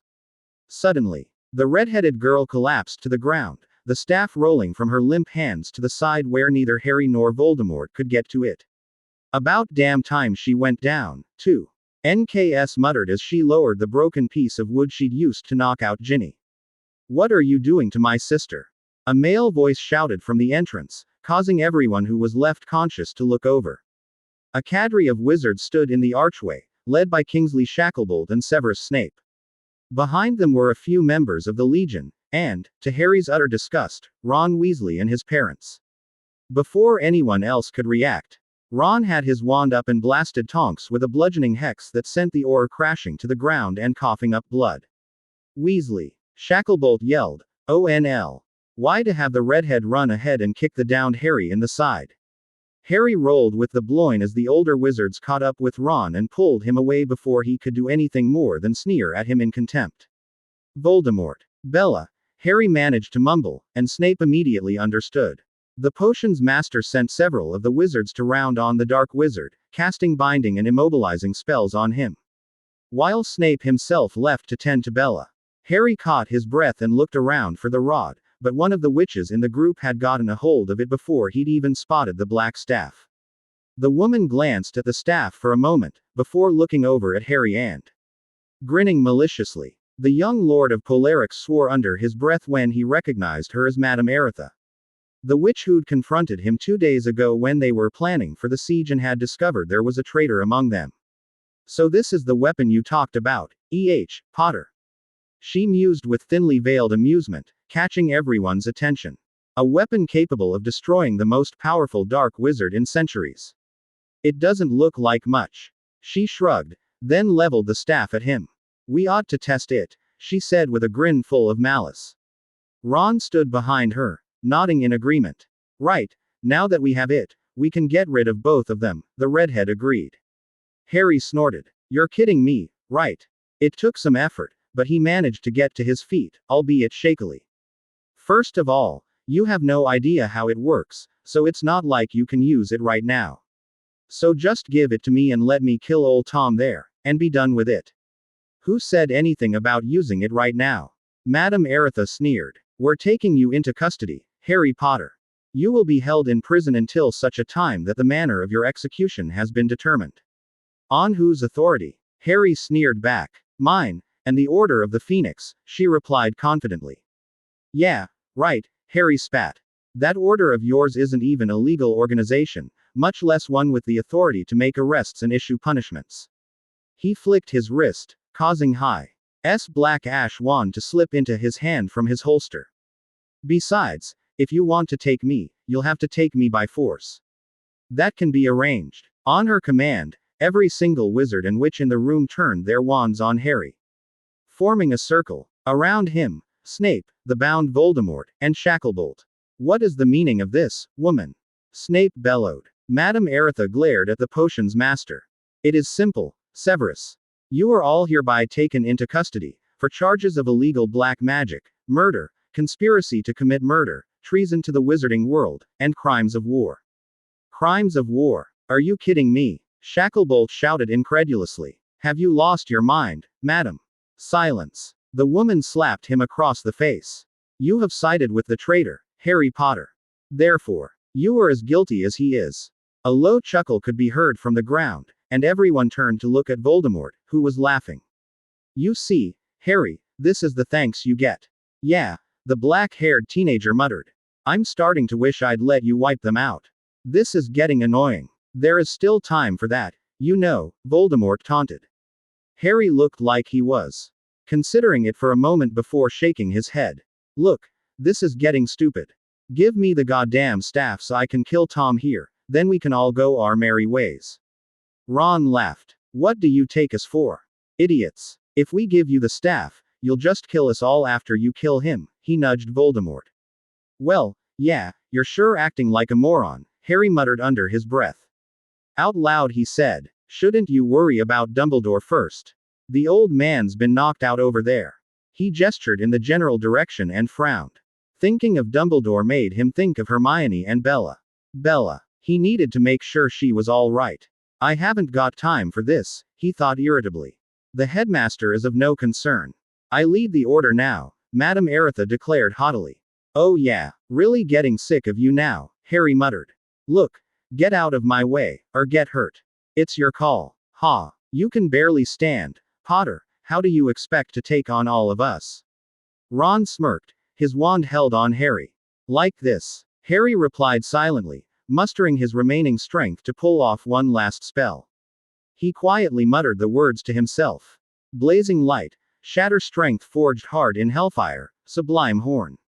Exclamation mark. Quote. A vortex of purple light flared into existence all around Harry, hurling the people standing around him into the air and scattering them all across the room. He stood quietly in the eye of the storm, breathing heavily from the exertion, along with Snape and Shacklebolt. The two older wizards eyed him in wide-eyed surprise, in awe at the power of the spell even as drained as he was. The blast subsided as quickly as it had appeared, dropping the order wizards out of the air and onto the hard marble floor. Bones cracked and broke from the impacts, but Harry couldn't bring himself to care. All he wanted was for it all to end so he could go home with Bella. Walking through the carnage he'd caused, he picked up the Rod of Dominion. Looking around for Voldemort, he kicked himself when he realized that his attack had also blasted the Dark Wizard away, and most likely dissipated any magic bonds the wizards had put on him. Impressive, Harry, Voldemort's voice came from behind him. Harry spun around, spotting the Dark Wizard standing a few feet behind him. You know the prophecy, right? Harry asked. Yes, though the same thing you told that Order H. Ag applies to you. You have no idea how to unlock the rod's true power, Voldemort answered calmly. Really? Harry gritted his teeth. All he really wanted was to run over to Bella and make sure she was all right. He could feel she was still alive through the bond they shared, which calmed him down somewhat, but he could feel she was weakening. And he had no idea what had happened to their child. The wound probably wasn't fatal. He realized, but blood loss may kill her anyway. He glared up at his nemesis. And here I thought I'd just hold it up and think something like, die, Tom, and you'd drop dead. Voldemort laughed. You still have not realized it. That staff is more than just a powerful tool, or a weapon. It is a key to the universe itself. Without it, warlocks can tear holes into space. Tear asunder reality, but that only lasts for a short time before nature reverses the damage. With the rod, you control reality. When you rip into space, the hole remains. When you tear apart this dimension, it will not heal. You can create your own universe, or destroy this one, because with the rod, nature will not interfere. That is the true power of the rod. What? Harry froze, unable to comprehend what Voldemort had just told him. You're delusional. Hardly. Harry, the Dark Wizard smirked. Think of it. The rod was suspended in its own dimensional pocket. It took both of us and our combined spells to tear reality apart for just an instant, just long enough for the rod to fall back into our reality. Why do you think it has remained suspended there for all these centuries when any damage we did, any tears we caused, were healed almost instantly? Voldemort threw out his hands, causing a cage of golden lightning to arc around and enclose him and Harry. Magic crackled The entire area around them shifted into tones of gray. Time seemed to slow down and finally stopped, just before everything faded to black, leaving the two adversaries floating in a sea of nothingness, surrounded by a golden cage. I just shifted us into another plane, Voldemort explained. That is what the proximity of the rod will allow me to do. Once I hold it. Harry glanced around, staring at the absolute blackness around them. So, what happens if nature kicks in and seals the hole you've created, Tom? We would be trapped here, for all eternity, Voldemort replied with a toothy grin. On the other hand, here we can finally finish our duel. I don't think so, Tom. He raised the rod and pointed it at Voldemort. It's over. You can't kill me, Harry, Voldemort told him. Remember, the killing curse will not affect me. He smirked arrogantly. Besides, do you really want to do these unworthy idiots in the wizarding world the favor? Harry shook his head. I'm not doing them the favor, Tom. I'm doing it for myself. For everything you've taken from me, for everything you would take from me if I let you live. For everything you've taken from those willing to stand up to you. Not so noble now, are we? Voldemort commented in amusement, seemingly unbothered by the fact that Harry now held the Rod of Dominion. No, Harry conceded. That was something you taught me, selfishness. And you know what? Thanks. You showed me who my true friends were. That was probably the only good thing you've ever brought to my life. The Dark Wizard crossed his arms in front of his chest. Go ahead, then. Strike me down. Satisfy your need for revenge. Let me see all the hate you have for me. He bared his teeth in a feral snarl. Show me how much you hate me for killing your parents. Show me how much you hate me for causing your godfather's death. Show me how much you despise me for your lost childhood. Harry gripped the rod tightly in his hands, his knuckles white. He refully recited the words to the final warlock spell he'd learned. Awaken, Lord of the Four Treasures, sealed since the origin of time. Let my strength be the sword of the oppressed, spiritual lancer. The staff in his hands elongated and widened until he held a two-sided spear, each blade 4 feet long, tapering from the tip to 12 inches wide, separated by a short shaft that he was holding onto. With a cry full of all the anger he felt, Harry lunged forward, impaling Voldemort on the weapon, piercing straight through the Dark Wizard's torso. The bladed tip emerged from the other side, but Voldemort still stood.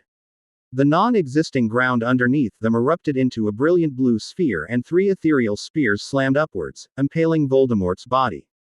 Harry took a deep, shuddering breath before he looked up. Confused and surprised to see the Dark Wizard still standing. Well, it appears you have what it takes, after all, he said in amusement. It is just too bad that you are there alone. With that, Voldemort's figure faded, as did the golden cage, leaving Harry in perfect darkness. Chapter 48. Earl of the North. Chapter 48. By Cliamsile. Harry looked around the darkness all around him. He felt like he was floating, despite the fact that he was standing on an invisible floor. Out beyond the shimmering golden cage, he could see nothing. The blackness was as infinite as it was perfect. And there would be no way he could orient himself on anything. He glanced down at the staff in his hands that now seemed to be pulsing with energy, then at the empty space around him.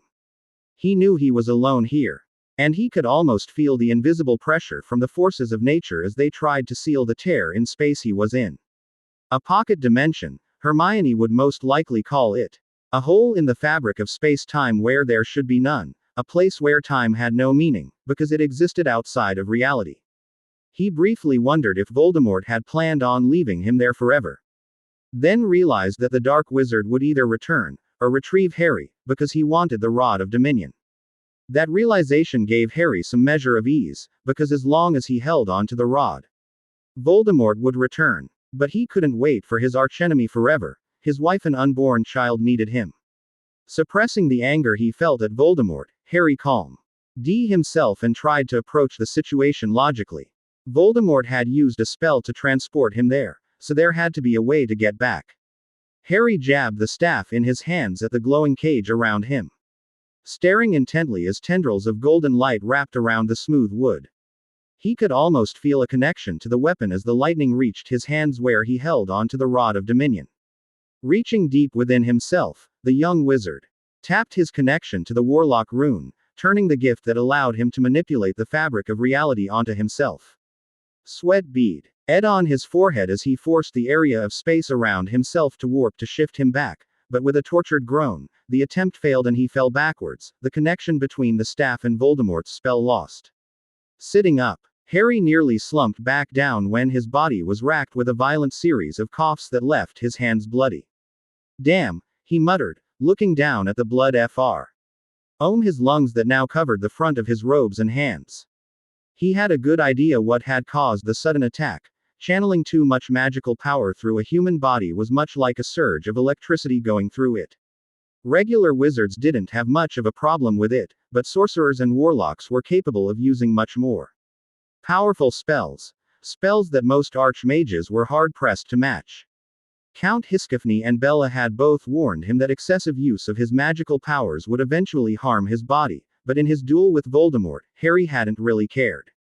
Killen. The Dark Lord was more important than worrying about damage to his body, and, though Bella found it hard to agree with that statement, she knew that he was right. Harry had believed he had been fine until now. And just the fact that the magical backlash from whatever spell Voldemort had cast on him to shift him out of reality had hurt him this much was an indication of just how truly powerful the Dark Wizard had become. Harry slowly rose to his feet, careful to keep his hands away from the edges of the cage this time. Damn, he repeated, we throw enough power at each other to rip a hole in space-time, and we're fine. Then he sticks me in a cage and it knocks me over flat. That statement may have been a bit exaggerated, because Harry knew that the spells he and Voldemort had hurled at each other had had at least some effect on his body. Not all of the aches and pains he felt were from being electrocuted, or slammed into a marble wall. How the hell can he use so much power and not even bat an eye? Harry wondered silently. How can he throw around so much energy and not be affected? The answer came to him a moment later. Voldemort had no physical body anymore. Because he had transcended the bonds of his mortal form and effectively become an immortal astral projection of his spirit, bound to no object or living organism, he could toss around as much energy as he wanted, because he was energy. Harry's heart sank. That meant the only way of destroying Voldemort would mean either entrapping him in a dimensional space much like the one Harry was in, or somehow binding Voldemort's soul to an object so that it could be destroyed. In order to kill Voldemort, he would have to be made human again.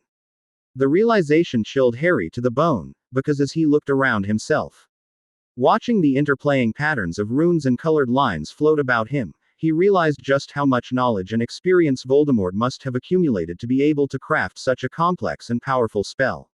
It wasn't something he could duplicate, not in any reasonable amount of time. But that meant somehow tying Voldemort's spiritual essence to something, and Harry wasn't particularly sure of how to accomplish that one. Either. The rod. You control reality. When you rip into space, the hole remains. When you tear apart this dimension, it will not heal. You can create your own universe, or destroy this one. Because with the rod, nature will not interfere. That is the true power of the rod. Voldemort's words echoed in Harry's mind as his eyes went to the staff in his hands. I don't get it, he thought. How does it do that? Why doesn't it let me get out of here? If it can control reality, then shouldn't I be able to get out of here?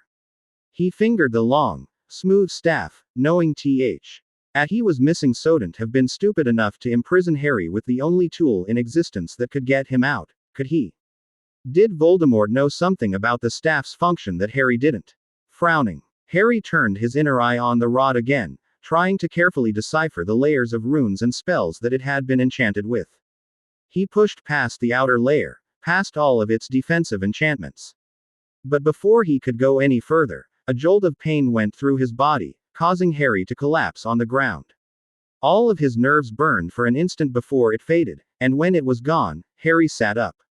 But the darkness around him had been replaced with bright, white light. Great. First everything's black, then everything's white, he muttered, not really concerned with his surroundings. What was more important to him was the fact that he could now see runes and spell patterns without having to try. A deep sense of understanding filled him as he realized he could simply look at one particular patterns and instinctively understand its functions, as if all of the knowledge of the universe was at his command. The feeling was as exhilarating as it was frightening. By accident, he stared at the patterns of Voldemort's spell, and a deluge of knowledge filled his mind, so much that he panicked as it overwhelmed him. A few moments later, he was breathing heavily. Having managed to clear his mind of everything that had accidentally come to him, but he was left with one piece of knowledge that he had held on to through it all. The rod was tied to whoever wielded it. Voldemort smirked as he stood in the room as the only person who was still conscious. After he had tricked Harry into his pocket dimension, knocking out Snape and Shacklebolt was easy enough. He snorted in disgust. The Order with their stupidity in holding up Harry had given him enough time to regain his strength. He was impressed, though, that Harry, wounded as he was, had managed to fire off one last spell capable of taking out the Order. He kicked at their unconscious forms. They truly were useless. More than useless, in fact, because instead of helping, they made matters worse for Harry. Deep down, Voldemort couldn't help but feel disappointed. The duel between him and Harry was something he had been looking forward to. Now it would most likely never be finished, because of their interference. He snorted, tempted to kill them all right now, but he decided to let them be. They would die eventually. The only problem he now had was that Harry still held the rod. However, Voldemort was confident that the boy would not escape from his dimensional prison. The pocket plane itself would not collapse as long as it was sustained by the Rod of Dominion. He had no intention of letting Harry die in there. However, but he needed time to gain a bargaining chip. The lives of his friends and his wife would do nicely, Voldemort decided, which was the reason they were all still alive. Most of them, anyway. Bella was just barely breathing, something that gave Voldemort both great pleasure and a feeling of disappointment. Bella had been one of his most promising followers, a truly twisted and sadistic individual who relished pain, and relished inflicting it on others even more. She had been wonderful, killing, torturing, and coming up with ever creative ways of keeping her victims alive to feel the pain. And then, almost as if a switch had been flipped, her cousin's death had turned off her psychosis. It snapped her back to reality, and Voldemort was disgusted at himself for not having seen her betrayal from the moment they had left the ministry that fateful year. It was a waste of a perfectly good sociopath. He stared down at her curled up form. A pity, Bella. We were so good together. Screw you, she whispered hoarsely, regaining consciousness. A cold shudder went through him, as if part of his soul had just been severed when she glared at him, but he ignored it. Turning around to mutter a spell that would bring Harry back. A few seconds later, the glowing golden cage reappeared with Harry inside. The teenager was gritting his teeth, but remained silent. Voldemort spread his arms and gestured around the room. Now, Harry, we can do this the easy way, or I can kill them all, and you as well, and take the rod. You're just going to kill us all anyway, right? So what's the point? Voldemort seemed to genuinely consider that for a moment. You'll be saving yourself some pain, he finally answered with a shrug. Harry took 2 steps forward, then tossed the rod at Voldemort. The dark wizard caught the staff easily, and nodded. Wise choice. You know, Tom, Harry began, there's really something you should know. Oh, what's that? It's about something you told me, really.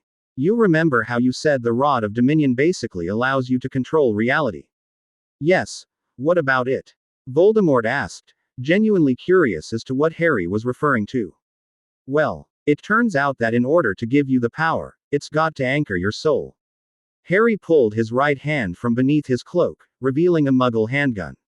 Now that you're holding it, goodbye, Tom.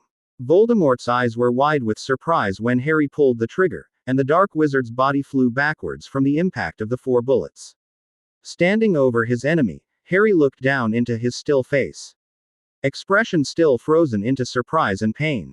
Just to make sure Voldemort was really dead this time, he emptied the rest of the rounds into his body, before incinerating it with a quickly muttered fire spell. Once he was sure Voldemort was dead, Harry dropped the gun, letting it clatter to the floor as he knelt next to Bella. The adrenaline faded, causing him to almost collapse on top of her. Enervate, he muttered, bringing her fully awake as he looked at her wound. Harry. Shish. It's okay. I'm here, he whispered to her. Stay still, I'm going to try and stem the bleeding. He quickly tore off strips from his robes and pressed them to the gash in her side. Taking a longer strip, He tied it around her waist as a tourniquet. He couldn't help but glance down at the large puddle of blood underneath her, and hope that he wasn't too late. From the moment she'd been stabbed until now only a few minutes had passed, but with his focus entirely on killing Voldemort, it had seemed like a small eternity. How did we do? She asked weakly. Don't talk. Save your strength. He lifted her head into his lap, unable to do much more. Now that the battle was over, he felt each and every one of his injuries, including the broken ribs and the broken left arm. And that wasn't even considering that every single one of his nerves felt like it was on fire. And that his mucles were torn and hurt from the energy that had coursed through them when he'd been hit with Voldemort's spells. He didn't think he had the strength to stand, much less support his wife. And since he'd given his emergency portkey to Ginny, Bella glanced over at the ashes that was all that remained of Voldemort. You did it, she said quietly. Yeah, I did. Harry looked down into her eyes. I'm sorry, Bella. I'm so sorry. I shouldn't have left you. I'm sorry I wasn't there when you needed me. She grasped onto his wrist. You did what you had to. He didn't give you a choice. She smiled weakly. And you're here now, that's what matters. Bella, I don't think I can get us out of here. He left unsaid that she needed medical attention, and quickly. A cough racked his body. And when he pulled his hand away, he grimaced when he saw the blood that was splattered all over it. My portkey, Bella informed him, in my robe's left side. Harry reached into her robe and quickly found pocket. When he pulled it out, though, he'd come up empty. You must have lost it in the fight. He looked around the chamber to see if he could spot anything, and spied a speck of silver not too far away. When he summoned it, though, he grimaced at the molten and twisted piece of silver that refused to react to his commands. Looks like it got Cogger throwing around, he told her. He spotted the rod laying discarded among Voldemort's remains and reached over, a crazy idea forming in his head. Tear a hole in reality, he muttered as he forced his magic to work one last time. Then the world turned black. He's a lucky fella, that's for sure.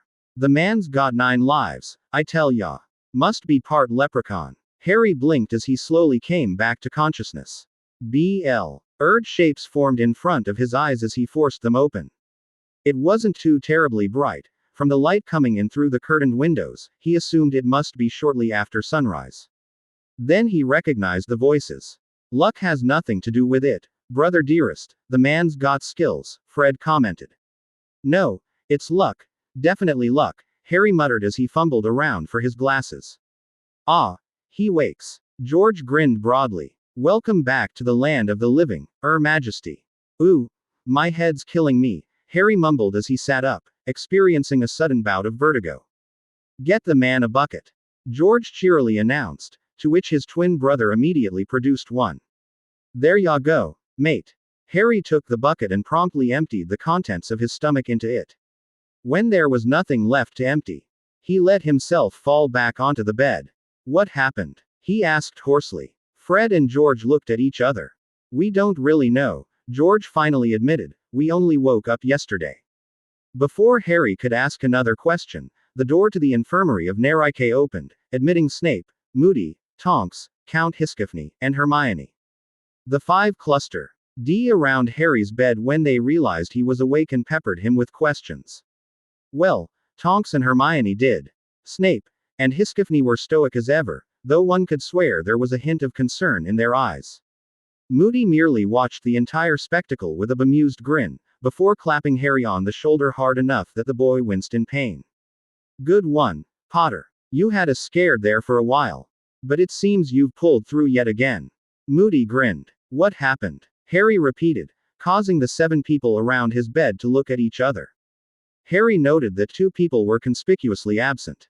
Where's Bella? And General Roden? After a long pause, Moody grumbled and took it upon himself to answer the question. Well, Potter, your wife's going to be fine. She's still recovering. She is. How is she? How's the baby? Harry tried to rise from the bed again, only to find himself pushed back on by the grizzled old Auror. He turned his head around as the memories returned. Oh God, she got stabbed. The baby.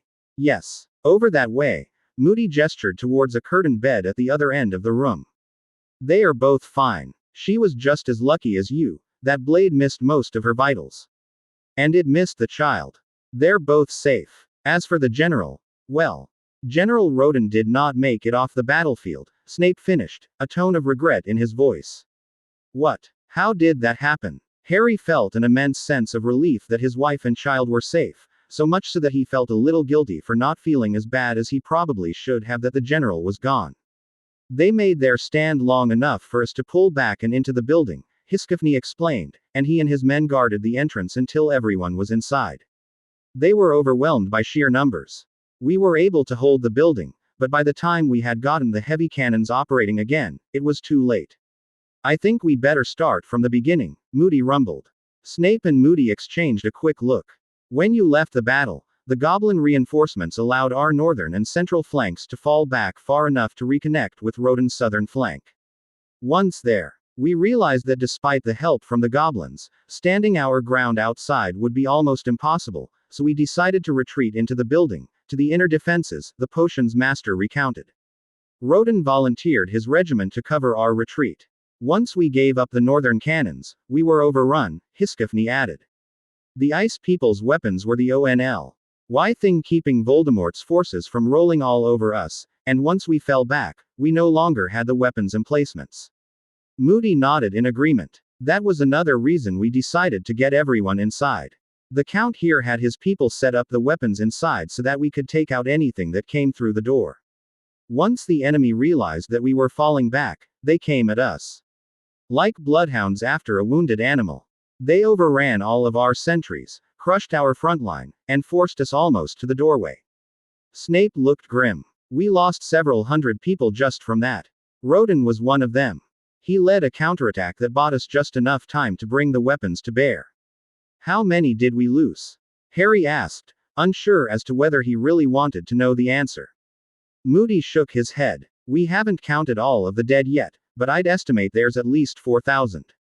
60% of our forces are gone.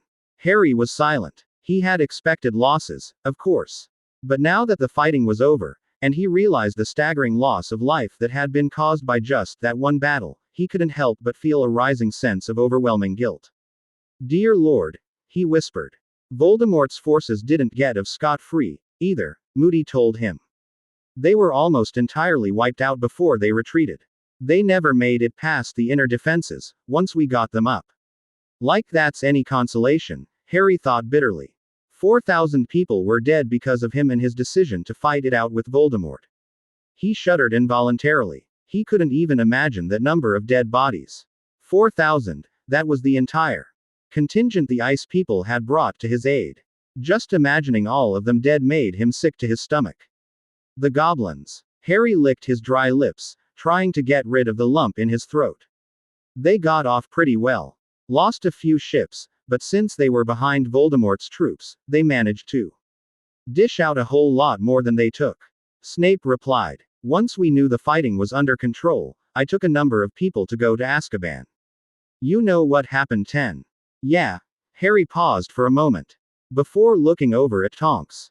The Auror had been quiet up until now. How are you, Tonks?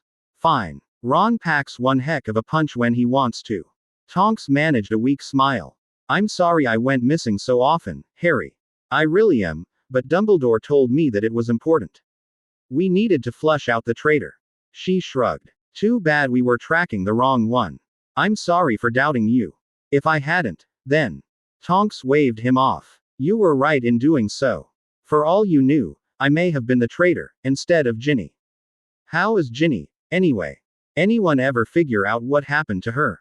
Harry asked, his tone suddenly a few degrees colder. Voldemort put a very obscure, very old compulsion charm on her, Snape replied with a heavy frown. We assume that she went out ooping around some of the seized Death Eater properties back when the minister gave the order, and was caught then. We found traces of an erased memory that seemed to confirm that theory. We purged the spell from her, not that it matters. Since the Dark Lord is dead. Yeah. About that.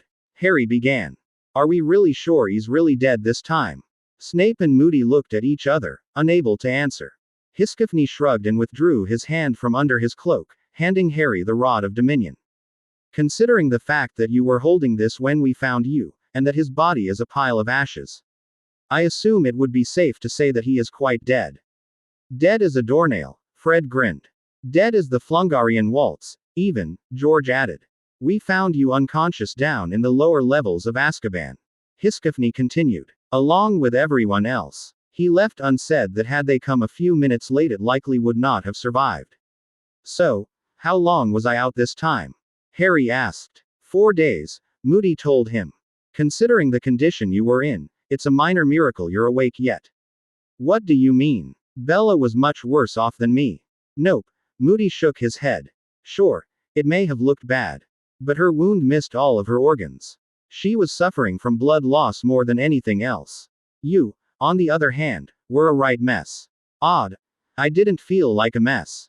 At least not until the end. Harry mentally amended. Well, you were, Potter, Snape smirked. 4 broken ribs, a punctured lung, shattered tibia and femur, broken collarbone, shattered elbow, broken wrist, internal bleeding. High-degree burns, extensive nerve and tissue damage. I would say that you have broken your own record for injuries sustained during a single day, Potter. Harry was about to retort when he caught sight of the faint smile crossing the potions master's face. It was gone before Harry could be sure. Snape, smiling. Nah. Harry chalked it up to hallucinations. He thought for a few moments. Bella was safe, which was a relief. Now that he could finally clear his head from the medication and unconsciousness, he could feel her presence, and true to Moody's word, she wasn't far away, peacefully asleep. Voldemort was dead, really dead this time. Deep down, he could feel it. It was as if a weight had been lifted from his soul. There was no rational explanation for it, except maybe the connection between them through his scar, that let him feel Voldemort's death. Reaching up to brush his hair aside, his fingers found smooth, unblemished skin. The scar was gone. So was Voldemort. That reminds me, Potter, Moody said, pulling a muggle gun from his cloak. What by Merlin's beard is this thing? Harry blinked at the old Auror, taking a moment to wrap his head around the question. It's a gun. Moody. You know, to shoot people with. Gun. The Auror queried, a puzzled look on his face. It's like a crossbow. Hermione came to Harry's rescue. Only it doesn't need to be reloaded as often. And fires bullets instead of arrows. It uses a chemical charge too. She trailed off with a blush as she realized that she had been about to get carried away. Anyway, she said, clearing her throat. That's about it. Though where Harry got one, I don't know. General Roden gave it to me, Harry told them. The ice people make weaponry very similar to muggles. He gave it to me as a backup. Just in case I ever needed it. Just like most ice soldiers carry one along with their swords. I didn't actually think I'd have to use it. He looked down at the finely crafted weapon. The chrome-polished barrel gleamed in the early morning sun, revealing exquisite detailing along its length. The weapon tapered off into an ivory-plated grip and curved trigger that made it seem like it was more an object of art than a tool of war. Thanks, General, Harry muttered quietly. You want to tell us what happened on your front, Potter? Moody finally asked. He and everyone else wondered just what had transpired that had ended in Voldemort being reduced to a pile of ash and Harry and Bella being in the condition they had found them in. Sure. Harry took a deep breath and laid out his final confrontation with the Dark Lord. Chapter 49. Earl of the North. Chapter 49. By Cliamzale. The days following the final battle with Voldemort's forces were characterized by a flurry of activity. The wizarding world was eager to rebuild, while Harry helped the Ice People and the Trascabanian sorcerers to honor and bury their dead. Bella had woken up on the same day that Harry had. Her injury was quickly mended. And the doctors had merely let her sleep to let the blood-replenishing potion they had given her do its work. Those Death Eaters and dark creatures who were left after the battle at the Ministry were taken into custody and transported over to Azkaban, where Captain Nailoff and his regiment of soldiers once more turned the fortress into a prison. They would remain there until such a time that arrangements with the Ministry of Magic could be made. And when all was said and done, it all came down to numbers. Numbers on a report that Harry was given, and he had forwarded to Cuthbert Mackridge. Numbers he was still staring at as he sat in his office unmoving. 10,627. The number of dark creatures killed, including dementors, giants, werewolves, vampires, and others. 411. The number of enemies captured. 2,309. The number of injured. And 5,116. The number of dead ice soldiers, aurors, sorcerers, and goblins who had fought at his side. That last one had him nauseous for days. Now that most of the cleanup was done in Everion, he was busy going back to their lives before the war. There were only a few last things to take care of. Harry stood up and left the room when the clock chimed. Today was the day that they would be waking up Frank and Alice Longbottom. Neville was waiting for him outside his door, and quickly fell into step with Harry as they made their way down to the medical ward. Bella was waiting for them when they arrived, a flask of silvery liquid in her hand. "You ready?" Harry asked. The question was directed at Bella as much as it was at Neville. Neville paused, looking at his parents' still forms. "Yeah, let's do it." Bella carefully dripped the potion down into the Longbottoms' mouths before setting the flask on a nearby table. "Now all we can do is wait," she announced. Almost 3 hours later, the Longbottoms began to stir. The nurse who was monitoring them immediately called Bella and Harry. Neville was still in the room, sitting with his parents, when Harry entered. Bella had decided to wait outside. And Harry had agreed that it would be for the best. She had come a long way from the Dark Witch who had been Voldemort's right-hand woman, but the Longbottoms didn't know that. Yet, Harry amended silently. He looked on from the sidelines as Neville and the nurse gently coaxed Frank and Alice Longbottom out of their decade-long coma. "Hey, Dad, Mom," Neville whispered, a broad smile on his face as their eyes blinked open. He flitted from one bed to the next, turning his head around to alternate looking at his mother and father. Where am I?" Frank Longbottom croaked, his voice raspy. The nurse quickly held up a glass of water for him, and he sipped through the proffered straw greedily. "You're in Nerike," Neville explained. Neville. His father seemed to just have realized who he was looking at. "Yes, Dad." The pudgy boy grinned broadly as he was pulled into a tight hug. Not too long after, Alice Longbottom woke up, and Neville was pulled into a three-way hug as the nurse darted around, trying to perform a checkup on the two elder Longbottoms. Finally, she gave up and allowed the three to have their moment together before she interrupted them, an apologetic smile on her lips. Harry watched for a few minutes longer, before turning around and leaving. He didn't need to see more. Whatever else was said was between Neville and his parents. A knock on Harry's door caused him to look up from the reports he was reading. He hadn't realized just how much work it was to rule over the entirety of the holdings of House Bellatrix until it had actually landed on his desk. He was just glad that Queen Zirina and Count Hiskifny were quite capable of managing their respective nations by themselves, so the only thing he had to deal with was the fallout from the battle at the ministry. "Come in," he shouted. The door cracked open, admitting both of Neville's parents. They were out of the wheelchairs they had been in for the first few days while the doctors and nurses worked at restoring the muscle mass and motor functions they had lost during the years they had laid in a coma. And while they still looked a little haggard, they were looking much better than they had just a few days ago. Harry smiled at them. He had never seen Neville's met him, and, by extension, he had never seen Bella so free, either.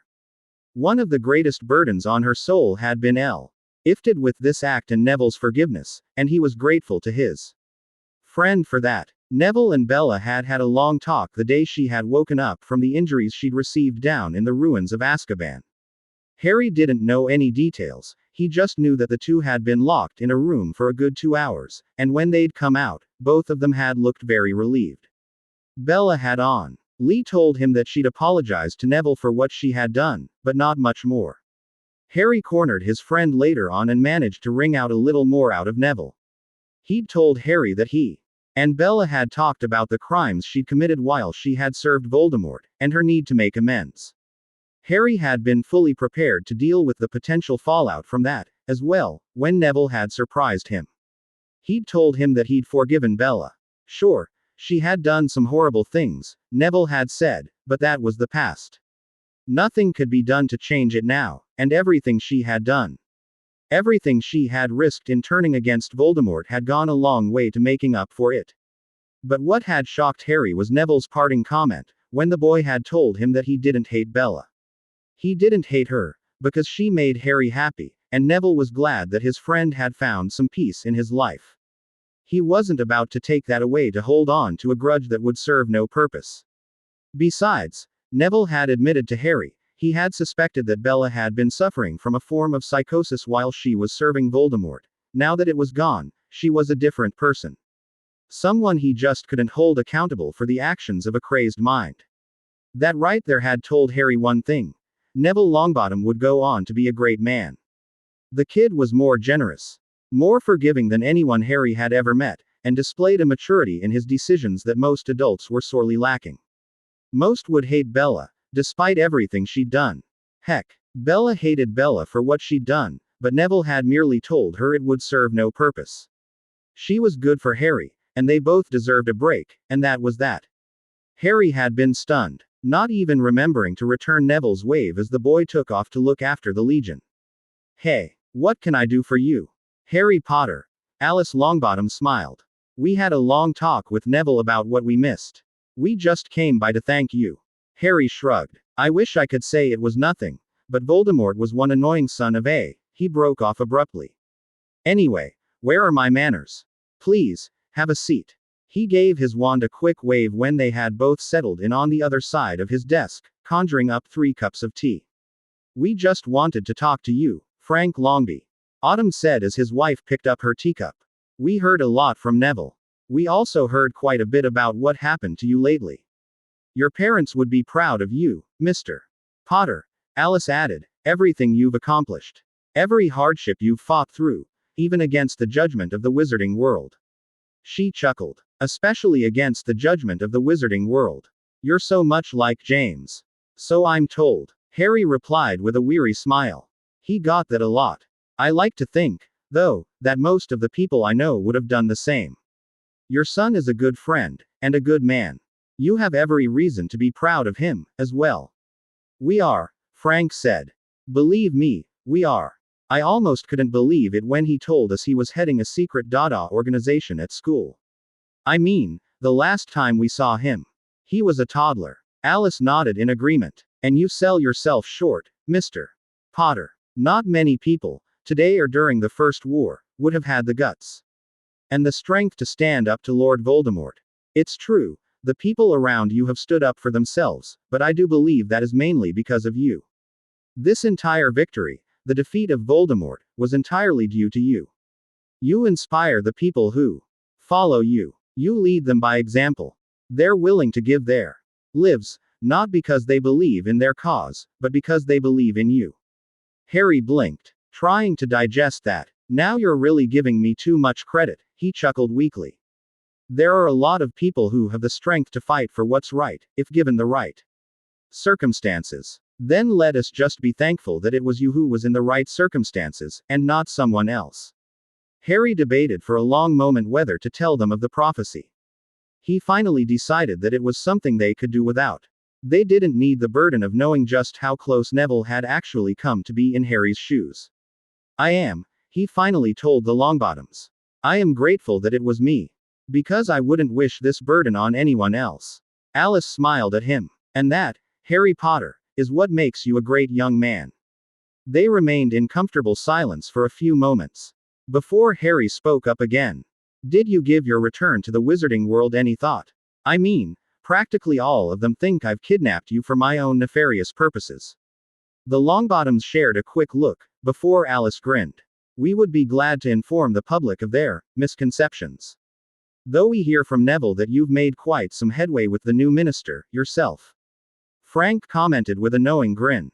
"Bert is a little more sensible than the rest of the wizarding world." Harry chuckled in agreement. "His help has gone a long way to uniting all the magical creatures and bring us all together enough to fight Voldemort effectively." "What about yourself, though?" Alice asked, looking around the sparse office curiously. "Have you thought of returning?" Harry gave the woman a look that clearly said, "Are you kidding me? I don't think I'd be the most welcome person there right now. In fact, I think my popularity is at rock bottom, possibly even lower than Voldemort. He cleared his throat. Seriously. How can that be? Alice was dumbfounded at his utter conviction. I mean, you just fulfilled a decades-old prophecy, duh. Defeated the greatest dark wizard in centuries, and have united the wizarding world. Surely the people are idiots, Harry cut her off abruptly. Not to be rude, but you haven't seen firsthand how stupid they can be. Print something in the newspaper, and they believe it like it was the Holy Scriptures. From what it sounded like, Voldemort had a surprisingly easy time discrediting you, Alice noted. Yes, but that wasn't because Voldemort was good at it. Hell, look at what Fudge made the people believe about me when he was minister. One would almost think I ate small children for breakfast, Harry explained darkly. No, Voldemort played to everyone's fears, but those fears were in place long before this whole mess began. No offense, but I've found out the hard way that most wizards are cowards. Whenever someone appears who seems to be able to do something they can't, they immediately fear them. Oh sure, they did hero worship me for a while after I defeated Voldemort the first time. But that was quickly replaced by the fear that I would replace him. And when I told them Voldemort was back at the end of my 4th year, Harry shrugged. Let's just say people didn't want to leave their comfortable little worlds and admit that Voldemort was back. Frank looked skeptical. I find it hard to believe the public was so easily swayed. Oh, believe me, it wasn't hard, Harry snorted derisively. All it took was one allegation. Look at how quickly my supposed friends turned on me. To this day, the Weasleys, except for the twins and Ginny, resent me. Hell, even Ginny Bell. I was evil until the evidence stared her right in the face, and all of them have known me for years, practically grew up with me. And let's not even get started on the Order of the Phoenix. Desp. ITE the fact that Voldemort admittedly still believe that I'm out to replace him. So, no, I'm not all that eager to return to the wizarding world. Frank and Alice blinked in surprise at that. Harry spread his arms, gesturing all around him. Here, I have people who like me, not for being the boy who lived, not for defeating Voldemort, but for who I am. They respect me for what I can do, but they're not afraid of me. Here, I have friends. I have found a family, and I have found love, something I've never had in the wizarding world. Why would I leave all that behind? What about closure? Alice finally asked. Don't you feel the need to tie up loose ends, as it were? Even if you have already decided to remain here, aren't there a few things left to do for you in the wizarding world? Not to mention, her husband added, that you could do so much good in the world. The wizarding world could learn so much from you, not just about courage and integrity, but also about tolerance. Look at what you accomplished in so little time. You could do a whole lot more in the years to come. Harry shook his head decisively. While it's true that there's some things I have to deal with still, I don't think I'll return. Sure, I might be able to make a difference, but to what end? In the end, it's the people's decision. I can't force them to learn tolerance, I can't force them to stand up for what's right. That's something they have to do for themselves. Besides, if this war has taught me one thing, then it's to be selfish. Selfish? Frank echoed, puzzled. Yes. Harry smirked knowingly. After all the wizarding world did to me, after all they accused me of, after all the betrayal, did you really expect me to kill Voldemort for them? Please, I'm no saint. He found a perverse sense of pleasure in seeing the Longbottom's eyes widen in surprise. I did it for myself. I killed him in revenge for my parents, for my godfather, for threatening my wife and child. For the people who followed me. What? Alice glanced at her husband with a look of disbelief. What do you mean, for the people who follow you? The sorcerers of Trazcoban, the ice people. Harry leaned forward, taking a sip of his now cold tea. They went to war with Voldemort for me, without me having asked them, because they felt that it was the right thing to do. Count Hiscifni and Queen Zirina hate oppression and xenophobia and all that Voldemort stood for. They didn't go to war for me, or because of me, but for themselves. They did it because it was the right thing to do, and I just happened to share their ideals. They threw their support behind me, respected me, and ultimately, sacrificed for me in the wizarding world. Same thing with the goblins. They didn't have to come to the final battle, but they did. 817 goblins died to free the wizarding world from Voldemort, after all that the wizarding world did to them. Do you think wizards would have been so generous if the roles were reversed? I don't think so. That is what I fight for. Not the wizarding world. Not the people who sit idly by and let children fight their battles for them, or who oppress other races, maybe not in the way Voldemort did. But in other ways. I fight for those who fight for me. That's all. When Neville's parents remained silent, Harry smirked. Not quite as noble as you had expected me to be. No, not really. Frank finally muttered. Harry shrugged. Honestly, I don't really care anymore. I've gotten past the point of caring what other people think of me. I had to, in order to survive, he finished grimly. I supposed so, Alice admitted. And from what it sounds like, you have every right to be angry at the wizarding world. The words reminded him so much of what Hermione had told him weeks ago. When she'd tried to get him to vent the anger and betrayal he felt on her, and Harry chuckled. Angry? No, not really. Frustrated? Yes. Infuriated? Definitely. But I came to realize that you've got to help yourself before you help others, and if the wizarding world doesn't want to help itself, well, they got lucky my interests intersected with theirs, no matter how much they screwed me over. Alice recovered first and managed to put a slightly forced smile on her face. Nevertheless, your parents would be proud. Before she could say anything more, the door cracked open a bit, and Bella stuck her head in. Harry, can I? The dark-haired witch trailed off as she stared at the two Longbottoms, caught like a deer in a headlight. The Longbottoms stared back with a similar expression that quickly turned to hatred.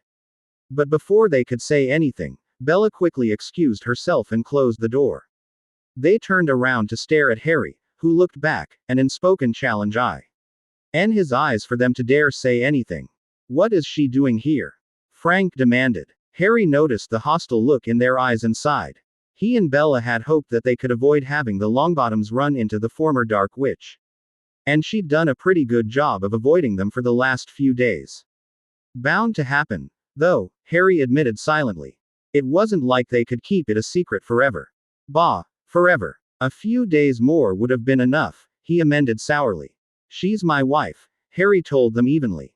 Both of his visitors blinked, looking at each other and then back at him in unison. It would have been comical, had the situation not been so tense. I don't think I heard you correctly, Mr. Potter, Frank said. I could have sworn you said that she's your wife. Your hearing's fine, Mr. Longbottom. Bellatrix Potter is my wife. Around 10 months now. You're, what? Frank hissed. Are you out of your mind? I'm feeling quite sane, thank you, Harry replied acerbically. He'd seen the expression that had crept up on his two houseguests' faces 100 times. It was the same look of disbelief and hatred that Ron Weasley gave him these days. What do you think you're doing? That woman is a demon. She's worse than the Dark Lord. She's my wife, and I'd appreciate it if you could keep your opinion of her to yourself. She's a twisted, evil bitch. What did she do to you? Blackmail you? Torture you? Frank's eyes widened in horror. She seduced you, didn't she? Can't you see what she's doing? She's just trying to use you too. Harry slammed his palms on the table as he stood, his chair sliding out from under him. That's quite enough, he said calmly, his face neutral. Despite the fact that your question is unwarranted and does not deserve an answer, let me put you at ease. She has not manipulated me in any way, and she's certainly not out to rule the world, unlike a certain evil maniac we all know who's now dead, thanks in great part to her. She is much worse than the Dark Lord ever was, Alice joined in. While Voldemort just kills his enemies, she relishes their agony. She'll torture you to the point of death, only to heal you and torture you again. Look at what she did to us. Harry sighed. He could understand where they came from, but it was that precise attitude that had caused the wizarding world so much trouble. Yes, I am fully aware of what she has done in the past. But are you aware of what she has done during the past year? Let me tell you, then. She has risked her life in becoming my informant within Voldemort's ranks. She provided me with information about raids and attacks that have allowed the Ministry, the Order, or myself to prevent them from happening. She has single-handedly saved thousands of lives. And you know what? After I was thrown into Azkaban, she was fully prepared to die by my hand to atone for what she did. She taught me what I needed to learn to break out of that god-forsaken place. It's because of her that I'm still here, still alive. She was there when the rest of the world, my so-called friends and family, Harry spat angrily, gave a damn about me. If it was up to them, I'd be a rotting corpse in Azkaban by now. When the whole world was prepared to lock me up as their scapegoat, she saved me. And you know what? She didn't do it to save her own, save a kid who'd been wrongly condemned. Do you have any idea what she went through these last 20 years? Frankly, Mr. Potter, I couldn't care less what that woman went through. She has inflicted enough pain and harm on the rest of us that the best place for her would be 6 feet underground, Frank snarled. Manic schizoaffective disorder, Harry said calmly. What? It's a form of psychosis where the individual suffers from severe mood swings, manic episodes, and epileptic symptoms. The behavior can, in extreme cases, be very violent, and the individuals affected usually lack a sense of self-fulfillment. They seek self-gratification any way they can, usually in violence, Harry replied. Hermione had done some research into Bella's state of mind after he'd shared his suspicions about Bella's extreme behavior during her service to Voldemort. A mood swing. Alice shrieked. You call what she did to us a mood swing, and we're supposed to just believe she had a change of heart just out of the blue.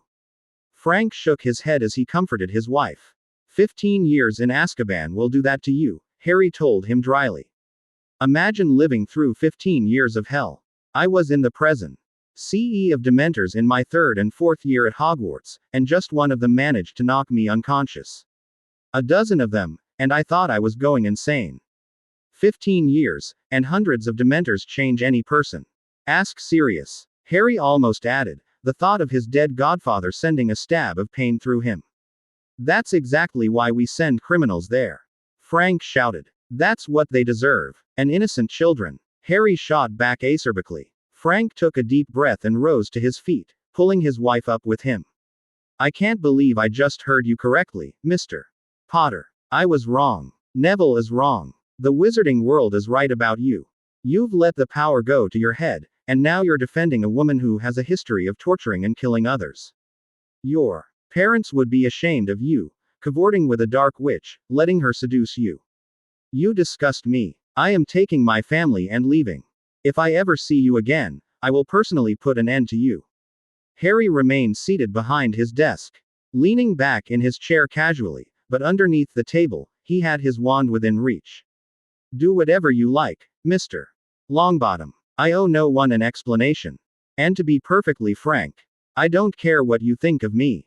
If I did, I'd still be in Azkaban and most likely dead, you'd still be in a coma or dead, and Voldemort would have control of the country.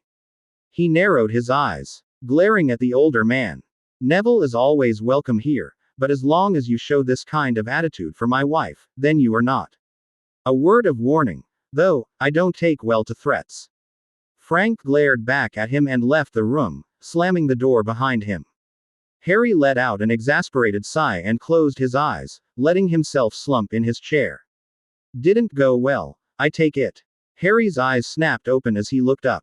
Narcissa was standing inside the doorway the Longbottoms had just left through, a wry look on her face. What gave it away? Harry asked dryly. The shouting, or the slamming door?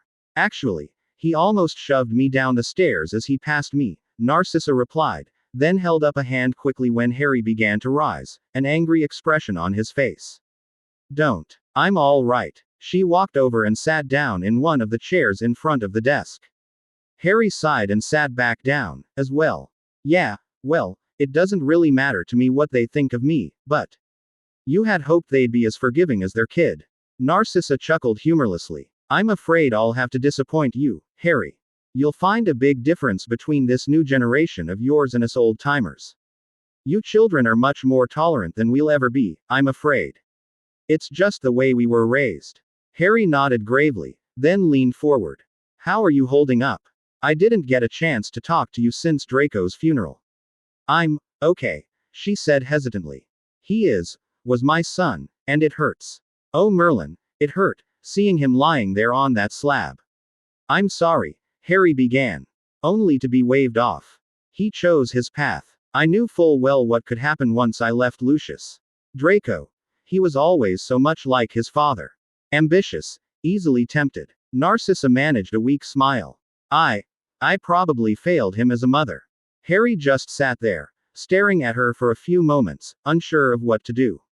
The Draco he'd known had always been a jerk, and he couldn't really imagine him as anything else. Finally, he settled on covering her hand with his. I don't think you did, he told her. You made some bad choices that allowed him, and you, to be influenced by Voldemort, but in the end, he was responsible for his own way in life. I know. Narcissa smiled at Harry. I never really said thank you, did I?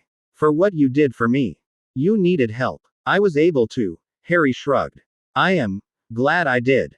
So am I. Neville, we're leaving. Pack your things. Right now. The boy looked up, startled at the angry look in his father's eyes. What? You heard me, Neville. Pack your things. We're leaving this place. Why? I thought the doctors said. Your friend is an evil maniac, Frank hissed angrily. I can't believe he actually had you fooled. What did your grandmother teach you? What? Neville's eyes were wide. What are you talking about?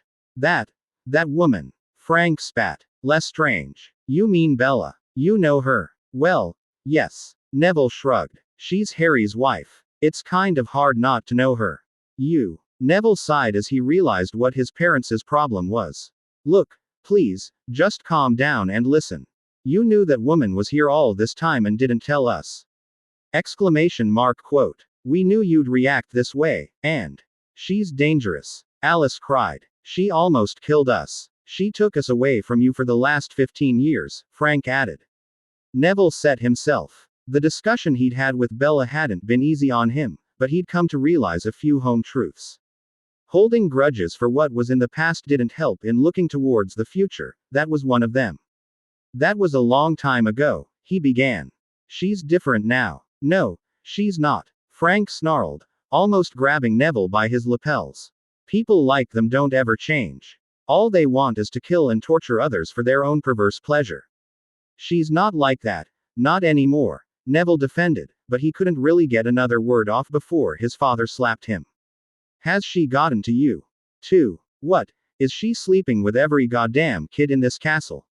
Frank screamed. His wife tried to place a hand on his arm, but he shook it off. What the hell is the matter with you, Neville? That woman put us in a coma for the last 15 years, and you're defending her. Dad. No, Neville, we're going, right now. The boy frowned. His parents were mad. Beyond mad, even. And he couldn't really fault them. But couldn't they see that it would only do harm for them to hold on to their hatred? It wasn't as if they had to suddenly start liking Bella. Neville was far from it, himself. But they were cordial, even friendly at times. It had lifted a terrible burden from his shoulders when he'd agreed to let the past go, a burden he'd not even been aware he'd been carrying. He'd been tense every time Bella had entered the room, but now, that tension was gone, replaced by pride in himself, that he'd managed to jump beyond his own shadow, and at her, for managing to turn her life around. And it felt good. No, Dad, he whispered.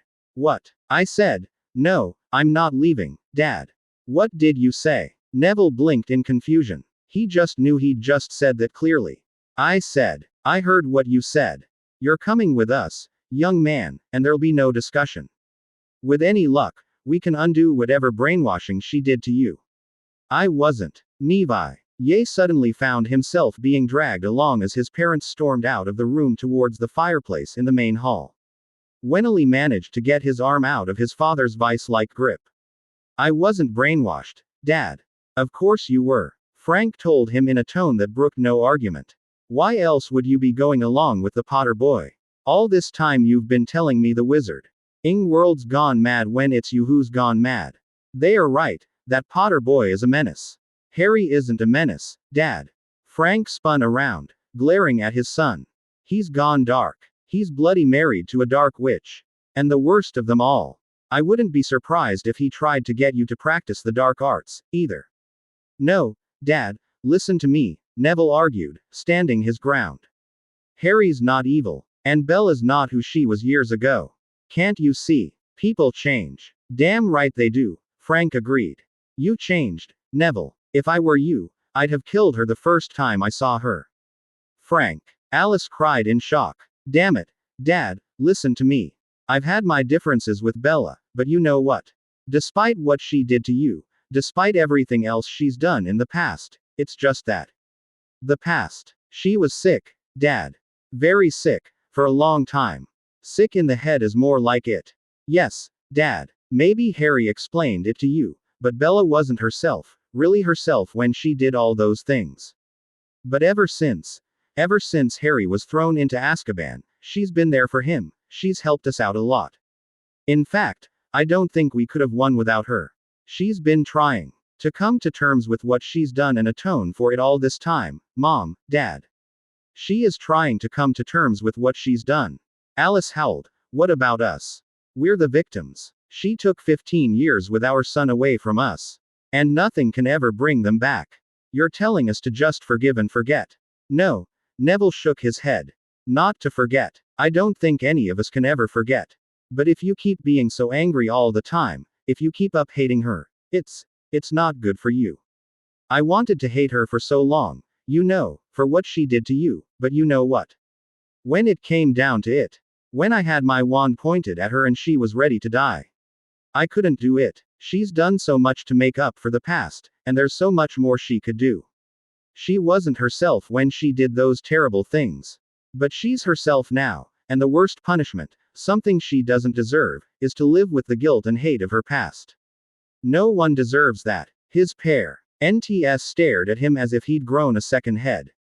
You're not our son. Frank yelled, rearing back to slap Neville again, only to find the boy's arm blocking his swing. I love you, Mom, Dad. I really do. But I can't hate Bella. I can't hate her, because it's not going to do anyone any good. It'd sure make me feel good to wrap my hands around her neck and squeeze, Frank muttered angrily. Mom, Dad, can't you see? If you just keep on hating and hating forever, you'll end up just like the people we just fought against. They hate for hate's sake. I can't do that. I don't want to do that. We don't hate her for hate's sake, son, Alice told him quietly. We hate her because of what she is. You hate her because of what she was, Neville corrected. You haven't even given her a chance. Why should we? Frank shot back. Because she cured you. She brought you back to me. She healed you, developed and brewed the potion that restored both your sanity. And that makes it all right. The hell it does. She makes Harry happy, Neville added. What? His father looked at him, staring in disbelief, unable to believe what his son had just told him. She makes Potter happy. He echoed. Yes. Harry's never been happy before in all the time I've known him. With all the crap he's gone through so far, he deserves to be happy, Neville explained. Potter. I don't give a damn about Potter's happiness. The damn kid corrupted my son. Frank shouted. Neville's eyes narrowed. That was the exact same attitude that had landed Harry in the mess that was his life to begin with. Peo. PLE just saw the boy who lived and what he could do for them, and damn the cost to Harry. He'd been used, abused, and tossed aside when convenient by the wizarding world. You should, Neville said quietly. You should care about his happiness, and you know why. Because he's my friend. He's my family. And it's thinking like yours that made him into who he is today, because people didn't care about him, just what he could do for them. Neville. No, Dad. Please, don't make me choose between you and Harry. Neville turned around and walked off. Epilogue. A.N. This is the end, finally. I know that some of you will be disappointed. But really the story is over. Will there be a sequel? I doubt it, at least not one written by either of us. There is some good news though. Clyam Soleil and I are sticking together for another story. You should be able to find it on my our account page. Thank you to all those who read and left reviews over the years. Tilda Lord Silver. Epilogue by Clyam Soleil. The old man slowly turned around at the sound of the door creaking open. He found himself looking at a familiar figure, one that he hadn't seen in years now. It had taken Albus Dumbledore weeks to recover from the injuries he'd taken at Voldemort's hands, and when he'd woken up, he'd found himself in St. Mungo's. After he'd recovered, the headmaster had resolved to only serve one more term as the HEA. D of Hogwarts before passing that mantle on to Minerva McGonagall. He'd gotten his wish, and bought a cozy little cottage on the coast to retire to, with the calming sounds of the waves crashing onto the shore nearby. What can I do for you, Harry? The young man was silent for a long while, and shifted uncomfortably from one foot to the other. I just came to say goodbye, I guess. Harry hadn't been in contact with anyone for years, making like a recluse in Nerike. The last Albus had heard from him was that Bella had given birth to a daughter. The old headmaster had sent him a card then, to which he'd gotten a curt note with thanks in return. It had been 7 years since the wizarding world had seen the last of Harry Potter, after he defeated Voldemort. Dumbledore suspected Harry was still in contact with Cuthbert Macridge, who was currently serving his second term in office. In fact, it looked like he would go on to serve a third, with the votes of most of the magical creatures behind him. It was thanks to Macridge, really, and, probably with Harry in the background, that the wizarding world was slowly undergoing reforms that would eventually make it a more cohesive whole. Laws prohibiting the rights of magical creatures were abolished and replaced with fair contracts, and while the ban on some of the more dangerous magical creatures remained, it wasn't uncommon these days to see goblins walking around Diagon Alley, or to see squibs, goblins, and centaurs enjoying a drink together in the leaky cauldron. Goodbye, Albus mused. A strange thing to say, when you have already been gone for years. Bella and I are getting ready to cut all ties with the wizarding world. We're finally ready, Harry said. I sort of felt I owed it to you to check up on you before we left for good. Dumbledore sighed. He'd been practicing for this particular conversation for years. By now, he even had memorized exactly what he was going to say.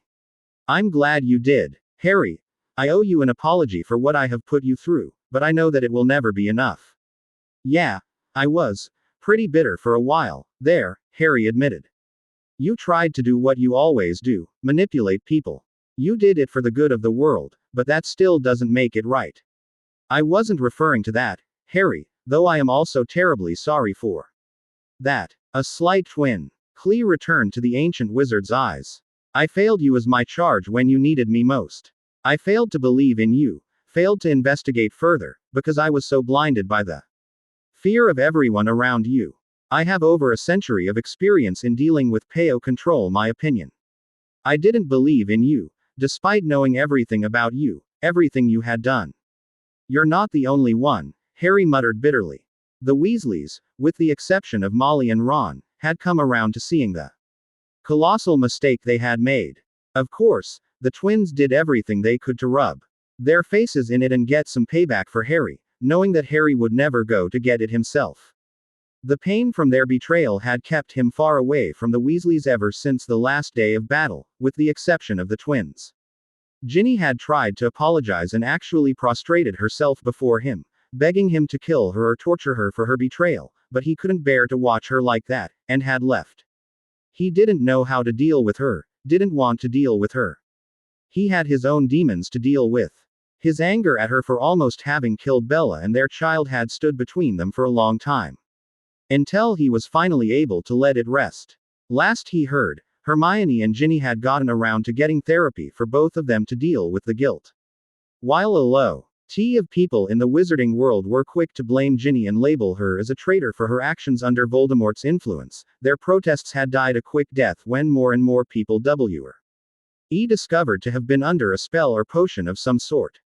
The wizarding world had gotten a good, long look at itself, and the sight hadn't been pretty, because, as many unwitting traitors there were even more who had voluntarily served Voldemort.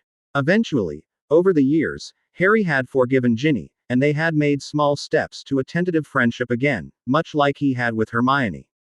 Though their relationship was still very strained and uncomfortable. He had, in fact, taken Hermione aside one day and screamed, yelled, and cried at her for all he'd been through. The brunette girl had just stood there, taken it, and comforted him when he'd broken down. Unlike with Ginny, their friendship was still a little skittish, but it was well on the road to recovery. It certainly helped that Hermione and Bella seemed to get along rather well, but their contact had been very infrequent ever since Harry and Bella had sequestered themselves away from the wizarding world a few weeks after Voldemort's death. The only person who'd remained with them, to their great surprise, had been Neville. The day he'd had an argument with his parents about Bella was the day they had given him a choice: leave with them, or stay and be disowned. He'd chosen to stay. Harry knew the decision had hurt Neville tremendously, and had more than once tried to convince his friend to go and return to his parents. Neville just shook his head every time Harry brought it up, and told him that he'd been more of a family to him than his parents in the last few years. Neville was determined that what had happened to Harry before, when he was deserted by everyone he knew, never happened again. Harry took a guilty pleasure from knowing that Neville had chosen to side with him over his parents, though he took great care to never let it show. Even to this day, Neville's parents refused to talk to him. "I suppose so," Dumbledore agreed. "But I have been the catalyst for it. Had I voiced my concerns, or believed in you, then you would not have been condemned so quickly, by so many." "Yeah," Harry sighed. "You know what? You're right. I got screwed over big time. By you, by my supposed friends, by the wizarding world in general. That's why I wasn't a part of it for the last few years. And now?" Dumbledore asked, curious. "Now, let's just say we're preparing to vanish completely." "What about your daughter?" "My daughter is exactly the reason we're going away for good," Harry replied. "Do you have any idea what she'd go through if the wizarding world found out? If I had it bad, shish. I'll have it 100 times worse. Daughter of Dark Lord Potter, second Bellatrix. Lestrange, Dark Mistress in the making. Frankly, I got tired of that crap years ago." Dumbledore nodded. "I can understand that." He turned around to look out the window again. "Harry, you are a great man. No matter what the rest of the world says. I know I probably don't have any right to tell you anymore, but your parents would be proud. I'm certain of that. You know what's funny?" Harry snorted as he stepped forward to stand next to the old headmaster. "I'm not as great as you think. In fact, Neville is by far the better man than I am." "How so?" Dumbledore arched a curious eyebrow. "You taught me to care only for those closest to me. The wizarding world taught me to beware of betrayal. Sirius taught me how to care, Bella how to love. Voldemort taught me how to hate. But only Neville taught me how to forgive." Before Dumbledore could ask, Harry explained. As he talked, the old headmaster could see Harry's posture relax. His hands comfortably clasped behind his back as he stared out to sea. A few days after Voldemort died, Neville had a long talk with Bella. And you know what? He forgave her. She took away his parents, tortured countless people, committed horrible crimes. I never held it against her, but then again, I love her. Hey, love blinds, they say. Neville, he had every reason to hate her, but he didn't. And you know why? Because, he said, it's in the past, and we can't change it. Most of the time, Harry amended silently. The instance they used a time turner to save Sirius and Buckbeak came to mind. What's more, Harry continued, he said that she isn't who she was back then.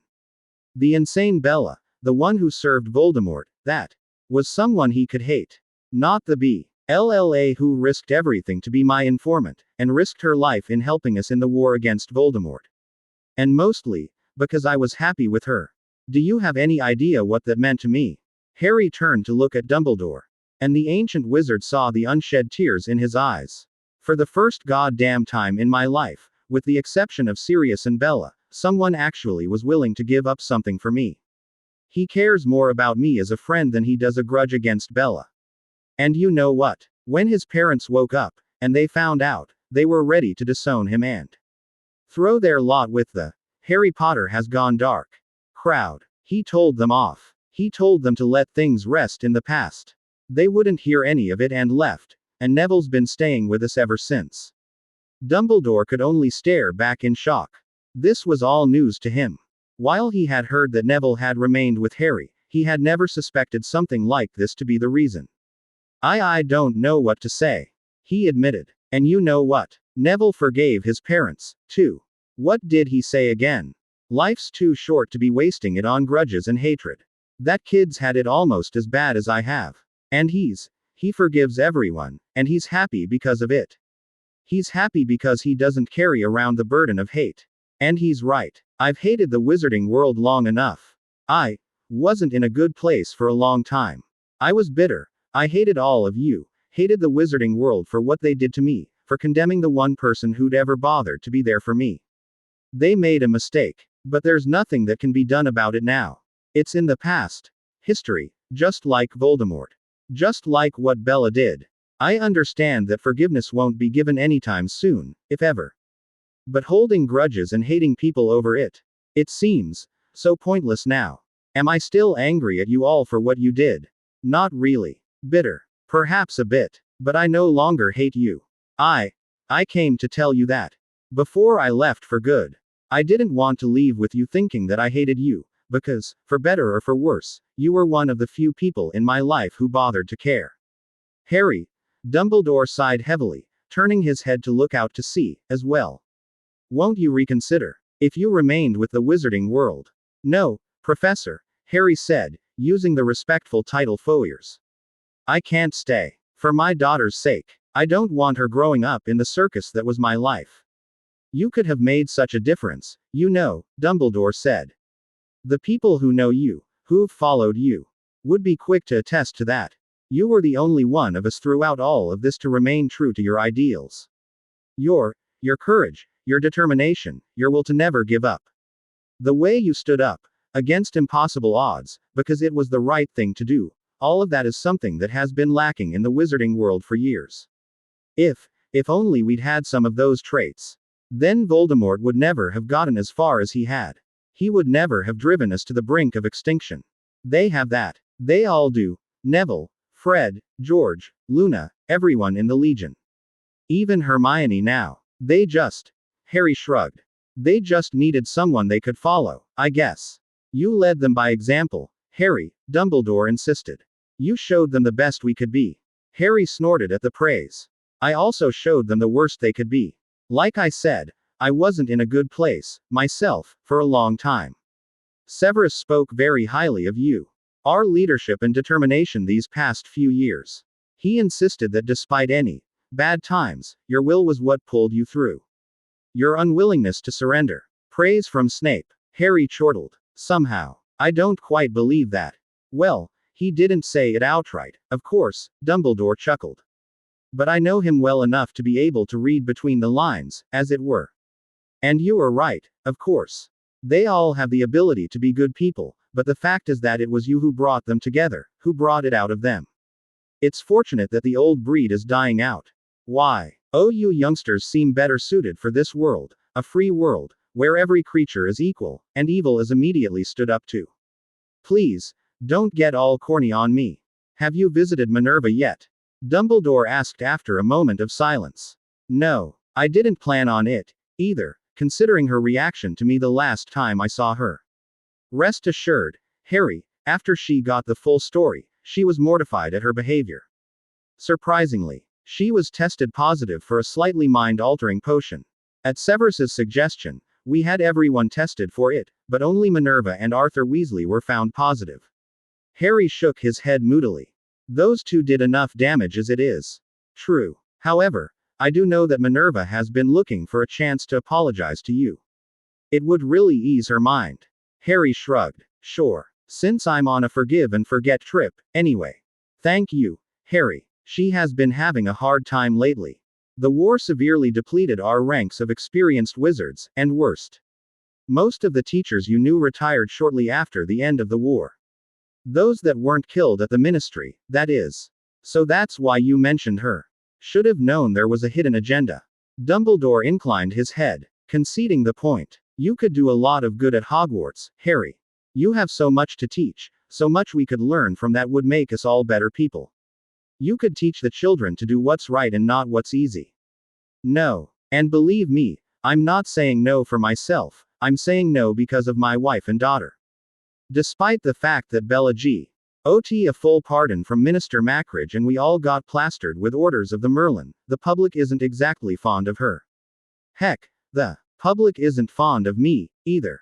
Can you imagine what they'd do to my daughter? Dumbledore considered that for a moment, then realized that Harry was probably right.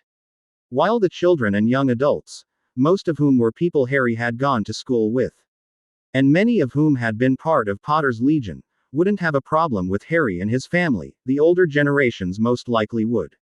That is true. I cannot ask you to give up your daughter's welfare. But please, at least consider it, he pleaded. There is so much good you could do. Harry rolled his eyes. Neville, Bella, and Hermione had been trying to convince him of the exact same thing. His empire didn't really need him. The Ice People and the Trascobanian sorcerers had governed themselves for the last few centuries without any problems. Neville, Hermione, Fred, and George had been trying to convince him to return to the wizarding world and come out of his hermit-like reclusion. Even Bella agreed to an extent, telling him that he could do much good out there, teaching the wizarding world to stand up for itself so that another Voldemort would never again rise up. He had to admit, he was tempted, if simply by the fact that it would give him something to do. But the fact that the public would be all over his daughter like hungry cats over fish sausage stopped him cold in his tracks, and once he brought up that particular argument, none of the others could find a way to refute him. You wouldn't believe how many times I heard that during the last few years, Harry muttered. Unfortunately for him, Hermione and the twins had come up with a solution to that problem recently. Without Harry's knowledge, they had contacted Cuthbert Macridge and the goblins, and asked them to set up an alternate identity for Harry's entire family. The whole idea, as Hermione had explained a few weeks ago when the trio had presented him with the option, was to allow him, Bella, and his daughter to walk the streets without being bothered by other people, after putting on a specialized glamour spell. They would even have the correct credentials, thanks to Macridge and the goblins. Hermione told him she had gotten the idea from a Muggle concept known as witness protection. Harry still wasn't sure what he wanted to do, but everyone he knew was urging him to return. I'll think about it, he finally said. Dumbledore nodded. So, what has become of the Rod of Dominion? Harry eyed him curiously, though the ancient wizard could pick out the carefully hidden suspicion lurking beneath. Let's say it's gone, and hopefully gone for good. Since there aren't many warlocks around, I think that'll be that. It's destroyed, then. Harry paused for a moment. Lost in space is more like it, he said, before turning around and leaving the room. Dumbledore didn't need to know that, after years of research, he, Bella, and Hermione had found a way to destroy the staff. They were pretty sure that the original creator had known about it, but since it involved using up so much magic that whoever cast the spell would end up practically powerless, it was a safe bet that it had been quickly discarded by the earlier lords of Bellatrix. Now the Rod of Dominion was gone, and Harry was an ordinary wizard once more. All trace of his warlock powers gone. He paused inside the doorframe for a moment. Merlin's blessings upon you, Professor Dumbledore. The ancient wizard turned around and smiled into his beard, repeating the ancient phrase. Merlin's blessings upon you, Harry Potter. A knock at her door caused Minerva McGonagall to look up. Enter, she said, straightening the glasses on her nose. The door to the headmaster's office of Hogwarts School of Witchcraft and Wizardry creaked open, and in walked the last person she had ever expected to see. Harry Potter. The end. To the readers, I'm hoping I managed to convey the original sense of the story as it was started by Lord Silver, and I'd like to thank you, and him, for your support. I have done my best to tell a story with a moral at the end. And I apologize to anyone who felt that the story and my depiction of it was too simplistic, too two-dimensional, but keep in mind, this is a story, and stories are meant to teach. If I wanted things to be realistic, I'd point you over to politics, if you want shades of gray. The sad truth is, the world, for all its wonder, is also filled with a lot of unnecessary hate and anger. And over and under reactions to it. Shades of gray are reality, but they don't really teach you much. I felt that the moral of the story would be better surveyeds of the coin, and let the readers draw their own conclusions. In the end, it's like Alec Guinness said as Obi-Wan Kenobi, it all depends on your point of view. Compromises are a fact of life. But all of that aside, we also avenue to keep in mind one thing. This story is entertainment. As much as I would like for it to teach, I would also like for it to entertain you, the readers, and usually, that is done through conflict. There is a reason why stories depicting complete utopias are usually quite short, and that is because of a lack of conflict, and conflict can't always happen in shades of gray. I hope that, despite all, you did enjoy the story, and if you did, then I, too, will have some sense of fulfillment. Thank you for reading. Cliam Soleil.